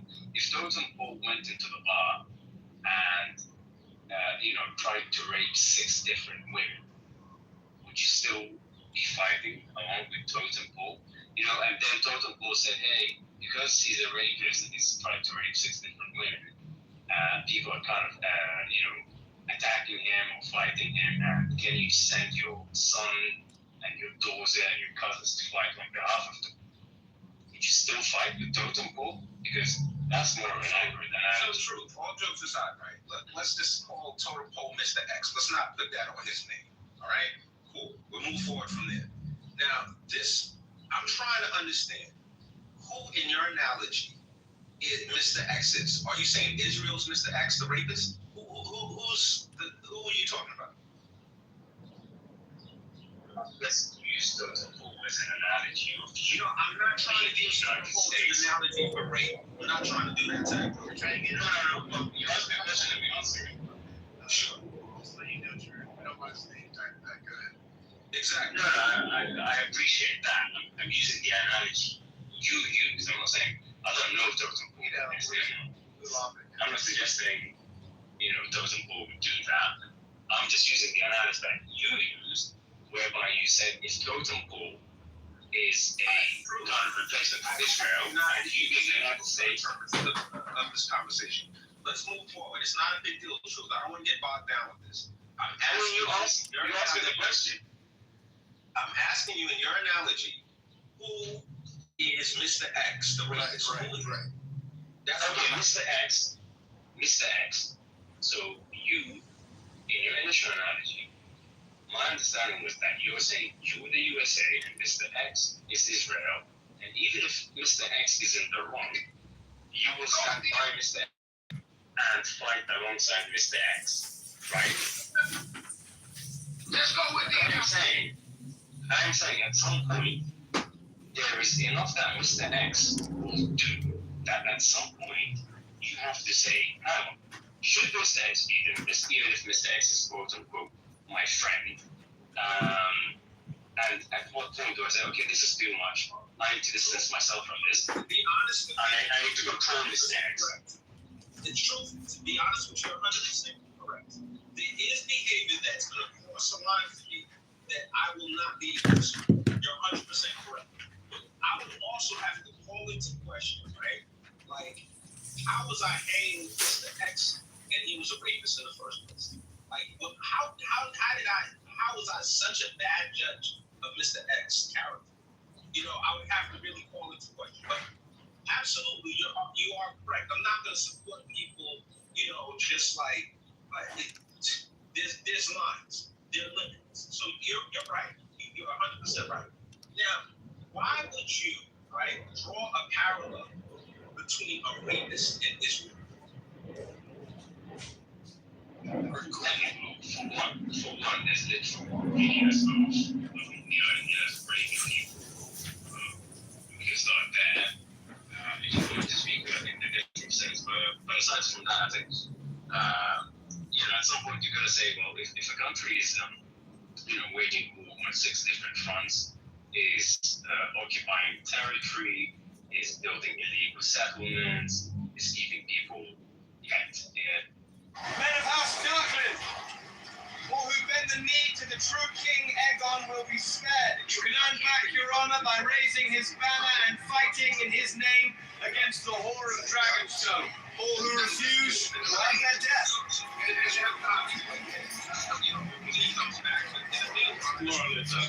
Is there no honor left in this world, Cole?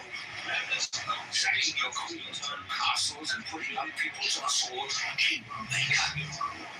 This is your divine. You're not fit for idle work. This isn't a demonstrated design. You should thank me for it. Yours good company, we kind. The state. How about this shit? Please, break,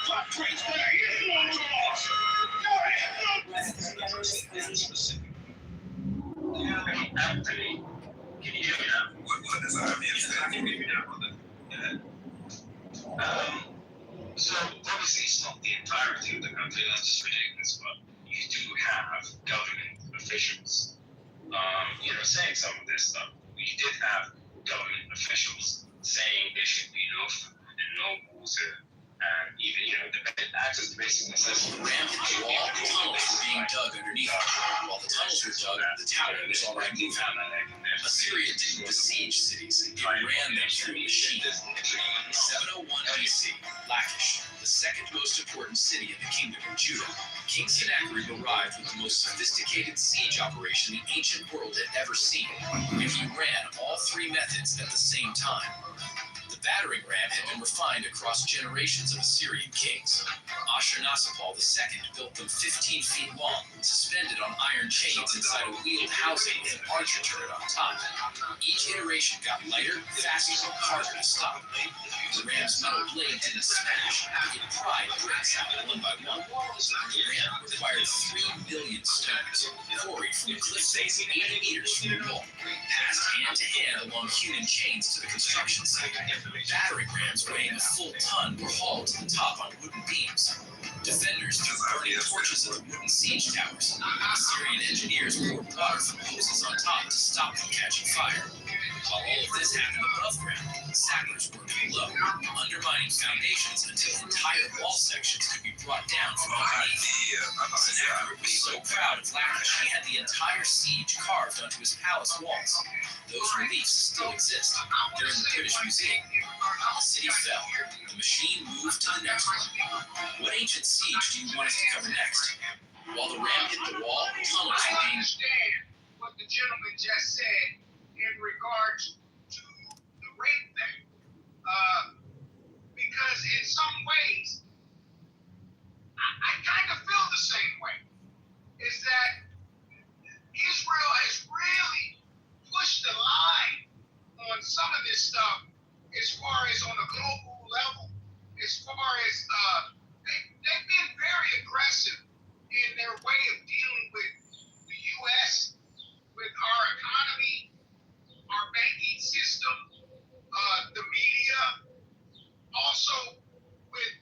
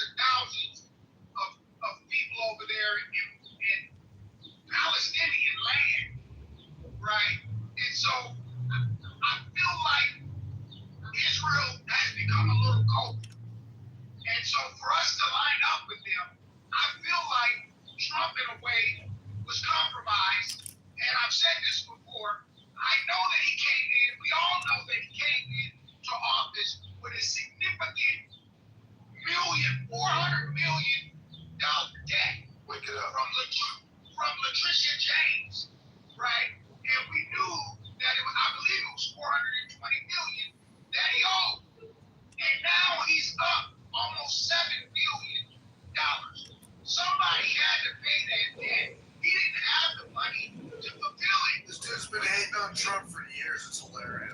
Keep going, man. You gotta be quiet, man. But I'm not hating. But we're just using mathematical facts on this. We know he didn't have that money. So somebody, and I believe Jared Kushner and Benjamin Netanyahu were orchestrators of how that $420 million debt. And so I think at the speech of the State of the Union, we see a different Trump. I was supporting Trump. We were supporting the movement that he was making with the tariffs, the movement that he was making with the country as far as the Golden Dome. We were supporting even the massive AI. We were supporting all that. But in 72 hours after he gave the best speech of his life, I think that speech that he gave was the best that he ever gave. It was clear, it was concise, it was smooth, and it made sense. And 72 hours later, I think they called in his whole guard. I think he was compromised, and I think he called in his guard and said, look, either you drop with us and you ride with us on this. This wasn't a bar fight. This was them putting the gun to Trump's head and telling him, either you come with us or we'll use our nukes. You're either riding with us because you owe us, you bastard, and we'll bring out the other evidence about this Epstein shit. You were goofy as fuck. You've been hating on Trump for years. Don't just sit here and act like Just let him land. Just let him land. I believe, You know what I'm saying? I'm going to let him right here. I believe Trump was compromised, and he is a transformer. I land. you do know how I just want to point this out. I would like you guys to go, and I haven't went and looked at it myself. I'm willing to bet, though, that Letitia James' judgment was overturned. So this idea that it was. Okay, cool. All right, cool. So that's one thing. This idea, right, that the president of the United States would come so cheap. That dog won't hunt. Here's the thing, right? You got people that are gonna co-sign what Totem just said, right? They're gonna agree with him. And in the next breath, they're gonna say that Israel and the United States had separate agendas. I want you to round that, to circle that square. I want you guys to make that shit make sense. Because it's either we had divergent agendas or Trump is a puppet, whatever, to Netanyahu. Nobody has It's one or the other. It's not going to be both. Can I say something? Clearly, I'm going to pass it to you, Mel. You know what? You got it. I'll go after you. I just wanted to say it, man. Like, I don't know why we're allowing this guy to sit here and lie. Like, he said he was down with the terrorists. This guy has been shitting on Trump for ever since I've been on this app, which is now over 2 years. So he must have just recently changed his tune. But don't believe him, folks. He's a liar. He is not like this man since before the election. He's been shitting on Trump. Everything he can find. To be fair, Mountain, to be fair, right? We're like the other spaces where people can't just express themselves freely. I'm just going to I'm just saying that he's just lying. But I'm just saying this guy's dishonest. So Mountain, this is what we do, right?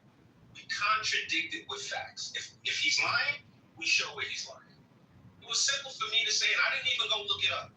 I believe that judgment was overturned. It was simple for me to say that. It's not really a hard thing, Mountain. I don't want us to stifle communication. I don't want us to just not be able to hash it out. It's cool. We don't want this all into the other spaces like Anthony's saying. We literally can't have any discussion anymore. It's completely ridiculous. And Anthony's completely right. The best way to counter anybody's, in your opinion, stupidity is to let them get it all out and then counter it. It's pretty straightforward. Because now, I already know what Black Pool is all about. So a lot of people do. We're all in the same okay, man. We get you. We know what's going on. You know? Well, I'm just gonna say, like, if someone's full of shit, though, I mean, I'll call them out after. I don't care. Like, they're not gonna sit here and act like they were down with Trump and then fucking. Yeah. Now they're changing their tune. This fucking dude has been against Trump for the get go. But they kind of were getting in front of him too much. You know what I mean? But I mean, you get it. You know where. Yeah. Anthony, I want to answer your. I want to focus on your initial question. You said make the dog hunt. Israel and the U.S.'s agenda, right? So I'm pulling up an article, and they say in recent days, cracks have started to appear between Trump and Israeli Prime Minister Benjamin Netanyahu, particularly over energy and leadership targets. On one side, Trump appears to be interested in the Venezuela model in Iran, which is predicated on aligning with the pragmatic regime inside and accessing vast oil reserves and resources. On the other side, Netanyahu seems to prefer mowing the grass that weakens Iran and continues the conflict. Both approaches are at odds with each other, especially as Israel increasingly intends to dictate the terms of the war. Now watch this. As far as Israel's agenda, contrary to Trump, Netanyahu has consistently communicated that the central objective of the conflict is regime change. Now, we just spent the last hour talking about how the U.S. doesn't want regime change. It doesn't want to. It's not our job to rescue the Iranian people. Wait, right? no. Hold on. He just said make the dog. He just said make that dog bark. Am I doing it? Right. Wait, are you saying that we didn't want regime change at all? We didn't. There was nobody that said that was like the objective, but if it does happen, well, more power to us. I'm not following what you're talking about. Well, you need to follow because just 1 second. I don't want to say I'm going to hand it right back to you, though. I don't want this to be a misunderstanding. Let me respond to that. Israel said that their core tenement, their core agenda is regime change. America, just like you, Matt, says that if it happens, cool. We took out the Ayatollah, right? We just want to get the little baby. We want to get this money. But we are at odds with Israel because they're like, no, regime change, which continues. This is really important, Othello. What are you going to do? This is really important. We have an opportunity right now to learn from each other. According to Totem Pole's thesis, they have compromised. They have Donald Trump is compromised. That was the basis of his thesis. The information you are presenting contradicts that, which was my point. If Donald Trump is compromised, he's not going to be able to publicly disagree with Netanyahu. He's not going to say stuff like Israel keeps on killing the leadership. We can't find anybody to negotiate with. He's not going to say stuff like that.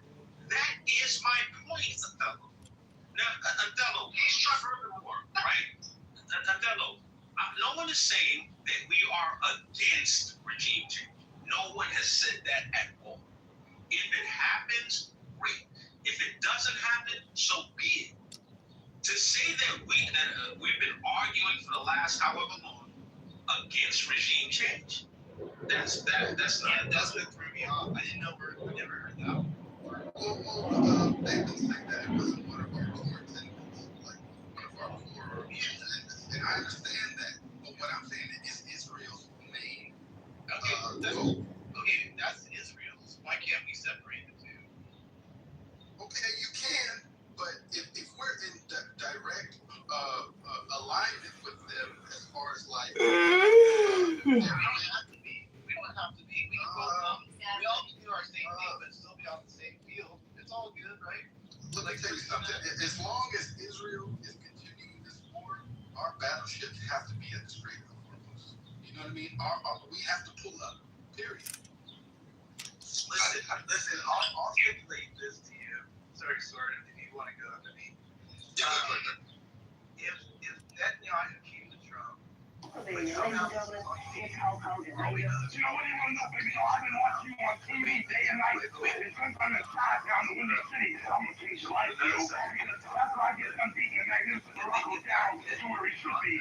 You want to go out of town. You know, my friend Mr. T, my main man in Chicago, he told me a lot about the city. I know a lot of hot places. I'd like to take you. I don't need more. When I'm going to take you all around the town. What do you think I'm some kind of clown? You know, everywhere we go tonight, you're going to see how comedian running wild. And when we're done, you're going to start hanging and banging day and night. You're going to be training your day. He's your vital leader. That's what it's all about. You know, properly.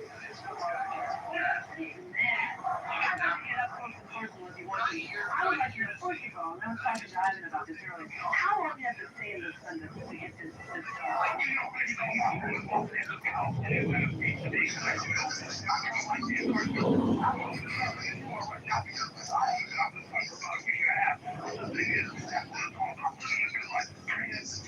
It's not our agenda, but as Americans, we need to know what their agenda is and what we're getting into.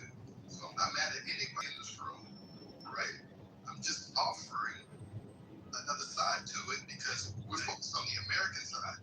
But we have to understand that that is our ally, and we are there as long as, you know, they want to continue this. They want to continue this.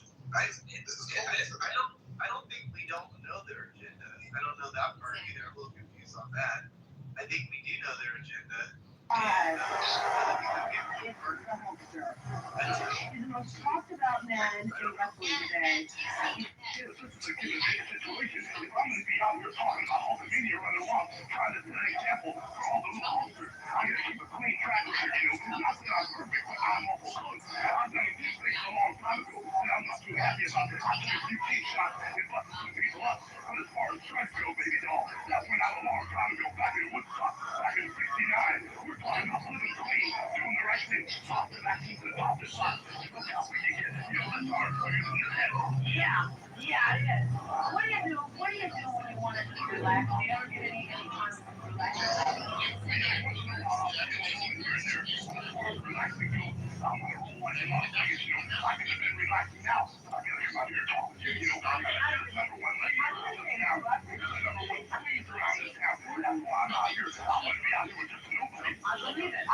I want to know what it was like to take Cindy Lauper to the Grammys. Is she wild and weird, crazy, like we think she is? Well, you know, you're coming from the wrong point of view. I can definitely see that I'm going to actually promote the media in you because the thing is, what if you ask Cindy Lauper what it was like to hang out with me for a while and get her head right? You know, I trained her to get her in shape for rock and roll. Did you know that? I didn't know that. Well, I did. We'll have to agree with you because I think the international community is by and large against Israel. Israel needs America. So they can't just do what they want. They cannot just do what they want. They have to have America's backing from a lot of And they're going to do what God wants. Yes, that's true. Not just America wants, they do what God wants. Well, that's obviously But that can't be true though, because they would have did it before. So I mean, I get your point. I think they're looking for conflict, but there is none. You know, go ahead. Well, this is the thing. Ann said personal vendettas. Okay, why do we have a personal vendetta? Why can't we just listen to Joseph Kent, who was in the meetings and literally told us, hold on, Matt. He literally told us that Trump couldn't even leak to his personal cabinet who they were in talks with because Israel would go and bomb them. Now that's crazy. I agree with that, but that like if you remove it from the government and you bring it down to a personal level, I'm pretty sure you got friends that if you got into a fight and you wanted to go back and do some damage, you got friends that I can't tell them because what they willing to do, I can't. Like everybody got them type of people around them, so that don't surprise me. And then when you look at where Israel is geographically in all of this stuff, if I was from Israel or I was a part of the nation of Israel, I would want them wiped off the map as well. Let's go ahead and get this shit over with. It's cold red with that right now. Yeah, so I kind of get that. Like they got this belief system and we got ours. They trying to colonize us and we ain't going for that shit. We finna go ahead and take them out. So I kind of get it. So if I was Trump, yeah, I'm not finna tell them everything because they finna take off. Yeah, most of them, it's like Matt said, you know, we do need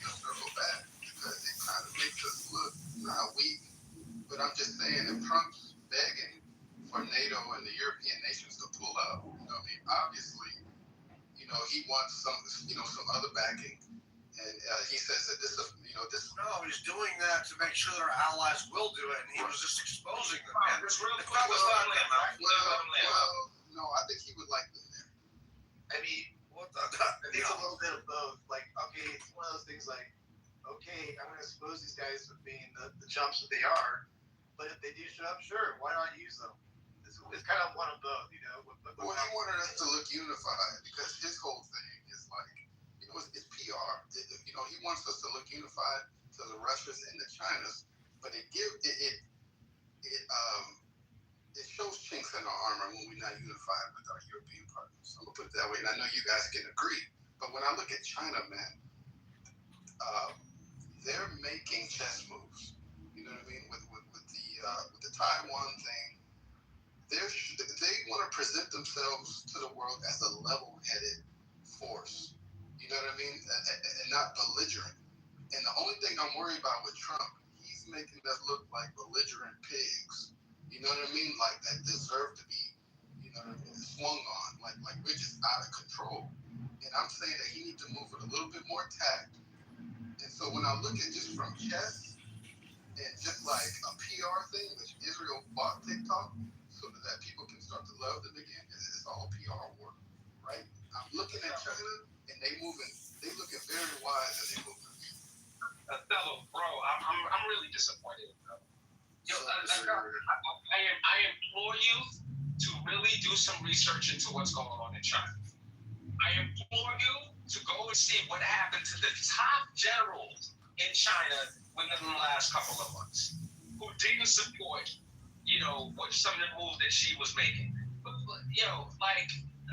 listen, man. I'm gonna use a movie reference to something that we've been talking about. When Michael went to that restaurant, you know what I'm saying, and they were talking about negotiating some kind of agreement, they were like, yo, listen, we can negotiate whatever we want, but Luca Brasi, that motherfucker ain't listening.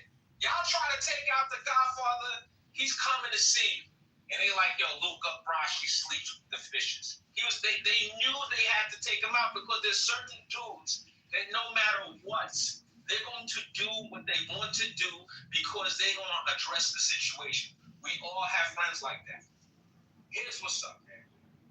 As far as China looking like some kind of statesman and, reasonable force in the world, it's bullshit. And China, for all the saber rattling, for all of the building up of their military that they've done, Taiwan is across the street from China. The United States is half a world away from Taiwan. Why hasn't China run up in Taiwan yet? Why haven't they? Why? Because Joe Biden's no longer president and they never get their ass kicked. Because they are scared. They're shook ones, part 1, 2, shook ones. They are scared. That's why they haven't run up there. And the other thing is, what do you think happens to the chip factory if China was to try to run up in Taiwan? That shit would be rubble overnight. We are not giving China the chip factory, which is the only reason they want Taiwan. So listen, man, you guys, you can worry about whatever you want to worry about. God bless you. But we see what's going on outside. Did you see the recent? Did you see the recent? Okay, I'm sorry, Toto. I'm just asking one question, Anthony. Did you see the recent? Photo of Taiwan's Prime Minister and Xi? I didn't see it. Okay. Go do some research on that because they just made amends. So that's the big thing that happened this past week. China and Taiwan just shook hands on a grand stage. So the board is changing, and I implore you to do some research on that. And that's why I'm saying. But what does that mean, though? What does it mean? That's why I'm saying they looking wise. Go photo. It was the photo of her seen around the world. China and Taiwan are about to become allies again. They can become allies till the cows come. As long as China doesn't do a hostile takeover, I got no problem with them being allies. If that Here's a Reuters link. I'm posting a Reuters link. If that avoids World War III, I have no problem with it. I'm cool with that. That doesn't undermine America's interest. Well, you have to understand something. Taiwan has already agreed to come onshore here in America and put a factory together. They've agreed to do that. I believe it was over $1 trillion. They're talking about, or billions, I'll say, that they're going to put into a factory out here. Also, employment and training for the people here. So over the next 10 years, the chips will be over here. But there's another piece to it. The Chinese and the Taiwanese are first cousins. So this is like family fighting. You understand? And that's the same as the Ukrainians and the Russians. These guys are related to each other. That's one. Two, China in my lifetime has never been in a confrontation. But you know what they've been doing? They've been building bombs ever since the beginning. They've been building weapons. They've been stockpiling. You know what we're doing here in America? It takes 1 year to make 200 Tomahawk missiles. 1 year to make 200. We dropped 400 missiles in 3 days, right? And so we're not stockpiling our weapons. We don't have an ever-ending supply of this shit. It has to be made, right? And so China's been sitting back, stockpiling shit. That's the same way Iran has got all those goddamn drones. They've been sitting back, stocking up shit. While every fucking year of my life for the last 52 years, the United States has been in some type of a confrontation. It's a forever war mindset with these Anglo-Saxon arrogant whites. They love to fight for no reason. And so when you have the Israelis who are exactly the same way, these Polish Ashkenazis, the same way, absolutely same way. They're warmongering people. They love to fight for no reason, and they always keep up conflict. There's places on the map that don't do that, and China is one of those places. I'll stick my totem pole right there. Go ahead, Sword. So I think the challenge I have with this is that when we look at other countries, we highlight their potential, but we don't highlight the potential of what America can do.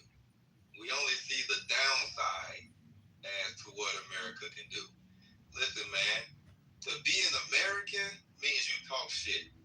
And you don't just turn it off just because the motherfucker don't like you or it's not presidential to do. So, like, in our daily lives, bro, like, at work you talk shit. Like, to be an American means you talk shit. When it comes to China, China can build all the shit that they want, but if they ain't willing to bust their gun, that shit don't mean nothing. And we have proven that if you talk shit about us, we gonna come see about you. So yeah, it's wise for them to shut the hell up. Or we gonna come see about them. Now, when it comes to Taiwan, they get on stage and they shake hands. Okay, that doesn't really tell me anything. Like, I need more context as to how do you see this playing out? We already got soldiers over there. Are you telling me that China finna try to take over? Are you telling me that Taiwan is finna kick our soldiers out? Like, what does it mean to say, you know, like what else does that mean? It's a chess move. You know what I mean? Where it can lead, we don't know, but it's a chess move. And can I just say, first of all, I think, some of what is being said, frankly, in some ways is a bit childish, this idea that, we'll go find balance about China and all the rest of it. I mean, you can point to things like Afghanistan, right? Which is just, the Taliban was a ragtag group of guy in the sandals and AK-47s, and look how that turned out, right? It's had talk of Afghanistan now. But if this argument, China hasn't done shit in Taiwan because they're scared, it's a joke. I mean, maybe there's another reason. That's Totem, and I completely agree with Totem. Maybe it's because they're respecting international law, does that struck your mind? That's all. And we can point to some other evidence. So, for instance, Russia right now has invaded Ukraine. Did the USA engage in direct?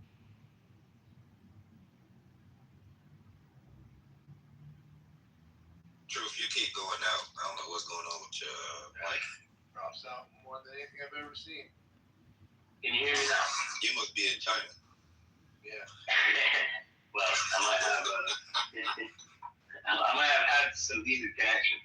But I was just saying, China's army is actually larger than Russia. And if the USA is not willing to engage with Russia in direct warfare, why would you think that a direct war, or even that indirect between China and the USA would ever happen?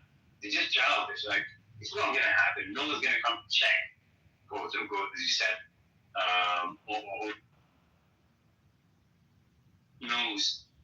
Everyone knows a lot better than to do that. I'll just leave that there. True, we missed like the last 5 seconds of what you said. Well, I hope basically the point was clear. I don't think there's ever going to be a direct engagement between the USA and China. And not because China is quote scared, but because it doesn't make sense for anyone. No one wins that. So, would it be safe to say, because we know that's not the U.S. standpoint, the U.S. is like, if we got to get it done, then let's go ahead and get this shit over with. And it seems like Israel got the same perspective. Shout out to Israel. Let's go ahead and take these gloves off. Let's get this shit over with. If China's gun shy, don't you think that can be leveraged? Are they gun shy or are they wise? Oh, because to shoot a gun, you gotta have some bullets. If you don't got no goddamn bullets, what does it matter?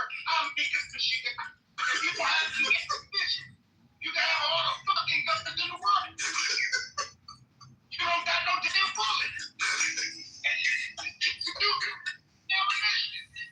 you gotta stay cool and stack up your weapons and your stockpile of bullets. You don't got enough bombs. You don't got enough ammo to fight nobody. And everybody's starting to see that. I don't give a damn how big your missiles are or how smooth your planes weapon, no artillery to go in these weapons. It takes a process to build these ammunition. It costs and it takes. You know how much it costs us to make these bombs? It costs billions of dollars to make these weapons. They're using. I'm being serious. You won't get health care here in this country. You're not getting a decent wage in this country. We got more oil than what we can do with, but we're still paying $7 a gallon in California.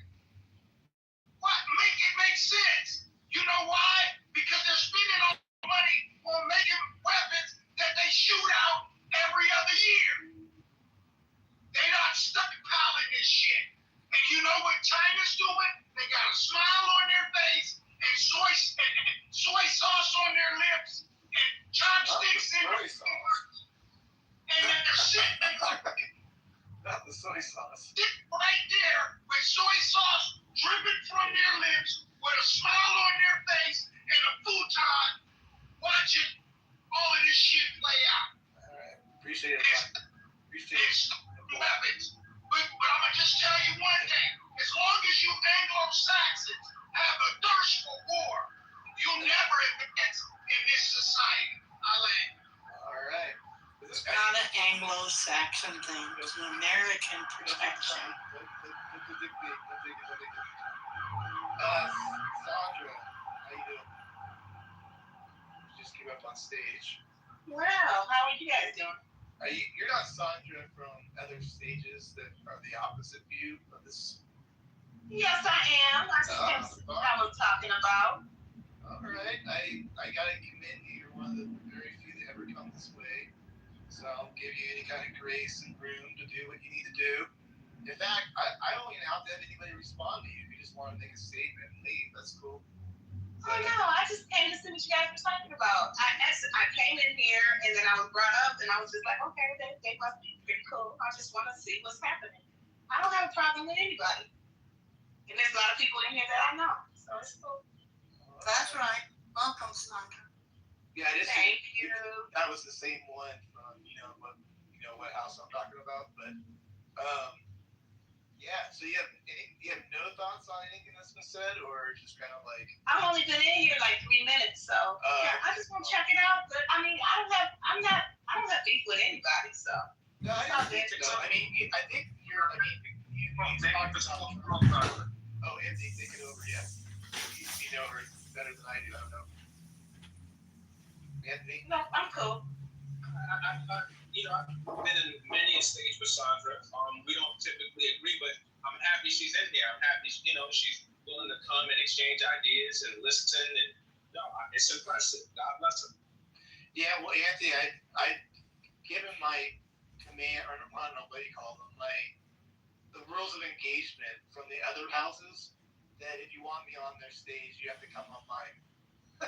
So there's been this ongoing battle with a bunch of people about that, and then I'm like, well, you guys just show up over on mine, it's fine. Like, I'll get one or two that will show up, or they're actually in the group mostly.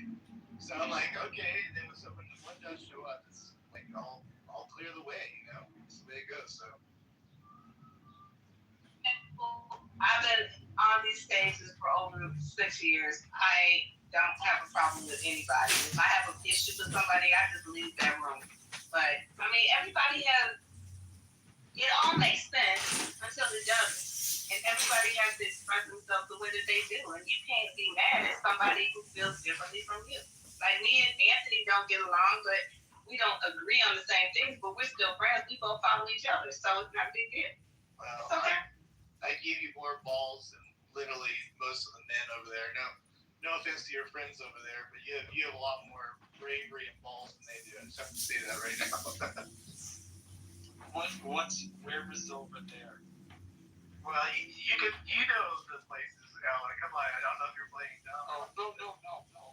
There's a few. I was wondering if there was one in particular, but no, I'm not going to mention it because it does get out or whatever. But you know the ones that the ones that you tend to get tossed from. You know what I mean?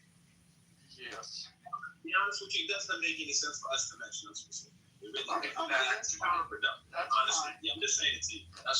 No, that's fine. It's perfectly understandable.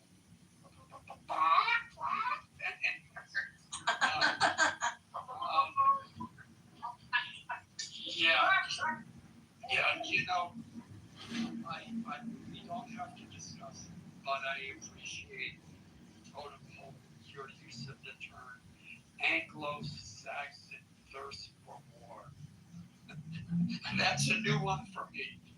I don't disagree. I know, that's interesting. Because I was thinking the same thing, Alan. Like, that alone could be a room. You know what I mean? Like, you really break that down. That's a fascinating way of looking at it. Because, if we do go to war, like white, Saxon people do, we can't drag everybody with us. So go ahead, Alan. Continue. Yeah, no, I agree. And I used to get a lot of heat in certain rooms because I acknowledged it. I mean, when you look at the last at least 100 years, the number of world wars white people have started and engaged with, I mean, we've killed at least over 100 million of our own in these wars.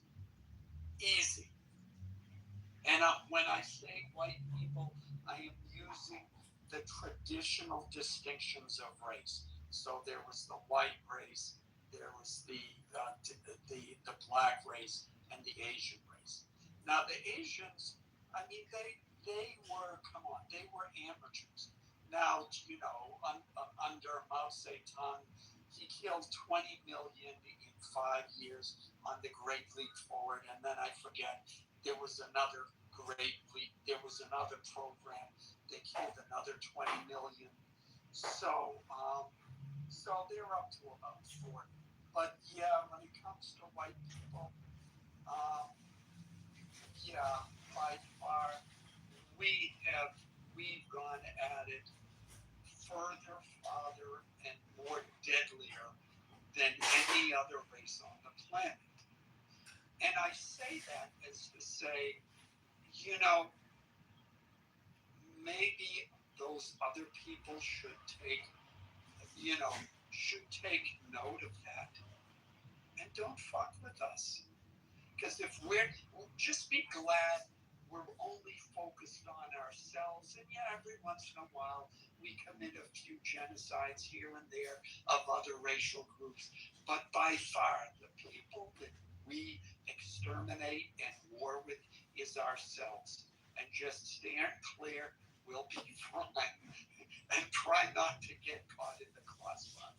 So yeah, totem pole, completely agreed. And that's my very, very, very dark view of that.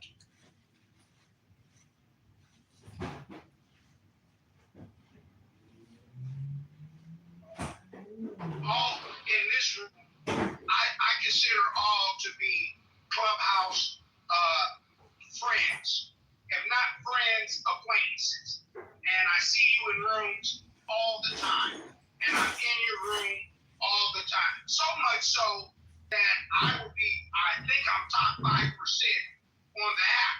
And so the app told me by giving me a badge that I'm important in any room I'm in. So I come into these rooms and I communicate with my Anglo-Saxon friends. But the reality of it is, in my lifetime, in the 52 years that I've been on this planet, I've never seen you not have 2 consistent years without a war going on. And like I say, this type of a mindset, when you bring in technology, right? It's one thing to have all the information in a book, and you say, we'll keep the books in the library. It's another thing to upload all the information into the cloud and put it in your hand on a cell phone and say, here's your own smartphone, and all of our history, all of our information, and everything we know is right here at the palm of your hand. And then you expect people not to look at you a little different, Anglo-Saxons? Well, wait a minute. Now, I don't have to do much to do any history. I don't have to have a library card to do history on you folks. And so now people are starting to side-eye your movements a little different. Because we have these smartphones and this AI and this Google and all this stuff makes you even more arrogant because you say, I can give you fools all of the information and history on us and we still will be on top. And I don't think that's the way it's going to be with the technology. I think people are starting to look at you a little different and people are starting to see, wait a minute, you fools just like to fight.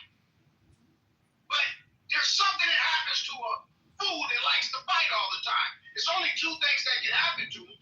Either he's going to be put in jail or he'll be put in a box. And don't forget that. I'll put some totem pole on it and I'll stick it right there. Well, totem.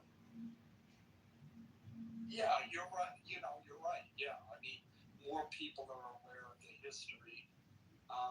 More people are looking sideways at all of this and saying, what the hell? I think, but I think what's true now and what was true 100 and 200 and 1,000 and 2,000 years ago is all of these wars, they were always fought over resources. Now, you spoke about China earlier. Yeah, China's not sitting there smiling. China's sweating bullets because they get all of their oil from Iran. Well, they got it. If I understood or am remembering correctly, they were getting some from Venezuela, and they were getting a good portion from Iran. And initially, what I heard, they were the ones who told Iran, look, go to the peace table, agree to the ceasefire, because if you don't, we're not going to be able to get the oil we need from you, and then we're in trouble. So you better deal with the Americans. So no, they're 100%, by the way, Alan. 100%. Yeah, thank you, Norm. Thank you. So, and that's and you know when you talk about white people and their predilection for war, you know, Western European culture, we had to fight over resources. Resources were scarce. The surviving in Western Europe over the past 10,000 years in that environment required a very different mindset and required very different solutions than the people that came from Africa or the people that came from Asia or the people that came from the Middle East. It is just the way it is. And you had to fight. You're starving, your families in your village, and the women and your children are starving, and some guy in the village, one village over, they're living it up, and your women and children are looking at you saying, we're hungry, we don't care. Yeah, you pick up some rocks, and you go over there, and you start hitting them on the head, and you steal their food. I'm oversimplifying it, but that's what it boils down to, and that's where it comes from. So, I don't know what else to say except that, and I'll end with this: in today's world, we are still fighting over resources, and now it happens on a global scale. We're fighting. They blew up in the Ukraine war. They blew up the Nord Stream 2 pipeline. That was the pipeline that transported oil from Russia to Western Europe. And Russia was making $1 billion a day from that pipeline. Well, Western United States, Western Europe, some Middle Eastern countries said, no, we don't want Russia selling the oil. We want Western Europe to get oil from these other countries, Azerbaijan, Turkey, other different countries. So boom, bye-bye Nord Stream 2. And, for the time being, now Russia's shipping it to India, and India's shipping it to Europe. So they're still making money on it. But eventually, that will change, and now those other countries will get it. Is it right? I don't know. No, was it a justification for war? I don't know. I don't think they should have done that. But it's done, and that's the kinds of games they play, and that's the kinds of games we need. Because gas prices. Guess what? They're making a deal. The Strait of Hormuz is open. Trump played them. He won, and now gas prices are going down. Okay, and don't put it all on white people. They are some murderous people, but those Arabs too. Though, are we lumping Arabs in with white people because those are some killing, warmongering, enslaving, conquering people too? They went all the way up into the Caucasus Mountains trying to spread Islam. They went all the way into Europe. They went all the way through North Africa. So you know what I mean? We're not just going to let this slide.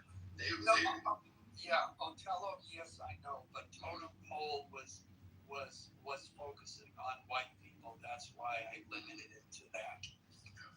I think it's a fake designation, white people. I can't think of people who haven't had a history of murder and war and killing.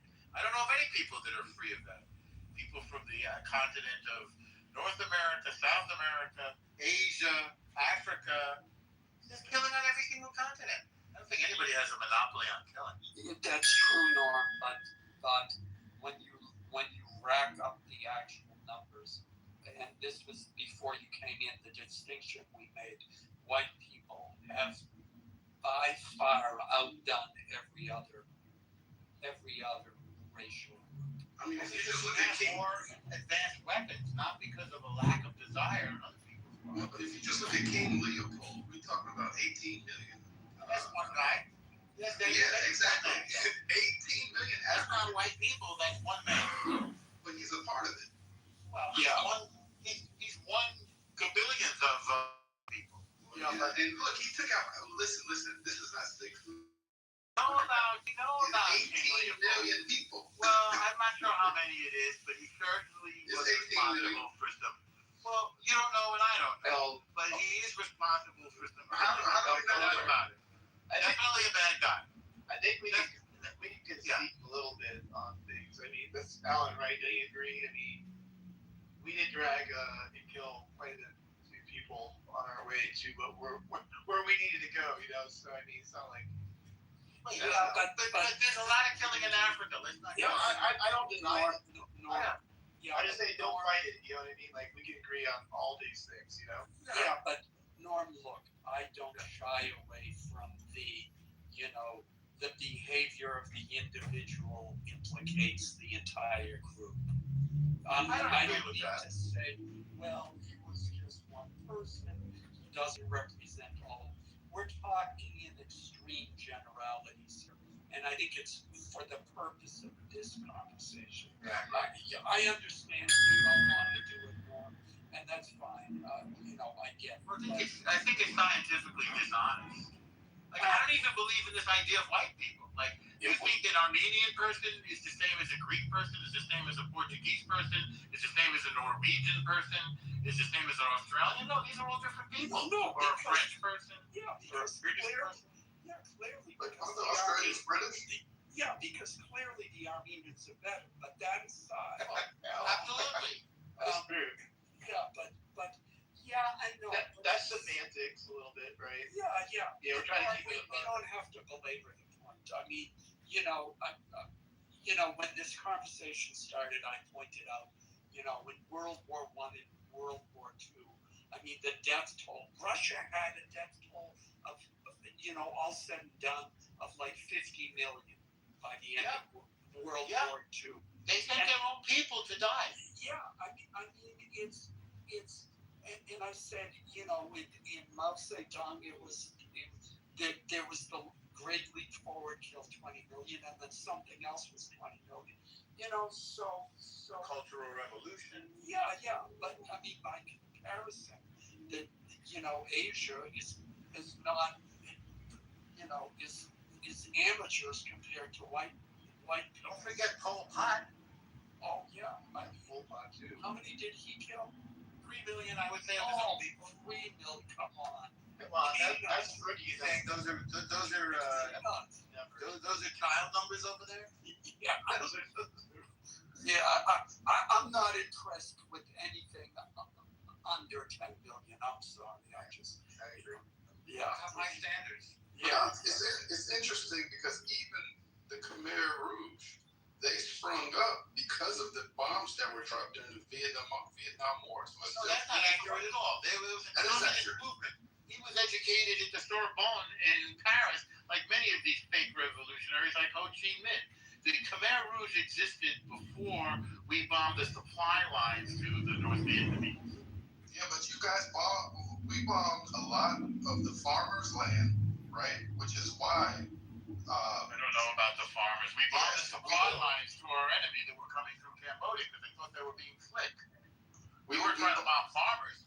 We were trying to beat the North Vietnamese. We just happened to. We bombed a lot of farmers. I have to see more. We bombed a lot of those people that got so mad that they joined the Khmer Rouge, right? No. Yes, they did. They tried to flee the Khmer Rouge. They was massacred by the Khmer Rouge. The people didn't think they were brutal murderers. The Not the lay people. No, not the lay people. Hold on. The Khmer Rouge, they killed a lot of people, but the most people that they killed were the artists, were the business people, and the intellectuals. They killed whoever wasn't down with communism. I don't know if somebody how you want to kill intellectuals. They focused on the artists. They focused on the artists. Forced marriages. There were not 3 million artists in Cambodia, bro. Oh, what? There were 3 million intellectuals in Cambodia. Well, come on now. Cambodia was a hub for art before the Vietnam War. I got some documentaries that I can send to you. Yeah. I mean, because I made a film there. I'm quite familiar with Cambodia. Okay, that's fine. Have you seen Don't Think I've Forgotten the Lost History of Rock and Roll in Cambodia? No. Oh, yes, I did. It's a long time ago. It's a very old one. Yes. Yeah, it's an interesting film. It has nothing to do with art. I mean, that's post-war rock and roll in Cambodia. Yeah, it's actually a really interesting and good film. Yeah, even the prime minister was a director and actor. So, they were a hub for the arts, but also, Western influence. There was a lot of Western influence. But we don't have to get into that. Yeah, I mean, what does Western influence mean to you? Just like, the music, the dress, and that's why is that something you're against? No. I'm not even saying it on that level. I'm telling you why the communists even hyper focused on that area too. Communism is a Western ideology. Okay. That's a Western influence. Yeah. And it's been instrumentalized as a way of attacking the West. It's a suicidal ideology. With my friends here on stage, I have grown up in a time where, and some of you have too, where there were actual crop circles that were coming up when I was probably in middle school, and we know they were from extraterrestrials. There was no way that they were making these signs and symbols, geometric symbols, in the ground on crops. And I remember that some of the mathematical scientists started to get together and decipher some of the messages that were being sent through the aliens that were coming down and beaming these crops. And one night, and then the next night, you wake up and you have these geometrical signs on the ground. And when they started to decipher, the only thing they kept coming up with when they started putting the mathematic universal numbers together was be at peace, stop war, stop fighting. This is the message that the aliens were giving to the planet, right? So the Anglo-Saxon has had a number of years, and I would say power over the earth. They've been in existence. We know you guys go back at least 6,000 years. We go back to the beginning of the planet. When I say we, I'm talking about melanated, right? So with the existence of you on the planet and in power, the only thing that you've done is precipitate war.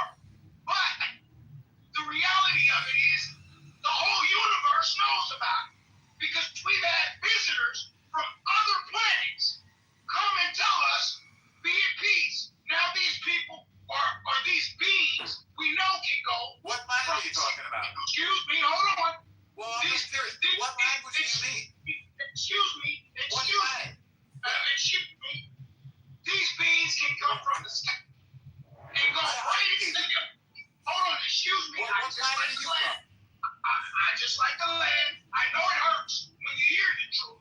But please, take the message. Your spaceship? Okay, so the reality of it is this. And I know you don't like it because you're being irritable right now. But hear this Anglo-Saxon, hear it Anglo, and listen to it good. They have asked you to be at peace. Their technology is beyond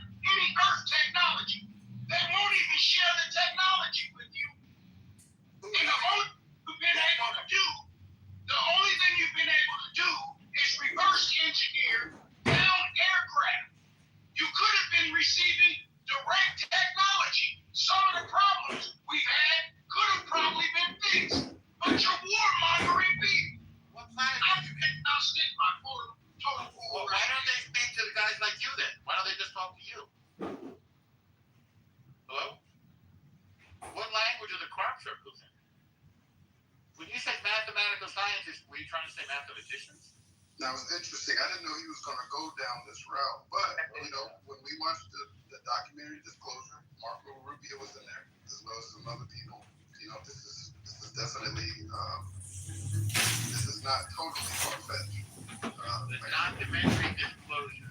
Disclosure? Yes, Marco Rubio as well. When did it come out? I think last year.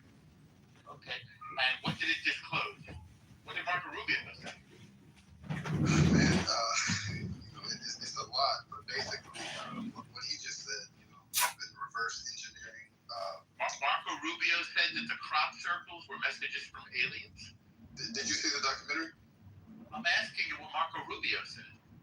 Okay, so did Marco Rubio say that the crop circles were messages from aliens?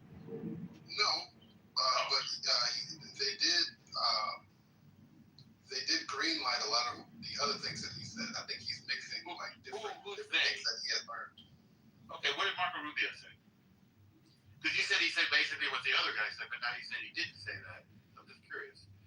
He more so greenlight that there are orbs and UAPs and unidentified objects that are a national security threat. Documentary is called Disclosure. Everybody should go see it. So he didn't say that there were aliens from other planets telling us to be at peace like this guy just said, did he? He didn't say that, did he? I just think they get his English panicked. Man, you know what? Some were saying that they were already here and they're underneath the ocean. I'm saying, what did Marco Rubio say? Did he say that there were aliens? Yeah, I'm surprised Rubio put himself out there like he did. I didn't think he would do that when I watched it. What did he say? He just intimated that that aliens are real. I don't remember any specifics. He intimated it? Yeah. Okay. How did he intimate it? Why don't you go watch it and find out? Well, you're the one making the claim. I mean, you saw it. I mean, if you remember, if you don't remember, just say, I don't know. There's a lot that we're still in the dark about. Right? Okay. At the same time, like Beaver said, for him to put himself out there in the documentary, agreeing with the general agenda of the documentary. What's the general agenda? That there are UAPs, orbs, on the planet. So they're unidentified. Yeah, unidentified aerial phenomenon is what they call them, Norm. Right, but he doesn't say that there are aliens. He just says unidentified. Yeah, him specifically. He didn't say what they're saying is the propulsion technology that these UAPs have, the way they're able to slow down, move fast, and they've been doing this since like the 60s. Yeah, it's unexplained pretty much. He doesn't say that they're aliens. Well, I mean, we didn't have any capability, so it definitely could have been like some type of orb or artificial intelligence, kind of tracking, vessel that just goes through the galaxy. You know what I mean? It could be something like that too. Here's a quote. We've had repeated instances of something operating in the airspace over restricted nuclear facilities, and it's not ours. I mean, to me, the implication is that it's China. The nuclear they've been able to turn it on and off. It's been documented that any time it was turned off, they didn't do it. And in the orb, over street. Yeah, I just want to land.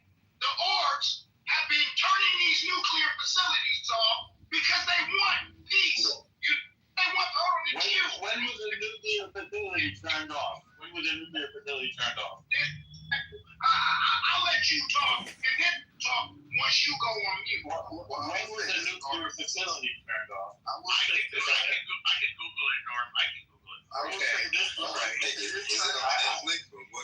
I just posted it in the I forget what it was on. I used torrent. But I will say this, Norm. If it is another nation, it's still a national security threat because the speed at which these UAPs are moving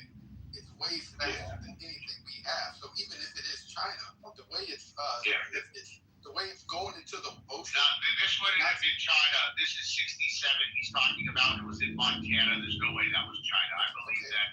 Yeah, I believe that's Hold on, let me continue. These UAPs, the way they're moving, stopping on a dime, speed and velocity that they're moving, it's faster and stronger than anything we have. So if it is a... What if they have no mass? What if they're just lights? It's still a national security threat. And that's what... What if they have no... These government... What if they have no mass? They're just lights. It could be. With the low... Yeah, so then the light goes faster. What's that? We should still dive into it because they were... The whole sure, I'm sure we are looking into it. Yeah, the whole premise was that it was a national security threat. Well, sure, but not the whole premise is that it's aliens. Have you seen the documentary? I'm asking you. Have you seen it? I'm asking you. Okay. And they said, be at peace. You've seen it, right? I'm trying to... Yes. You've seen it, right? Too bad the Ayatollah didn't get the memo. Look it up. Look it up. They saying, look it up. Did you look it up? And they don't want to commute with us. They don't want to deal with us. Right. Because how would you know that? How would you know that? Because the crop circles said it. Really? In what language? Hello? What language were the crop circles in? How would you know what they're saying? Huh? It was in mathematics. So there were numbers. Our universities deciphered the... What language did they find that they were in? If I could add a quick comment. So, I don't have for you. You don't know? I mean, why would you say this crazy stuff if you don't know? Hey, I don't know where this conversation is going, but I think you asked, what did Mark Rubio say? Here is something Mark Rubio said. He said the USA attack. He said they were on a plane. I quoted him. We know already what he said. I said that he's in the chat. We're talking about aliens. She was playing Close Encounters of the Third Kind. Can we just do Thank you. a 1 minute intermission, please? Thank you, Alan. Go ahead. You want me to? Yeah, please carry on. 30 seconds. I nobody heard it. I just know the name.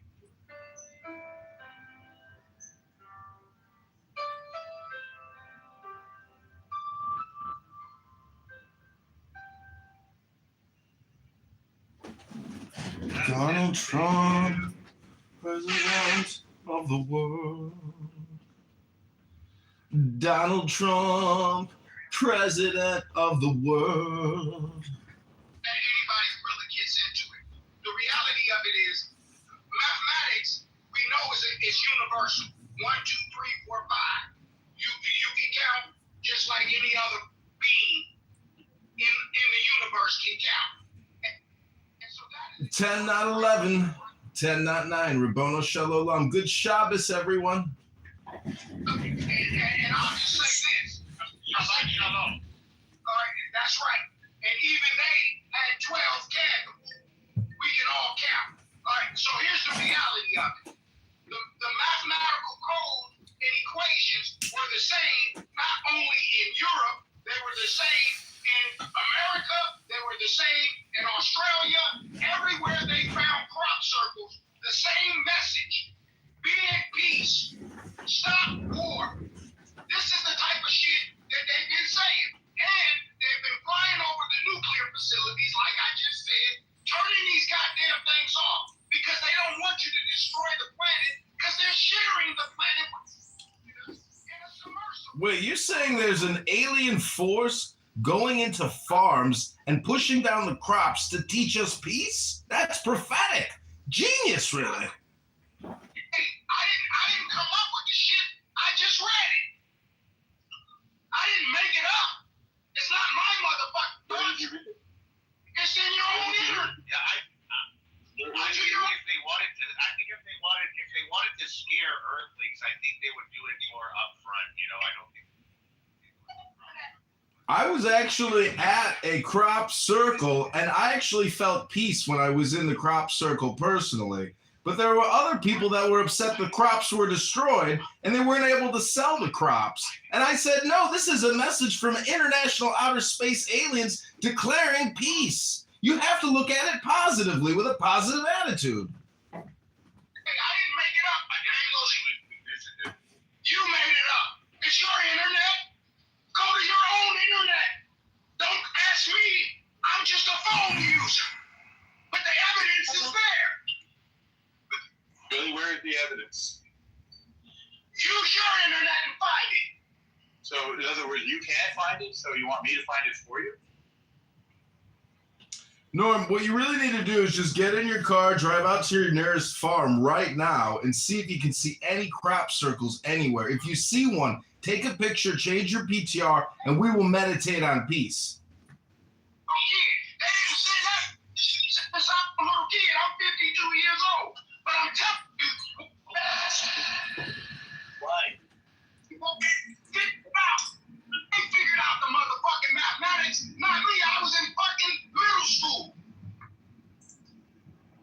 No more. I put the Othello said with the YouTube link that I put in the chat. Yeah, you see that? Hey, for those of you who are interested, there's a long-time group called MUFON. I think it's MUFON or just maybe one F. And it's been a group that's advocated, discussed UFOs, et cetera, et cetera. If you're interested, look them up. Right here, Donald Trump is actually interested in crop circles and international peace, and he too believes that there are alien powers out there that the government is covering up. But I think it's just the military-industrial complex playing games, PSYOP games with the public, so we keep funding them at $1.2 trillion a year. El Norm, are you there? Yeah. Are you saying you do not believe in aliens? I was trying to figure out where you're going with what you were saying. I'm just interested in the evidence. I don't believe things, I just look at evidence. Well, if we look at the evidence of just the solar system in general, I mean, for sure there's more intelligent life than us. You can't say for sure, Ben. Yeah, for sure. You can say it's likely. You can say it's likely. Just think out of all the millions of solar systems, I get it. And there's planets yes, I get it. And especially further, because we're at the edge of the galaxy, I mean, think about what's at the center of it, you know what I mean? I just would definitely believe for sure that there's higher intelligent life forms, for sure. There's planetary shit. There's shit sharing our planet right now, you fucking idiot. They're in the fucking ocean. They're ocean. Calm down. You need to calm down before you give yourself a heart attack over aliens. Here's the reality. It's not up to me to educate you on what the fuck is going on the planet. Bro, you need to calm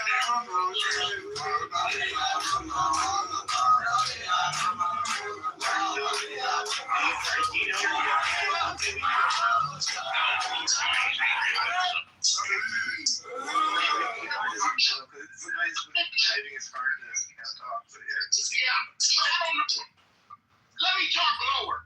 I'll talk like this. And can you hear me like this? Yeah, that's better. Yeah, you guys, can you hear me?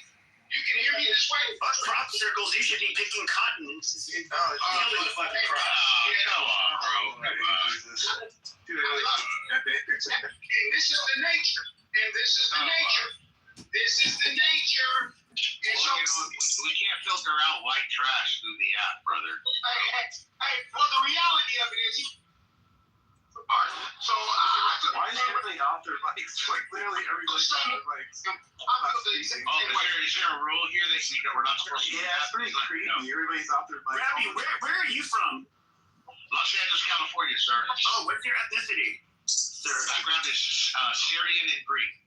Oh, that's why you look like a child molester. I was just wondering. Oh, that's why you're a coward behind a fake CTR, and you wouldn't say that to my face. So come on now, bro. Seriously. You should have seen what I did to Nazis like you in the county jail, bro. Nazis, bro. You Yeah, he just throw you guys off the tier on a 2000 score. It was like cardio. No, you fucking savage. No, in Greece, they were fucking raping boys, and in Syria, they're slaughtering each other. The fuck are you talking about? Like I said, white trash, what we used to do to you in the LA County jail was so fun. Oh, you used to be in the LA County jail doing what? The Armenians a fluffer? What the fuck did you do? Being against the group, knocking over Nazis like it's nothing. Oh, yeah. You didn't do shit. The fuck are you talking about? Yeah, you Nazis couldn't walk the main line until the Nazis and the you Nazis couldn't walk the main line until the Mexicans. Oh, you're so fucking stupid. The Woods and the Southerners run the California jails. Everybody knows this. Shut the fuck up. Yeah, you think so? Yeah, they do. Literally, they're the fucking majority. Which of the main groups in the California system is the largest and the most powerful? Everybody knows it's the Southerners. Yeah, of course it is. And who are they fucking aligned with, you fucking retard? But before the Southerners gave you a pot to piss in, bro, you motherfuckers weren't dictating shit. Oh, that's bullshit. You wrote off the Mexicans. You wrote off the lie. Where did your fat other ass end up having to rule with? We victimize you. You didn't do shit because you're an other. You're an other. You don't have a crew. You're the smallest group in the fucking... I'm against the Crip. I'm with the blacks. Yeah, right. Shut the fucking dick out of here. Get the fuck out of here. Fuck out of here. It's a bitch. 3 times moving. Fuck Nazis, nigga. Just like that. Fuck Nazis. I will fuck your fat ass up so easily, you fucking retard. You don't even know who you're talking to. Stupid bitch. I would smack the fucking fat off of your face, bitch. You wouldn't do a goddamn thing about it, pussy. Shut the fuck up. I'm in Los Angeles right now. Drop my... Okay, go. Drive your fat ass around in Los Angeles. Like, I give a shit. Do you want a fucking medal? White trash, nigga. Fuck white boys, nigga. Fuck Nazis, nigga. Fuck white boys. Yeah, this white boy would smack the shit out of you, make you cry. Shut the fuck up. Please, you'll be running back to the Mexicans begging for and what would you do about it? How would you stop me? You couldn't. Literally, you could not stop me if I wanted to. I'll whoop your ass. I will. How would you do that? How? With what skills? With my fist, bitch. With my fist, bitch. You think you can beat me with your fists? That's cute. For sure I can.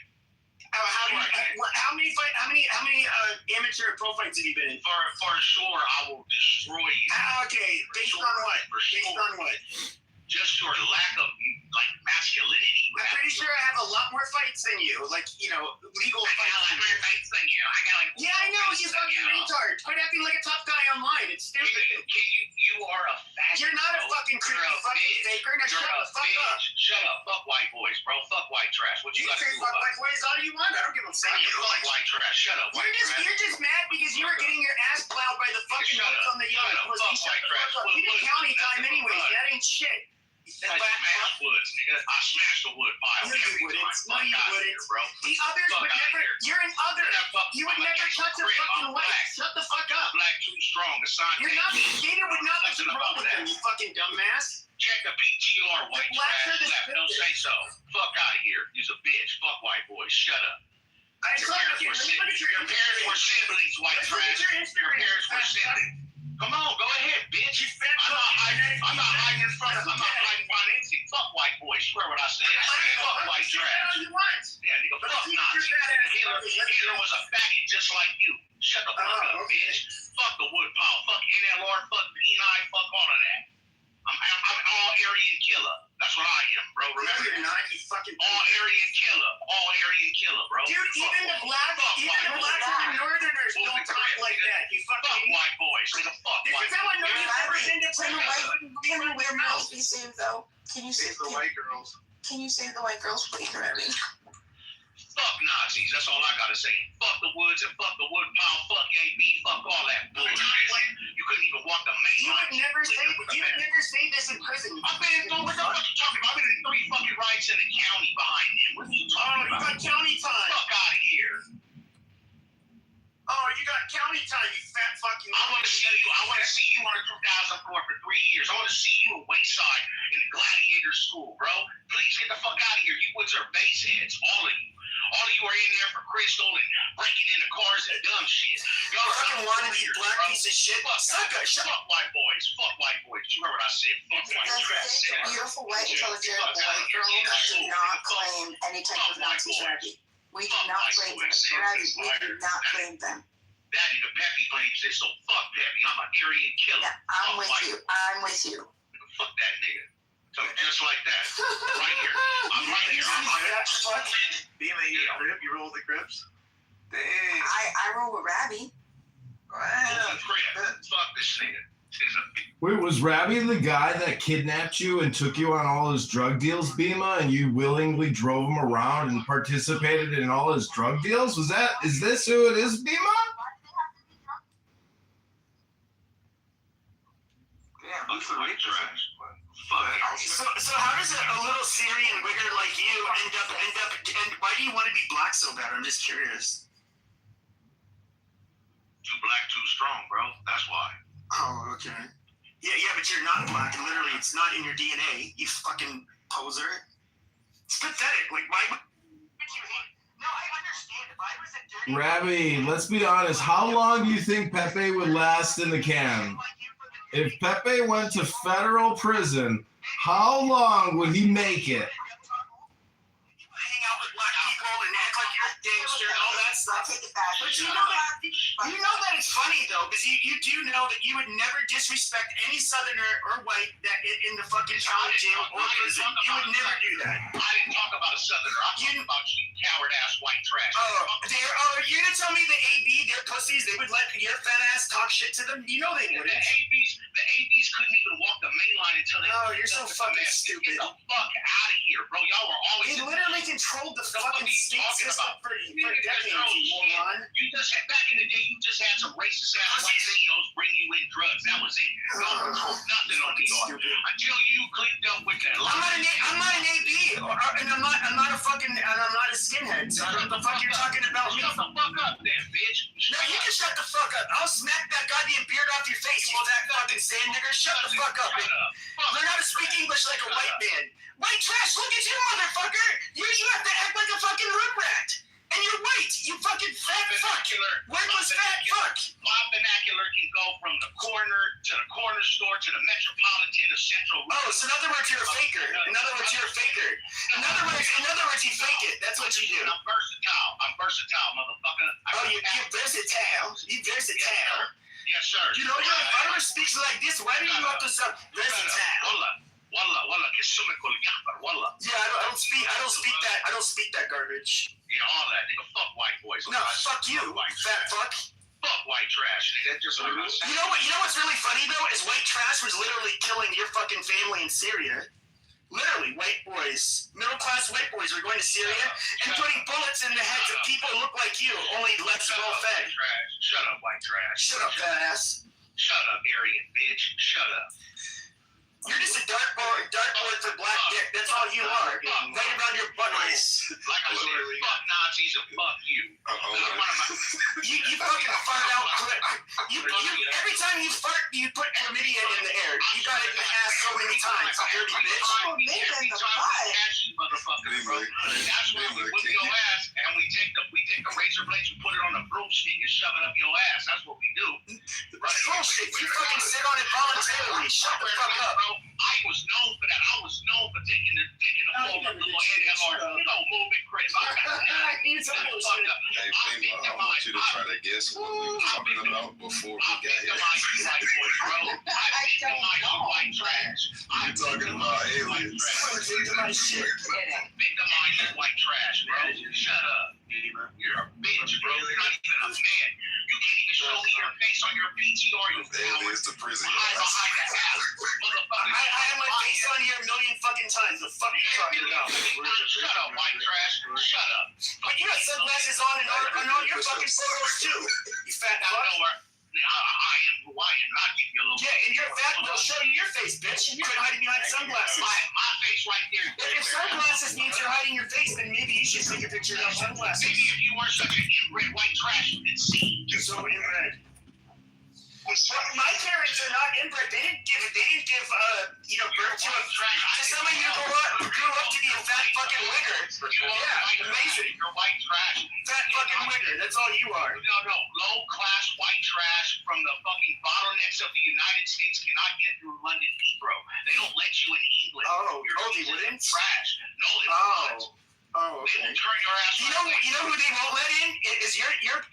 Apparently you're a criminal, so you probably wouldn't be allowed in. But I, on the other hand, can go in. Actually, I just came back as my blacks in Central London broke motherfuckers. No, you didn't. Take a look at the Hey, PCR. did you guys, Pepe, Robbie, did you hear, I guess the 11th scientist that was part of that anti-gravity thing has been found dead? Amazing. Yes, because this fat motherfucker sat on him. I'm telling you, man. Those people, man, they had a hard job. Not like growing up in the trailer park with his mom and pops and siblings, you know. White trash. Wait, so why do you think they're killing these scientists though? Wait, Rabbi, there's a room you haven't heard about. It's called Chillism, and I would love for you to spend maybe a couple years in Chillism. I think you're really going to do great there in the Gladiator School. One thing I do know is I'm an American, and I'm proud of it. I'm proud of my country, proud of my president, proud of the world and the petrodollar, and I'm proud of my ignorant as it was. But I'm a man, stood on my own, and he's talking about, oh, you're just with the blacks. It's You're fucking three men. What the fuck are you talking about? Robbie, you born, you're outnumbered 10 to 1. I was born in Boston, Massachusetts, and I grew up here in Los Oh, Angeles. you're from Boston. Amazing. That's where my family's from. That's cool. Oh, you're liberal white trash. Oh, liberal? I'm not liberal.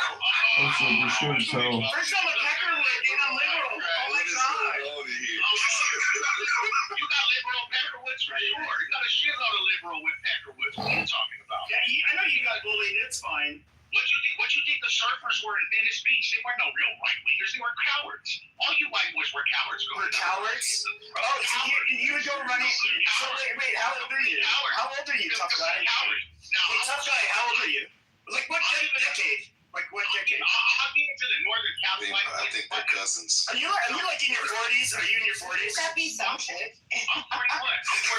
Okay, so you're telling me that like the white boys and the South from Southie that you think they were pussies? The majority of them were not factors whatsoever. Oh. Not factors for decades. They were just strung off drugs. That was their damn Repeal fault the Big because they were Beautiful crystal Bill. kids. Also be sure to tell your voters who the top 50 recipients of tax credits are.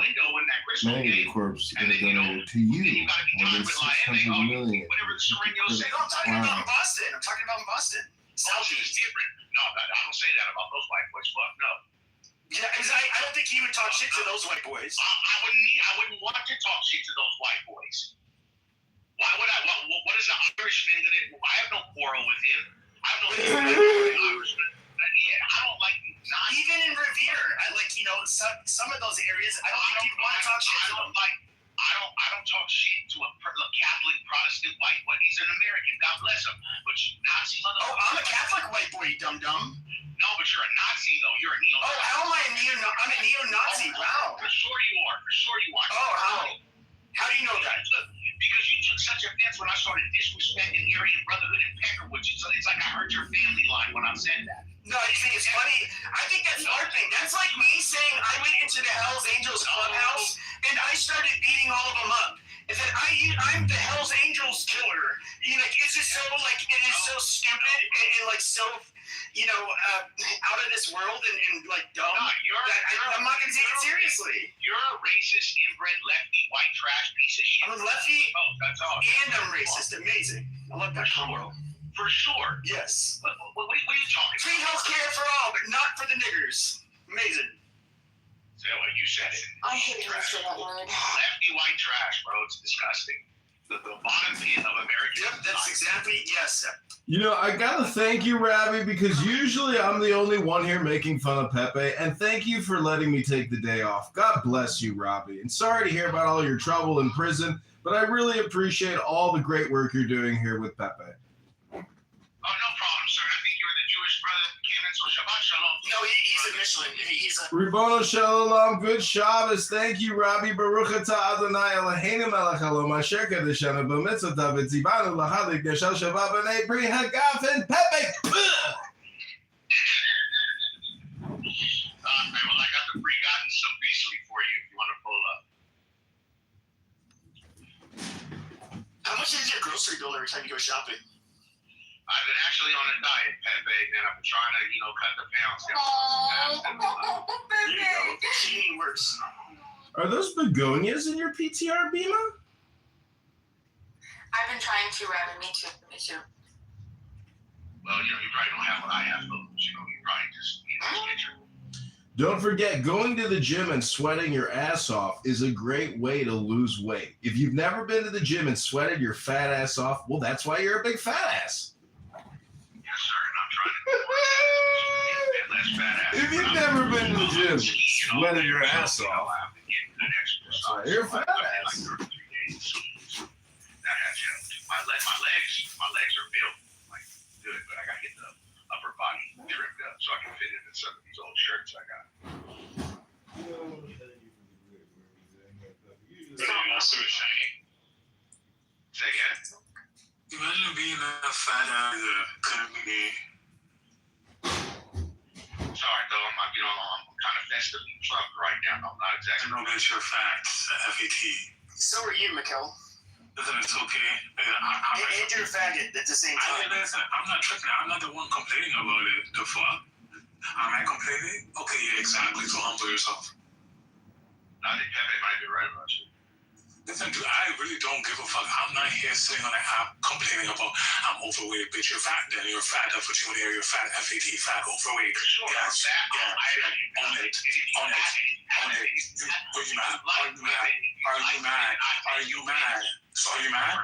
You're my bitch. You're my bitch. Because it sounds like you're mad. Okay. I'm not talking to you. I am not talking to you. I'm not talking to you. You need a blood test. Listen, and what you need is a bitch slap. And what you need is a bitch slap. Okay? That's really fine. That's really fine. Listen. You need some blood with that word. Are your genes not the way? That's a good idea. No, how many guys need blood? Like, the fuck, like, don't be saying, oh, now I'm gonna get a complaining. Like, you're fine. Stay away from the kids, you piece of shit. Just understand that. Stay away from the kids. We don't need you around. Why are you so mad? Lord's name. Why is you so mad? That's what we want to know. We want to know why you're looking at the demon, bitch. In the Lord's name, amen. It's like everybody's just standing up today. Zesty demons. Yeah, I think we're all acquainted now. Yeah, everybody along well tonight. I do think Rabbi is correct. Like, the only reason I wanted abortion was so black women would abort their babies, and I do think we should have large safety nets, just not for the blacks. And yeah, he's actually right. That's fine. Us blacks don't want nothing from you either, but don't fucking bother us either. We don't, just leave us the fuck alone. I want every black to vote. I wish every black voter would vote Republican in the next election. They'd have the party under their fingertips in 2 years. I swear to God. It's starting to sound like we need to separate. White boys will still be stealing all of our music and style and. No, I mean, everybody's got style in America, man. Of course, white boys can't dance. Is there any white boy on this stage that can dance? Depends on the kind of dance. Any dance, just rhythm, period. They have rhythm, but if you're talking about like dancing to percussion in particular, as opposed to like just like a four beat per bar pattern or something like that. Yeah, I'd be black. They like look what they do in Africa. Like you always see them using percussion drums in every one of these little tribes. Dancing to it. Look at some of these old Soul Train videos from back in the day, bro. The 70s. Yeah, it's crazy. Yeah, when Tina Marie was performing when she first came up. You know how many like white girls and white women was dancing? I'm telling you, just all depends. You just got to be in the right pot of seasoning, and it works out for everyone. I mean, come on. I mean, if we look at Europe, I mean, that they had big style with music. I mean, like ABBA, Queen, fucking, the Beatles, all that stuff, man. I mean, come on. You can't say white people can't dance when Jean-Claude Van Damme had a cameo dancing in Breaking. Come on. I mean, let's not forget John Travolta too, bro. I mean, come on. Are we gonna forget Saturday Night Fever? I mean, come on. No, not Saturday. No, literally Van Damme in Breaking. I agree. I know the movie. I know it very well. You are right. You are 100% right about that, for sure.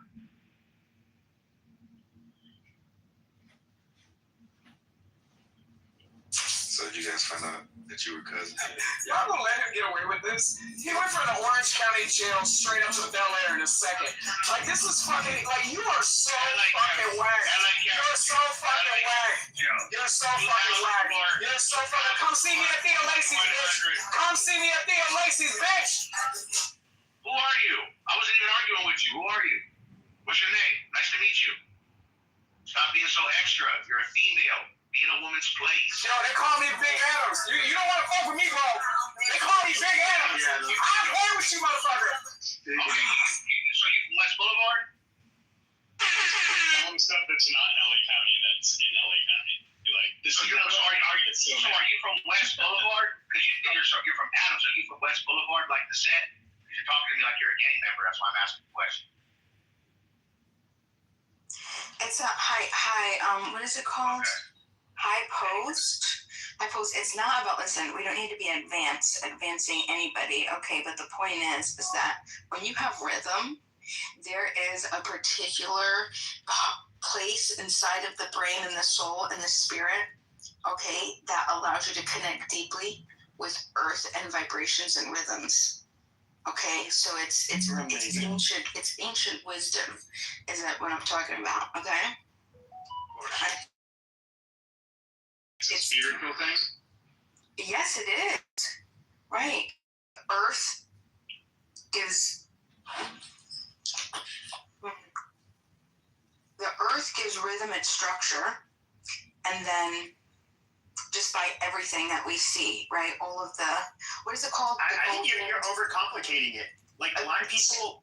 Once again, if you look at the most intricate drum patterns, look at the most intricate drum patterns. Like, for example, if you listen to Latin American music, where like there's a level of what do you call it, syncopation that happens, that how they're I don't want to like go on about it, but if you listen to Latin American music, that's pretty much African drum pattern influence. If you look into a lot of things, they just have, I think, like, it could be that it's just like it is even part of their DNA now. Is even, for who knows. I mean, that's why when you talk about that kind of music, that's why I love old Brazilian music from like the 60s and 70s. I can't get enough of it.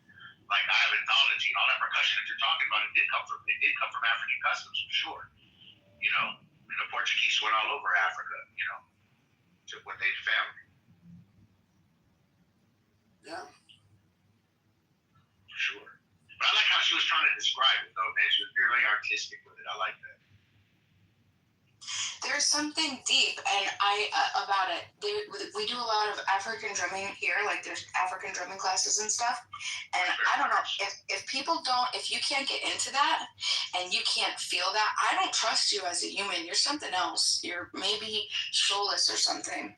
No, I went to like a drum circle like you're talking about. They used to do stuff like that in Leimert Park a lot, like here in Los Angeles. So I used to go to Leimert Park. They used to do a lot of that stuff, and I was sitting around. It's very nice. It's very peaceful. It's very nice. It's very connected. There's so much deep, infinite wisdom in it, and the ability to connect and just actually flow with the earth and each other and vibration. It's a beautiful thing. It's also incredibly, there's like ecstasy. Like, you don't need drugs. You don't need to escape. It's just, that is the escape, the connection. It's a beautiful thing. I love music myself, so I agree with you. That was very eloquently put. Very nice. Thank you. Brabby, in your bio, a lot is 2 words. Oh, I'm sorry. I'll make sure to You're fine. I am totally that spelling and grammar, please. I am, but I am. Okay. I can write very well too, so I went to college and I make that mistake all the time. I mean, what can I do? Dude, Auto autocorrect is making everybody a worse speller. I really think so. Not me. I find that autocorrect also misspells too. Yeah, oftentimes. Yeah, I find that a lot. At least with Android systems, I can't. It's horrible.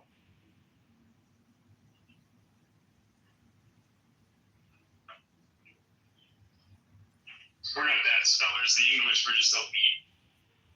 No, I know they are. Snarky people who tried to make it hard for everyone. No.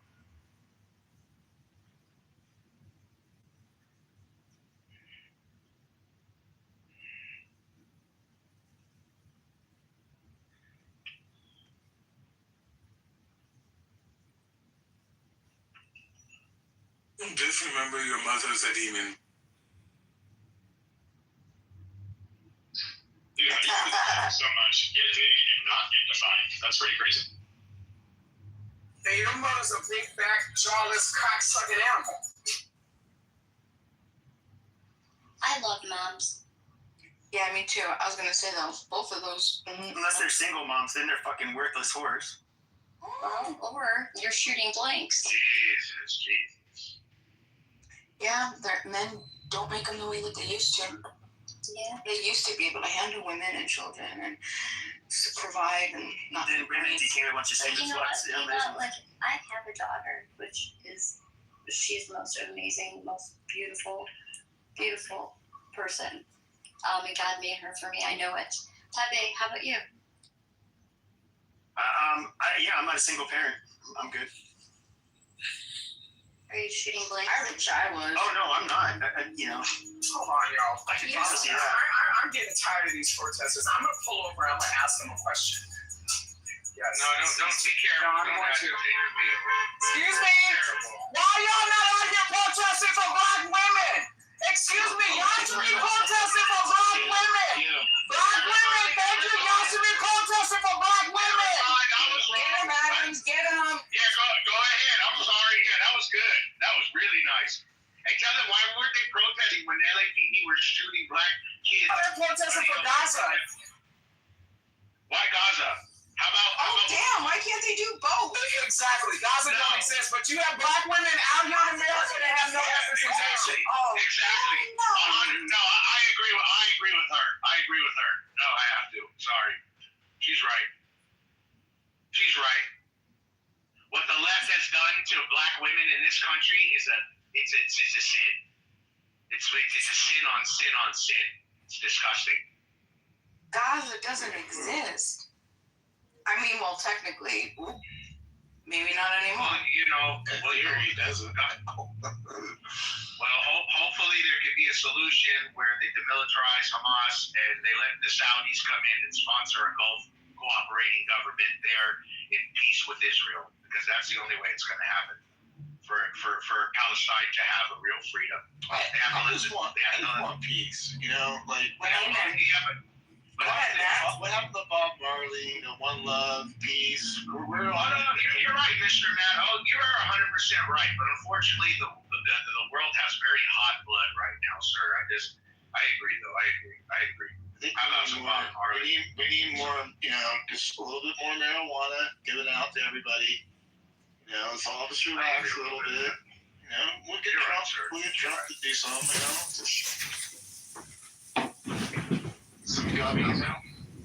See, the truth is, even if Gavin Newsom becomes the president, the Democrats will force project, even though Newsom will go to war overseas, they will still project him as being the solution or the truth because it aids their feelings. What the Democrat Party believes in is a black tax. They want reparations for blacks in this country, and everyone else will have to pay it. And they are so delusional. They think it's in the trillions. There are other things. They believe in abortions at scale. They want more abortions. They want to fund abortions even more. They want abortion buses. They want abortions everywhere. They also want trans men dressing up as women everywhere. They want as many gay people as possible. They are so delusional, so psychotic, so sociologically deranged, and so backwards that there is no way after Donald Trump, America ever slides back into that type of mold.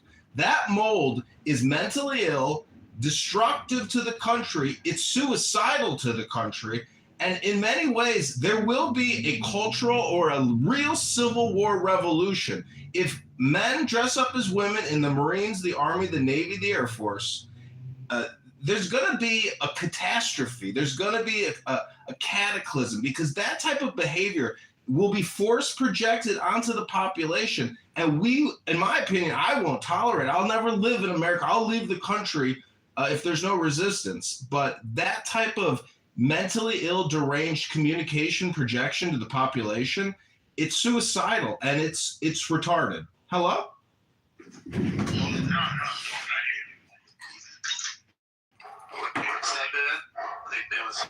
I said, don't let the door hit you while you're leaving the country. And well, let's hope he finds happiness and finds, a better America so he doesn't have to leave, How about that? Let's hope he can stay. I think it's... I'm just trying to call out the hypocrisy that Democrats won't criticize international regime change when a Democrat does it, but they're more concerned about propaganda.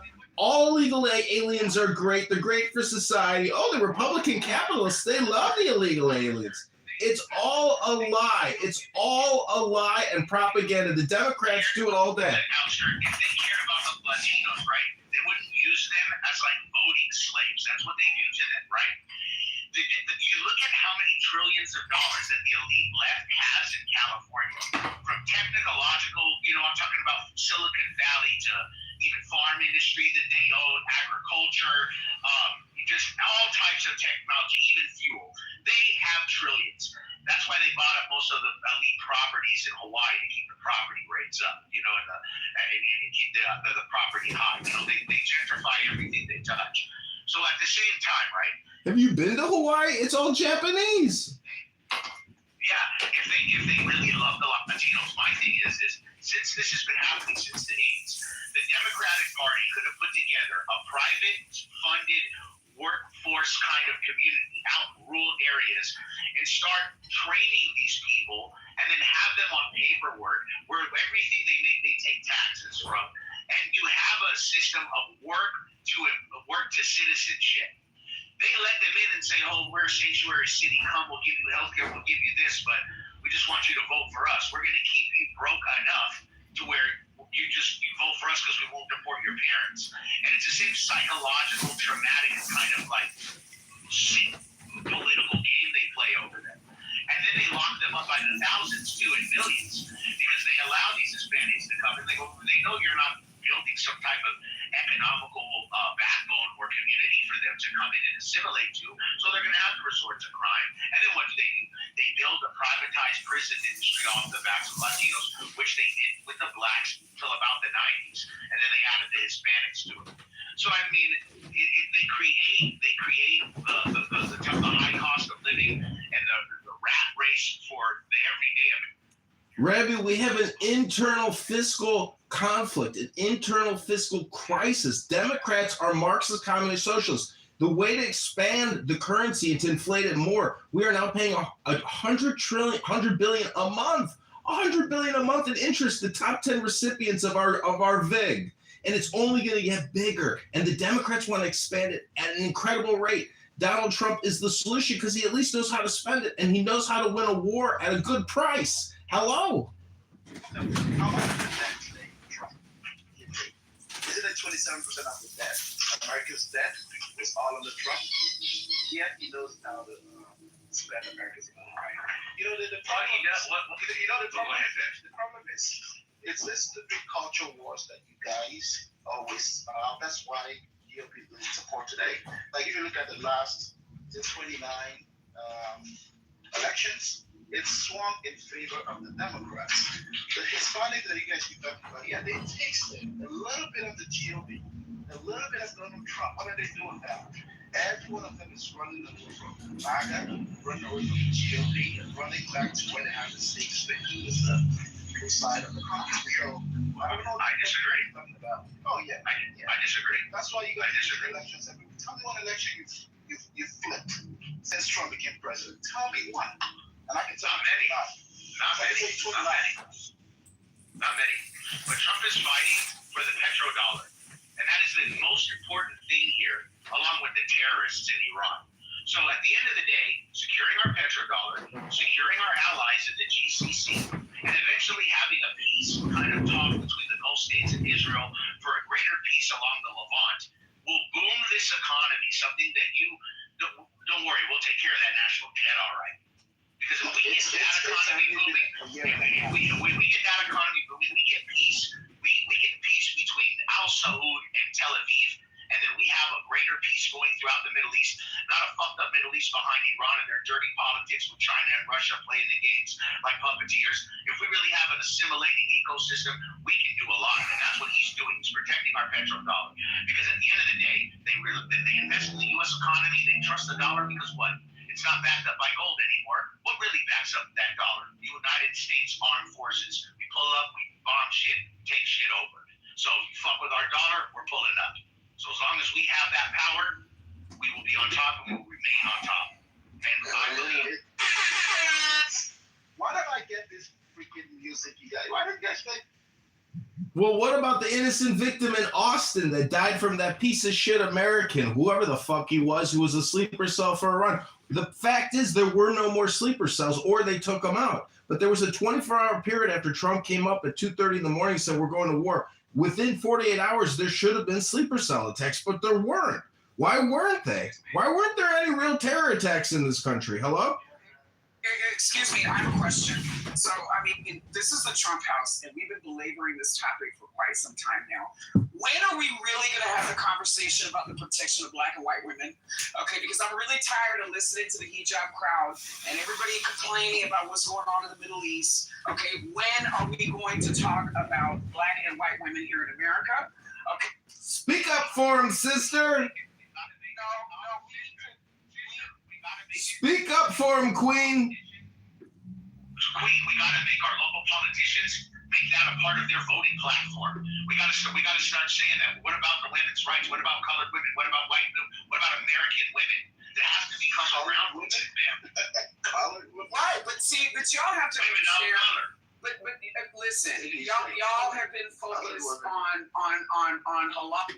Dr. Adams, they already get $100 trillion in female reproductive care. How much is enough?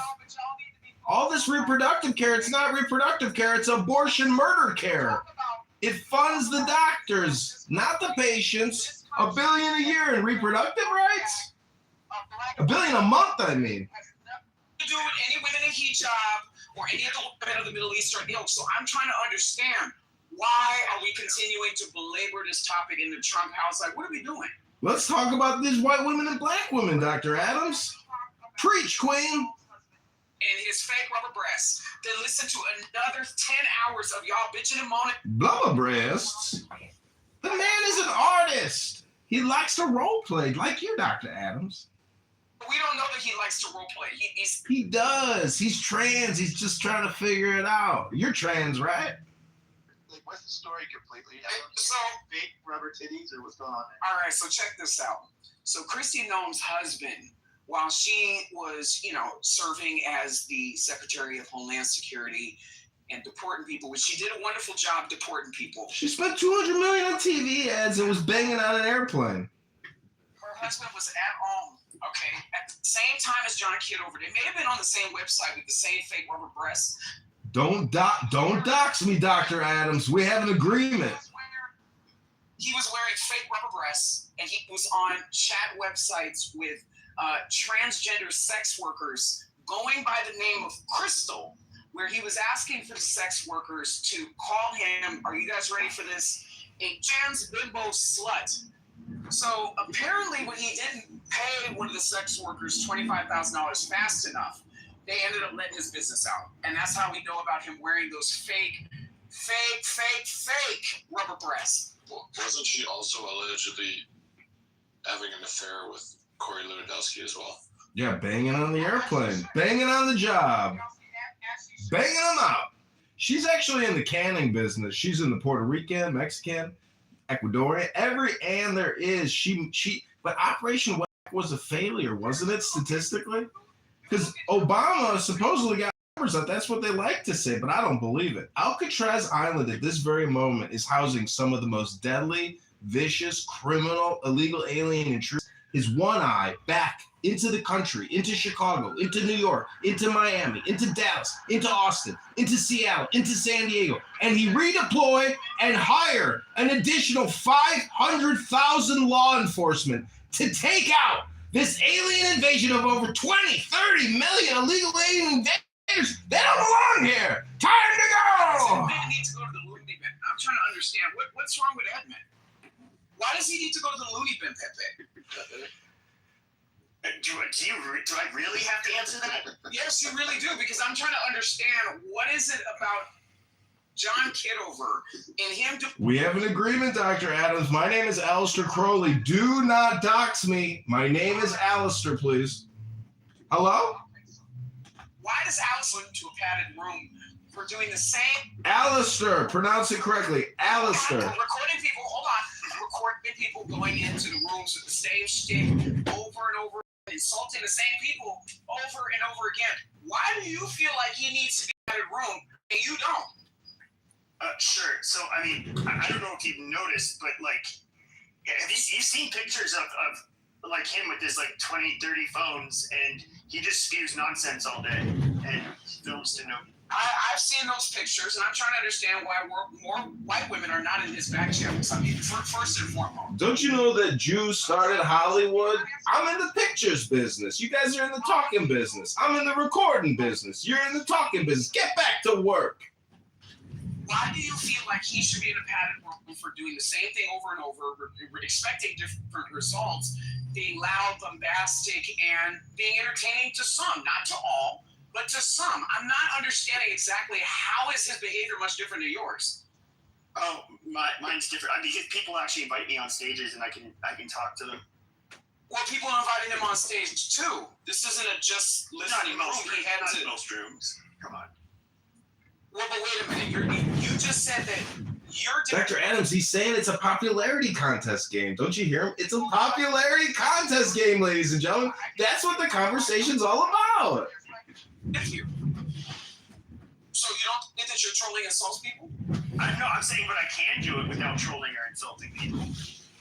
So what part of this trolling right now is being insulting to anybody?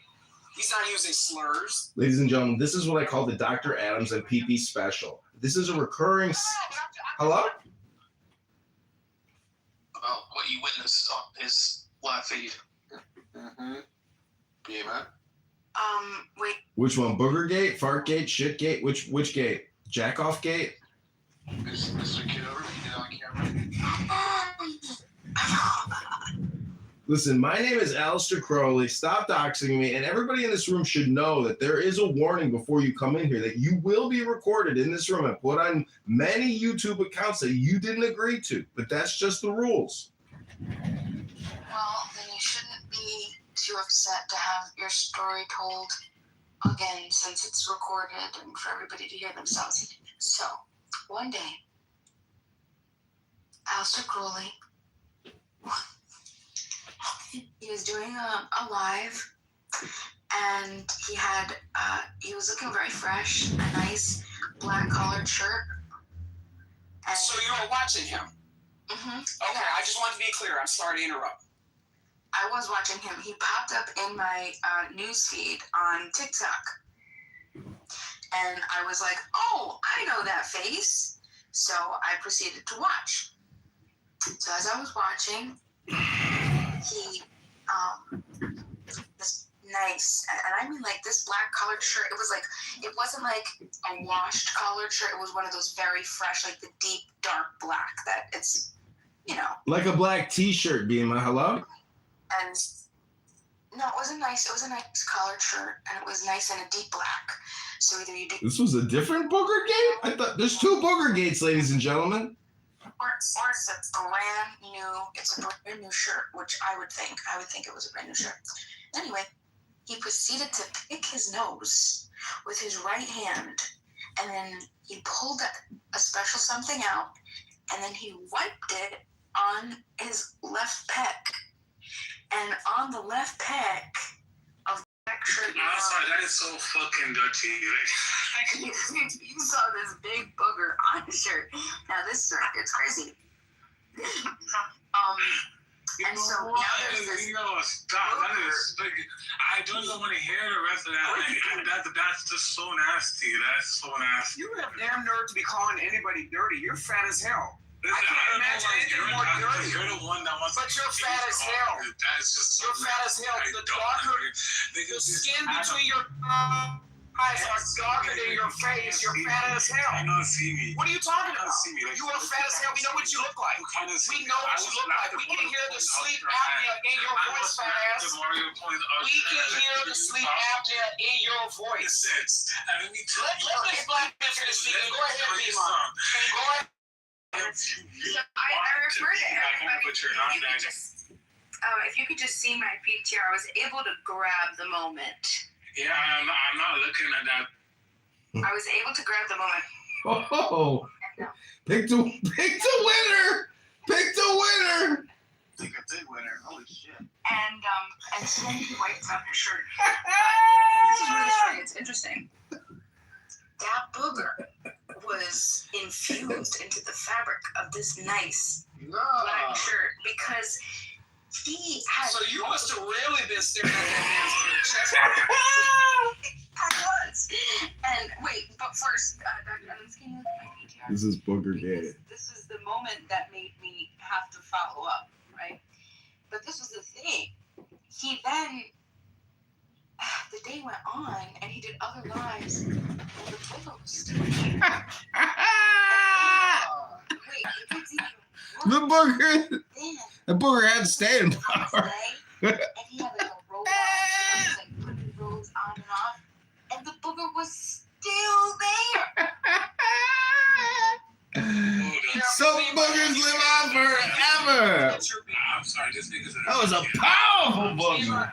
No, the man was scratching his That muscles. booger had strength. The man was scratching Booger his had muscles. staying power. Now, see, Bima, now you're just making shit up. The man was clearly scratching his mustache, and you can see because his fingernail isn't properly in his nostril. Have you ever had a booger just sitting up out of your nose? I just want to say that booger had strength. That booger had staying power. That was a powerful booger. A profound booger. I only pick winners.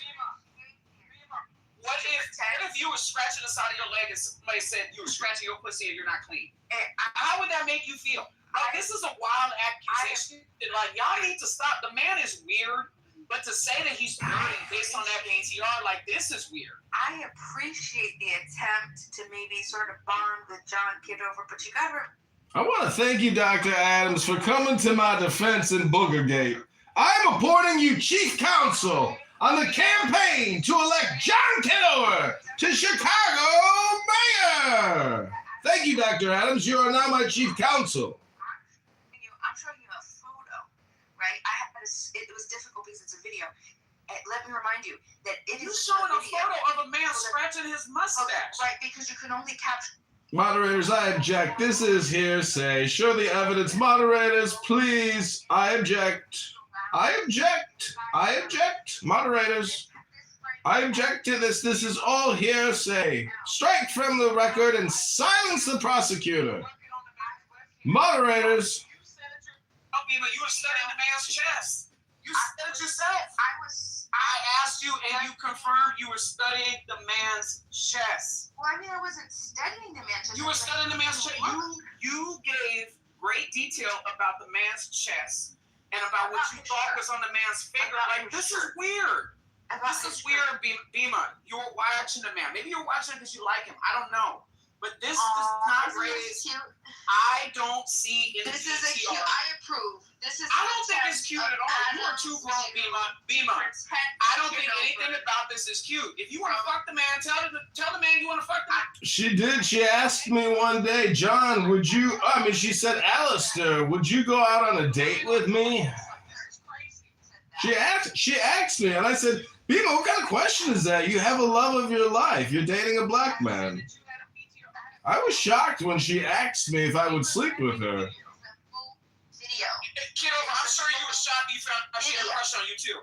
I was shocked because she says she loves her boyfriend so much, but yet she made a pass at me and tried to, say she wanted to sleep with me. Then her and She-Wolf came in my room, and guess what She-Wolf said? She said her mother raped her. And then they reported my room and they banned all my accounts. She's a fucking snake.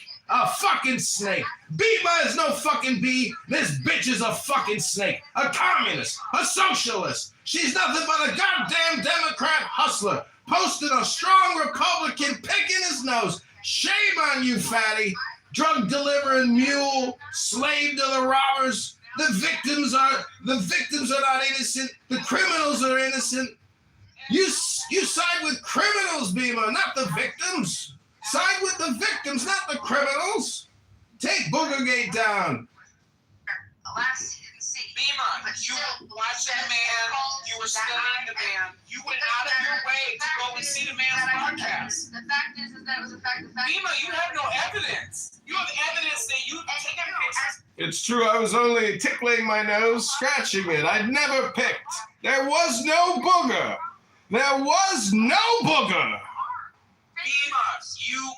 I deny this prolific booger, this clinger honor booger that stayed on my shirt all day and then I put a bathrobe over it. That is hearsay. Show the proof of the booger. We want to see the booger. There was no booger. I was merely tickling my nose, scratching it. I wasn't picking for a booger and there was no booger. Show the booger or it's all just gossip and hearsay. Strike it from the record. I know I have prolific boogers, but this was not that day. How dare you, Pima? Why are you questioning this man about underwear? Yeah, why do What you is wear going stained on? underwear on camera? That shit is not okay. Yeah, that's a little strange, though, Adams. Don't you think? Again, show the evidence of the shit-stained underpants. Let's see the evidence. Show the evidence. There was no shit stain. Those were clean Hanes. Clean Hanes underpants. How dare you, Matt Cool? Accuse me of shit-stained underpants because Jazzy likes to carry around pictures of me doing yoga. How dare you? Gossip and slander. Defamation of character. Defamation. A man is entitled to scratch his nose when it tickles. There was no booger. I picked no booger. There was no carry-on clinger booger. You are full of shit, Beamer, as usual.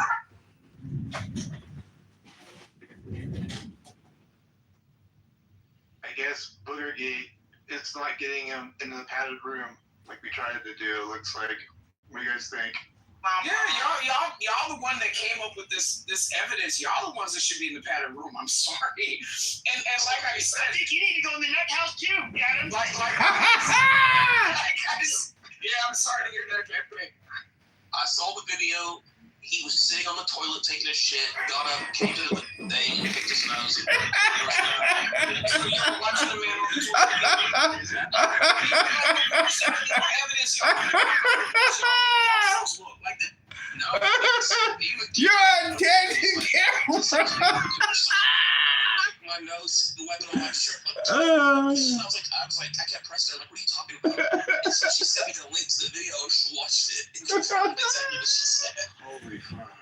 See, what I think is funny is this is technically like the new candid camera. You guys could technically just call me Bob Saget. Like, I am the host of Clubhouse Hidden Camera. Welcome to my show. I'm looking, these 11 scientists, so they miraculously, some of them were shot dead in their homes or just disappeared completely with like everything left in their house, perfect, no packing, like purses, phones, everything, like they were just like sucked up into space by some beam of light. It's crazy. I wish I could learn how to do that. Like if I'm sick of having to go to truck stops and find fucking women that probably nobody are looking for anyways. Pepe, you're into lot lizards? Oh yeah. This is gonna get dark. But there's mine shafts all around the fucking country. You could actually, there's maps for them. They're not gonna find them. So who here is interested? Is anybody here speculating that the United States is going to invade Cuba and do a Day of Pigs, but we'll call it like the Day of Elephants? Because I have a striking suspicion that we are about to topple the government in Cuba once and for all. What do you guys think? Are we going for Cuba? A lot of the Cubans I hear mixed opinions from the Cubans, which is weird. So, like, a lot of the Cubans, obviously, they're against communism and they hate the current, I'm not sure you call it government. But they also, a very common claim, though, is that the best of Cuba is already left. And so what you're going to get is like a huge underclass of people that are, you know, I guess it's, you don't really want them coming here, to say the least. So what do you think we're going to do, Pepe? Do you think I think they'll be easy. I think they'll be pretty easy to choke off, like, financially. So yeah, I don't think we're going to do anything like militarily, right? Like, I don't think so. Yeah. Listen, I just want to say that America First is actually a socialist program because it is for we the people, but we don't want the clown world aspect of it. I just want to make that submission. Thank you. Well, it's funny is because the people who are against America First are usually the Israel First crowd, which is kind of ironic. They want socialism for Israelis, and only it's funded by Americans. Isn't that something?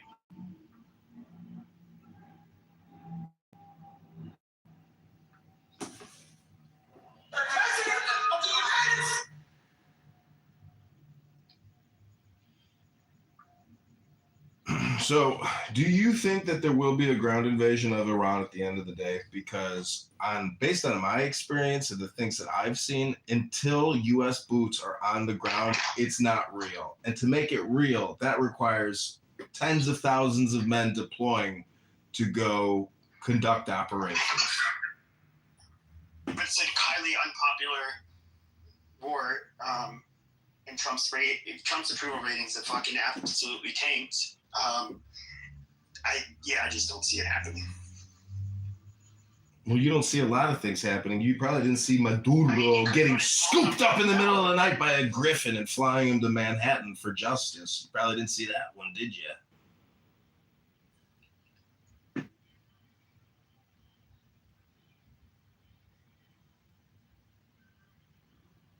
The president of Syria is making a security deal with Israel. Boom, done. No more problem from security from Syria forever. But it looks like that guy is going to be the strong man in Syria now. I love how Israel, our greatest ally, is making alliances with the basically the fucking ISIS leaders. No. These are Al Qaeda leaders. There's a difference between Al Qaeda and ISIS, Pepe. What is the first thing they started doing once they got power? They started fucking killing Druze, Christians, and Alawites. Like, these people are fucking terrorists. They're just doing what Muhammad told them to do.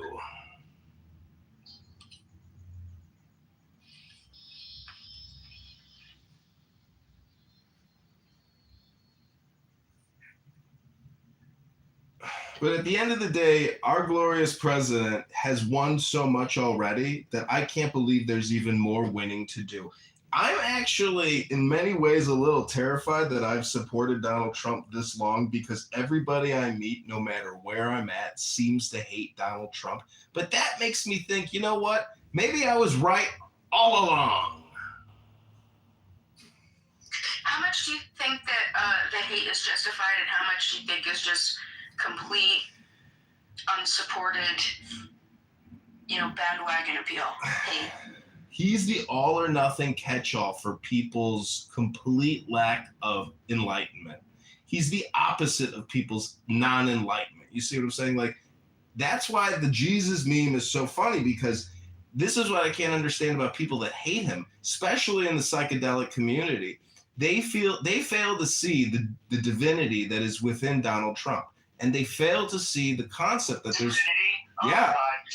No, it's not stupid. It's philosophy. You're stupid. The thing is, there's not a speck of dust out of place in the whole universe. And so even guys like Pepe that hate the Jews and hate Israel and hate Zionism, hate philosophy, they come on here and they just scream, N-word! N-word! N-word! Because that's all they got. They don't got nothing but the N-word in the show. It's a boring Pepe show. But if you like to be shocked, Pepe's your guy, because he will say the N-word, which is one of the most verboten words in America, as well as the F-word, as well as even the R-word. You can't say the R-word. That's so ridiculous. Anyways, I hope I'm articulating, because I want to get into the ejaculating. And what I'm trying to tell you is there's not a speck of dust out of place in the whole universe. If you have that reframe, even in your own personal life, it'll resolve a lot of memories that might be a little traumatic. Hello? What was that big word you used, John, for Bolton?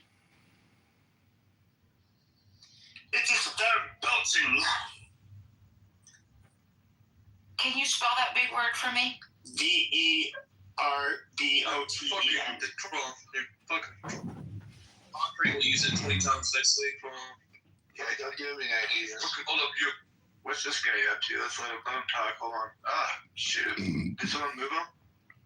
Yeah, I wanted to keep him up. I did get him a People keep talking about the fact that I got no children, and all I want to say is Danny, Jewish Danny on here, very annoying girl. If her and I have a kid, we will create a Super Saiyan annoying person. This could be the Messiah we're looking for. If you've seen the movie Dune, you got to understand genetic engineering and all of this eugenics, it's real, meaning that the elite understand and practice genetic organization.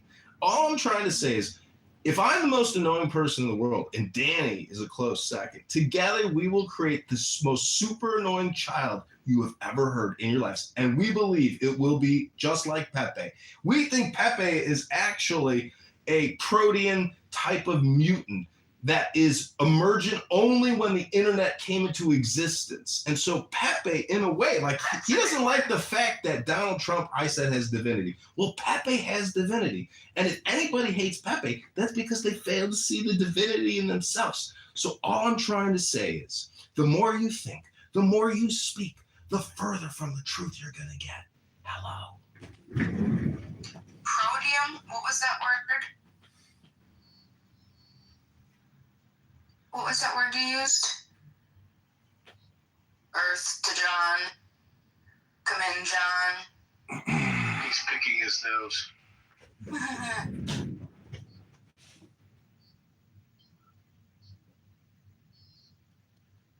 By the way, I don't know the word. What does diabolical mean? Right here, Like evil. Like a very. I only hear diabolical when it's used to describe like a plan or a plot. Generally, it's like a diabolical plan. In other words, like an evil plan. Exactly.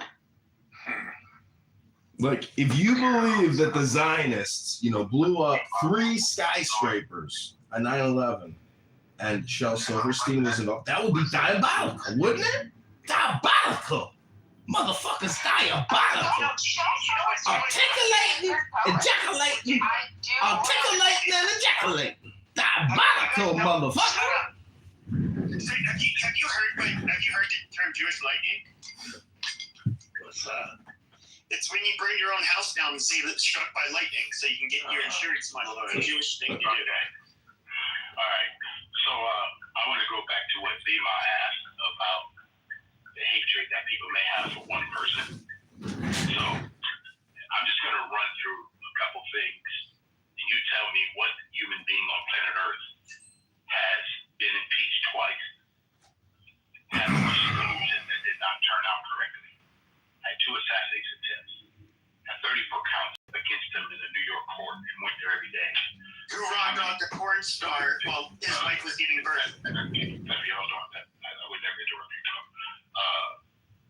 Who decided to make $7 million on his mugshot? I don't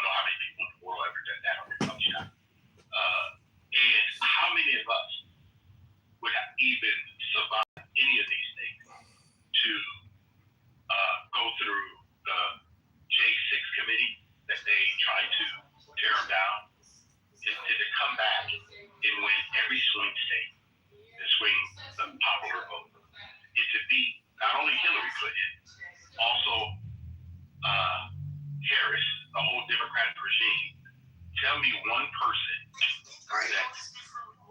No, Biden didn't do any of that. Well, so, Biden was part of that he lost. Biden lost. He didn't run. Yeah, exactly. But you're correct, man. So, but if you look at all these things, why would anyone want to criticize someone who's had all this up against us and he still gets up every day because he loves his country? Just think about what the machine, has tried to put against one American. Because I look at Donald Trump as my American. He just happened to run for the office of president. But he's just another American. So, B-Mom, this is what I say to you. Disease is real. The Trump, deranged syndrome is real because people look more at someone else than themselves. And for me, the only person I'm responsible for is Edward. Donald Trump's responsible for Donald Trump. But I am right now, at 62 years old, happy that he is the president of the United States with everything he's gone through. Oh, yeah. Because he's been through some stuff. And whatever the world tried to throw at him, I think he's proved that he can go through some stuff. I land there. Thank you, Edward. Bima, what's seeing you, if anything? You silenced the great Bima, Edward. I just think in relationships, we should. I definitely think that there's unwarranted hatred for Trump. I think a lot of it is blind. A lot of it's bandwagon appeal. But I have to be honest, I see that with every presidency that I've ever been alive to see and witness. It might be more so with him, but I don't know if it's just because of the connectivity and the measure by which we can keep track and then spread information now versus yesteryear. So, I mean, I don't know, but I don't trust anybody who says any president is overall just been bad or good, right?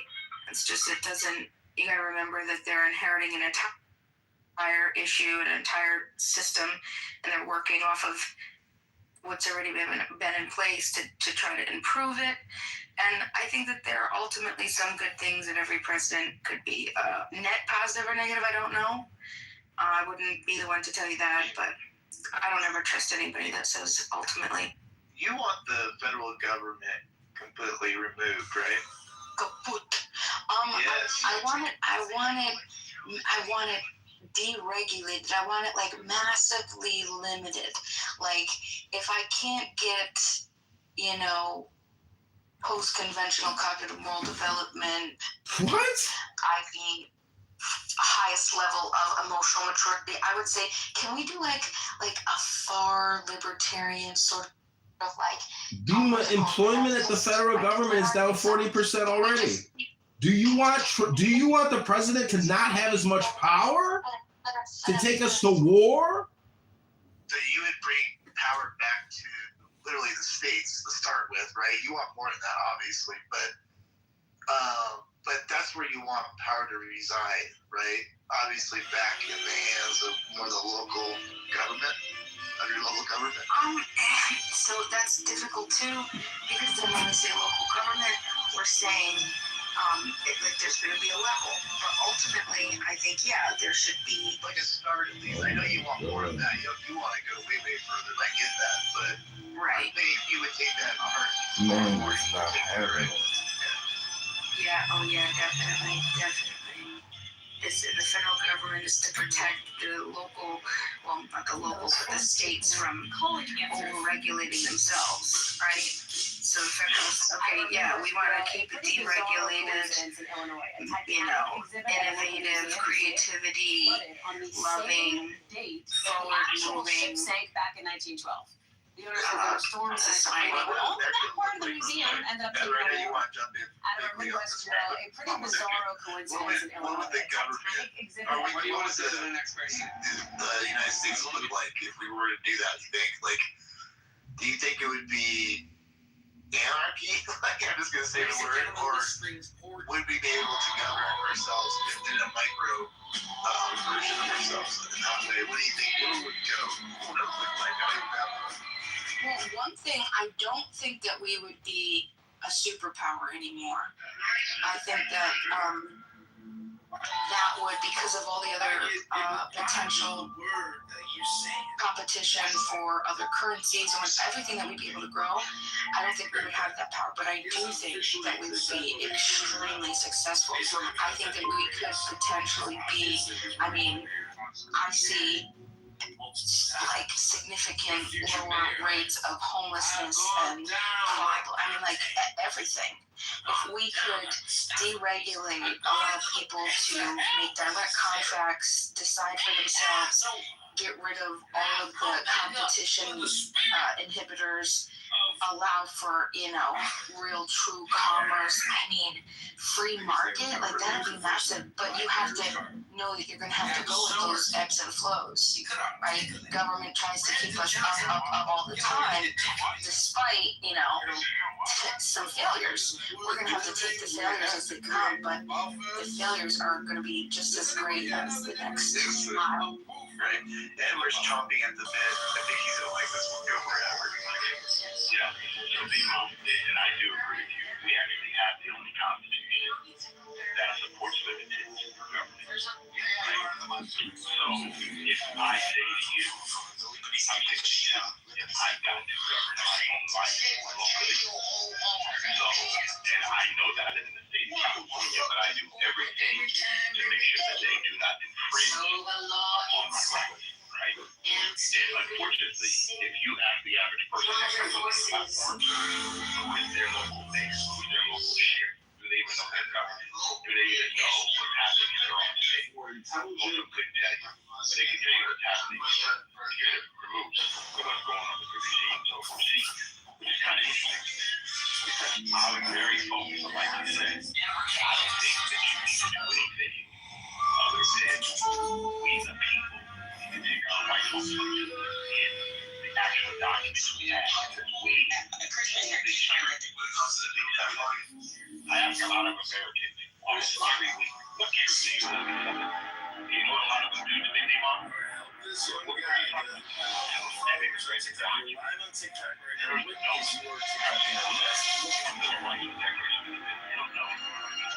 very hard to govern people.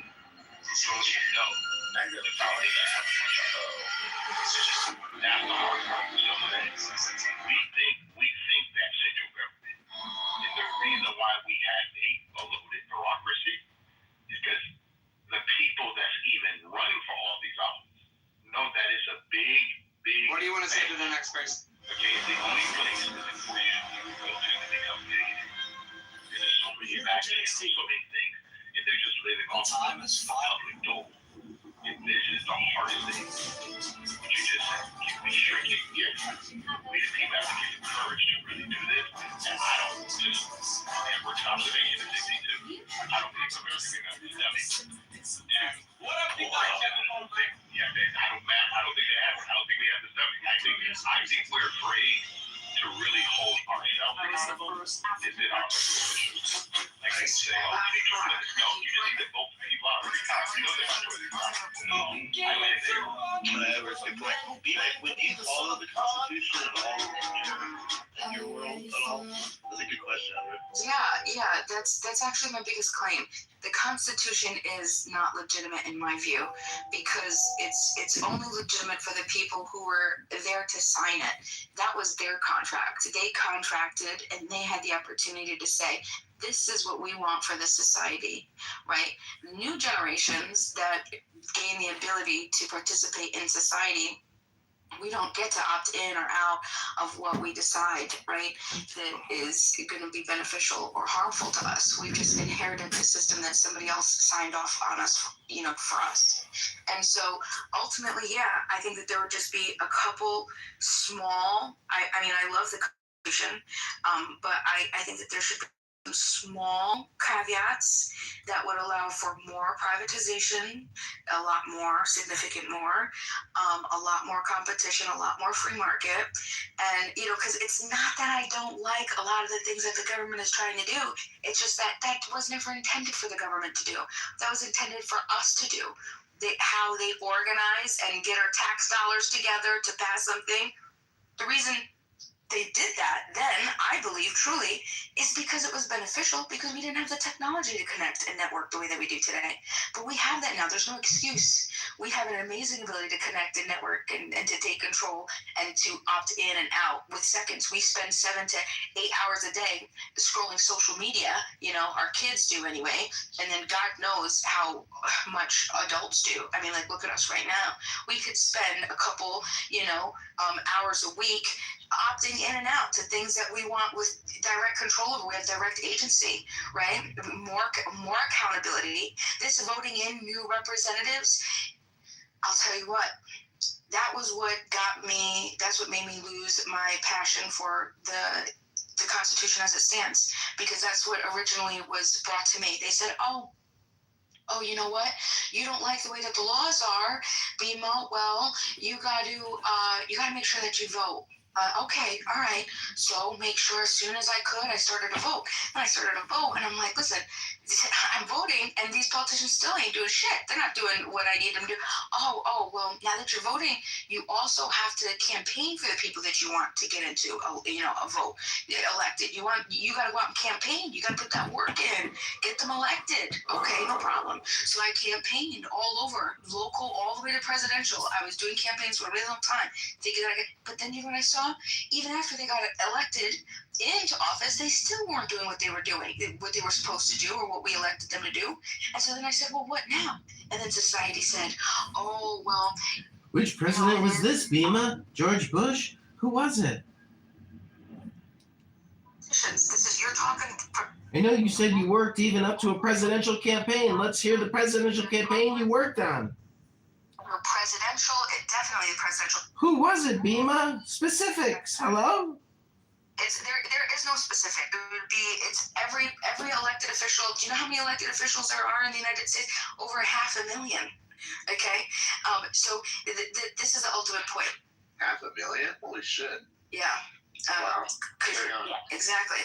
And so ultimately, what we're doing is we're just giving our direct agency over to somebody else to make these decisions. And I think that I like the organization, but all I'm saying is we should have a little bit more ability to change it, to change things that we could find more benefit to when we immediate, and to have to wait every election. And then sometimes it doesn't matter, because if you're in a stronghold, you're a Republican, you're in a stronghold, and you're fat.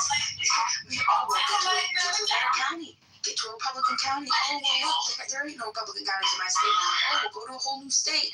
Oh, and then you get to the whole new state, and then you're still there. It's no guarantee. There's no promise, right? And then you wait to change the laws, right? The one thing that I did like is some of the states in the United States have direct democracy measures, and some are indirect democracy states, right? And the direct democracy measures, I do like that, and I do dig that, as long as they are for deregulation or to protect people from government force versus for.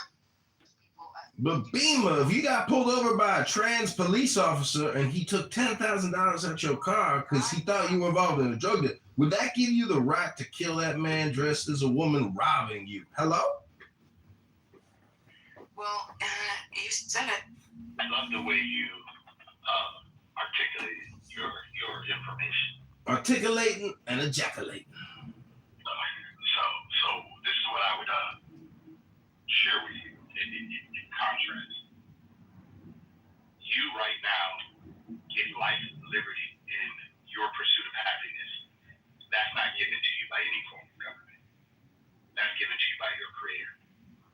I agree with you that our representatives do not go there and do what they're supposed to do.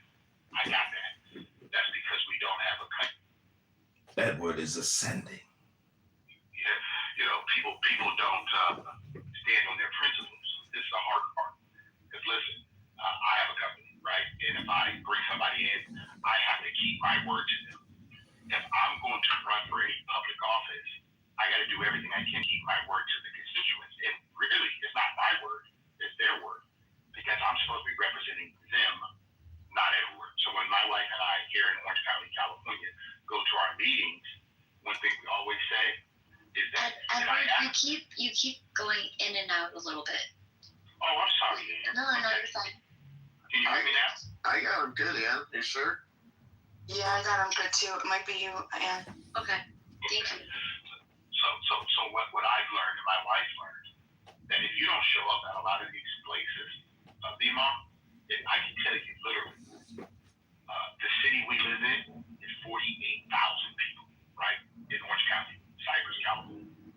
We probably get less than 1,000 people show up at our meeting. Okay?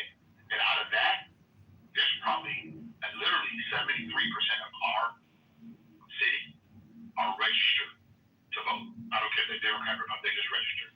We get less than 17% of the people vote in the every 2-year voting and also the presidential election. So it's really, the people who running know this, that there's not a lot of people that's going to participate. And I think that's what we're missing in BMOM, is that the people do not govern themselves enough so they can see all the foolery going on out here. There's a lot of foolery. And that's why I don't trust any, I don't care who it is.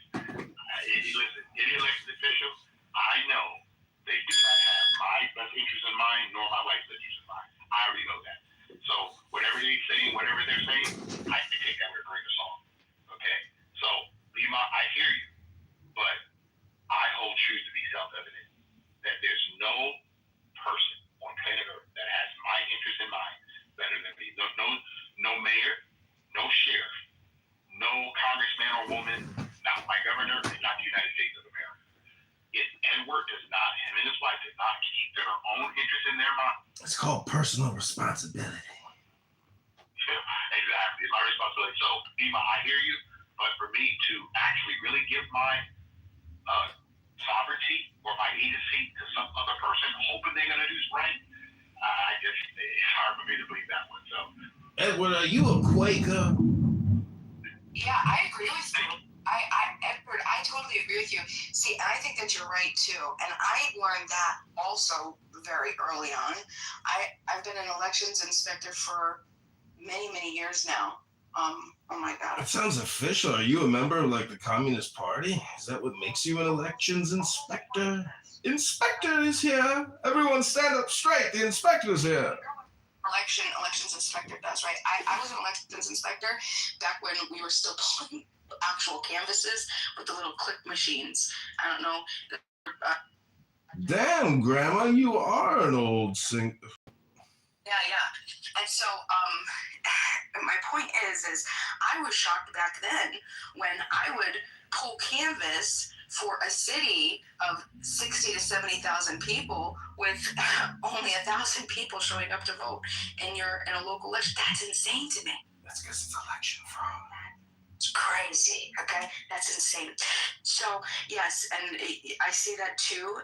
But that's the cool thing, because I think most people just want to get along, right? We don't want to have to, we want to be, people don't want, we just don't have the bandwidth to put all of this extra energy into managing whatever we're going to do. But this is the thing, for some of us that do care about the little things that we don't disagree with, we're stopped.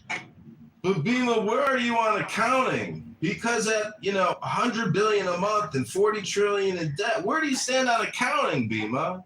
I mean, your philosophy's brilliant, but are you an accountant? Are you an actuarial scientist? Carry on, Bima.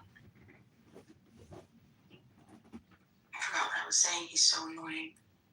Well, I admitted that I'm one of the most annoying people in the world, but again, I do understand accounting and finance. And when you go to usdebtclock.org and you look at the financial picture, oh my fucking God. But the fact is, we have a $60 trillion a year GDP, but so does India, so does China. We're in the top 3. I don't understand. If anybody's complaining or upset, thank God you live in America. Just praise God now. Hello? This is so random, and I don't know why I just thought of it. But what happens if people just never, what if we all just decided not to vote? Does anybody know what happens? Yeah, the person with the most votes still wins, dumbass. It only takes one person to vote. I get that. Exactly. How much weed are you smoking? I know. I'm really high right now, so I'm just trying to figure it out. What is going on? What would happen? Does anybody know? I'm being curious. I know, but I think we need to get more people to participate in their own republic. I think that this is where I think we miss a lot. And right now we're paying for it. We're paying for the neglect.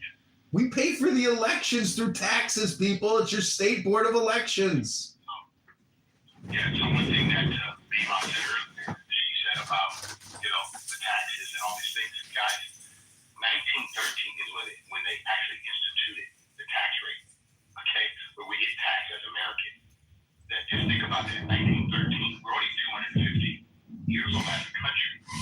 But how did America survive before 1913? Think about it. We did that all through tariffs, export, import, and we still survived. And I don't think that today that a lot of Americans really understand that the government has nothing to really offer us. I mean, really, there's no real benefit. If I made an investment in anything, I should get a return on it. And right now, if I have a representative say they're representing me, and we give them our tax dollars, how do I know that I get it back in return? Now, in Orange County, I can tell you that a lot of the tax dollars do go to our schools. We have great schools. I also know that we have great roads out here. Our trees, everything are taken care of. Because we do have people in our city that we know personally, my wife and I, that are there because they care about the city of Cypress. Okay? They care about our parks and recreation. They want to make sure that the sidewalks are balanced, everything. This, to me, is people who live in the same community versus people just going for power. Bima, you know this. I've been around some of these people. They're just there for power. They don't care about nothing else. They just want to keep climbing the ladder, make as much money, meet as many networking people as they can, and get as many free meals and go on golf courses. That's all. So for me, it's really hard because the average American today, correct me if I'm wrong, everyone, the average American today is uninformed about how it's supposed to really work. Yeah, I agree with you. I definitely agree with you. Especially with, I definitely agree. I worry though, is it a worry? Because over the years, especially in the 20th century, we built such massive piles of legislation. We taught, trained, and indoctrinated the growing generations to think that government's supposed to solve the problem. And they forget that government's only supposed to protect us so we can solve the problems. And it's so interesting when we look at the left and the right.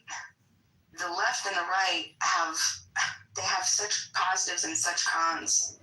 And I'm always forced to just side with the political right, even though I know that there are things that need to be done that the political left are saying, just because I know that it's not the government's job, And I wish that we just had a better opportunity to do that, or to teach people that it is up to us to build these solutions and to resolve this ourselves. But at the same time, we need legislation out of the way so we have the ability to do that. That's why I liked one thing Trump has made me very proud about is I always mention this, it's his promise to eliminate 10 pieces of legislation for every one he passed. That was the promise he made to himself. In January, he said at the Economic Forum, and then I'm not sure if he mentioned it again during the State of the Union, but I think he said it both times where he said, I'm averaging, over 125 pieces of legislation that I'm removing, right? And this is the thing, a lot of Democrats are frustrated because they see how so much funding is being pulled from so many aspects of society. And that's the way it's supposed to be, though. And it's not to say, right, Democrats process it as, oh, you don't care. You don't care about education. You don't care about health care. You don't care about medicine. The thing is no, we care about it. But we care about it so much that we know the right thing to do is to let us solve it. Because we're going to come up with the better solutions versus a bunch of pencil neck bureaucrats that, you know, get together, they slap one thing together and think that that's the one way that we can solve a problem, with the infinite number of ways that this world power with all these amazing people, everybody that's listening to this right now, absolutely brilliant minds, right, that we can't come up with better solutions, right? Even if it's a year later, even if it's past what, and then it's just a year later, right? We have to be able to continue to improve all of our processes. So we have to deregulate. Yeah, meanwhile, you gave him a bigger neck than I would. You said a pencil neck. I don't think they have a neck. I feel that from my COVID. Yeah, I know, but it's pretty crazy because these people have no, I mean, literally, what are they actually doing? They're just pushing paper. And this legislation that they keep passing, like you said, most people don't even know it. They don't even understand it. We got so many legislators that the average American cannot even understand. Listen, there's 81,000 pages to the U.S. tax code. 81,000. Why? I mean, it's just crazy. That's what I mean by you get people who really have zero value trying to explain to people how each state should operate, but not how only each state. Because this is my understanding. I'm going to land on this guy. We have 350 independent Americans. We have 50 independent states. And we have 435 people in the House and 100 in the Senate. I do not know why they don't leave us alone. Just leave us alone. Period. Let us decide. I personally believe we can, my wife and I, we can invest our money better. We can take care of ourselves better. Just leave us alone, because I've learned already that no form of government can spend our money better than we can as Americans. And I really believe that if we didn't have all this stuff over our head. Edward, that's where the Libertarian Party is trying to liberate America. It's in the name, Edward. Join the Libertarians. Do you ever do that, Edward? I can't go that far. I'm a Republican. To the Republic for which we stand. I still believe I'm personally responsible for my life. Then what is it about a Republican form of government which you think is the optimal form of government? Please enlighten us, Dr. Edward. What truth do I hold self-evident, right? I don't think a lot of people hold their truth to be self-evident. That my life, my liberty, and my pursuit of whatever I want to pursue is up to Edward. I say this a lot, guys. Am I willing to work for the outcome I seek in life? Whatever it is. Am I willing to put the work in? Am I willing to do it? I tell my children all the time, you got to decide, are you willing to work for the outcome that you seek? And I personally believe today that a lot of Americans have excuses that they want to go to some central area to see if they can help. And that's just crazy. Okay, I'm sorry.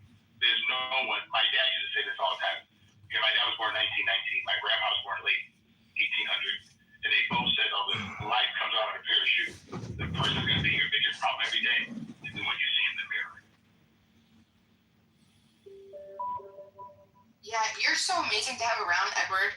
You know, just listening to you, it's so, I don't know if you understand the depth of the influence that you have, but I have to say, every time I hear you speak, it really inspires me, even when I'm feeling like hopeless and sad, and you know how we could cycle about our thoughts. It's such a good, a good refreshing, I don't know how to explain It's it. very wholesome. Do you think people? Yes, yes, I do. Yeah. And it makes me feel good. It makes me feel like, you know what?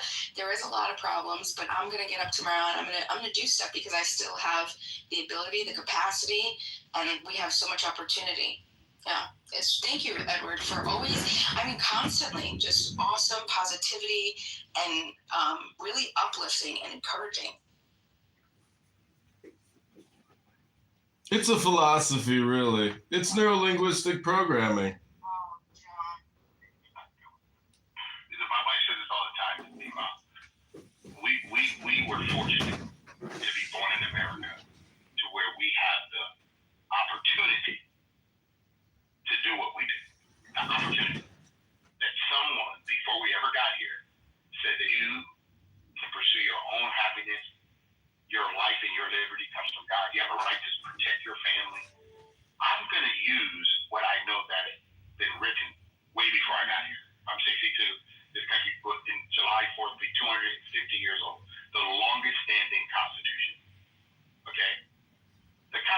never built for an individual. It was built for the people. And I personally think that a lot of people miss out on the supreme law of the land. Because that's why I tell people, you guys focus on Donald Trump or Barack Obama or Joe Biden or whoever the president is. That's not even the issue, guys. You are the president of your life. It is so sad. And I deal with this a lot with ethnically black people because they want to always name all the people. Nelson Mandela, Malcolm X, Dr. King. Like my dad used to tell all the time. Didn't Dr. King say, I have a dream? I is a personal pronoun. And my dad used to tell me, that's not my dream. That's his dream. I have my own wife, I have my own kids, I have my own house. That's my dream. So I learned that from my father. So I'm going to take what my father and my grandfather taught me. You are responsible for your own life. You never let anybody tell you. There's no person thinking about you every day. And my dad used to say this, and I'll end with it. If you think some white guy is sitting around your house thinking about you every day, you have mental issues. My dad said, I would have mental issues. No white guy is sitting around thinking about me. If they are, my father said, you both got mental issues. But I'm not focused on that. I'm 62. I think about how I can bring about the demise of the black people of the earth on a daily basis. Yeah, thanks, Steve. Thanks. What's the subject? No,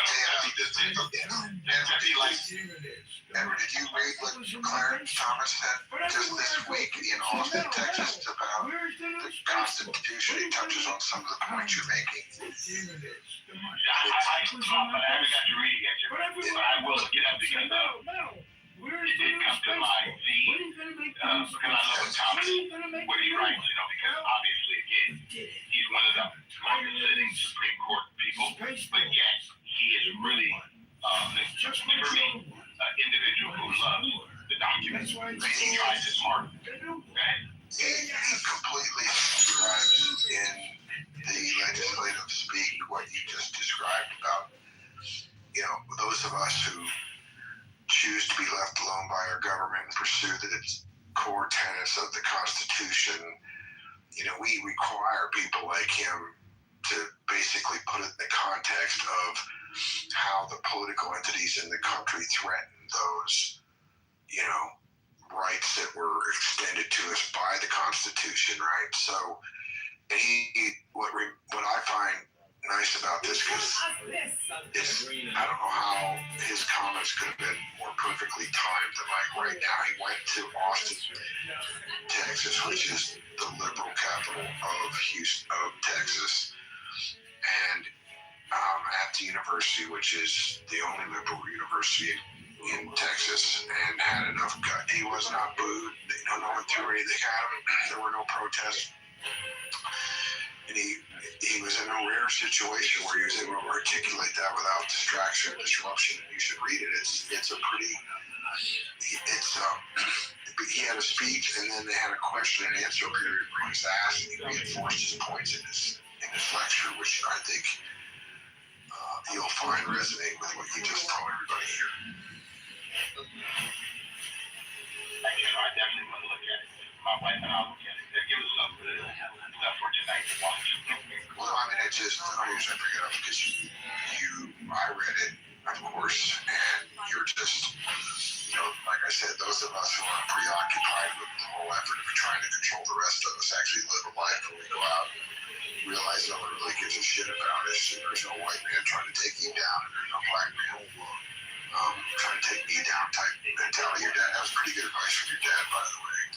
You think of your dad quite often, but that's the deal, man. I don't think it could. And I respect him and my grandpa. I respect. They own property in America. My grandpa, my dad always said they never met a slave. They never met a slave owner. So they're not gonna have a slave mentality. They're Americans of this country, and they're gonna be Americans. To me, I'm just grateful that I was born in that home. I'm grateful that God chose those to be my parents and my granddad.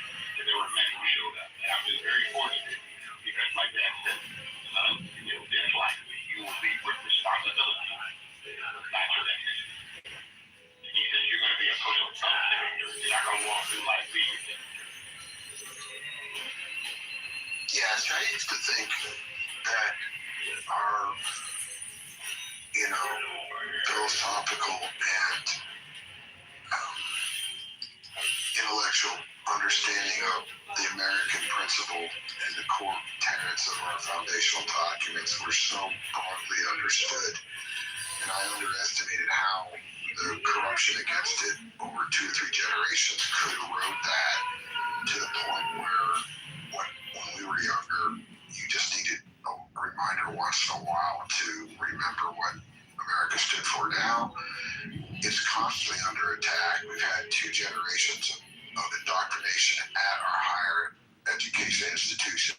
And I'm beginning to think it's going to require a systematic, refresher of why and how our countries differ from all the other countries that ever preceded us with sort of a core document, you know what I'm saying? So it is the sort of discussion of the day, and that's why I keep telling you to go ahead and read it, because I hope there's very few voices that could be as articulate as his. He spoke. The speech reminded me, Edward, I don't know if you still read, but if you want to really read something boring that will matter for the rest of your life, go ahead and read Abraham Lincoln's Diaries. It teaches you how to think and speak succinctly. And when I listened to Thomas talk, he reminded me of how Abraham people, you've heard of the Gettysburg Address. That's just a few hundred words and very few messages ever better communicated than that. And that's what he sounded like. That's what his face sounded like today. So I'm just going to say for the last time I get lost, I'm going to drink some beer or something. But the deal is, if you get a chance, go ahead and listen to Thomas. It's pretty good. Did you drop that to the right? In the chat?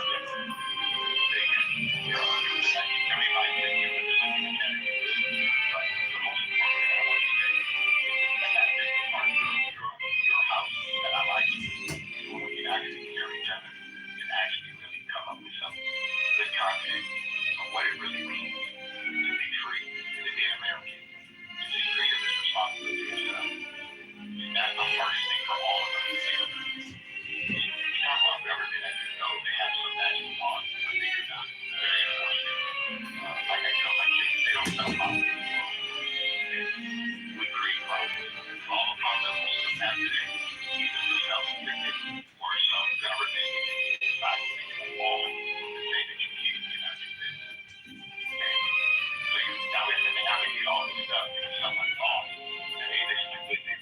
Like we always say, who would have ever thought that the people that's most affected by law would think that people like someone to defund the police? Now, the people that already have the most difficult, right? It's just great. And all of a sudden you would say, we're going to do social workers into the community. And people are getting murdered and assaulted at the highest rate. Does anybody think that any of this stuff does not make sense?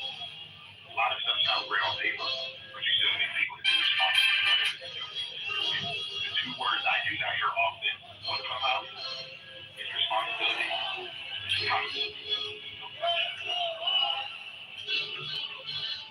I think that might be asking too much. I always, I learned they have to say, I'm going to push back a little bit. Just get a little bit flared for a second. The defunding the police situation. So I'm very passionate about police and how we perceive them in the United States. I think a lot of people see them as the people who are like, oh, how could we defund police? We have crimes. We need people, a nice organization to combat and keep track of holding criminals accountable. We need this institution. I don't think that that's what defund the police is saying.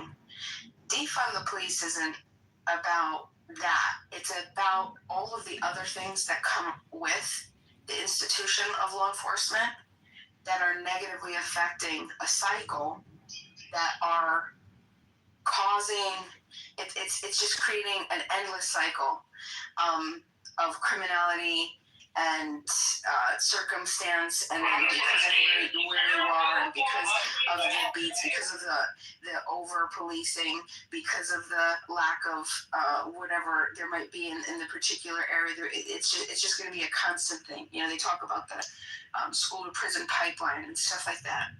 So what I would like to have seen, because the defund the police, that gets everybody immediately, like, you just want to reject, like, yeah, what do you mean? You're telling me that that just people are going to run amok and create crimes, and nobody's going to be there to, like, that's what you want. You want chaos, you want anarchy. No, that's not what we want. We want defensive security. We want people to be there to hold people accountable for their crimes, okay? But what that requires is if you are not committing a crime that involves a person or person's property, then you can't have violent back force be the solution to something that isn't a violent crime to begin with. You see what I'm saying? Like, that's a problem. It's a contradiction, not even a hypocrisy. I don't know what we would call that, but it's not proportionate. It doesn't make sense. So we see how other countries, and I understand we have a large population, and I get that. And also, there are different communities that are going to require different levels, right, of this because of whatever is happening at the time. But I think that we really need to start to transition out of everything being violent back force. We need to look into rehabilitation and restitution. What is it called? Restoration. A different type of jail system, because the recidivism rates, this doesn't make sense. This isn't helping anybody, and we're not helping. I mean, I just think that's crazy. So yeah, let's not defund the police entirely. We might be able to get there. There's a town that's next to me that has no police in the entire town. Zero. No police department. They only have a sheriff. And that's just been the case forever. And you could imagine how do they solve crimes? You think they don't have crimes? Yeah, of course they have crimes. They have of course they do. But they have, maybe. Bima, this goes back to what Dr. Edward was saying about personal responsibility. You know, we don't use our rights. We've got a Second Amendment right, but we've got a debt problem. How do we solve it? We arm ourselves, obviously. Hello. So you think with a debt problem, arm ourselves, and then what do we do with the army? It's called making an adjustment to a budget. Hello? Again, I know you're not an accountant or an actuarial scientist, but numbers and finance are real, as we just occurred an hour ago when we were talking about math. Some of you think that math isn't real, that $100 billion a month in VIG on a $40 trillion mortgage isn't real. Those are your taxes you're gonna have to pay back, everybody. Everybody owes $400,000 to the government. You just don't know it yet. Hello? Yeah. So there's a couple things. Hello. When we say, and I want somebody to look this up. We have 350 million Americans. Can anyone tell me how many law enforcement that we have in the United States, including all federal law, federal FBI, everybody? A couple million? No, not even a couple million. I think it's less than a million. 170,000? Yeah, there you go. See, so look at the number. Guys, we have 360 million Americans, and we have less than a million law enforcement. Okay, guys, most of America are governing themselves. How about defund the criminal? How about people talk about the people that are actually assaulting all the people and breaking in there and doing really bad stuff? Stop providing retirement programs in prison. When someone murders, we kill them. We save the money. Hello? It's okay, Bebop. Listen, I got it. So all I'm saying to you guys is this. I'm 62. I've never been arrested. I've never gotten involved with the police in the sense of, have I been pulled over? Yes. The smooth criminal. Thank you. You're correct. He's a smooth criminal. Because I'm choosing not to be reckless in life. Because I learned from my father again.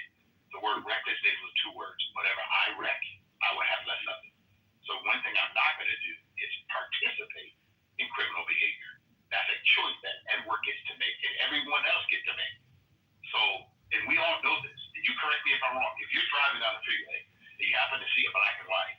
What happens to all of them? Come on, Edward. We know you ran out of embalmer's fluid at some point and you used